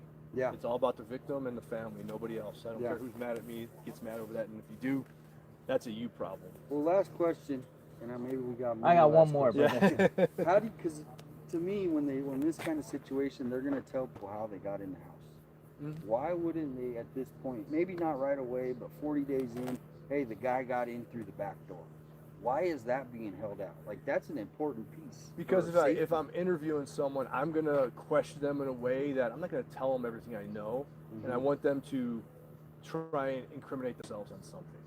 So the more little stupid details like that, like he got in, who cares how he got in? Yeah. That matters when I'm questioning if I have a suspect. Because if I make a comment like, you kicked the door in, he's like, no, I didn't, and you talk about the front door versus the back door versus a broken window versus whatever coming down the chimney. The more they know, the less effective I could be as an investigator when I'm interrogating somebody. And that's why like people think that matters. They got inside. It doesn't matter whether it was forced entry, whether it was not. And I'm not going to say which it was because my people who are going to question that person, they need that. That's like kind of it's in their back pocket to use when it's time. How do you think the perp got in? I know there wasn't forced entry. It wasn't? You don't think it was forced entry? Whether the back door was open, whether she opened the door for him because of something they said, or just an old lady like not even thinking about it, like open the door. Yeah. But or more likely, I think probably something was left open, and something didn't go right at the front, so they went around back and a slider was open or something. You think Nanos is out? He's gone from this? Do you think he's gone, or is he going to survive this? He can't survive this. He can't. Unfortunately, it's Pima County. He might. But he can't. I'll start for the good of the department. More importantly, for the good of this community and all of Pima County. The people who supported him a week ago, how do you get behind and say, I support this guy who lied under oath, this guy who lied about his personnel record? If nothing else, when it comes to cops, you got to have integrity. Everyone's made mistakes and did shit. Who cares? You talk about it, you move on. You don't get to do what he's done, especially in the last week, and survive that. If he does, it's going to be, this is the tip of the iceberg as far as shitty police work goes if he sticks around for people in the county. Because no one, and within the agency, no one supported him prior to this other than, the 15 or 20 people in his circle. And there'll be more information coming out Monday or Tuesday, just from the unions, from Aaron specifically, with things that are rolling. Things are happening. Oh, things are happening next week. We hope. We really Popcorn hope. ready. Yeah. Popcorn ready. John Stewart or Michael Jackson. It doesn't matter which one. Just grab your popcorn ready. Yeah. It's coming. Yep. It's coming. Well, I know what he did to Heather Lappin as far as the suspension and all that, and because I followed that. I actually thought she was going to win that. She would have. Yeah. She absolutely would have won if he didn't do that. Yeah. That's what he's, on top of everything else, he's a horrible fucking human being. Yeah. And that's more important than all of this. He's just ignorant, mean. Yeah, spiteful, arrogant, egotistical. They said he's mafioso, like runs the department like a mafia. He does. So I tell everybody this, I said, this agency is run like it's 1970 New York. Right. Like old school cop. It wouldn't surprise me if they stood up there and they drank scotch in their office or something, because that's just a cool thing to do. But it's all about kissing the ring and looking the other way when your people do something horrible / illegal, and then doing what you did to Heather. Heather, you will not find a better person than Heather. Oh, she's awesome. And to have 7 IA investigations in 13 months is unheard. That's ridiculous. Yeah. The things that they did to her, and then, you know, like I said, if that doesn't happen, she absolutely wins. Probably not by a lot, but probably by a few thousand votes. There was just enough to sway because people thought, well, if she's on admin leave, she must have done something wrong. Yeah. And she did. And if you go back, that's his track record. In a primary 2 elections ago, a former sergeant was running against him. Kevin Kabisky was his name. And the week before the primary, the October surprise or whenever the primary was Kevin was accused of molesting his daughter, his stepdaughter. They put that out to the media. So does Nano? Yeah, go ahead. The primary goes. Nanos ends up winning, obviously, and then nothing ever happened. Oh no, it was his camp that put it out.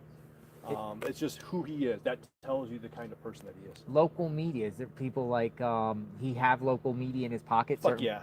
Certain local media. All of them. That are all of them. It's all disgusting. The only one who wasn't was Chorus Nylander. Oh yeah, Chorus held him to He moved to task. Florida. Wink. You know Yeah. Wink? Oh yeah, Wink News. Next time you got to meet Chorus. Okay, I'm And from Florida. he was, especially around the election time, he was the only one.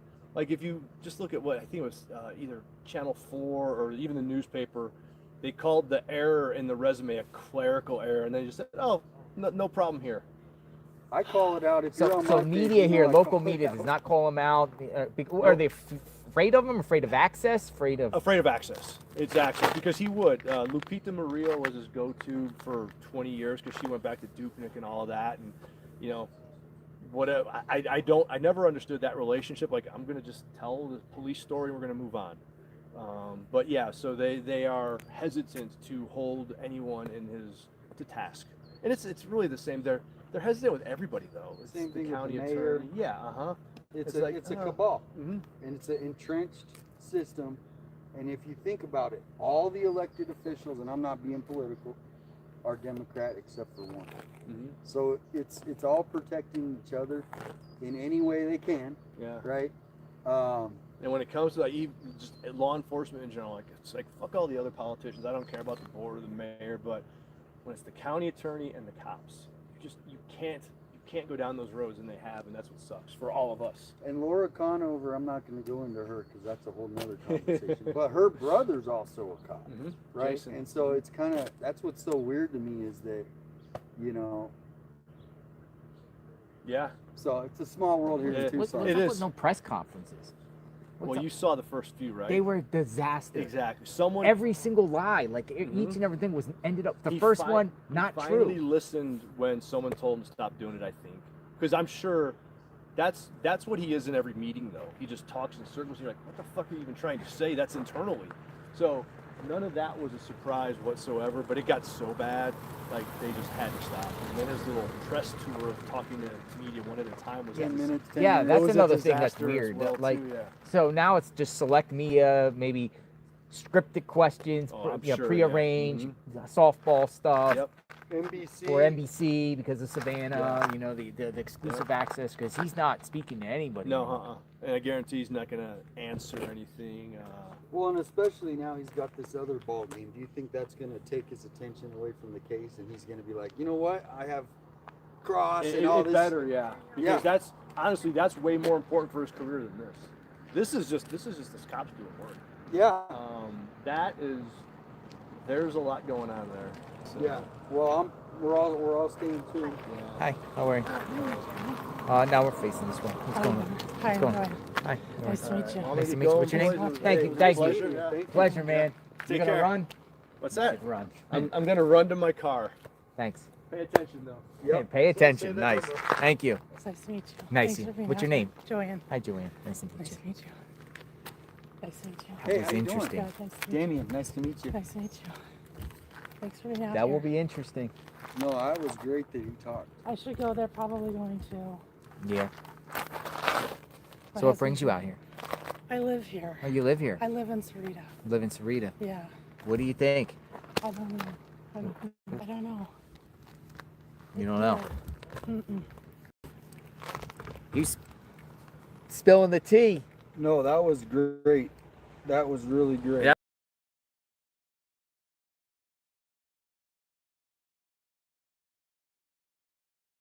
That was by chance. Is that Aaron Cross?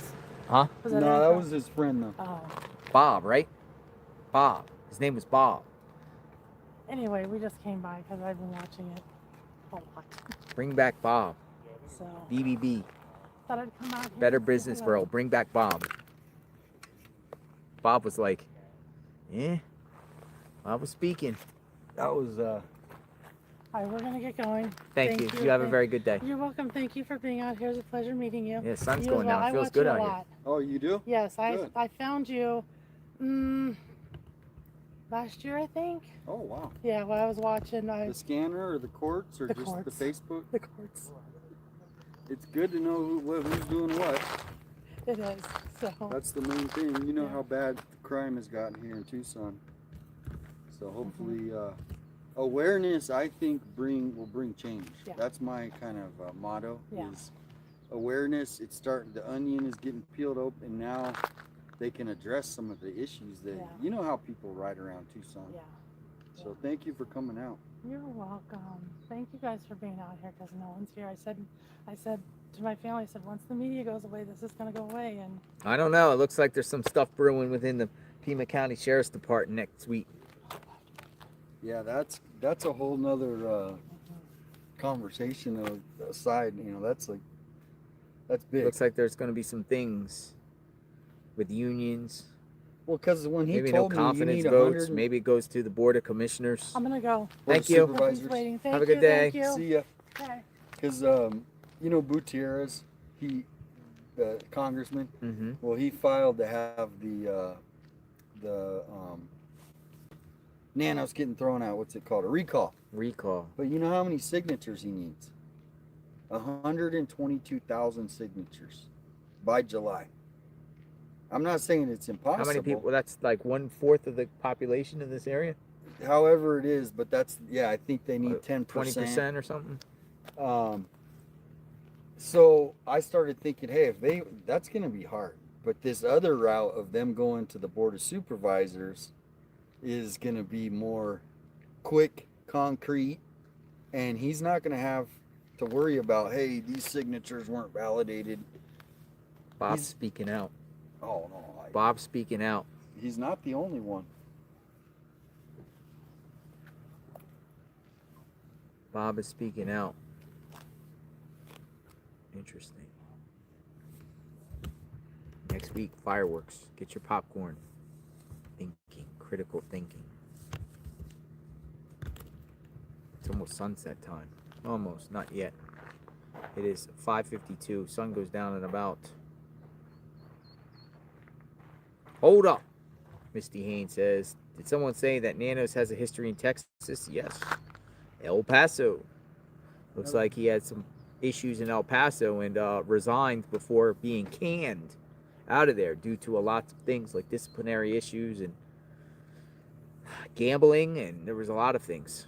Off work gambling, there was a lot of accusations against him, and pretty much probably resigned. One of those things is you quit before being officially fired, therefore it's not necessarily a blemish on your resume.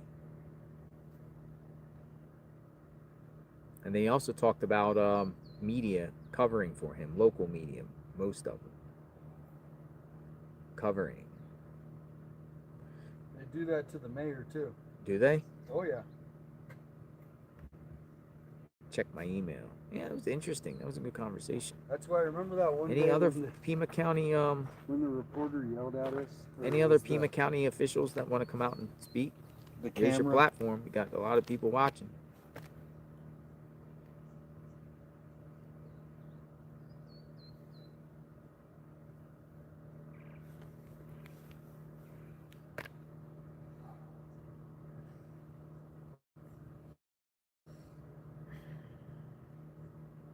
Interesting, right? That was a great conversation. I'm really glad he stopped. He's probably waiting because he has the hit with Brian at 8. Oh, does he? That's what, because remember he said he's not going anywhere? Yeah, yeah. He's just up there hanging out waiting for this. Well, tune in tonight to News Nation and watch, was it Bob? Yeah, Bob. Watch Bob tonight on News Nation. We call him Sounds BBB, like. bring back Bob. BBB, bring back Bob. Come back, Bob. How am I feeling today? Thank you for asking. Much better. Lots of fluids. Hanging out.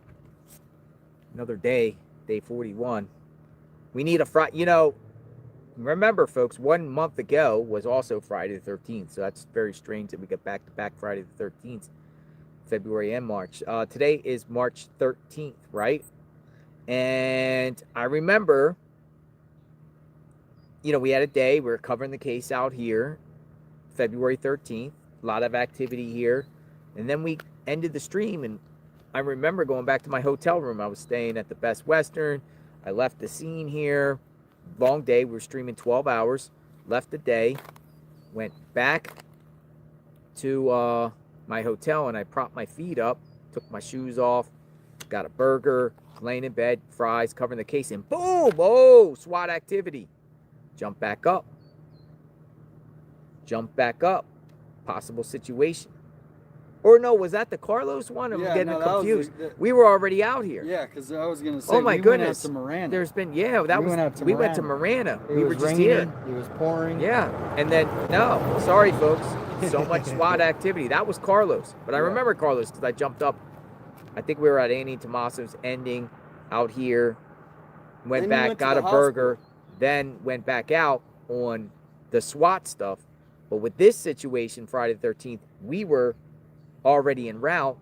Then our stream went down, and then we restarted the stream while we were out there by DE's house. We were in the neighborhood.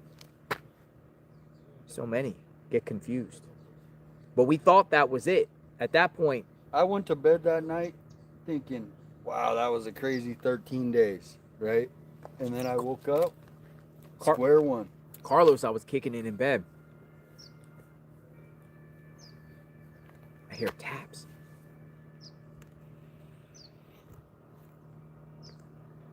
Hear the taps? News Nation is playing taps. I think he's on his laptop right there. Dun, dun, dun. Dun, dun, dun. Dun, dun, dun. I'm not drinking Red Bull. I'm drinking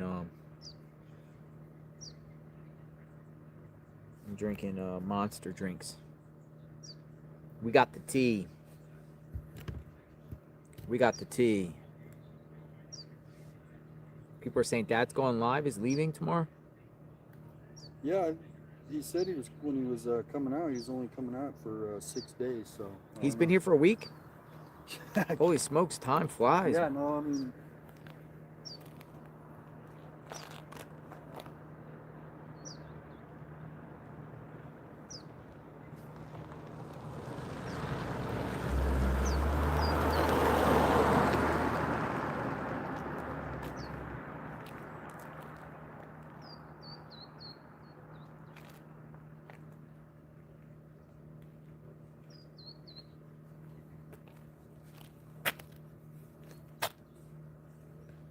Dun, dun, dun, dun, dun. William Butler, thank you, William Butler. Jackie G. Thank you so much for everything, Jackie G. Our Australian friend is back in the house. Misty Haynes, always in the chat. Misty Haynes probably was loving that conversation with that. Oh, she. Misty Haynes does not like Sheriff Nanos, and was probably like, oh my goodness, so many comments, Misty Haynes. I think I even got an email from Misty. Sun will be down here in the next half hour. It actually feels beautiful out here now as the sun starts going down. Okay, so this is what I was telling them, folks. I think the pictures is a good thing, but you got to see this with the pictures. Hold on. Let me pull this out. Make sure we have enough battery. Yeah, we got 61%. We're good. I don't know, man. I don't know about this. Let me know what you think. Like, if you look in the front of the house and you just see the person comes with paintings and they're literally all over the place. They're just gonna fall down. There's just paintings like on the front. I don't know if that's too tacky. I mean, she spent a lot of time and effort with these things, but look, they're all like knocked down.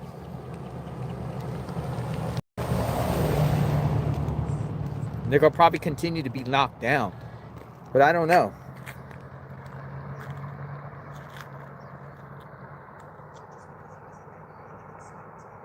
Maybe they should all go in like one spot or down there by the memorial. I don't know. I'm not gonna touch them because this is not my gig here. I mean, you could tell Pinky cares, so it's no knock on Pinky whatsoever. But you're gonna have like all this like up unless somebody mounts them in or something. I don't know.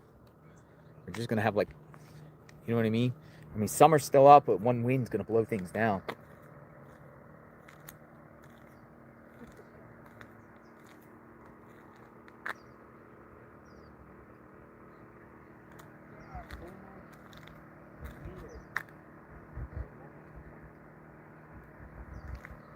What do you think should be done with the signs, if at all, or is it just none of our business? We're gonna take them all and put them over there. You're gonna put them over there? Yeah.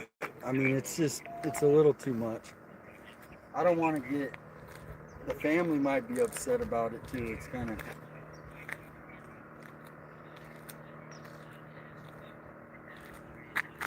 Somebody says it's not your job, JLR.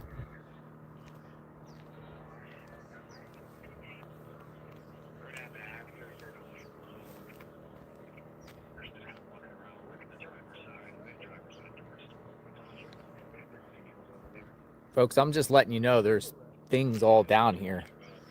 I mean,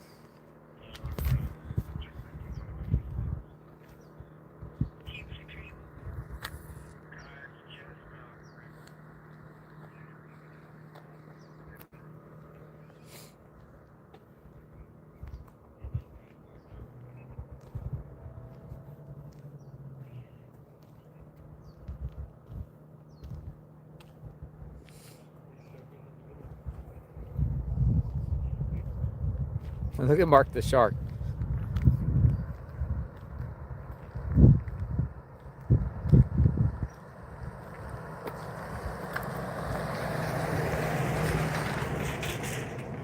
Hello. Hi. Camping out? You got a nice setup. Yeah, getting out of the sun, man. Got the whole studio. The Predator. What's that called? A Predator? Predator. Misty Haynes never emailed you. Misty Haynes. Yeah, she goes, oh, it's not me.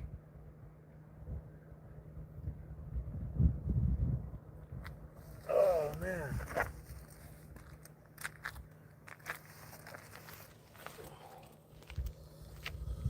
Get your tent. I'm just admiring your tent. Thanks, dude.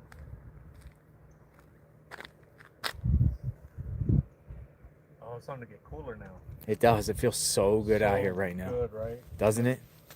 And it's like immediate. You can feel it immediately, like right when the sun hits the mountain. You know, once it hits that 5 o'clock hour, things have changed. Things change quickly. Once it gets to that.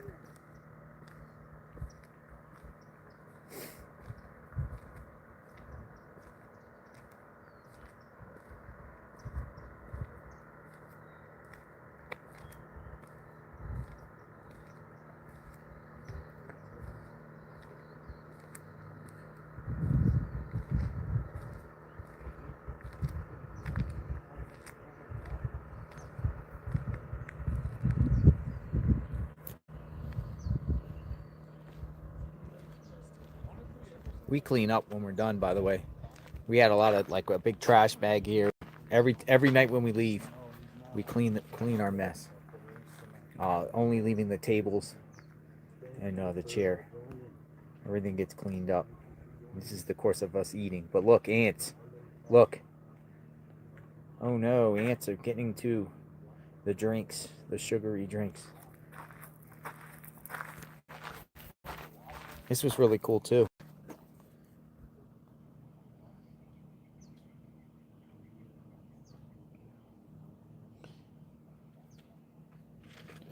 Everyone gets a rock. Everyone gets a rock. It's on the ground. Bagels. Einstein bagels. Einstein bagels. Oh, stones are cool.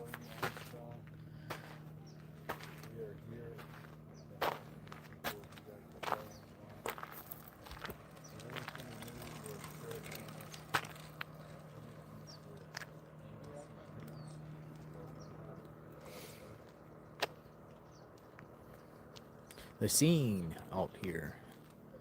Finally get to stretch a little bit. Sitting around, man, it's tough. Well, you're on a metal chair. You're in a metal chair and you're sitting there and you're trying to avoid the heat. You're still in that metal chair? Yeah, I sat there for all day, really. Avoiding the heat. Let me just see what's going on. You never know what's going to pop up, you know. I enjoy the conversations with everyone. I don't even know how long this is going to be here for. At one point. I think they're probably going to just wait till people officially leave and then give it like a couple days and then get rid of these things.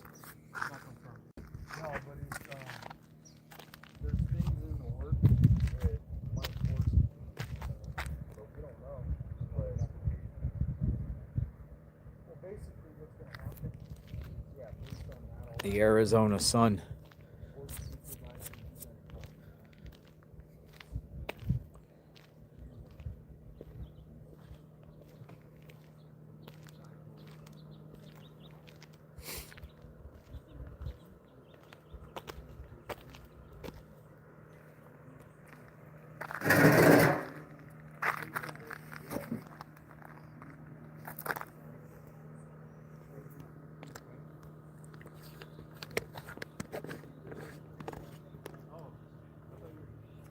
Good evening, everyone.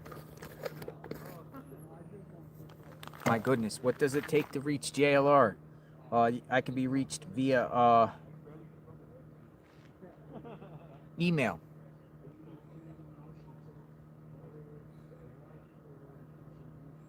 Constantly getting a lot of emails. Keep your emails coming. Let's scan through the emails. Tips for ants. People talking about Nancy Guthrie's home for sale in 2024. So I got a question from S. Ants. Nance. Ask Bob about the car. That would have been a good one. That would have been a good one. What's up with Annie's car? What's up with taking someone's car like that? Seizing someone's car.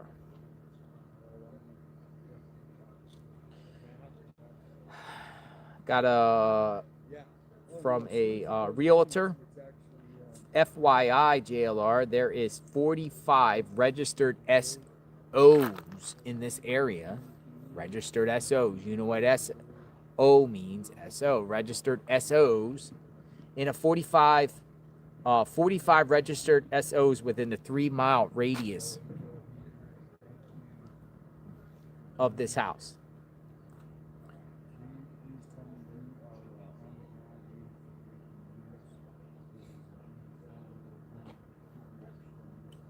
$45 SOs in the area.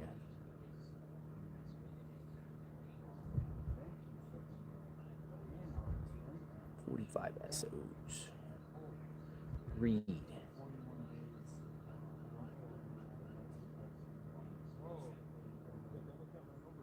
I emailed you 4 times. Nancy Grace said Annie's car is at a Chevrolet dealership. I won't say the owner of the Chevrolet dealership.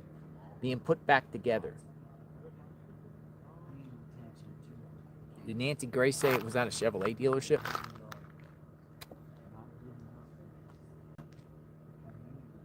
Friday the 13th, folks.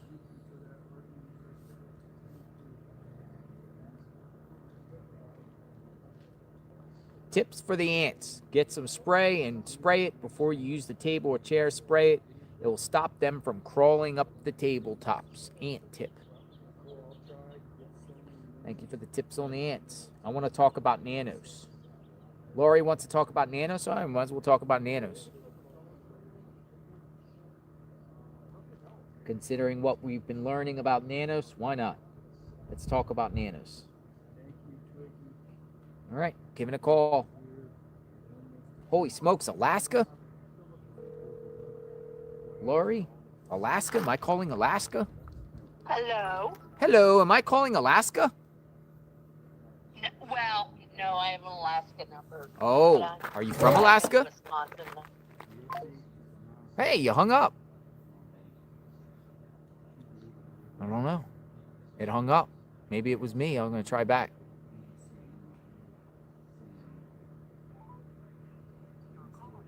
Voicemail. Maybe her phone died. It just hung up.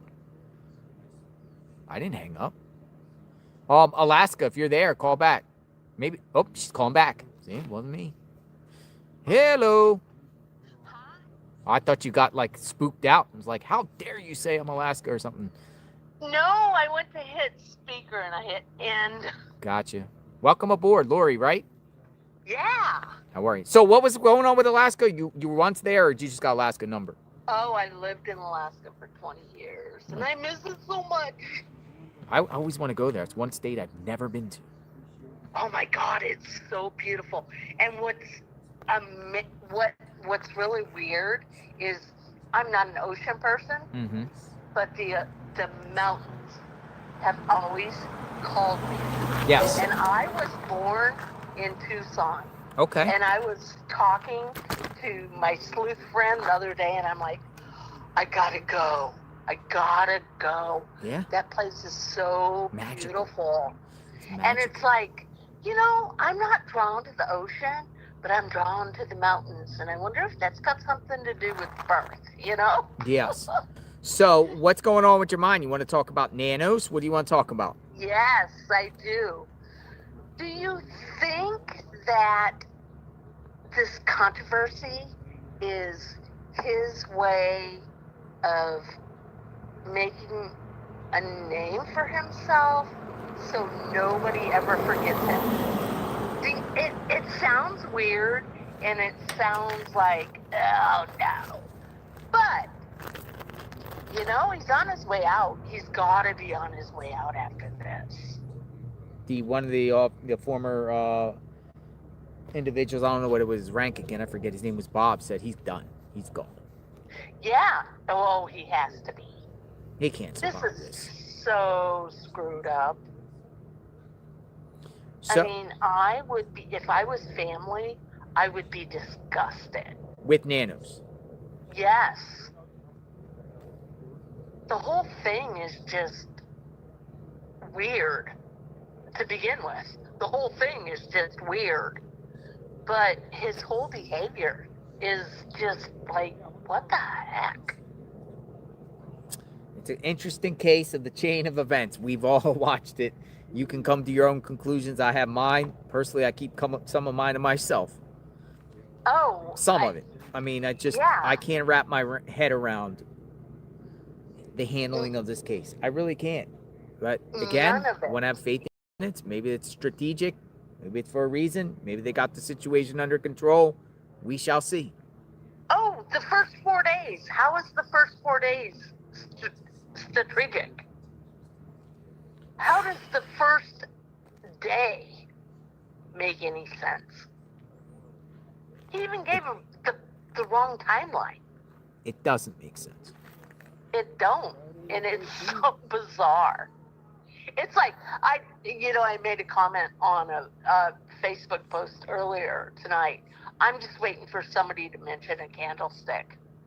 You know, it's just like A candlestick? Why a candlestick?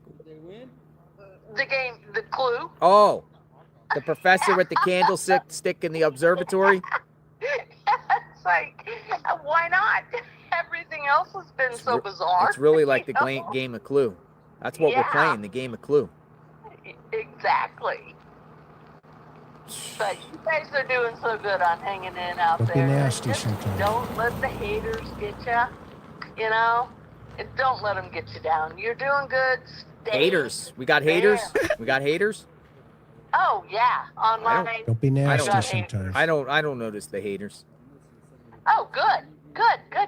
As long as that keeps you there. Yes. I appreciate the pep talk. Yep. The You gotta motivation. do what you gotta do. Thank you for your time, Lori. Anything else you want to add on Nanos or anything?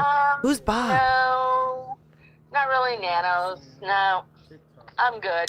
You're good. He's just like, he needs to go. Hey, But I hey, hope ho, they ho. find her. Sheriff Nanos got to go. Yeah, How about that? got to go. I'm praying for him. I hope he solves it. That lady said, Personally, got to I hope he go. solves it. I hope he comes out there with his guns blazing, flexing, bragging, high-fiving. If he solves it, it's all good. If he solves it, The Wild Wild West. guns blazing, I got the guy. Is this Julie Nanos. Skolnick? He run out. Yeah. Nan's gonna come out and he might be doing something. I remember before, like some perp or something. We got him. Like the very first thing is we got him.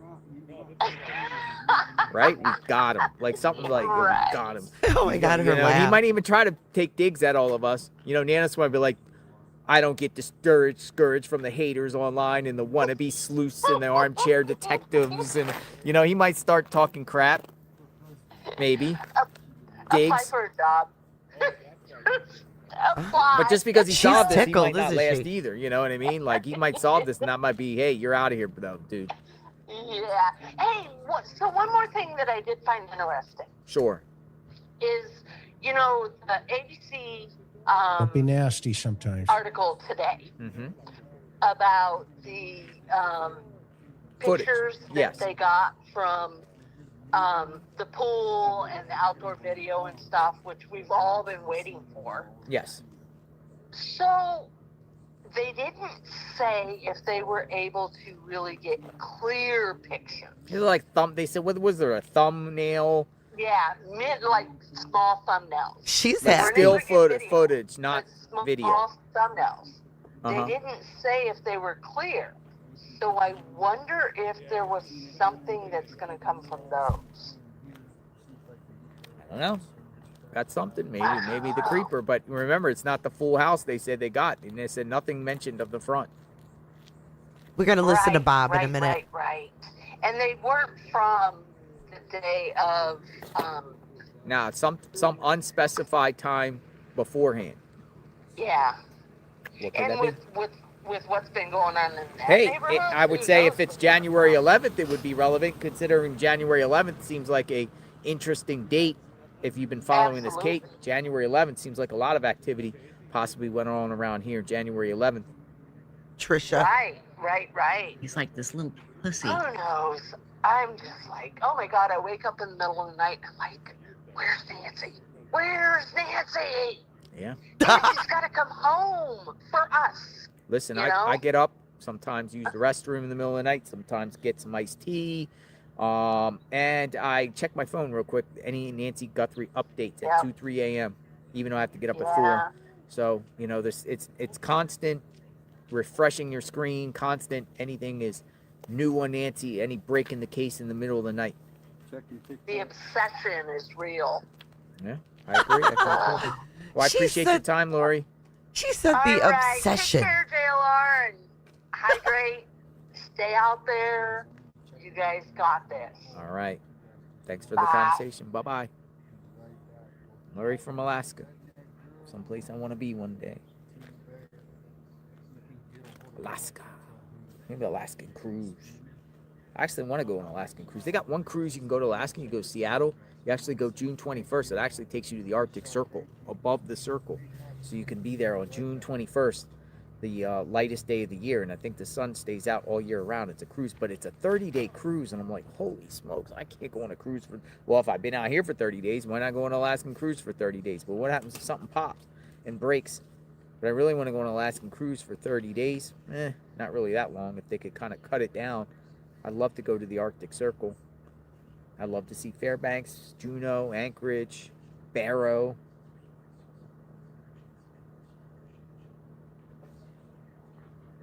Let's go. But I do have a picture at the Welcome to Alaska sign. I just never utilized it.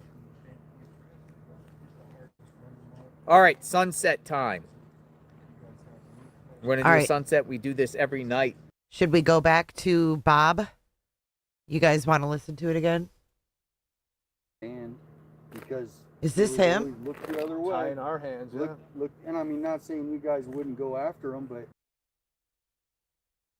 We can all get too worked up or too committed to a particular Is that Bob in person? Or is that him? Is this... Who's Bob?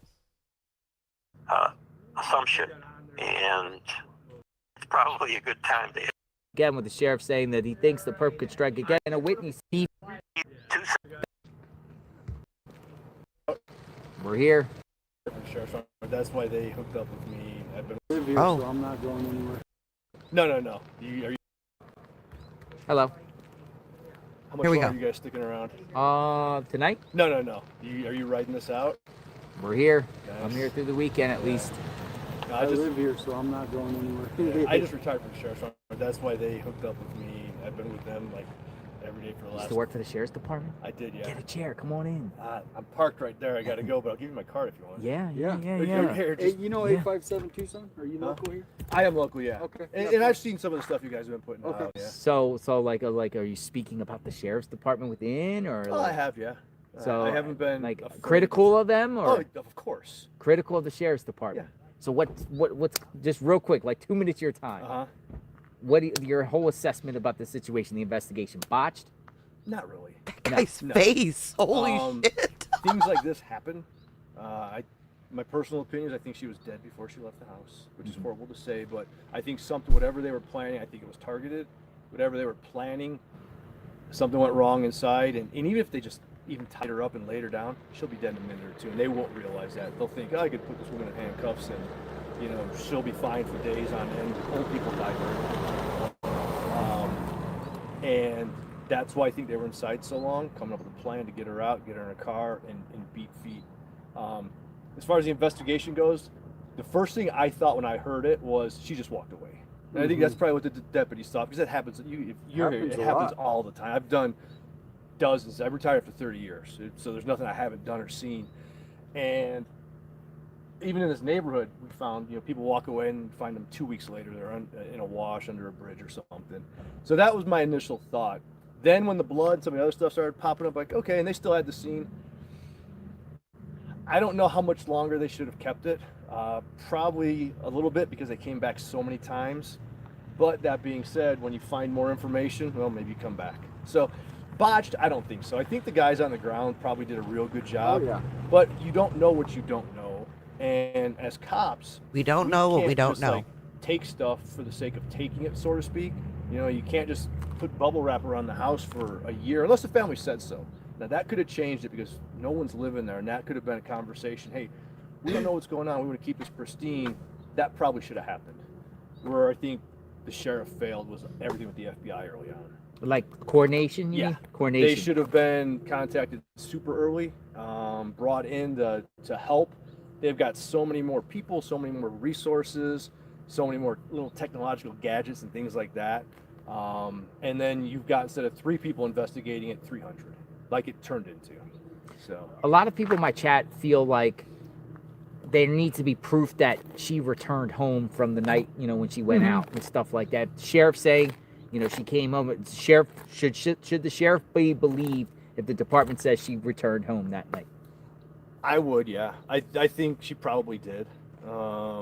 Simply because this is so unordinary. This is not like anything I've ever seen. This is made for TV shit that never happens in real life. Whenever something like this happens, a one-off, like when Isabel Sellis went missing, for the first week I'm like, nah, this is the family, because dudes just don't kidnap unknown kids. Just like this doesn't were you happen. around for Zasha Pickett? Did you ever hear that case in 86? No, I was still, okay. yeah, I was still, Anyway, yeah. she was kidnapped from her bedroom. He was in diapers. Sheriff cleared the family. Mm-hmm. I mean, can Asinine move. It is. Yeah. Why? Because there's no suspect yet. You don't know who did it. So to clear anyone, you can't do that in an investigation. Think about this. Think about in 6 months if they find out a family member did it. How is the county attorney or the U.S. attorney going to prosecute that? This dude right here said I didn't do it, and now you're saying I did? So that's why you don't do that. I get Ooh, why he, good point. in a vacuum, wanted to, like, to take pressure off of him because of all the politics. Yeah, Politics. It comes down to politics. I don't think it was politics. I think it was his fatal flaw is like his emotions. You've Ego. seen that, and he saw them, like, all the internet sleuths saying, "Oh, it's the son-in-law, it's the son-in-law," and he wanted to have them stop for, like, nice reasons. I don't doubt that, but it was a horrible investigative tactic. Should have never done that. Interesting. Yeah. Interesting. What's your name? It's Bob Krieger. Bob. Yeah. You used to work for Pima County Sheriff's? Used to, yeah. Wait, Mhm. like what? I was a lieutenant when I retired. Lieutenant? Yeah, SWAT commander for 20 years. On the SWAT team for 25 years, 5 of those as commander. Ask about SWAT. A lot of people in our chat feel it could. The speculation is some sort of parasocial person obsessed with Savannah and That's taking what it. I think it was. You do? I do think it was a stalker of some sort. A stalker. Yeah. About a month before all this happened, I don't remember if it was local news or national news, did a little article, a little thing on Savannah Guthrie. And I was watching, like, I had no idea she was from Tucson. I'm just bringing you in the Oh, mix. really? Uh-huh. I had no Yeah. idea. And they just did, and it wasn't, it was just a nice thing, like, hey, local girl made good. They talked about her going to U of A. And my, like, theory is that someone who loves watching Law and Order and Criminal Minds and all this shit is just a little off their rocker. Said, oh, Savannah Guthrie, I can get away with this. I know to wear gloves, and I've watched enough TV shows that I can go and kidnap this woman and try and get some money out of it. Now- And I truly think that that's Annie? what, not necessarily the news article, but for whatever reason, someone, a stalker-ish type person is one who got it. Now, real quickly, catch him. Is looking at that surveillance photo. You're His arm literally says rock and roll. Who is this guy? He just retired? Bob. in Tucson. Yeah. And I know body language, right? Mhm. And that body language does not seem He knows body language?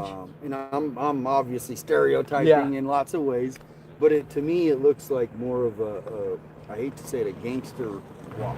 It looks like a local. It looks like just Okay, a so that's- typical dude from South T coming up to do this. Thank you. Yeah. South T. So South that's Tucson. You know what's crazy though?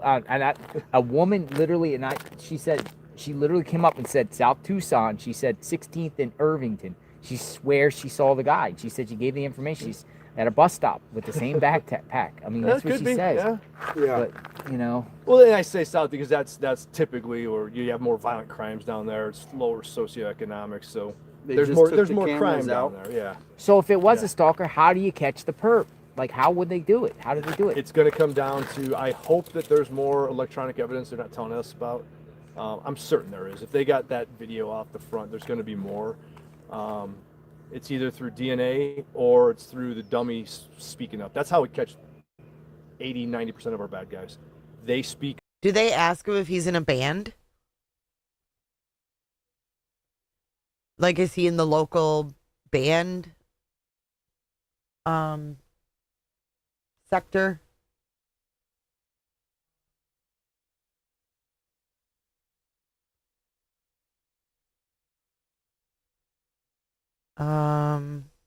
He's been vetted by who? Up, they talk to somebody. He'll be drunk at a bar and say, "Hey, I did this." As long as they're quiet, we don't catch the smart ones. Why no vehicle? Oh, there's a vehicle involved. I guarantee it. But why not on surveillance? Like cameras. Yeah, they just don't have it anymore around here. Or? No, there are very few cameras, like intersection cameras. Like every intersection has ADOT cameras, but it's not tracking stuff. We don't have red light cameras anymore. The ADOT cameras aren't super clear. They're more just, the blue car hit the red car, and you can see that. And you can make things out, but you got to know what car you're looking for too. Yeah. I want to bring up, because a lot of similarities, even though we have an 84-year-old, but do you remember the Holly Gasso case? What was it? She was kidnapped from Suntran Bus. She was last seen on Suntran Bus 2023, downtown Tucson. She was kidnapped. So the lieutenant doesn't know about someone being kidnapped, but he does? This is the weirdest interaction. I mean, why would it be weird to ask him if he plays in a band or likes music? It's literally plastered on his arms. And She's the not sheriff, she's not the one who went to North Carolina, was she? No. Okay. No. If you look up Holly Dasso, I'll look that one up. Yeah. She was abducted, and I ended up having to do a FOIA request to find out, well, what happened? How? What? Well, they ended up finding her on Marsh Station Road out there on Vail. Okay. And the perps put her on with no clothes on the train tracks and let the train run over. Yeah. And the sheriff is Put her on the train tracks naked?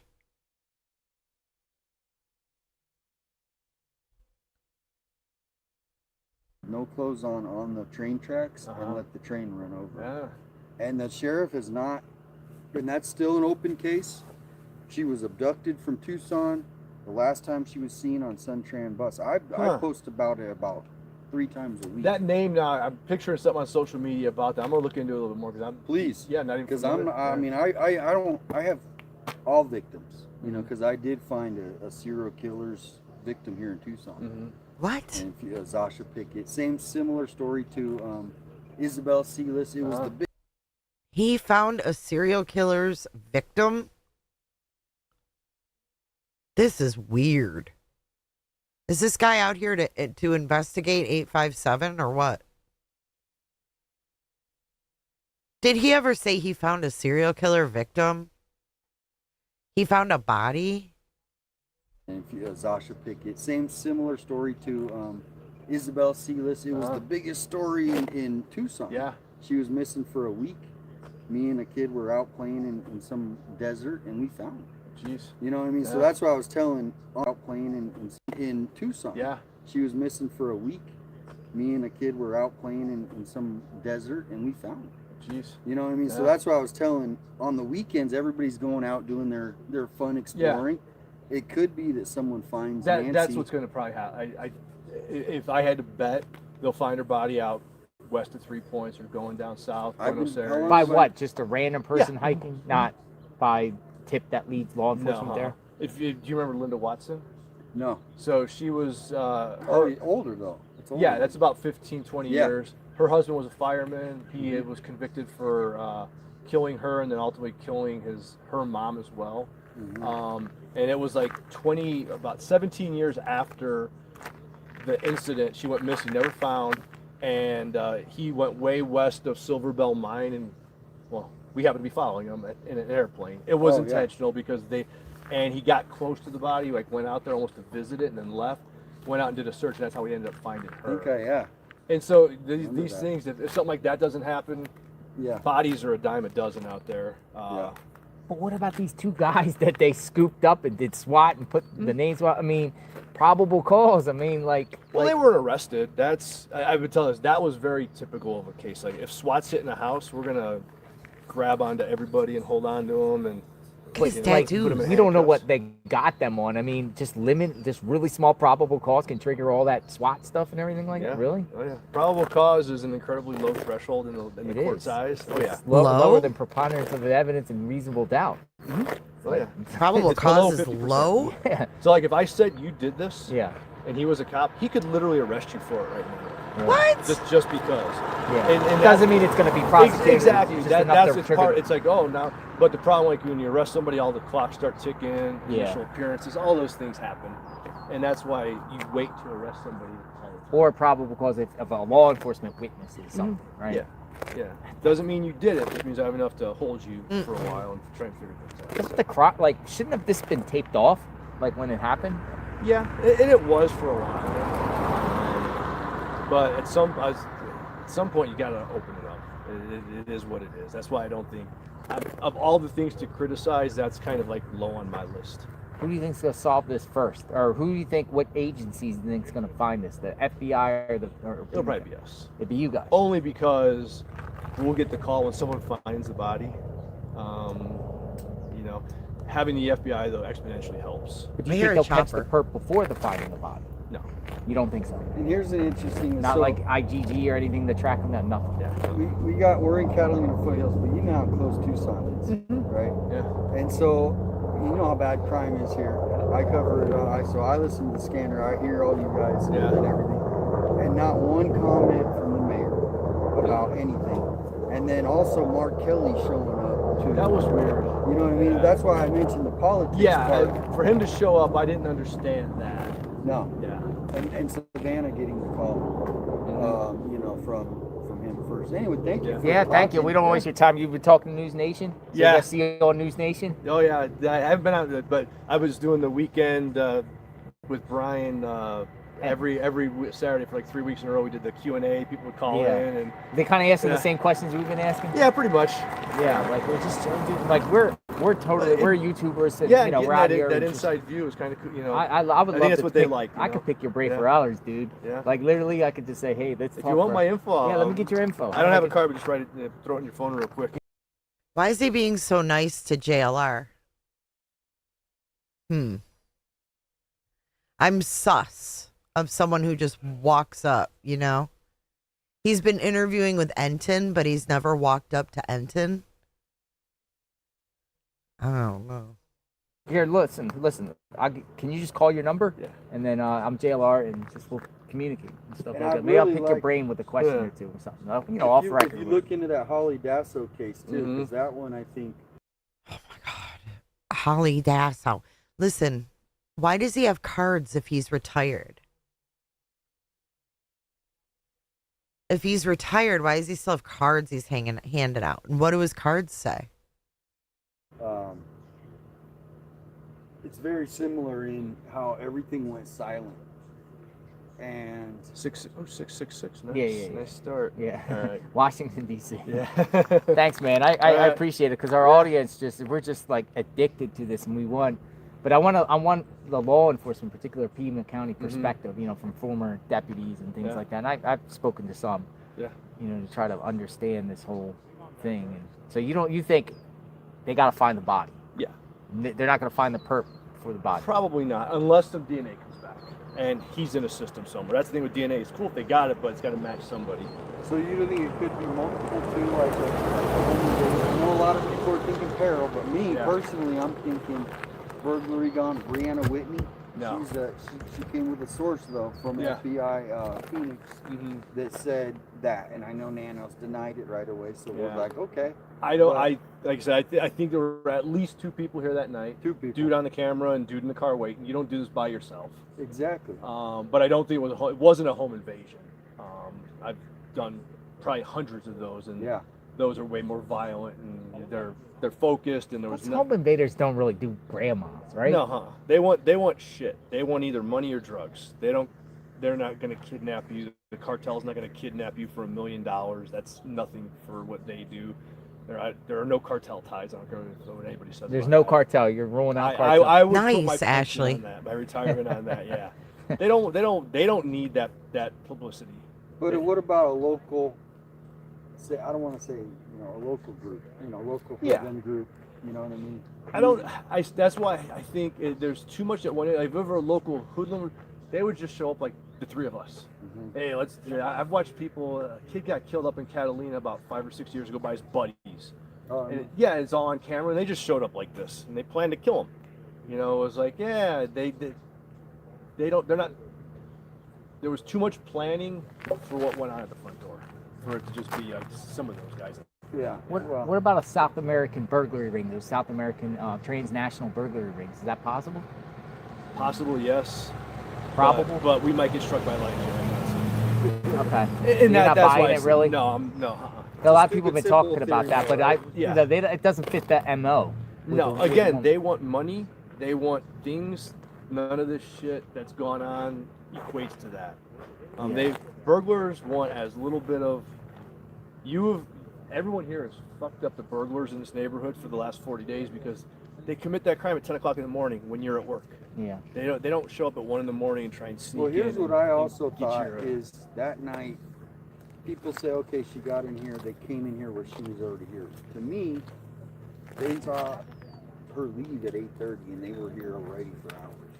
And I also heard, and this isn't confirmed, that she had a safe inside. And so then, how do you get into a safe?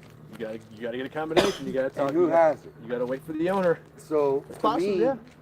I think they were in here. Either they saw her leave, and now they're like, "Hey, this house is empty." Hit it then, and then waited for her to come home to get the safe code. Possible. Because I mean, Yeah. that's my burglary gone. Because Yeah. Brianna Whitney, she did come with, and that was an FBI source that Mhm. she had, and she's the. Anyway, I don't want to. I know you Yeah. spend more time than we What were time- hoping. Yeah. So What thank type you. of work you do now? I'm officially retired. You're just retired. I was just supposed living the I was life. supposed to be a flight attendant. I Really? actually started my training. Stop it. Stop. What? What? Is he hoping James is watching this? What is a flight? What? Stop it. Officially retired. You're just retired. I was just supposed living the I was life. supposed to be a flight attendant. I Really? actually started my training. 12 days after I retired, I was going to work for Southwest, and like I was supposed to be given drinks and all of this, right? What? Come on. Come on. I didn't come to fucking dance, okay? I came to party. SWAT team to flight attendant. Is he making fun of James? Maybe he's not. I don't know. Actually retired. You're just retired. I was just supposed living the I was life. supposed to be a flight attendant. I Really? actually started my training. 12 days after I retired, I was going to work for Southwest, and like I was supposed to be given drinks and all of this right now out. I like Southwest Airlines. That's my favorite airline. It was mine too, and the company is why I did it. But some personal stuff happened. My first week of training, my sister passed away, so I had to step away because you couldn't miss any time in the training.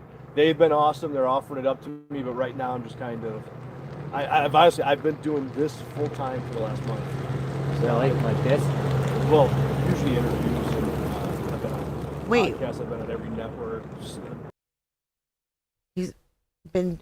What? Wait, what? That doesn't make sense. The training, they've been awesome. They're offering it up to me, but right now I'm just kind of. I've been doing this full time for the last month. Really? Like this? Well, usually interviews. And, I've been on podcasts. I've been on every network. I'm a Zoom master now. Zoom? Yeah. What do you think of this Aaron Cross, your friend? He's been doing this for the past month, he said. With Aaron? Very close. Yeah. Uh-huh. Yeah. Talk to Should we him talk to him daily. to running for sheriff since he said he won't? I'm not gonna run for sheriff. I'll tell you that. Okay. You?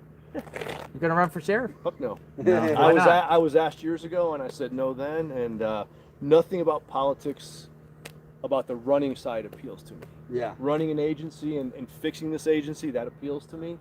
But not Do you think this agency needs to be fixed? Yes, it's needed to be fixed for about 20 years. What's 5 issues? Major This is issues that you Nancy's encounter? tattooed arm. Chris Nanos, Nancy Grace. Chris Nanos, and Chris Nanos. That being said, it has been inbred. What you see now has been going on for decades. It's now just so common, and so that has created such a horrible morale issue. Like I used to love coming to work my first. It's a good old 20, boys 25. network. It is, and you can only get ahead if you kiss the ring. Mm-hmm. And when you choose not to, you get assignments like me and Aaron had for the last 3 or 4 years. Which was It what? is. Aaron actually came and worked for me at Civil, kind of when all of this started. When he got his first punishment assignment, that was mine as well. Then I ended up at CNA for a while, and then my last year I was at the jail, just sitting there watching. We've YouTube been videos. hearing about the jail. Like he's sending people to anyone that's critical of the sheriff gets sent to the jail. Yeah, so me and Heather, our offices were across from each other. Yeah, yeah. Who's Heather? Okay.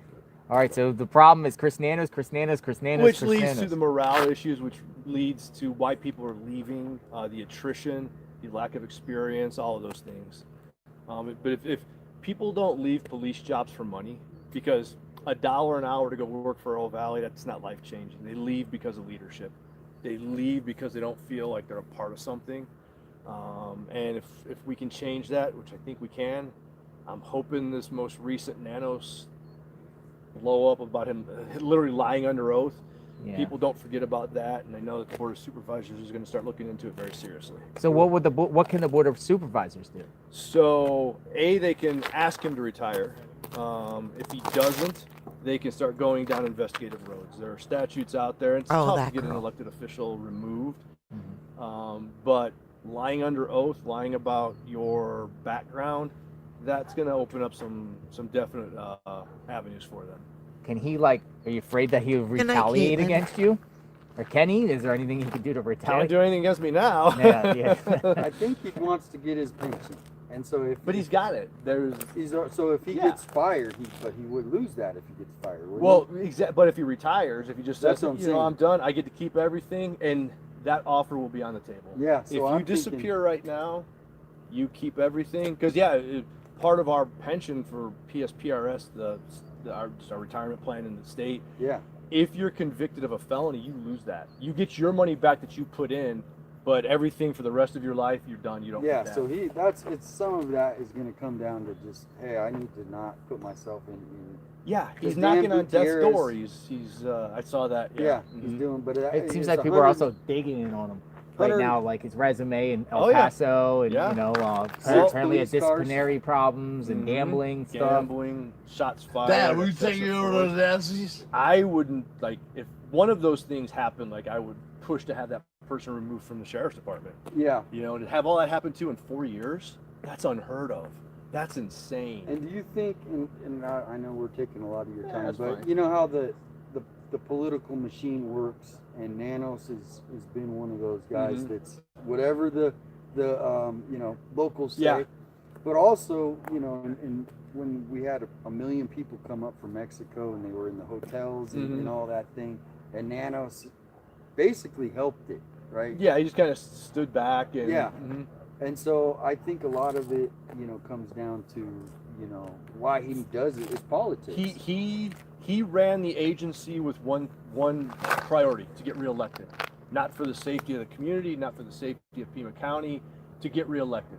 So he would sit back and say, "Oh, it's okay that these people are coming up." Yeah. I wrote a grant once, and I got like $100,000 to buy equipment for the SWAT team from a congressional grant. But I had put in there some of it was going to be used towards border security. It's like, take that out.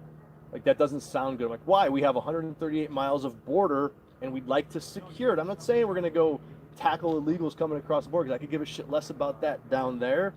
But there's a lot of stuff that revolves around that. So I'm done. I'm not writing Thanks, this grant Harlow. anymore. You guys can do what you want with it. And so basically, they gave away $100,000 because of 2 words that were politically a hot button.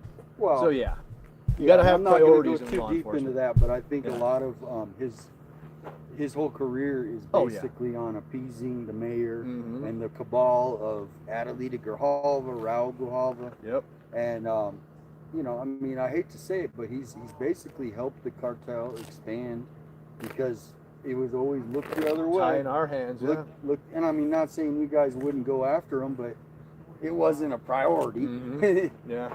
So, well, you're Fascinating awesome, conversation. Thank you. Yeah. Law enforcement perspective. Pretty cool. Good luck with it. Hopefully this gets solved at some point. He looks like he just got those tattoos, honestly. Optimistic here. Yeah. You think this could go on for a while? Years. Years. Unfortunately, It's until the same thing with the Holly Dasso, you Mhm. know, and they not, and that's why I was parallel is they just stopped sending out information when they didn't.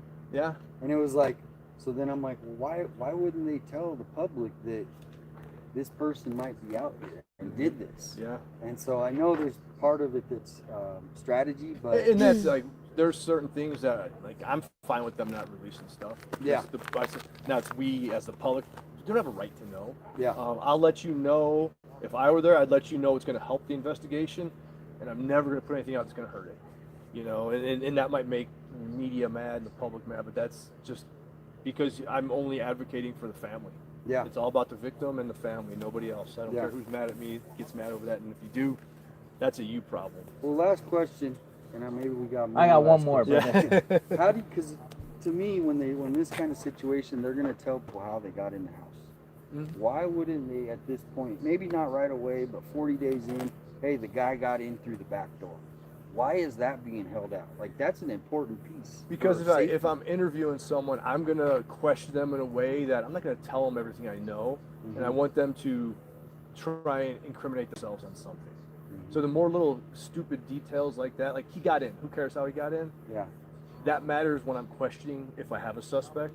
Because if I make a comment like, you kicked the door in, he's like, no, I didn't, and you talk about the front door versus the back door versus a broken window versus whatever coming down Yeah. the chimney.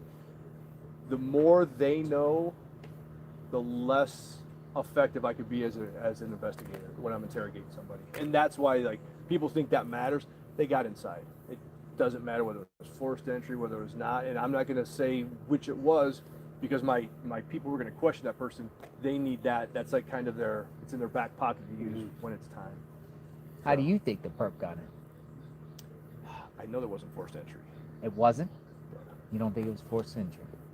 No. Whether the back door was open, whether she opened the door for him because of something they said, or just an old lady, like not even thinking about it, like, open the door. Yeah. Or more like, I think probably something was left open. And something didn't go right at the front, so they went around back and a slider was open or something. Do you think Nanos is out? He's gone from this? Do you think he's gone, or is he going to survive this? He can't survive this. He can't? Unfortunately, it's Pima County. He might, but he can't. I'll start for the good of the department, more importantly for the good of this community and all of Pima County. The people who supported him a week ago, how do you get behind and say, I support this guy who lied under oath, this guy who lied about his personnel record? If nothing else, when it comes to cops, you got to have integrity. Everyone's made mistakes and did shit. Who cares? You talk about it, you move on. You don't get to do what he's done, especially in the last week, and survive that. If he does, this is the tip of the iceberg as far as shitty police work goes if he sticks around for people in the county. Because no one, and within the agency, no one supported him prior to this other than the 15 or 20 people in his circle. And there'll be more information coming out Monday or Tuesday, just from the unions, from Aaron specifically, with things that are rolling. Things are happening. Oh, things are happening next week. We hope. We really Popcorn hope. ready. Yeah. Popcorn ready. John Stewart or Michael Jackson. It doesn't matter which one. Just grab your popcorn ready. Yeah. It's coming. Yep. It's coming. Well, I know what he did to Heather Lappin as far as the suspension and all that, and because I followed that kid. I actually thought she was going to win that. She would have. Yeah. She absolutely would have won if he didn't do that. Yeah. That's what he's, on top of everything else, he's a horrible fucking human being. Yeah. And that's more important than all of this. He's just ignorant, mean. Yeah, spiteful, arrogant, egotistical. They said he's mafioso, like runs the department like a mafia. He does. So I tell everybody this. I said, this agency is run like it's 1970 New York. Right. Like old school cop. It wouldn't surprise me if they stood up there and they drank scotch in their office or something, because that's just a cool thing to do. But it's all about kissing the ring and looking the other way when your people do something horrible / illegal, and then doing what you did to Heather. Heather, you will not find a better person than Heather. No, she's awesome. And to have 7 IA investigations in 13 months is unheard. That's ridiculous. Yeah. The things that they did to her, and then, like I said, if that doesn't happen, she absolutely wins. Probably not by a lot, but probably by a few thousand votes. There was just enough to sway, because people thought, well, if she's on admin leave, she must have done something wrong. Yeah. And she did. And if you go back, that's his track record. In a primary 2 elections ago, a former sergeant was running against him. Kevin Kabitsky was his name. And the week before the primary, the October surprise, or whenever the primary was Kevin was accused of molesting his daughter, his stepdaughter. What? They put that out to the media. So does Nano? Yeah, go ahead. The primary goes. Nanos ends up winning, obviously, and then nothing ever happened. Oh no, it was his camp that put it out. It's just who he is. That tells you the kind of person that he is. Local media, is there people like he have local media in his pocket? Fuck yeah. Certain local media. All of them. That are all of them. It's all disgusting. The only one who wasn't was Corus Nylander. Oh yeah, Corus held him to task. He moved to Florida. Wink. You know Wink? Oh yeah, Wink News. Next time you got to meet Corus. Okay. Wink News. And yeah, he was, especially around the election time, he was the only one. Like, if you just look at what I think it was either Channel 4 or even the newspaper, they called the error in the resume a clerical error, and they just said, "Oh, no problem here." I call it out if you're on so my media page, here, I local call it media out. does not call them out.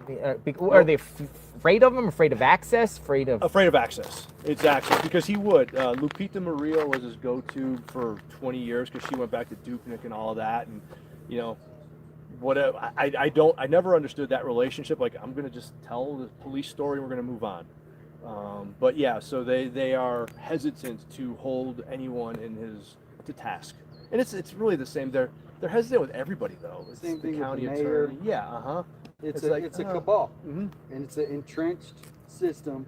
And if you think about it, all the elected officials, and I'm not being political, are Democrat except for one. So it's all protecting each other in any way they can. Yeah. Right.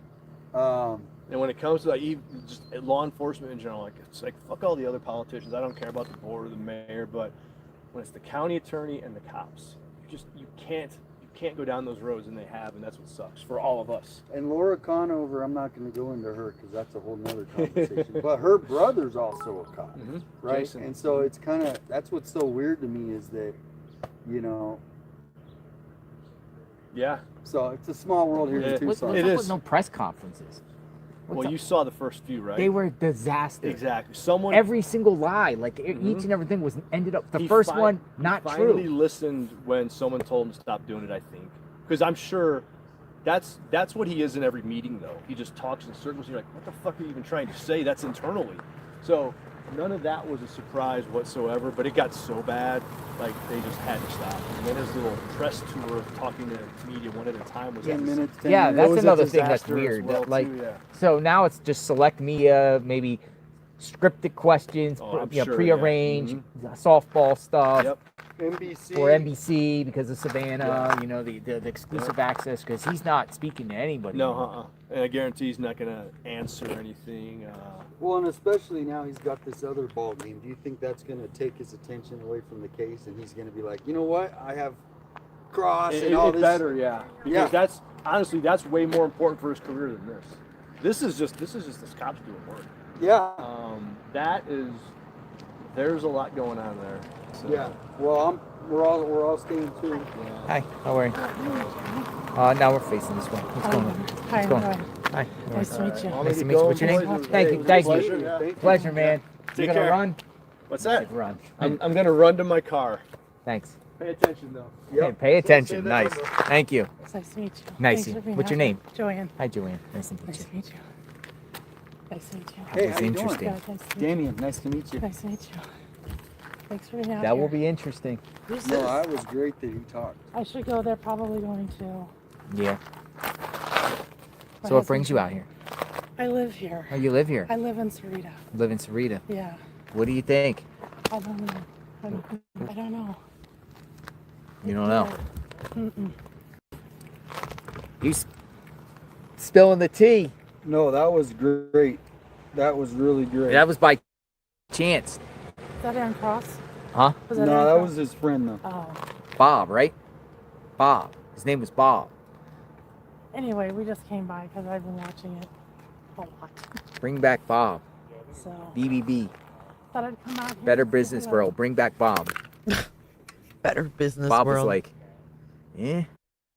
Huh. It was interesting. Definitely interesting. Breaking news. What? Breaking news. What? Husky. Breaking news. What's the breaking news? Come on in, folks. Come on in. Come on in. Come on in. JLR Oh, that's- investigates. he Boots on the ended. ground. He ended. I was like, what's going on? Here, let's watch this. He was on News Nation for sure. I refreshed and it went to the beginning. I was like, what? Mark's still live though. There's the sunset. We'll put the sunset up here. Okay, let's watch this really quick. This is that same guy. Of the investigation. Well, let's talk about the aspects of the investigation. I want to bring in Bob Krieger, a former Pima County Sheriff's Lieutenant who spent nearly 30 years at the department. Bob, you've been a longtime critic of Sheriff Chris Nanos, and you think he botched this investigation. How? I don't think he necessarily botched the investigation. I think he botched the word of the investigation coming out to the public. He's got very little to do with the actual investigating what the detectives are doing on the ground, but I think his messaging could have been a whole lot better from day one.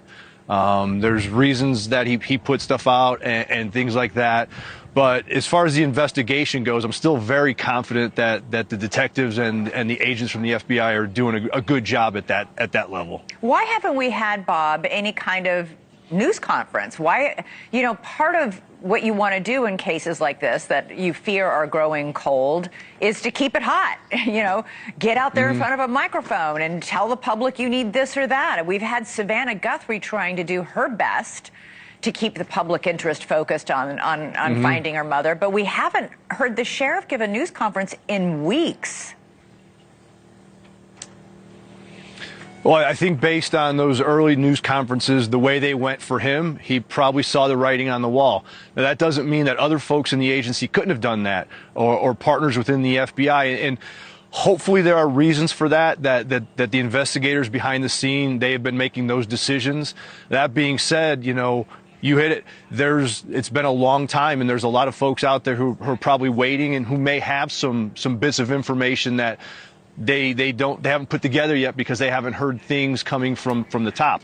And if they hear those things, it'll light a fire for them. Like, hey, I need to call this in now. So the reasons for it are manyfold. They didn't start off well. Someone probably told him to stop talking, quite honestly, and took that literally. So I do think that more should be put out in press conference format, not individual news or individual interview format. Yeah, Jeffrey, you have a long experience in leading local police departments in both Texas and in Phoenix, Arizona. How would you have handled this? Would you have, established a process where there's a regular, even if you've got nothing new, where you come out in front of the microphones every day, every 3 days, at least once a week, to just update the public on what's happening and to keep the interest going, because that's what you're going to need to crack this case. Yeah, you're right. I agree, with my peer that's on our call with us today. So communication is the foundation of leadership excellence, period. So if you're not communicating, you're not showing a strong leadership presence. With that said, after I retired, I spent years developing literally like a virtual press conference here with Genesis Evertel. Every reporter could be in an encrypted chat room instantaneously getting updates. He has a team of PIOs, and he can utilize them to get information out, updates out, because it keeps the story fresh. And that's absolutely critical. Bob, what do you make of the fact that we now have the FBI and the Pima County Sheriff's deputies going together as they go door to door? That this is Brian Nanton reported on this actually last night, but today he actually saw this at work. This newly formed task force. Is this a normal thing for there to be a newly formed task force a month later after the crime? Well, the task force as it's put together now, it's my understanding it's a handful of detectives working out of the FBI building with FBI agents. Who's running it, who's leading it, that I'm not sure of. But in cases like this, it's not unheard of. I'm certain as I can be that from day one, again, that the investigators on the ground, the men and women, they were working well together. Yeah. There might have been some bumps in the road at the top. So putting a task force together at this point is just kind of formalizing what they've been doing for the past, over a month. It's putting a name to it, and now they're focused on that. And because life has to get back to normal, both with the FBI and with the Sheriff's Department, as far as investigations go and things like that. And this is the start of that. Well, and life will never be back to normal for the Guthrie family, sadly. Jeffrey, 10 seconds. Are they ever going to have any answers, do you think? Will we know? I don't think they're going to have the answers that they've been hoping for and praying for. And with that said, we all need to be very, very respectful that they're going through an extremely unthinkable, challenging time right now. All right. Thanks so much, Jeffrey Krieger. She's like, okay, enough of that. Enough of that. Let's see, what can we watch together? Mark's live. Oh, duh. We have Mark up there. Is there anything else new that we can watch together? Nancy. We got Nancy. Let's see what Nancy's saying tonight. Want to? Oh, it's about Nanos. Savannah Guthrie's mother, Nancy Guthrie, missing day 41. Tonight, the very latest in the search for Nancy Guthrie, an 84-year-old beloved grandmother. Plus, do we have a motive? Good evening. I'm Nancy Grace. This is Crime Stories. I want to thank you for being with us. Where'd Mark go? Jesus, Nancy. That's intense.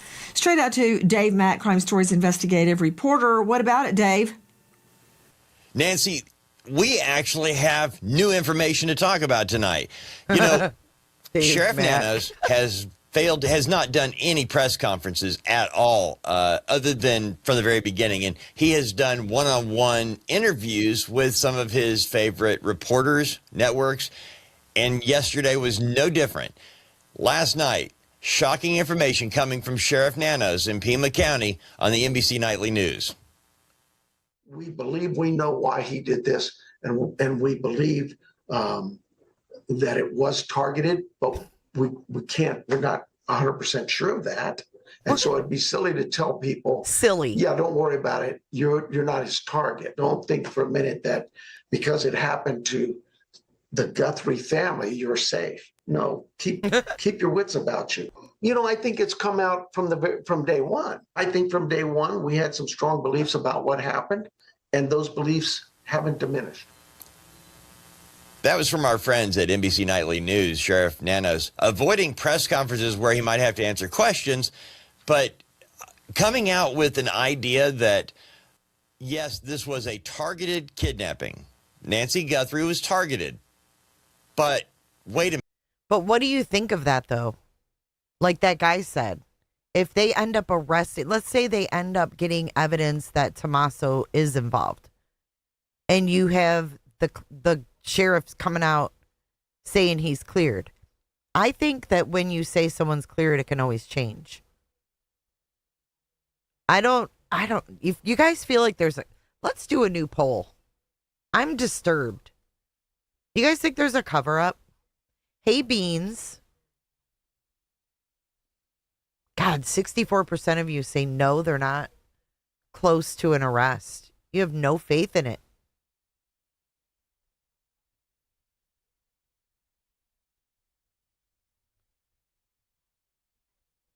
Okay. Do you think there's some kind of a cover up? Is it cover up from a sloppy investigation, or is it more?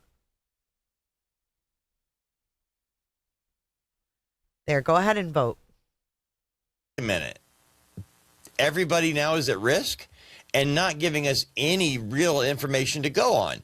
It's really frightening to think, if you're living in Tucson, Arizona right now, that you might have a kidnapper / maybe even a murderer that is in your midst.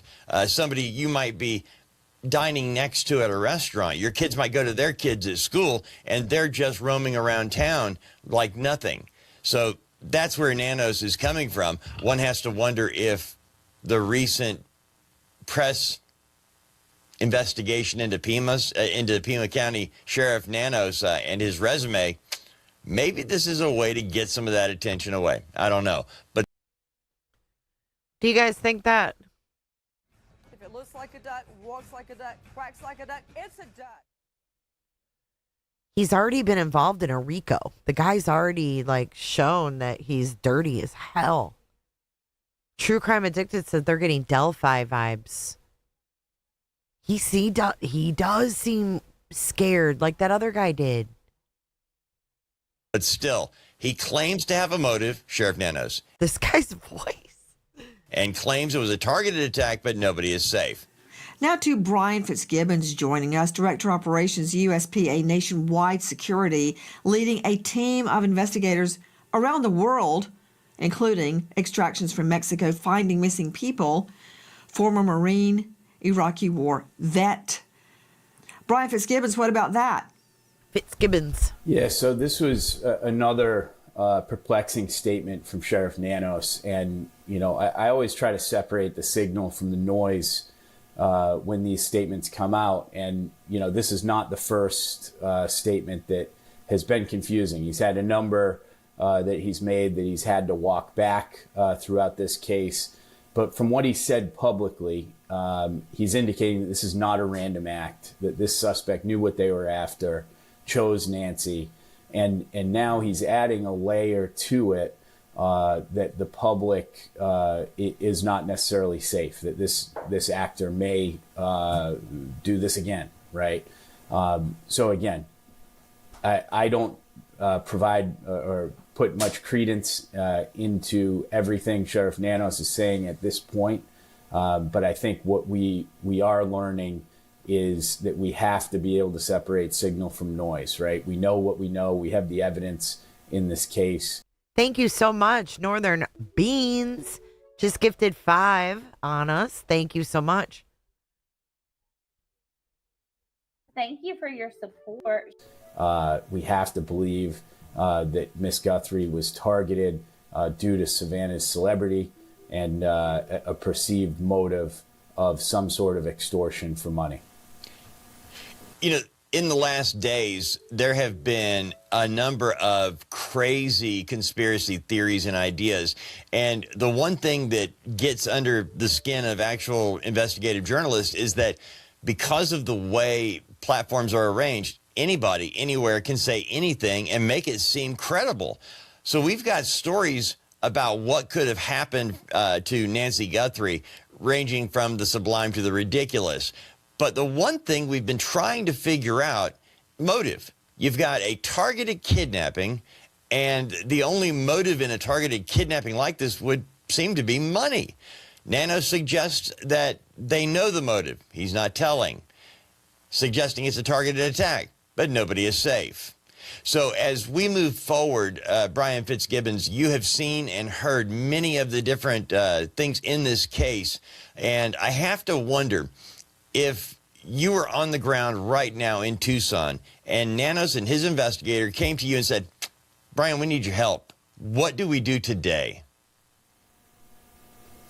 Yeah, so as a private investigator firm, the way that we would initiate that, you know, if we were asked by Pima County, the very first thing we would do is enter into what we call a memorandum of understanding.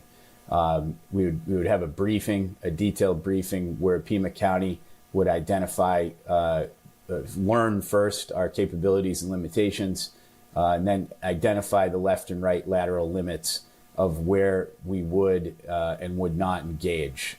Specifically, where I think a private organization, private investigative firm could help, and I think a good place to start would be to begin aggressive grid searches using drones. That would be number one. So bringing in that search and rescue assets and technology to aggressively grid search the area that, in particularly areas that have not been done. That would be number one, right? And I believe that there are organizations like the Cajun Navy that have these assets on hand and are available. So in light of this new information from Sheriff Nanos floating that there is a theory, there is a motive that they've identified, you know, again. I have a thought. I mean, is it possible that Savannah doesn't want to be known as that family? She doesn't want that to be her legacy. And is she thinking that my mom wouldn't want that to be our legacy either? And we can just keep this shit private. Would you do that though? I mean, either way, Savannah's never going to be the same. Okay, if they never find her mom, she's never going to be the same Savannah on TV that she was before. Right? So she's forever changed. Her whole persona and the way that the world looks at her is different. And especially now, everyone's tiptoeing around her. But if it came out that someone in her family was responsible for this, would she want that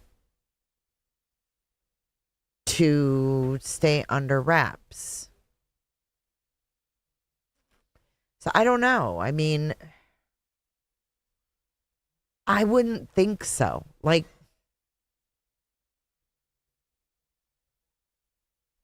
I wouldn't think so. I mean, common sense tells me no. She was very close with her mom. She would want justice for her mom, you know, regardless. But if someone in her family, especially if her sister was involved, would that ruin her career? What do you think that would do to her career? Let's just talk theories. Aw, thank you, Northern Beans. 31 months. That's impressive. Thank you. Jay, you inspire me. Thanks for all you do. Inspire you? Wow. Thanks. But what do you think it would do to her career if it came out that, let's just say, Tommaso and Annie did it? Do you think that it would make it worse? Do you think that it would make it better for her? Like for her and her family? Ostrich says if it's family, I think she would for sure keep it under wraps.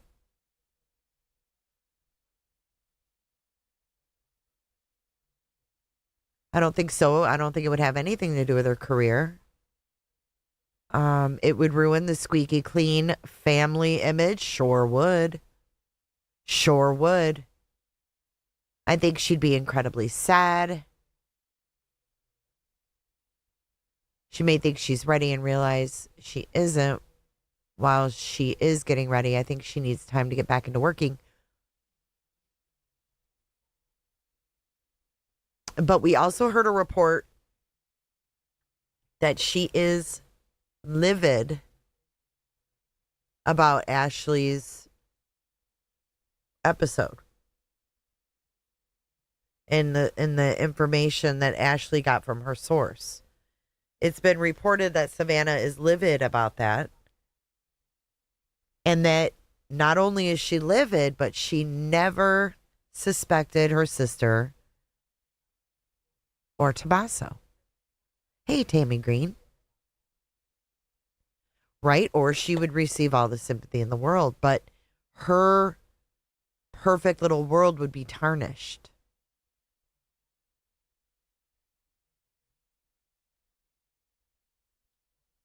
So maybe she just isn't believing it or seeing it. I don't know. Let's keep going with this. Keep talking, guys. I love these discussions. No offense, but I want to hear Savannah say that. No offense taken. And he's going to keep everything close to the chest to protect the integrity of this investigation at this point. So there's no guessing what the next step or direction from Pima County is going to be. Former FBI agent has suggested that Nancy Guthrie was rolled up in a blanket or something and Wait, what? Wait, what? That Nancy Guthrie, former FBI agent has suggested that Nancy Guthrie was rolled up in a blanket or something and carried out of her own home, suggesting that the blood droplets that we see in pictures on the right outside the front door, that it was the way that the blood dropped or splashed on the mat and the cement, that it indicated that she was rolled up and carried out. What do you think, Brian? Well, we know that the blood on the porch was Nancy's, right? And we know that there was some oxygen in that blood. Dead people don't bleed like that. Okay, so that's first and foremost. So she was living as she came out that door. And hey, often in cases where somebody's moving a body or someone who's not ambulatory, who can't walk on their own power, they will use things like tarps, blankets, carpets to move that person. But we have no smear marks. Do they mean carrying them? Because I want to read you guys something. I put into Chat GPT. Don't laugh at me, okay? But I want to show you what I did because I was curious. And you know what we're going to do in the days to come? We're going to put Luke and his mother's interviews in Chat GPT and let it analyze. But I want to show you what I put in here about this blood. Well, first, I was curious. So I asked ChatGPT to write me a ransom note, and it said that it couldn't and it wouldn't. Okay, so it said it couldn't and it wouldn't. So I went on to ask about the blood. I said, how could someone have removed her considering the blood drops on the porch? And it was crazy because ChatGPT knew all about this case. So it says, here are the main possibilities of the blood on the porch. I did. Luke's a no-show. He's a loser. But he's out doing interviews, but he doesn't show up. ChatGPT probably reported me. They could have. Yeah, maybe she's mad because she knows she's right. Maybe. I mean, let's face it. The Guthrie family can't threaten everyone in the fucking FBI who knows the truth. I don't think it's a cover-up. Okay, so it says she was injured at the door and moved quickly. Small drops rather than large pools often suggest someone was bleeding while moving rather than lying in one place. This could mean she was injured right at or near the door. The offender quickly pulled or guided her away. The blood dripped as she was being moved. So they would study the direction of the droplets, the spacing between the drops, and whether they appear to be drips or cast off. They could show whether she was walking, being dragged, or carried, according to this. Number 2 scenario, she was forced outside and put in a vehicle. If the drops were limited to the porch, the detectives might suspect that the critical event happened right at the doorway, and the victim was then placed in the vehicle very quickly. This could involve an offender supporting or carrying her, a second person assisting, and a vehicle positioned close to the entrance. In quiet residential areas, offenders sometimes pull directly into the driveway to minimize visibility. Number 3, the blood could be from a struggle. Drops on a porch can also come from a brief struggle. The victim may have resisted while being taken outside. An offender could have been injured during the struggle. Looks like he just reserved something. The blood might even belong to someone other than the victim, but we know now that's Nancy's. One of the first things that investigators will do is try to figure out whose blood it is, and they did. Number 4, she may have been conscious when moved. If the droplets are spaced in a consistent line, it can indicate someone was moving upright when bleeding. That could suggest being held or guided, walking under pressure, or partially supported by someone. This is something forensic analysis can determine from drop size and spacing. So they can tell by the drop size how high up off the ground those drops fell from.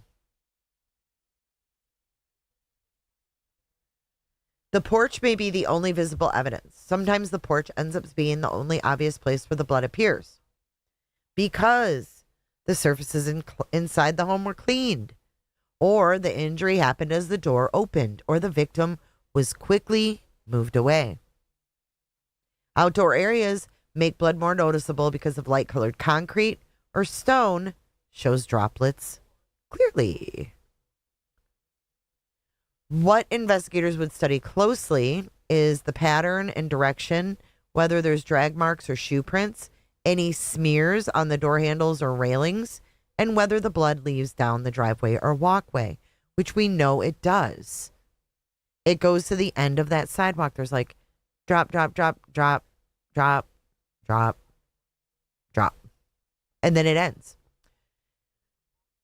So then I said, can you analyze this blood on the porch? And I gave him this broad picture. And then it says here, wait, I think I got more detail down here. Okay. Several small round blood droplets. Most droplets are on the right side near the edge. We know that. Short line extending away from the doormat towards the foreground. And it just kills me that they did not, look at that sunset, that they did not take that mat. Yes, the story of Nancy Woodrum, the other Nancy, is on 2020 tonight. The one that has similarities. Who's the perp in that one? Who did it? Thanks, Bridget. Okay, so then it says a short line of... Okay, no large pools of blood are visible and no obvious smear marks or drag marks. The droplets are small and fairly round. This usually indicates passive dripping rather than high velocity impact, like from a gunshot. Directionality, the droplets appear to form a loose trail moving away from the door area. This can sometimes indicate movement. It was the painter. Oh. And there was a painter there yesterday? Yikes. Scary. Directionality, the droplets appear to form a loose trail moving away from the door area. Lack of pooling, there is no large accumulation in one spot. This can suggest the person was not on the porch for long. The drops appear intermittent, not continuous. That can happen if someone is moving while blood drips periodically. Someone at the door? Or is he just zooming? Hang on. Oh, yeah, Bob wouldn't know. Hey, thank you, Kelly. Appreciate that. Thank you so much. Carlo Dang, you guys are Alberto amazing. Thank you Fuentes so did it. much. Okay, let's keep going.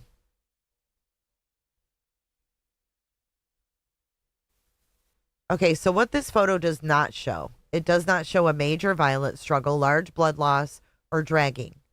But it doesn't rule those things out because evidence could exist outside the frame, surfaces could have been cleaned, and the injury could have occurred elsewhere.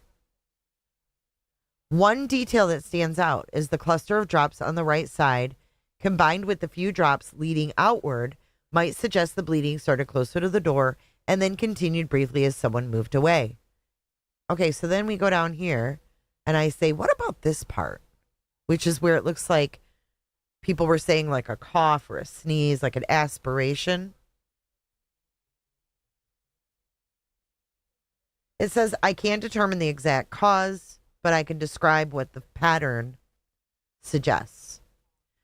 In this section of the porch tile, you can see a central cluster of many tiny droplets, several larger round drops surrounding the cluster, and a few separate drops spaced short distance away. What that pattern often indicates is a small impact or sudden motion. The tight cluster of very small droplets in the center can happen when blood is disturbed or shaken off quickly. This can occur if someone moved suddenly while bleeding. A hand or object with blood flicked slightly. Blood fell onto the tile and splashed outward. This type of cluster is sometimes called satellite spatter. Tiny droplets that appear around a larger drop when it hits a hard surface. Then it says, blood dropping from above. The surrounding round droplets likely fell from a short height. When blood drops straight down, the drops look round. When it's at an angle, they become oval or elongated.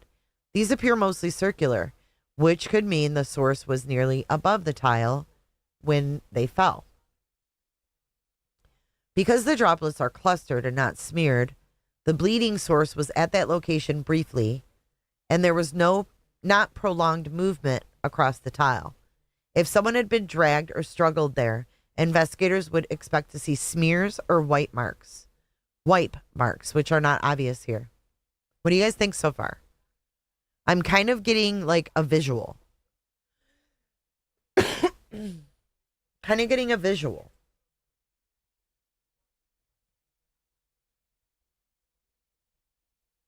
They said it could have been flicked or, you know, like what if she was, okay. What if she was in a tarp? I listen to everything, Chai. I don't just listen to Chris in the interview room. What if she was in a tarp and blood like dripped out of the tarp? You know what I'm saying?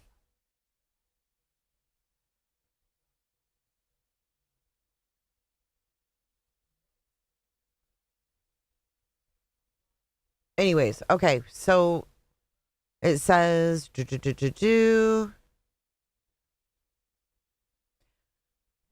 they would measure the droplet diameter, the angle, the distance between, and the directional tails. That would indicate a person standing, someone being carried, someone leaning or bending. Yeah, like dripped off of it.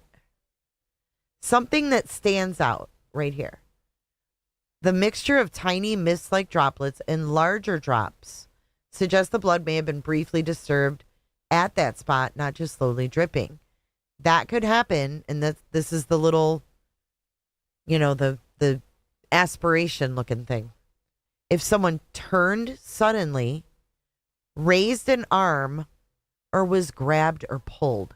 Again, this doesn't prove what happened, but it's the kind of detail forensic teams analyze when reconstructing movement. If the blood formed a small disturbance cluster like this, was the person momentarily stopped right there, or did something happen as they were being moved? I thought that was interesting. So there's different ways that really could have happened. And it seems like if she was wrapped in something, let's say 2 people were carrying her out the front door. And that was when, there was like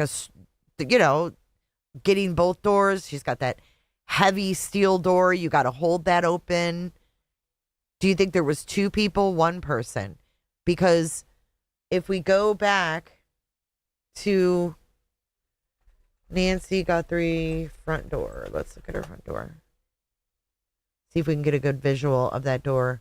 So if you look at this door here. Okay. These are heavy doors. They're like security doors. So you're going to have the first door open, right? And then you're stupid commercials.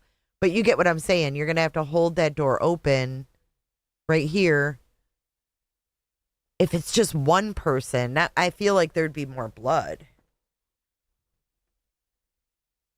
Yeah, they're really heavy. They're like security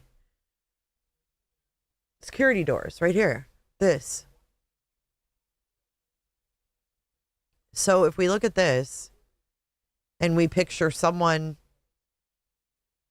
holding that door open while trying to get Nancy out, if she was on her feet, and they were assisting her as one person, or if she was deceased and like Kathy just said, like a crease in the tarp. And it happened when they came out that door because there was some other kind of movement. Kane's Nana, who's AK? I don't see anyone named AK in my chat. Who are you talking to? Oh, AK-47. Now I see him. I'm sorry, I didn't see him before. But do you get what I'm saying? There was like more movement when you had to open the door to get out. And some kind of sudden movement made some kind of like blood fall or, squeezed or I don't know, something. Ugh.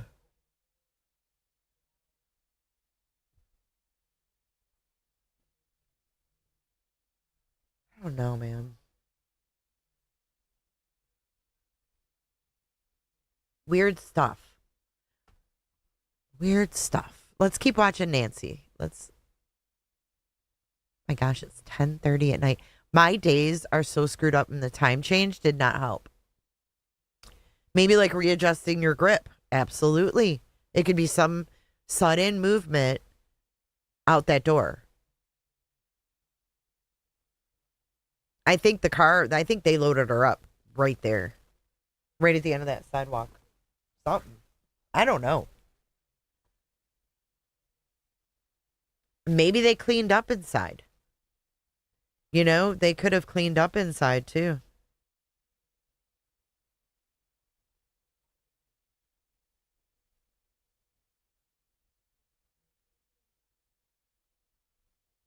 Do you guys think they attempted to clean?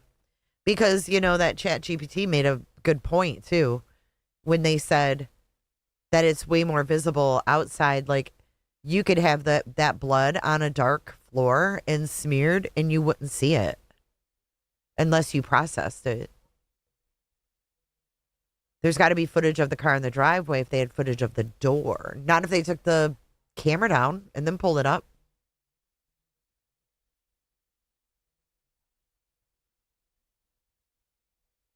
You know what I'm saying?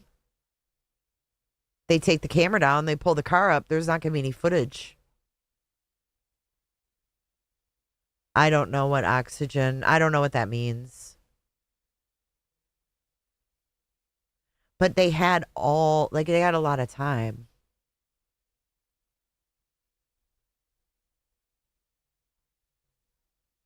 Right, the camera disconnected at 2:12. Her thing was 2:28. There's the one the police got off roof. They said there was nothing on there, though. Unless they're lying.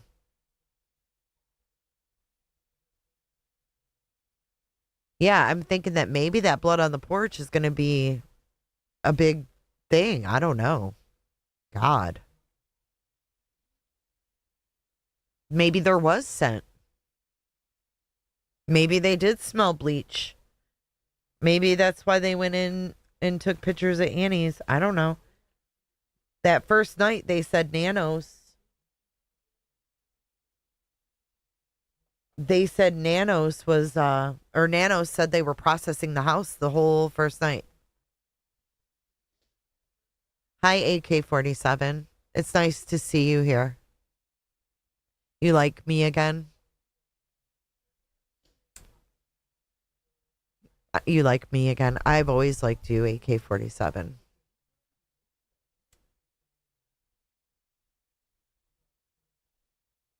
What if the timeline started at 9:38, says Bridget Servey?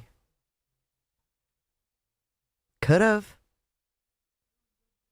See, I kind of think everything happened before the masked man. I just do.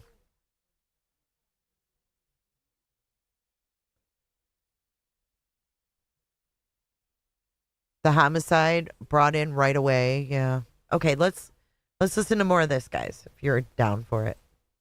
Because it's not as easy as you might think to move somebody without leaving a tremendous amount of evidence behind. So it's very possible, right? Pima County has not released to us, and nor should they, what was taken or potentially taken from inside the house and used in that manner. We didn't see the perp on the porch carrying any type of equipment like that could be used to transport Nancy. Again, that doesn't mean he didn't bring it in. We have a very short amount of video, so it's very possible. But you know, I think we have the evidence. We have the hard evidence that Mrs. Guthrie was alive as she exited that house. Exactly how that took place, you know, is yet to be determined. How important is it? No, that's not Bob. That is Fitzgibbons. For an investigation to know what the motive of the crime is. In this particular case, Sheriff Nanos says on NBC Nightly News that they know the motive, not telling us what it is. How important is motive understanding in solving a crime like this kidnapping? It's of prime importance, particularly when you haven't identified a suspect, right? Because it's certainly going to help you narrow down and test those hypotheses to say, hey, it could be this. Now, does the evidence confirm or deny that theory that we have for motive, right? And as you line up all of the pieces of known factors and known evidence, you're constantly testing those theories for a motive. The motive in this case, if it has truly been identified, Twilight will out there. help bring investigators closer to identifying a suspect. Joining us now is a special guest, Pat Byrne. And I want to introduce you to Pat. Pat? He is a sleep expert and the founder of the Byrne Sleep expert. Do you guys see lights on in Nancy's? Pretty sunset. Fatigue Consulting Group. He is the author of Inconvenient Sleep, Why Teams Win and Lose on Amazon. And he has analyzed the Nancy Guthrie case from his point of view. Mr. Byrne, thank you for being with us. I'd like to just start off with a general question as to your analysis of the Nancy Guthrie kidnap. It was very interesting. So here's elderly woman who's apparently asleep at 2 o'clock in the morning, and was taken by some intruder. And so what I started to think about was what's going on in her brain? What sleep stage was she at? And how did that affect her emotions and her thought process when she woke up? So our human brains do not go from fully asleep to fully awake, right? There's this process, and it's called sleep inertia. There's this process of waking up, and that depends partly on. Now we're analyzing sleep patterns. I'm sorry, I'm skipping this. That's just filler.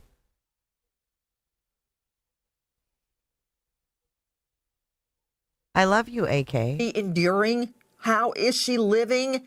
All these thoughts must be colliding in the brains of her 3 children every minute of every day. Straight out to an all-star panel making sense of what we know. But first, to the latest, I want you to hear what the sheriff said in the last hours. So I'll go over it with you. You can see it on the board there, but at about 5:32 p.m., these are approximate times. 5:32 p.m., Nancy travels to her local family's home for dinner and playing games with the family, just visiting.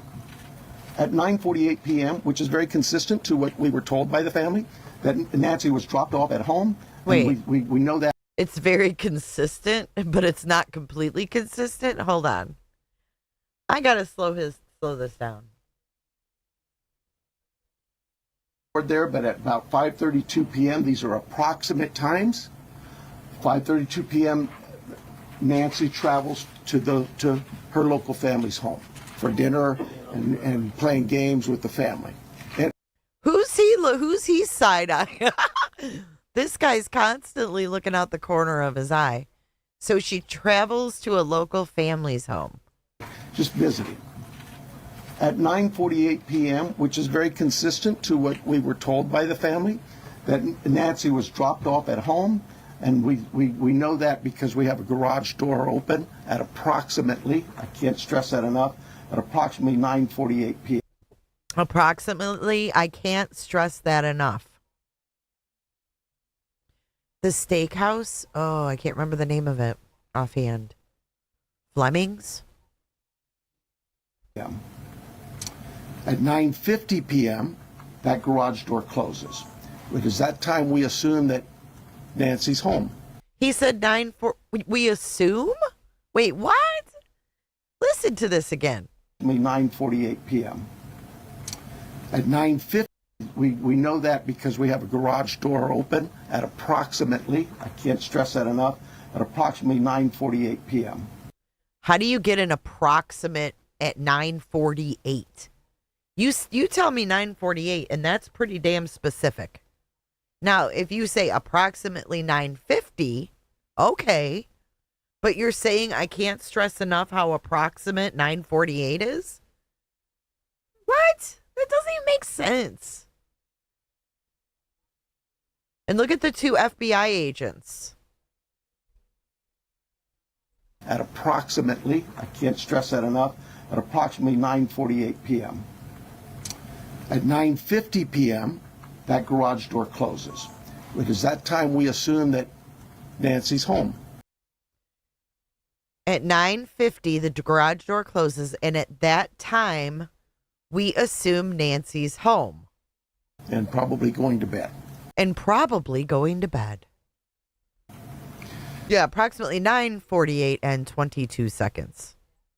Sunday morning, early morning at 1:47 a.m., the doorbell camera disconnects. At 2:12 a.m., software detects a person on a camera, but there's no video available. They had no subscription, and therefore it would rewrite itself. It just kind of loops, right, and covers up. That's what our analysis teams have told us. We're not done with that. We'll do all we can, but that's what it says. So it detects a person on camera. Could that be an animal? I imagine that's possible. We don't know that. We just have no video. But we're not giving up on that. 2:28. Nancy's pacemaker app shows that it was a disconnect from the phone. And at 11:56 a.m., the family checks on Nancy. discovers her missing, and at 12:03 p.m., 911 is called in to the Pima County Sheriff's Department. What are we learning? 9:48, the garage door opens. 9:50, it closes. Door cam disconnects. 1:47, so 9, 10, 11, 12, 1. 4 hours later. 2:12. I don't see how they can say this is a coincidence. This is an animal. The door cam disconnects at 1:47, 2:12. Software detects a person on camera. And I'm going to have Fitzgibbons explain what he's saying about looping and covering it up. 2:28. Wow. 16 minutes later, her pacemaker disconnects from the phone, which means simply it goes 20, 30 feet away from her iPhone, which was left there in the home. It doesn't mean it quit working. It means it got away from the phone. The phone can't trace it anymore. 11:56, family checks on Nancy. 12:03, it's on. Joining me tonight, an all-star panel to make sense of what we are learning. Now, we just got that timeline. So much is being made of, is one of the family a suspect? And we heard the sheriff today state, we don't have a suspect, we don't have a person of interest, yet everyone is under suspicion. That's what they always say, everybody is under suspicion. So the mom is dropped off early in the evening. Let's say she's dropped off, and then someone goes in, attacks her, blah, blah, blah. They do what they do, but they didn't park in the front to go in. Let's say after they remove the doorbell, they pull their car up with no lights on, right in the circle driveway at the end of the sidewalk. And the last thing they do is carry her out to the car. Hence, forgetting that the blood is by the door or not checking that the blood is by the door. And I think it loops scooters like after 6 or 8 hours. I don't think it loops like in an hour, you know? I don't know how many hours it loop, you know what I mean? And it's not going to be hours in time. It's going to be hours in recording. So it would matter. Hear me out. It would matter how many instances were picked up. So let's say there weren't very many triggers and it didn't record much. Let's say between, I don't know, 2 and 9, there was really no recordings on her stuff. It would depend how many hours and how much recording was on there. So we don't know.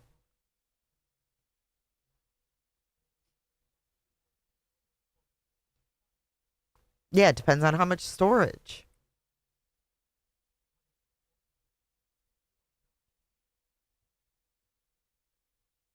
I mean, could the back lights have been smashed while she was having dinner somewhere? Or was there a lot? Look at the vehicles that pass her house in an hour. Yeah, it would depend on how her distance is set. We don't know the distance because like my Ring doorbell, I can set it, different distances because sometimes it's annoying to get a notification every time a car drives by. It just depends.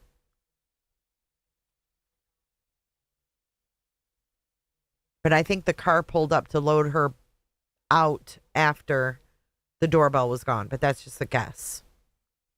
Around 9:48, that's when the garage door has activity. 9:50, the garage door closes. With me, as I mentioned, an all-star panel, Dave Mack, Crime Stories investigative reporter on this case from the very beginning, Brian Fitzgibbons. I just introduced you to him, USPA Nationwide Security, and a renowned psychoanalyst, Dr. Bethany Marshall, joining us out of LA. She's the author of Deal Breakers. You can see her starring on Peacock now and find her at drbethanymarshall.com. We're talking about the timeline. Looking at the timeline, 1:47 a.m., the doorbell disconnects. 1:47 a.m., the doorbell cam disconnects. 2:12 a.m., software detects a person on camera. But see, the camera part of that has been disconnected. So while the software is picking up movement, the cam isn't seeing it. That's how I understand it. But then Brian Fitzgibbons, he launches into some discussion that it could have. Hold on. Remember, we found out that the Nest Cam, even after you disconnect it, it still records. But then Michael Ruiz said there was glass on the front porch. So I don't understand that. Have been an animal. My question is, why would the door cam disconnect? I mean, look in the picture. There's just a silver circle where the door cam used to be. Right? It's that silver thing right there. That's where the door cam used to be. It fit right there. It's gone. Now, what is he trying to say? What is he saying, Brian?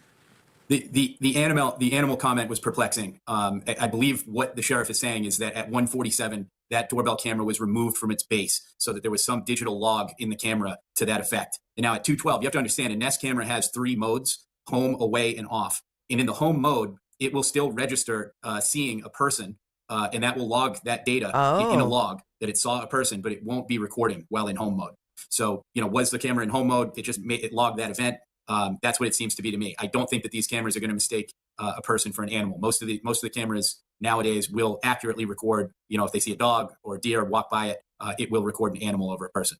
I've been saying, ring bell, it's a Nest. You're right, Brian. Now tell me how that works again. And I want to make what you say and what he said both be true. I want you to reconcile what he said, decipher it, and tell me what happened. What it sounds like to me, Nancy, is that camera was popped off from the inside of the house, so it didn't register seeing anybody. And then when it was moved at 2:12, it actually sees a person.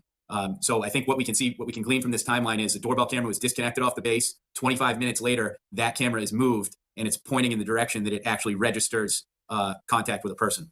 Let's hear it from the horse's mouth.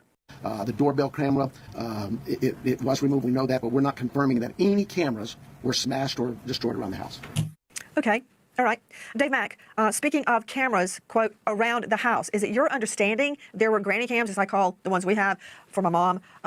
There's nanny cams, I call them granny cams. Were there granny cams in Mrs. Guthrie's home? That is what has been reported, that there were granny cams, as you say, in the home that were there and covering certain areas of the home so that if Mrs. Guthrie were to fall down or become incapacitated, they being the family or whoever had access, which we're told a very small group of people had access to the cameras, and they could actually see what was taking place inside the home while she was alone. We've pointed this out. 84 years old, great mental health. Physically, she's got some issues walking around. So it makes sense that they would have cameras. So he's confirming they had cameras inside to watch her? Huh. Inside the house. Interesting that the sheriff wasn't asked a question about the cameras inside the home. He volunteered that information, saying that they didn't, have smashed. His comment was, "I don't know where you're getting that information." Smashed cameras inside that home would indicate somebody was in there that knew the cameras were in existence, knew where they were placed, and also knew where they were angled to pick up movement of Mrs. Guthrie inside the home. And that individual or people or persons would have been able to avoid showing up on those camera angles, so they wouldn't be picked up. I believe his words were to the effect, no cameras inside the house were destroyed, which tells me that there are cameras inside the house. I mean, am I reading that incorrectly, guys? No, you're absolutely right. That's exactly what we learned from that statement from the sheriff, that there are cameras inside the house. He has also, unfortunately, indicated that they don't seem to have any of the footage from those cameras. He mentioned a couple of things. He said something, Brian, about looping and covering itself, looping over and covering up images of someone. What is he saying? Yeah, that I was trying to figure out, Nancy. And my best crack at that is basically maybe it was the mode that this camera was set in, that it was not set to record, but it was logging events, and that they're working with Nest and Google to try to extract that. Another question I have is that 2:12 a.m. software detects movement on the camera, but the Nest has already been disconnected. So I'm trying to reconcile that. Does that mean it picks up movement, but it can no longer record an image, or it doesn't record an image, only movement? Could you break it down in simple terms, Brian? Yeah, to explain this simply, these doorbell cameras will have battery power to them. Okay, so you could disconnect it from that base, then an event gets logged, within its software, and then now you've moved it, but it's not seeing any person as it's moving. When you turn that, 25 minutes later, somebody picks it up and it's pointing towards a person. Now it's logging that event again, that it saw the person. So it logs it, but is there an image? Because he's saying it loops over. Did it ever record an image? What I'm getting at, if it ever did record an image, whether it looped over it or not, could that be obtained from the cloud, or is it connected to a local server? My assumption would be that it did not record an image. Jeez. Lots happening, lots of moving parts in the search for Nancy Guthrie. Joining me in all-star panel straight That was ominous. out to Dave Mack, Crime Stories investigative reporter, 100 detectives from the sheriff's office and the FBI. Now we are learning a ransom note, possibly the very same ransom note sent to not two, but three news outlets, that being our friends at TMZ, Harvey Levin, KOLD, and KGUN. Okay. Also, at this hour, the sheriff coming out and stating there is no suspect. There is no POI, person of interest. But wouldn't you agree, everybody, that they always say there is no POI, there is no suspect? Because once you say X is... Okay, wait. They moved on pretty quickly from this whole camera thing. So there was cameras inside the house. But he wouldn't confirm that they were smashed. This is so weird. I'm literally like overloaded. You assigned to, but to Dr. Bethany Marshall joining me. Let me see, Bethany. Bethany, renowned psychoanalyst out of the LA jurisdiction, author of Deal Breaker. You can see her now on Peacock, and you can find her at drbethanymarshall.com. Dr. Bethany, how'd that strike you? Or else? Or else? That sounds like a fifth grade girl's novel. Do it or else? Or else what? Well, it's very coercive, it's very menacing and threatening, but if this was a real ransom note, Nancy, wouldn't this have been submitted or sent to the family privately? Wouldn't it have been sent earlier, like right after the mother is missing? Wouldn't it or sent to the family privately? Wouldn't I know people say don't discount the ransom, but I'm going to skip that. Or second, if it is actually tied to the case, that there's some kind of distraction taking place, that they're looking to tie up resources of law enforcement. Can't deal with the ransom. So many people are struck with it. They need and good luck. Shame on her with this freaking equity scam bullshit. Okay. You know, I was looking very carefully at that door photo, the photo of the front door and the stepway, the driveway, walkway, where there's blood. Is that Nancy's blood? Now, we've been told, and correct me if I'm wrong, Dave Mack, that there was no blood on the interior of the home that they've been able to identify yet. I would make sure you say yet. They haven't said that it's in there yet, but they did identify the blood right there at the entryway as being Nancy's. Well, if there's blood on the inside, then why haven't they identified that either? And, you know, another thing, joining us, guys, Brian Fitzgibbons from USPA Nationwide Security. For a living, he leads a team of investigators that go worldwide finding missing people. You can get blood DNA analysis back overnight, almost immediately. I don't know what they're talking about, that they're waiting on samples. Maybe they've gotten unidentified DNA, and they're trying to get a sample from that. That would take longer. Yeah, I think that there's probably some touch DNA from the inside that they're looking to analyze. And with now the FBI announcing that they're jointly on this case, the ability to process these things much faster is going to come into play. So, you know, I think in the coming days, we're going to learn a lot more about the DNA. I still think this might be a partial shoe print. Right here. That's just a weird... I mean, I'm not a blood pattern analysis. But how do they know that there wasn't blood that soaked through this rug? You know what I mean? Much faster is going to come into play. So, you know, I think in the coming days, we're going to learn a lot more about the DNA. I want to bring in Jeffrey Gentry joining us, forensic certified blood stain pattern analyst, senior crime scene analyst and death investigator, former toxicology analyst, author of Forensic Science, Applications to Death and Crime Scene Investigations, author of Blood Stain Pattern Analysis, author of Death Investigation, Information to Obtain During a Forensic Death Investigation, on TikTok at Jeffrey Gentry, BPA, Blood Pattern Analyst, Facebook, Jeff Gentry, Blood Stain Pattern Analyst. Jeff, thank you for being with us. Oh, Jeff, yeah. Of course, here we go. I'm just a trial lawyer, but when I looked at the blood, let's see the blood that is outside of Nancy Guthrie's home. It looked to me like low velocity droplets, free falling, which to me, it looks like maybe from a nosebleed. It does not look like high velocity spatter. It does not look like high velocity spray that you would see from a gunshot wound. It does not look like we haven't heard anything about throwback on the ceiling or the walls from a bludgeoning. And Jeff, when they first told me that her DNA, Nancy's DNA, was found in the home, I was like, well, of course her DNA's in the home. She lives there. But how does that tell you, the sheriff, that she was abducted? Ergo, either a copious amount of blood, which means she's severely injured or dead. Like we saw in the Jennifer Dulos Connecticut Mama 5 case, there's so much blood in the garage, they knew she was dead. The location, such as on the ceiling, right, which would indicate a bludgeoning and then a throwback, or spray, or the high velocity, as if there had been a gunshot wound.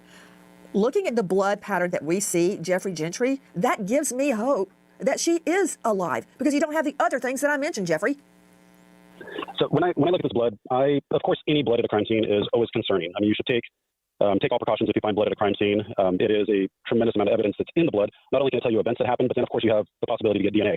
But when I look at these blood patterns, I'm not overly concerned. So you're exactly right. These are passive blood drops. They are drip stains, a little bit of a drip trail, and then there's a blood into blood pattern. A blood into blood pattern is when blood is dripping from height into a blood source, and it creates that neat little pattern of drip stains with the little satellite spatter around it. So this would indicate, one, that this is not a major injury. Somebody of that age can get skin tears very easily in their arms, on their hands, and those are going to bleed quite a bit. But it also indicates that this person is upright. They are stationary for some period of time, but then there's also movement as well with the drip trail. So nothing that I'm seeing would indicate that, one, this person has a traumatic injury like a gunshot wound or a stab wound, like projected blood patterns. You mentioned cast off from a weapon. You don't see impact spatter. These are all large volume stains that are going straight down, indicating that that person was either walking or stationary, but they're upright. Okay, so if we look at this picture, though, I mean, as far as we can see, we don't see any blood up here. I do see that greenery stuff. I don't see any blood here. Literally, the first big drop is like this one. And that would make sense if you're, you open that door but then see how it goes from over here and then the drips move over this way. But there's still some blood right there too.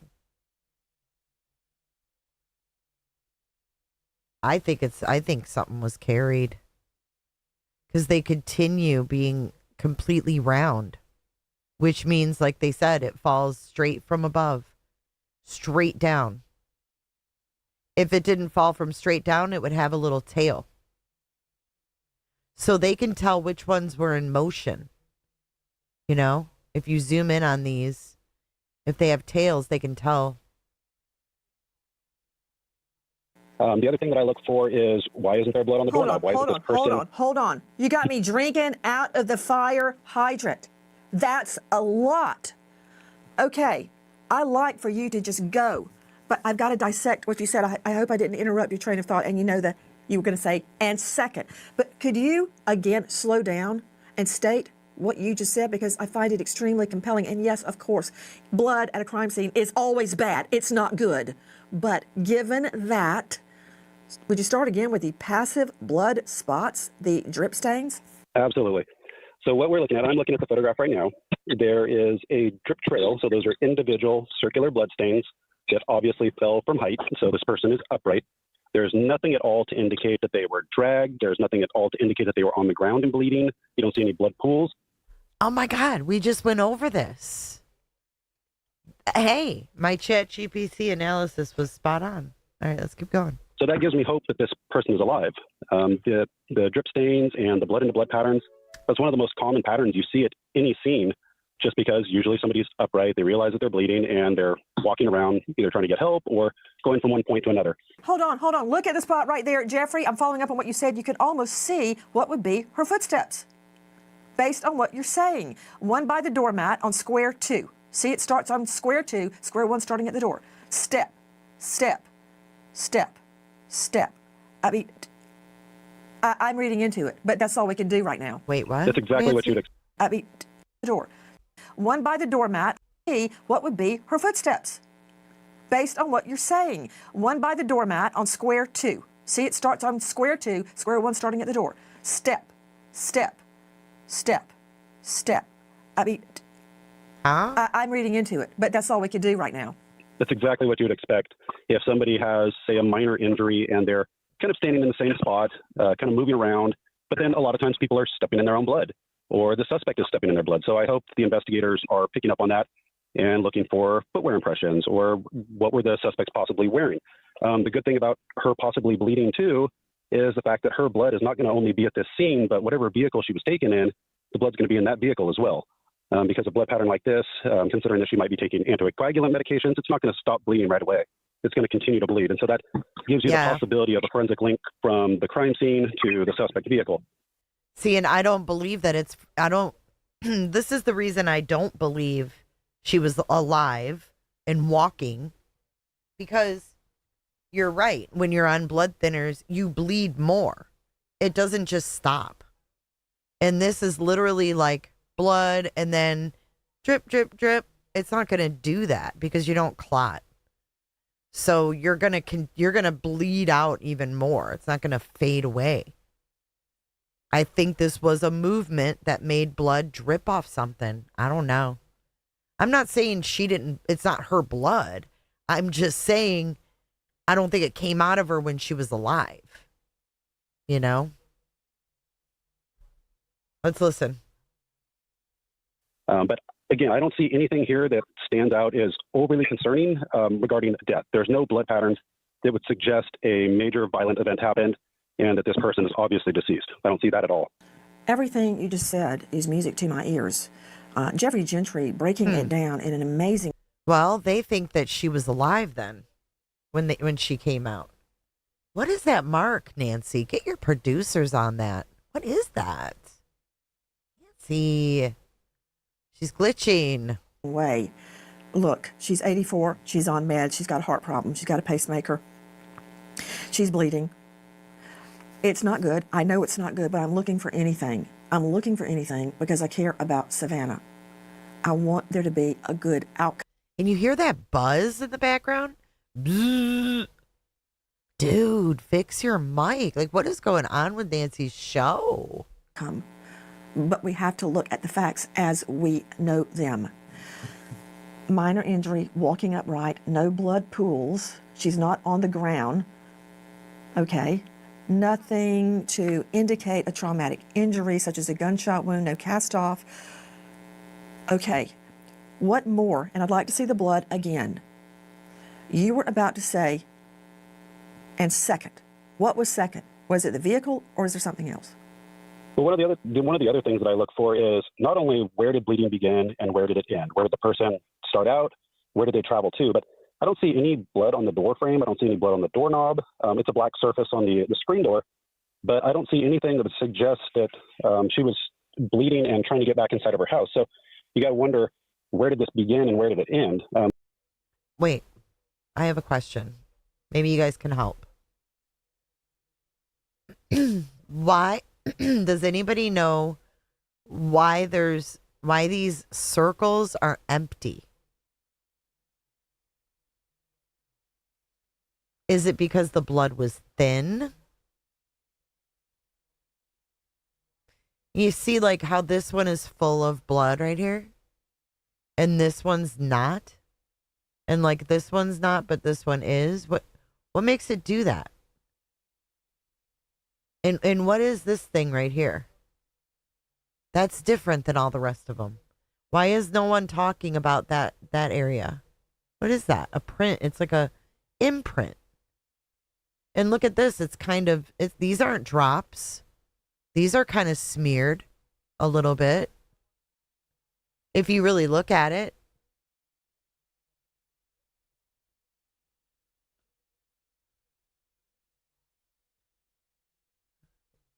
That looks weird too, you know?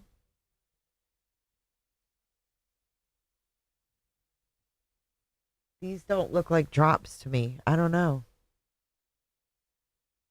Where did they travel to? But I don't see any blood on the door frame. I don't see any blood on the doorknob. It's a black surface on the screen door, but I don't see anything that would suggest that she was bleeding and trying to get back inside of her house. So you got to wonder, where did this begin and where did it end? Like I mentioned, there's no major blood pools. There's no transfer patterns on the ground.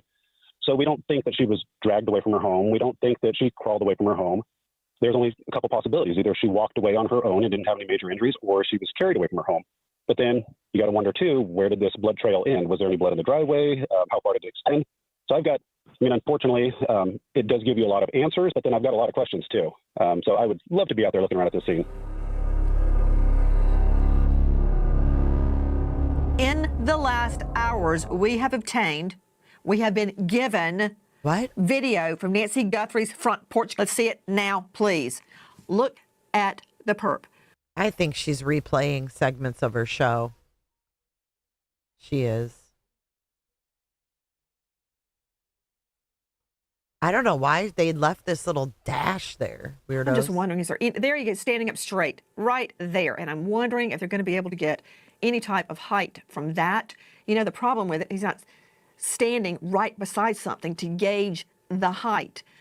Lee Neubecker, joining us, Enigma Forensics, explained why he really needs to be standing beside something in order to get an accurate height. Well, I think there's enough there to discern the height. You can see where his shoulder, when he bends over, you can see how high his shoulder is. Like right there, he's level. So you could do some mapping to the bricks on the side by taking a tape measure out and measuring the sidewall. You'd at least know where his shoulder goes up. And then later on, as he walks forward, his head's lifted, and you can measure the head right about, not there, but as he continues, he lifts his head straight. A little closer, a little closer. Go with Neubecker. Control him. Go with Neubecker. A little bit closer, closer. Go up where he brings Slow the me. point. Yeah, right there. Right there, right there, right there, right there. Yeah. So when you're standing back a little bit, there's some ability there. So it's certainly fascinating.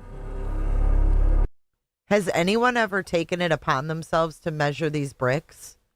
Or I mean to count these bricks and then figure out if the height they're telling us is a bluff or not? We need to do that. What area did he say to do it? Control him. Go with Neubecker. A little bit closer, closer. Go up where he brings Slow the me. point. Oops.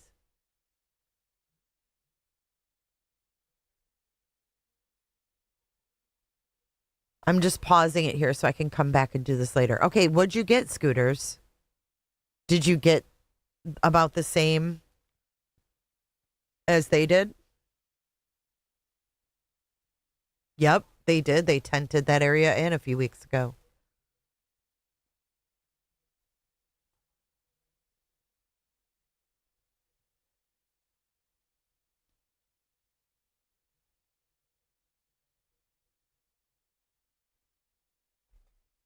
Yeah, right there. Right there, right there, right there, right there.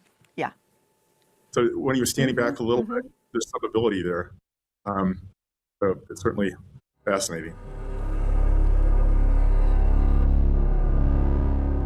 I wanted to come on and it's been Lord. 2 weeks since our mom was taken, and I just wanted to come on and say that we still have hope and we still believe. And I wanted to say to whoever has her or knows where she is that it's never too late. And you're not lost or alone. And it is never too late to do the right thing. And we are here. And we believe. And we believe in the essential goodness of every human being. And it's never too late. That video of Savannah Guthrie, it broke my heart. When I saw it for the first time, I felt nauseous thinking about Savannah. She is so exhausted and she's not giving up. No, she is not, Nancy. And she goes out and she makes these statements without the studio lighting, the studio makeup, any of the Not giving up. She's fucking talking to someone specific.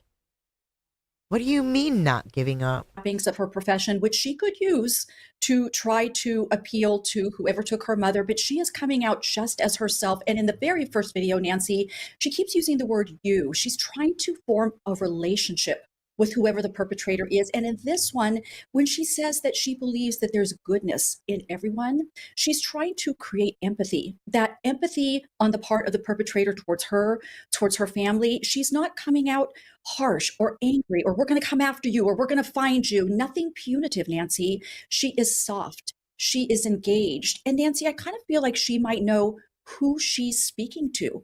She's looking into somebody's eyes and heart metaphorically and saying, I know you, you know me, we are both human beings. Please, please bring my mother back. And she's sort of implying no consequences as well, which of course there will be consequences, but she's also trying to remove fear. What if they had I just had a thought. What if they had a deal behind the scenes? Yeah, go ahead. Hold on a second.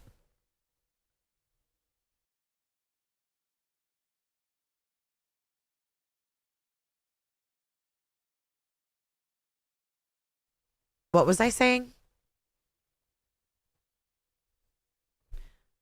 Shit, I forgot what I was saying now. Remind me. Oh, a deal behind the scenes. Like, it's like one of those callers said earlier on JLR's show. They said earlier, they were like, what if they already got her back?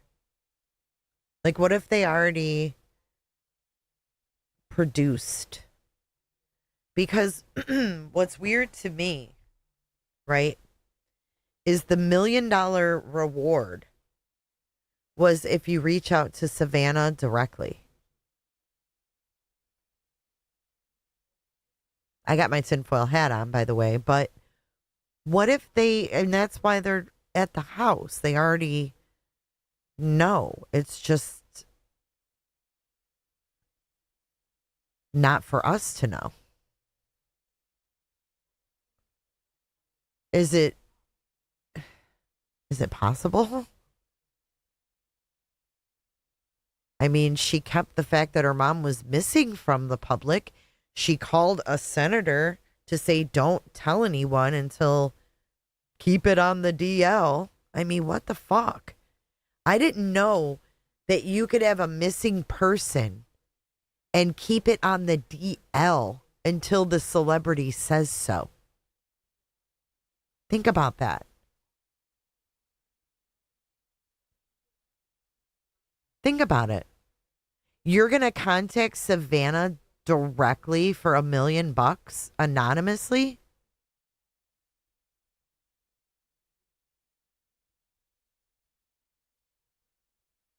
I mean, her mom was reported missing and she said, don't tell the public until we're ready. What? Ready for what?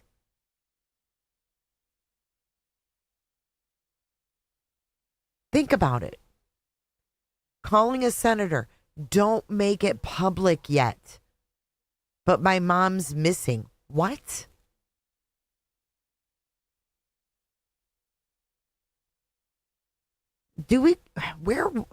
Where was that interview where Kelly said that? He held it back until she was ready. You got a woman that's missing. What? Why would you keep it quiet?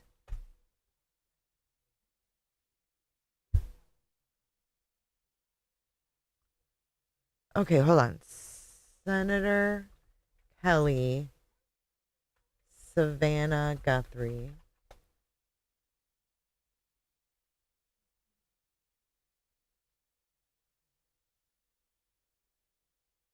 Dun, dun, dun, dun. Here it is. Brianna Whitney reported it. He looks very uncomfortable. Okay, listen. And I called the Tucson police chief. So that was... Wait. Well, Why would he call the Tucson police chief? Hold on a second. What's going on here? Tucson police chief? When have we ever seen the Tucson police chief? Hold on. first learned of it, before it was public. Savannah called me, because she knows I live here. And then I called the sheriff, and I called the Tucson police chief. Okay, so you called the sheriff and the police chief. Savannah called him and said before it was public. Wasn't time of the essence? The fuck? Well, I first learned of it, before it was public. Savannah called me, because she knows I live here. And then I called the sheriff, and I called the Tucson police chief. I thought that a 911 call was made. Why would he need to call them? And when he called them, what did he say? Right? Like, they got the 911 call of the missing woman. What the hell would she need to be behind the scenes doing? Before it was public. So how did they keep it from not going public if they were out searching all day?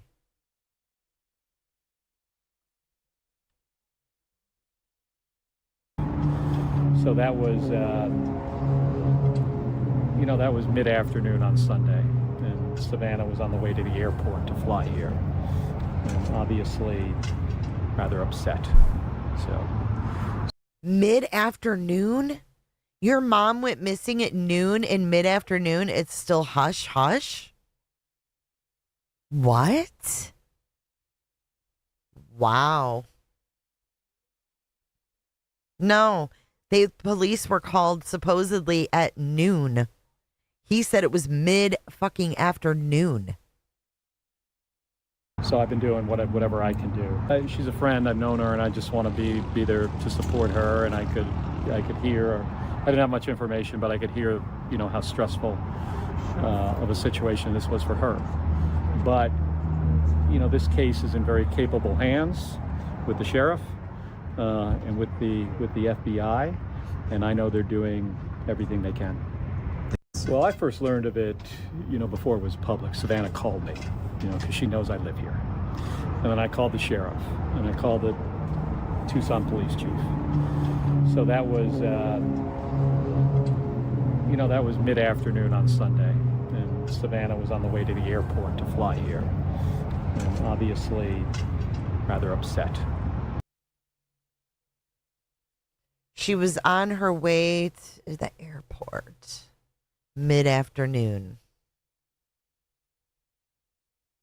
And she's on her way to the airport, and she calls Senator Mark Kelly.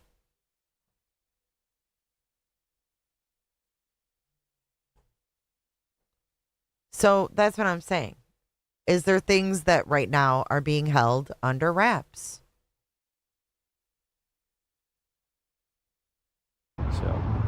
So I've been doing whatever I can do. She's a friend. I've known her, and I just want to be there to support her. And I could hear. I didn't have much information, but I could hear, how stressful of a situation this was for her. But this case is in very capable hands with the sheriff and with the FBI, and I know they're doing everything they can.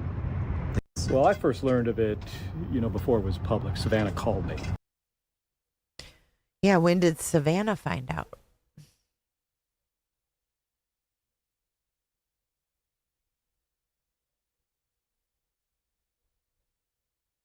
That's weird, huh?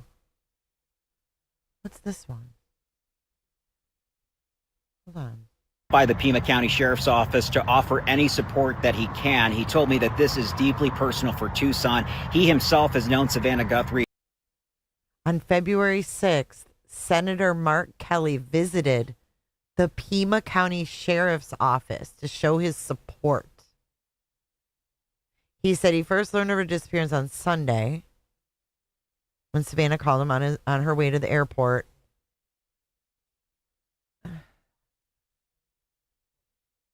Across the city. That's why people out here feel so invested. He says the city has a history of rallying together during moments of crisis, including when his wife, Gabby Giffords, was wounded in this city. He's seeing that kind of support right now. Before it was public, Savannah called me, because she knows I live here. And then I called the sheriff, and I called the... Well, you did more than call him. You literally went there, dude. On the 6th.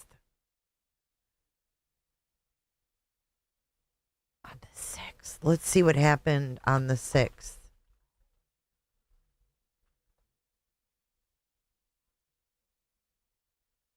Hold on.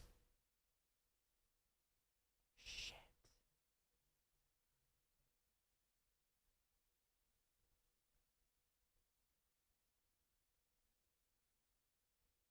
The ransom deadline passed on the 6th.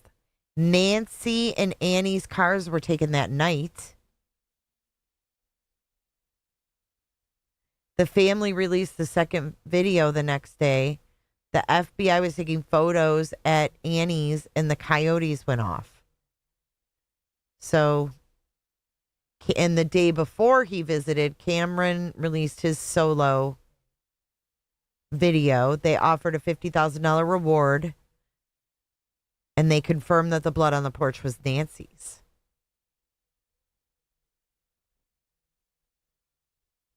So that was, that was mid-afternoon on Sunday, and Savannah was on the way to the airport to fly here, and obviously rather upset. So I've been doing whatever I can do. He believes investigators are doing everything they can. He's also urging anyone with information, even something that feels small, to call police because one tip could break this case open. Let's see what this one is. This is CBS. This afternoon, Arizona Senator Mark Kelly stopped by the Pima County Sheriff's Office to offer. Look at this. Look at this photo op. Look at Nanos walking out with him. For any support that he can. He told me that this is deeply personal for Tucson. Can't trust any of this shit. What's this?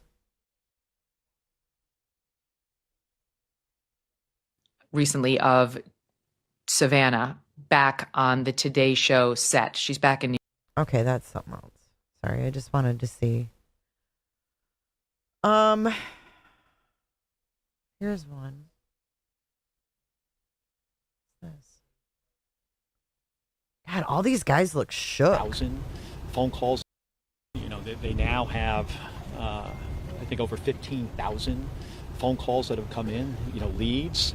Some of them have been dead ends. I think the guy in Rio Rico is an example of that, but you can feel how they're, desperate. We're in 11 days. She's elderly. She has health problems. Gabby and I, we live there in Tucson. We live, pretty close by, probably about 5 miles away. And we're praying for, for Savannah's mom, for Nancy Guthrie. Good job, Scooters. I remember you doing this before. 5'6" to 5'8" is your calculation. Oops. He's sketchy too. Have, I think, over 15,000 phone calls that have come in, leads. Some of them have been dead ends. I think the guy in Rio Rico is an example of that, but you can feel how they're, desperate. We're in 11 days. She's elderly. She has health problems. Gabby and I, we live there in Tucson. We live, pretty close by, probably about 5 miles away. And we're praying for, for Savannah's mom, for Nancy Guthrie. Does that feel off to you guys too? I just want to see if he's done any other. This one was really weird. It felt off. I mean, I don't blame her for calling him, but calling him before it was public, I don't understand. Why would you need the senator to be in place? What's this? I know the sheriff has a couple hundred investigators on this case. You add the FBI on top of that and other local law enforcement agencies. They've got tremendous resources, focused on it. What happened yesterday with the video, they finally got from, I think it was actually from Google, off the back end systems, they somehow got that video. That's been rather, helpful. Hopefully it leads to, her eventual return. It's a tragic, horrible situation. I mean, she's in her 80s. She's got poor health conditions. And if there's anybody out there that, has any information. Oh, by the way. Even if you think it doesn't matter, but. Weird. Oh, by the way, if you have any information, make sure you call. It could be some kind of lead. Please share it with the Pima County Sheriff's Department or the FBI or your local law enforcement. It could be the one thing that allows her to safely return.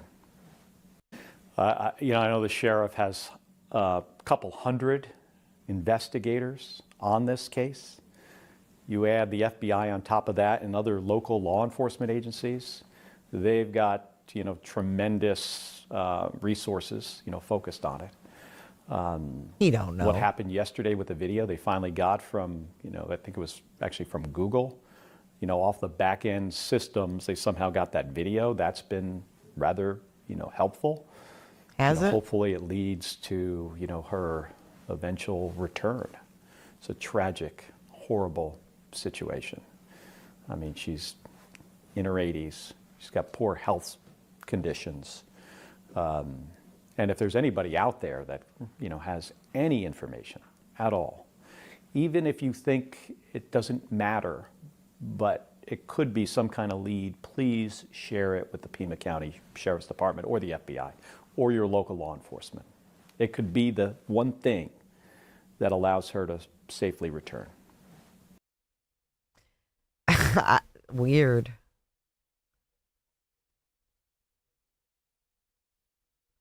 Brianna Whitney is the one that got most of these.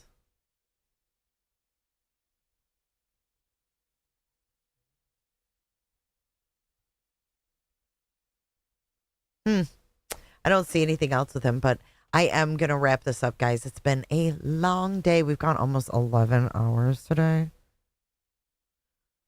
Whew. Goldie says, I still think the video you did on the other burglary in the Cat Hills in 2025 is connected to this.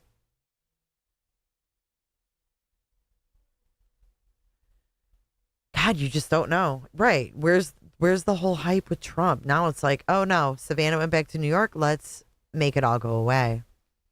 Do you think there's a cover-up? 67% of you said yes in some capacity. You do believe there is a cover-up. 33% of you said no. But thank you guys. Thank you guys for hanging out. I'll see you guys tomorrow. We went through a Friday the 13th and nothing bad happened. Knock on wood. We got like 30 minutes left here. You guys have a wonderful night. Thanks for hanging out with me. Thank you, JLR and Mark, for the coverage today. Everybody stay safe. Lock your doors. And I'll see you guys tomorrow. Bye.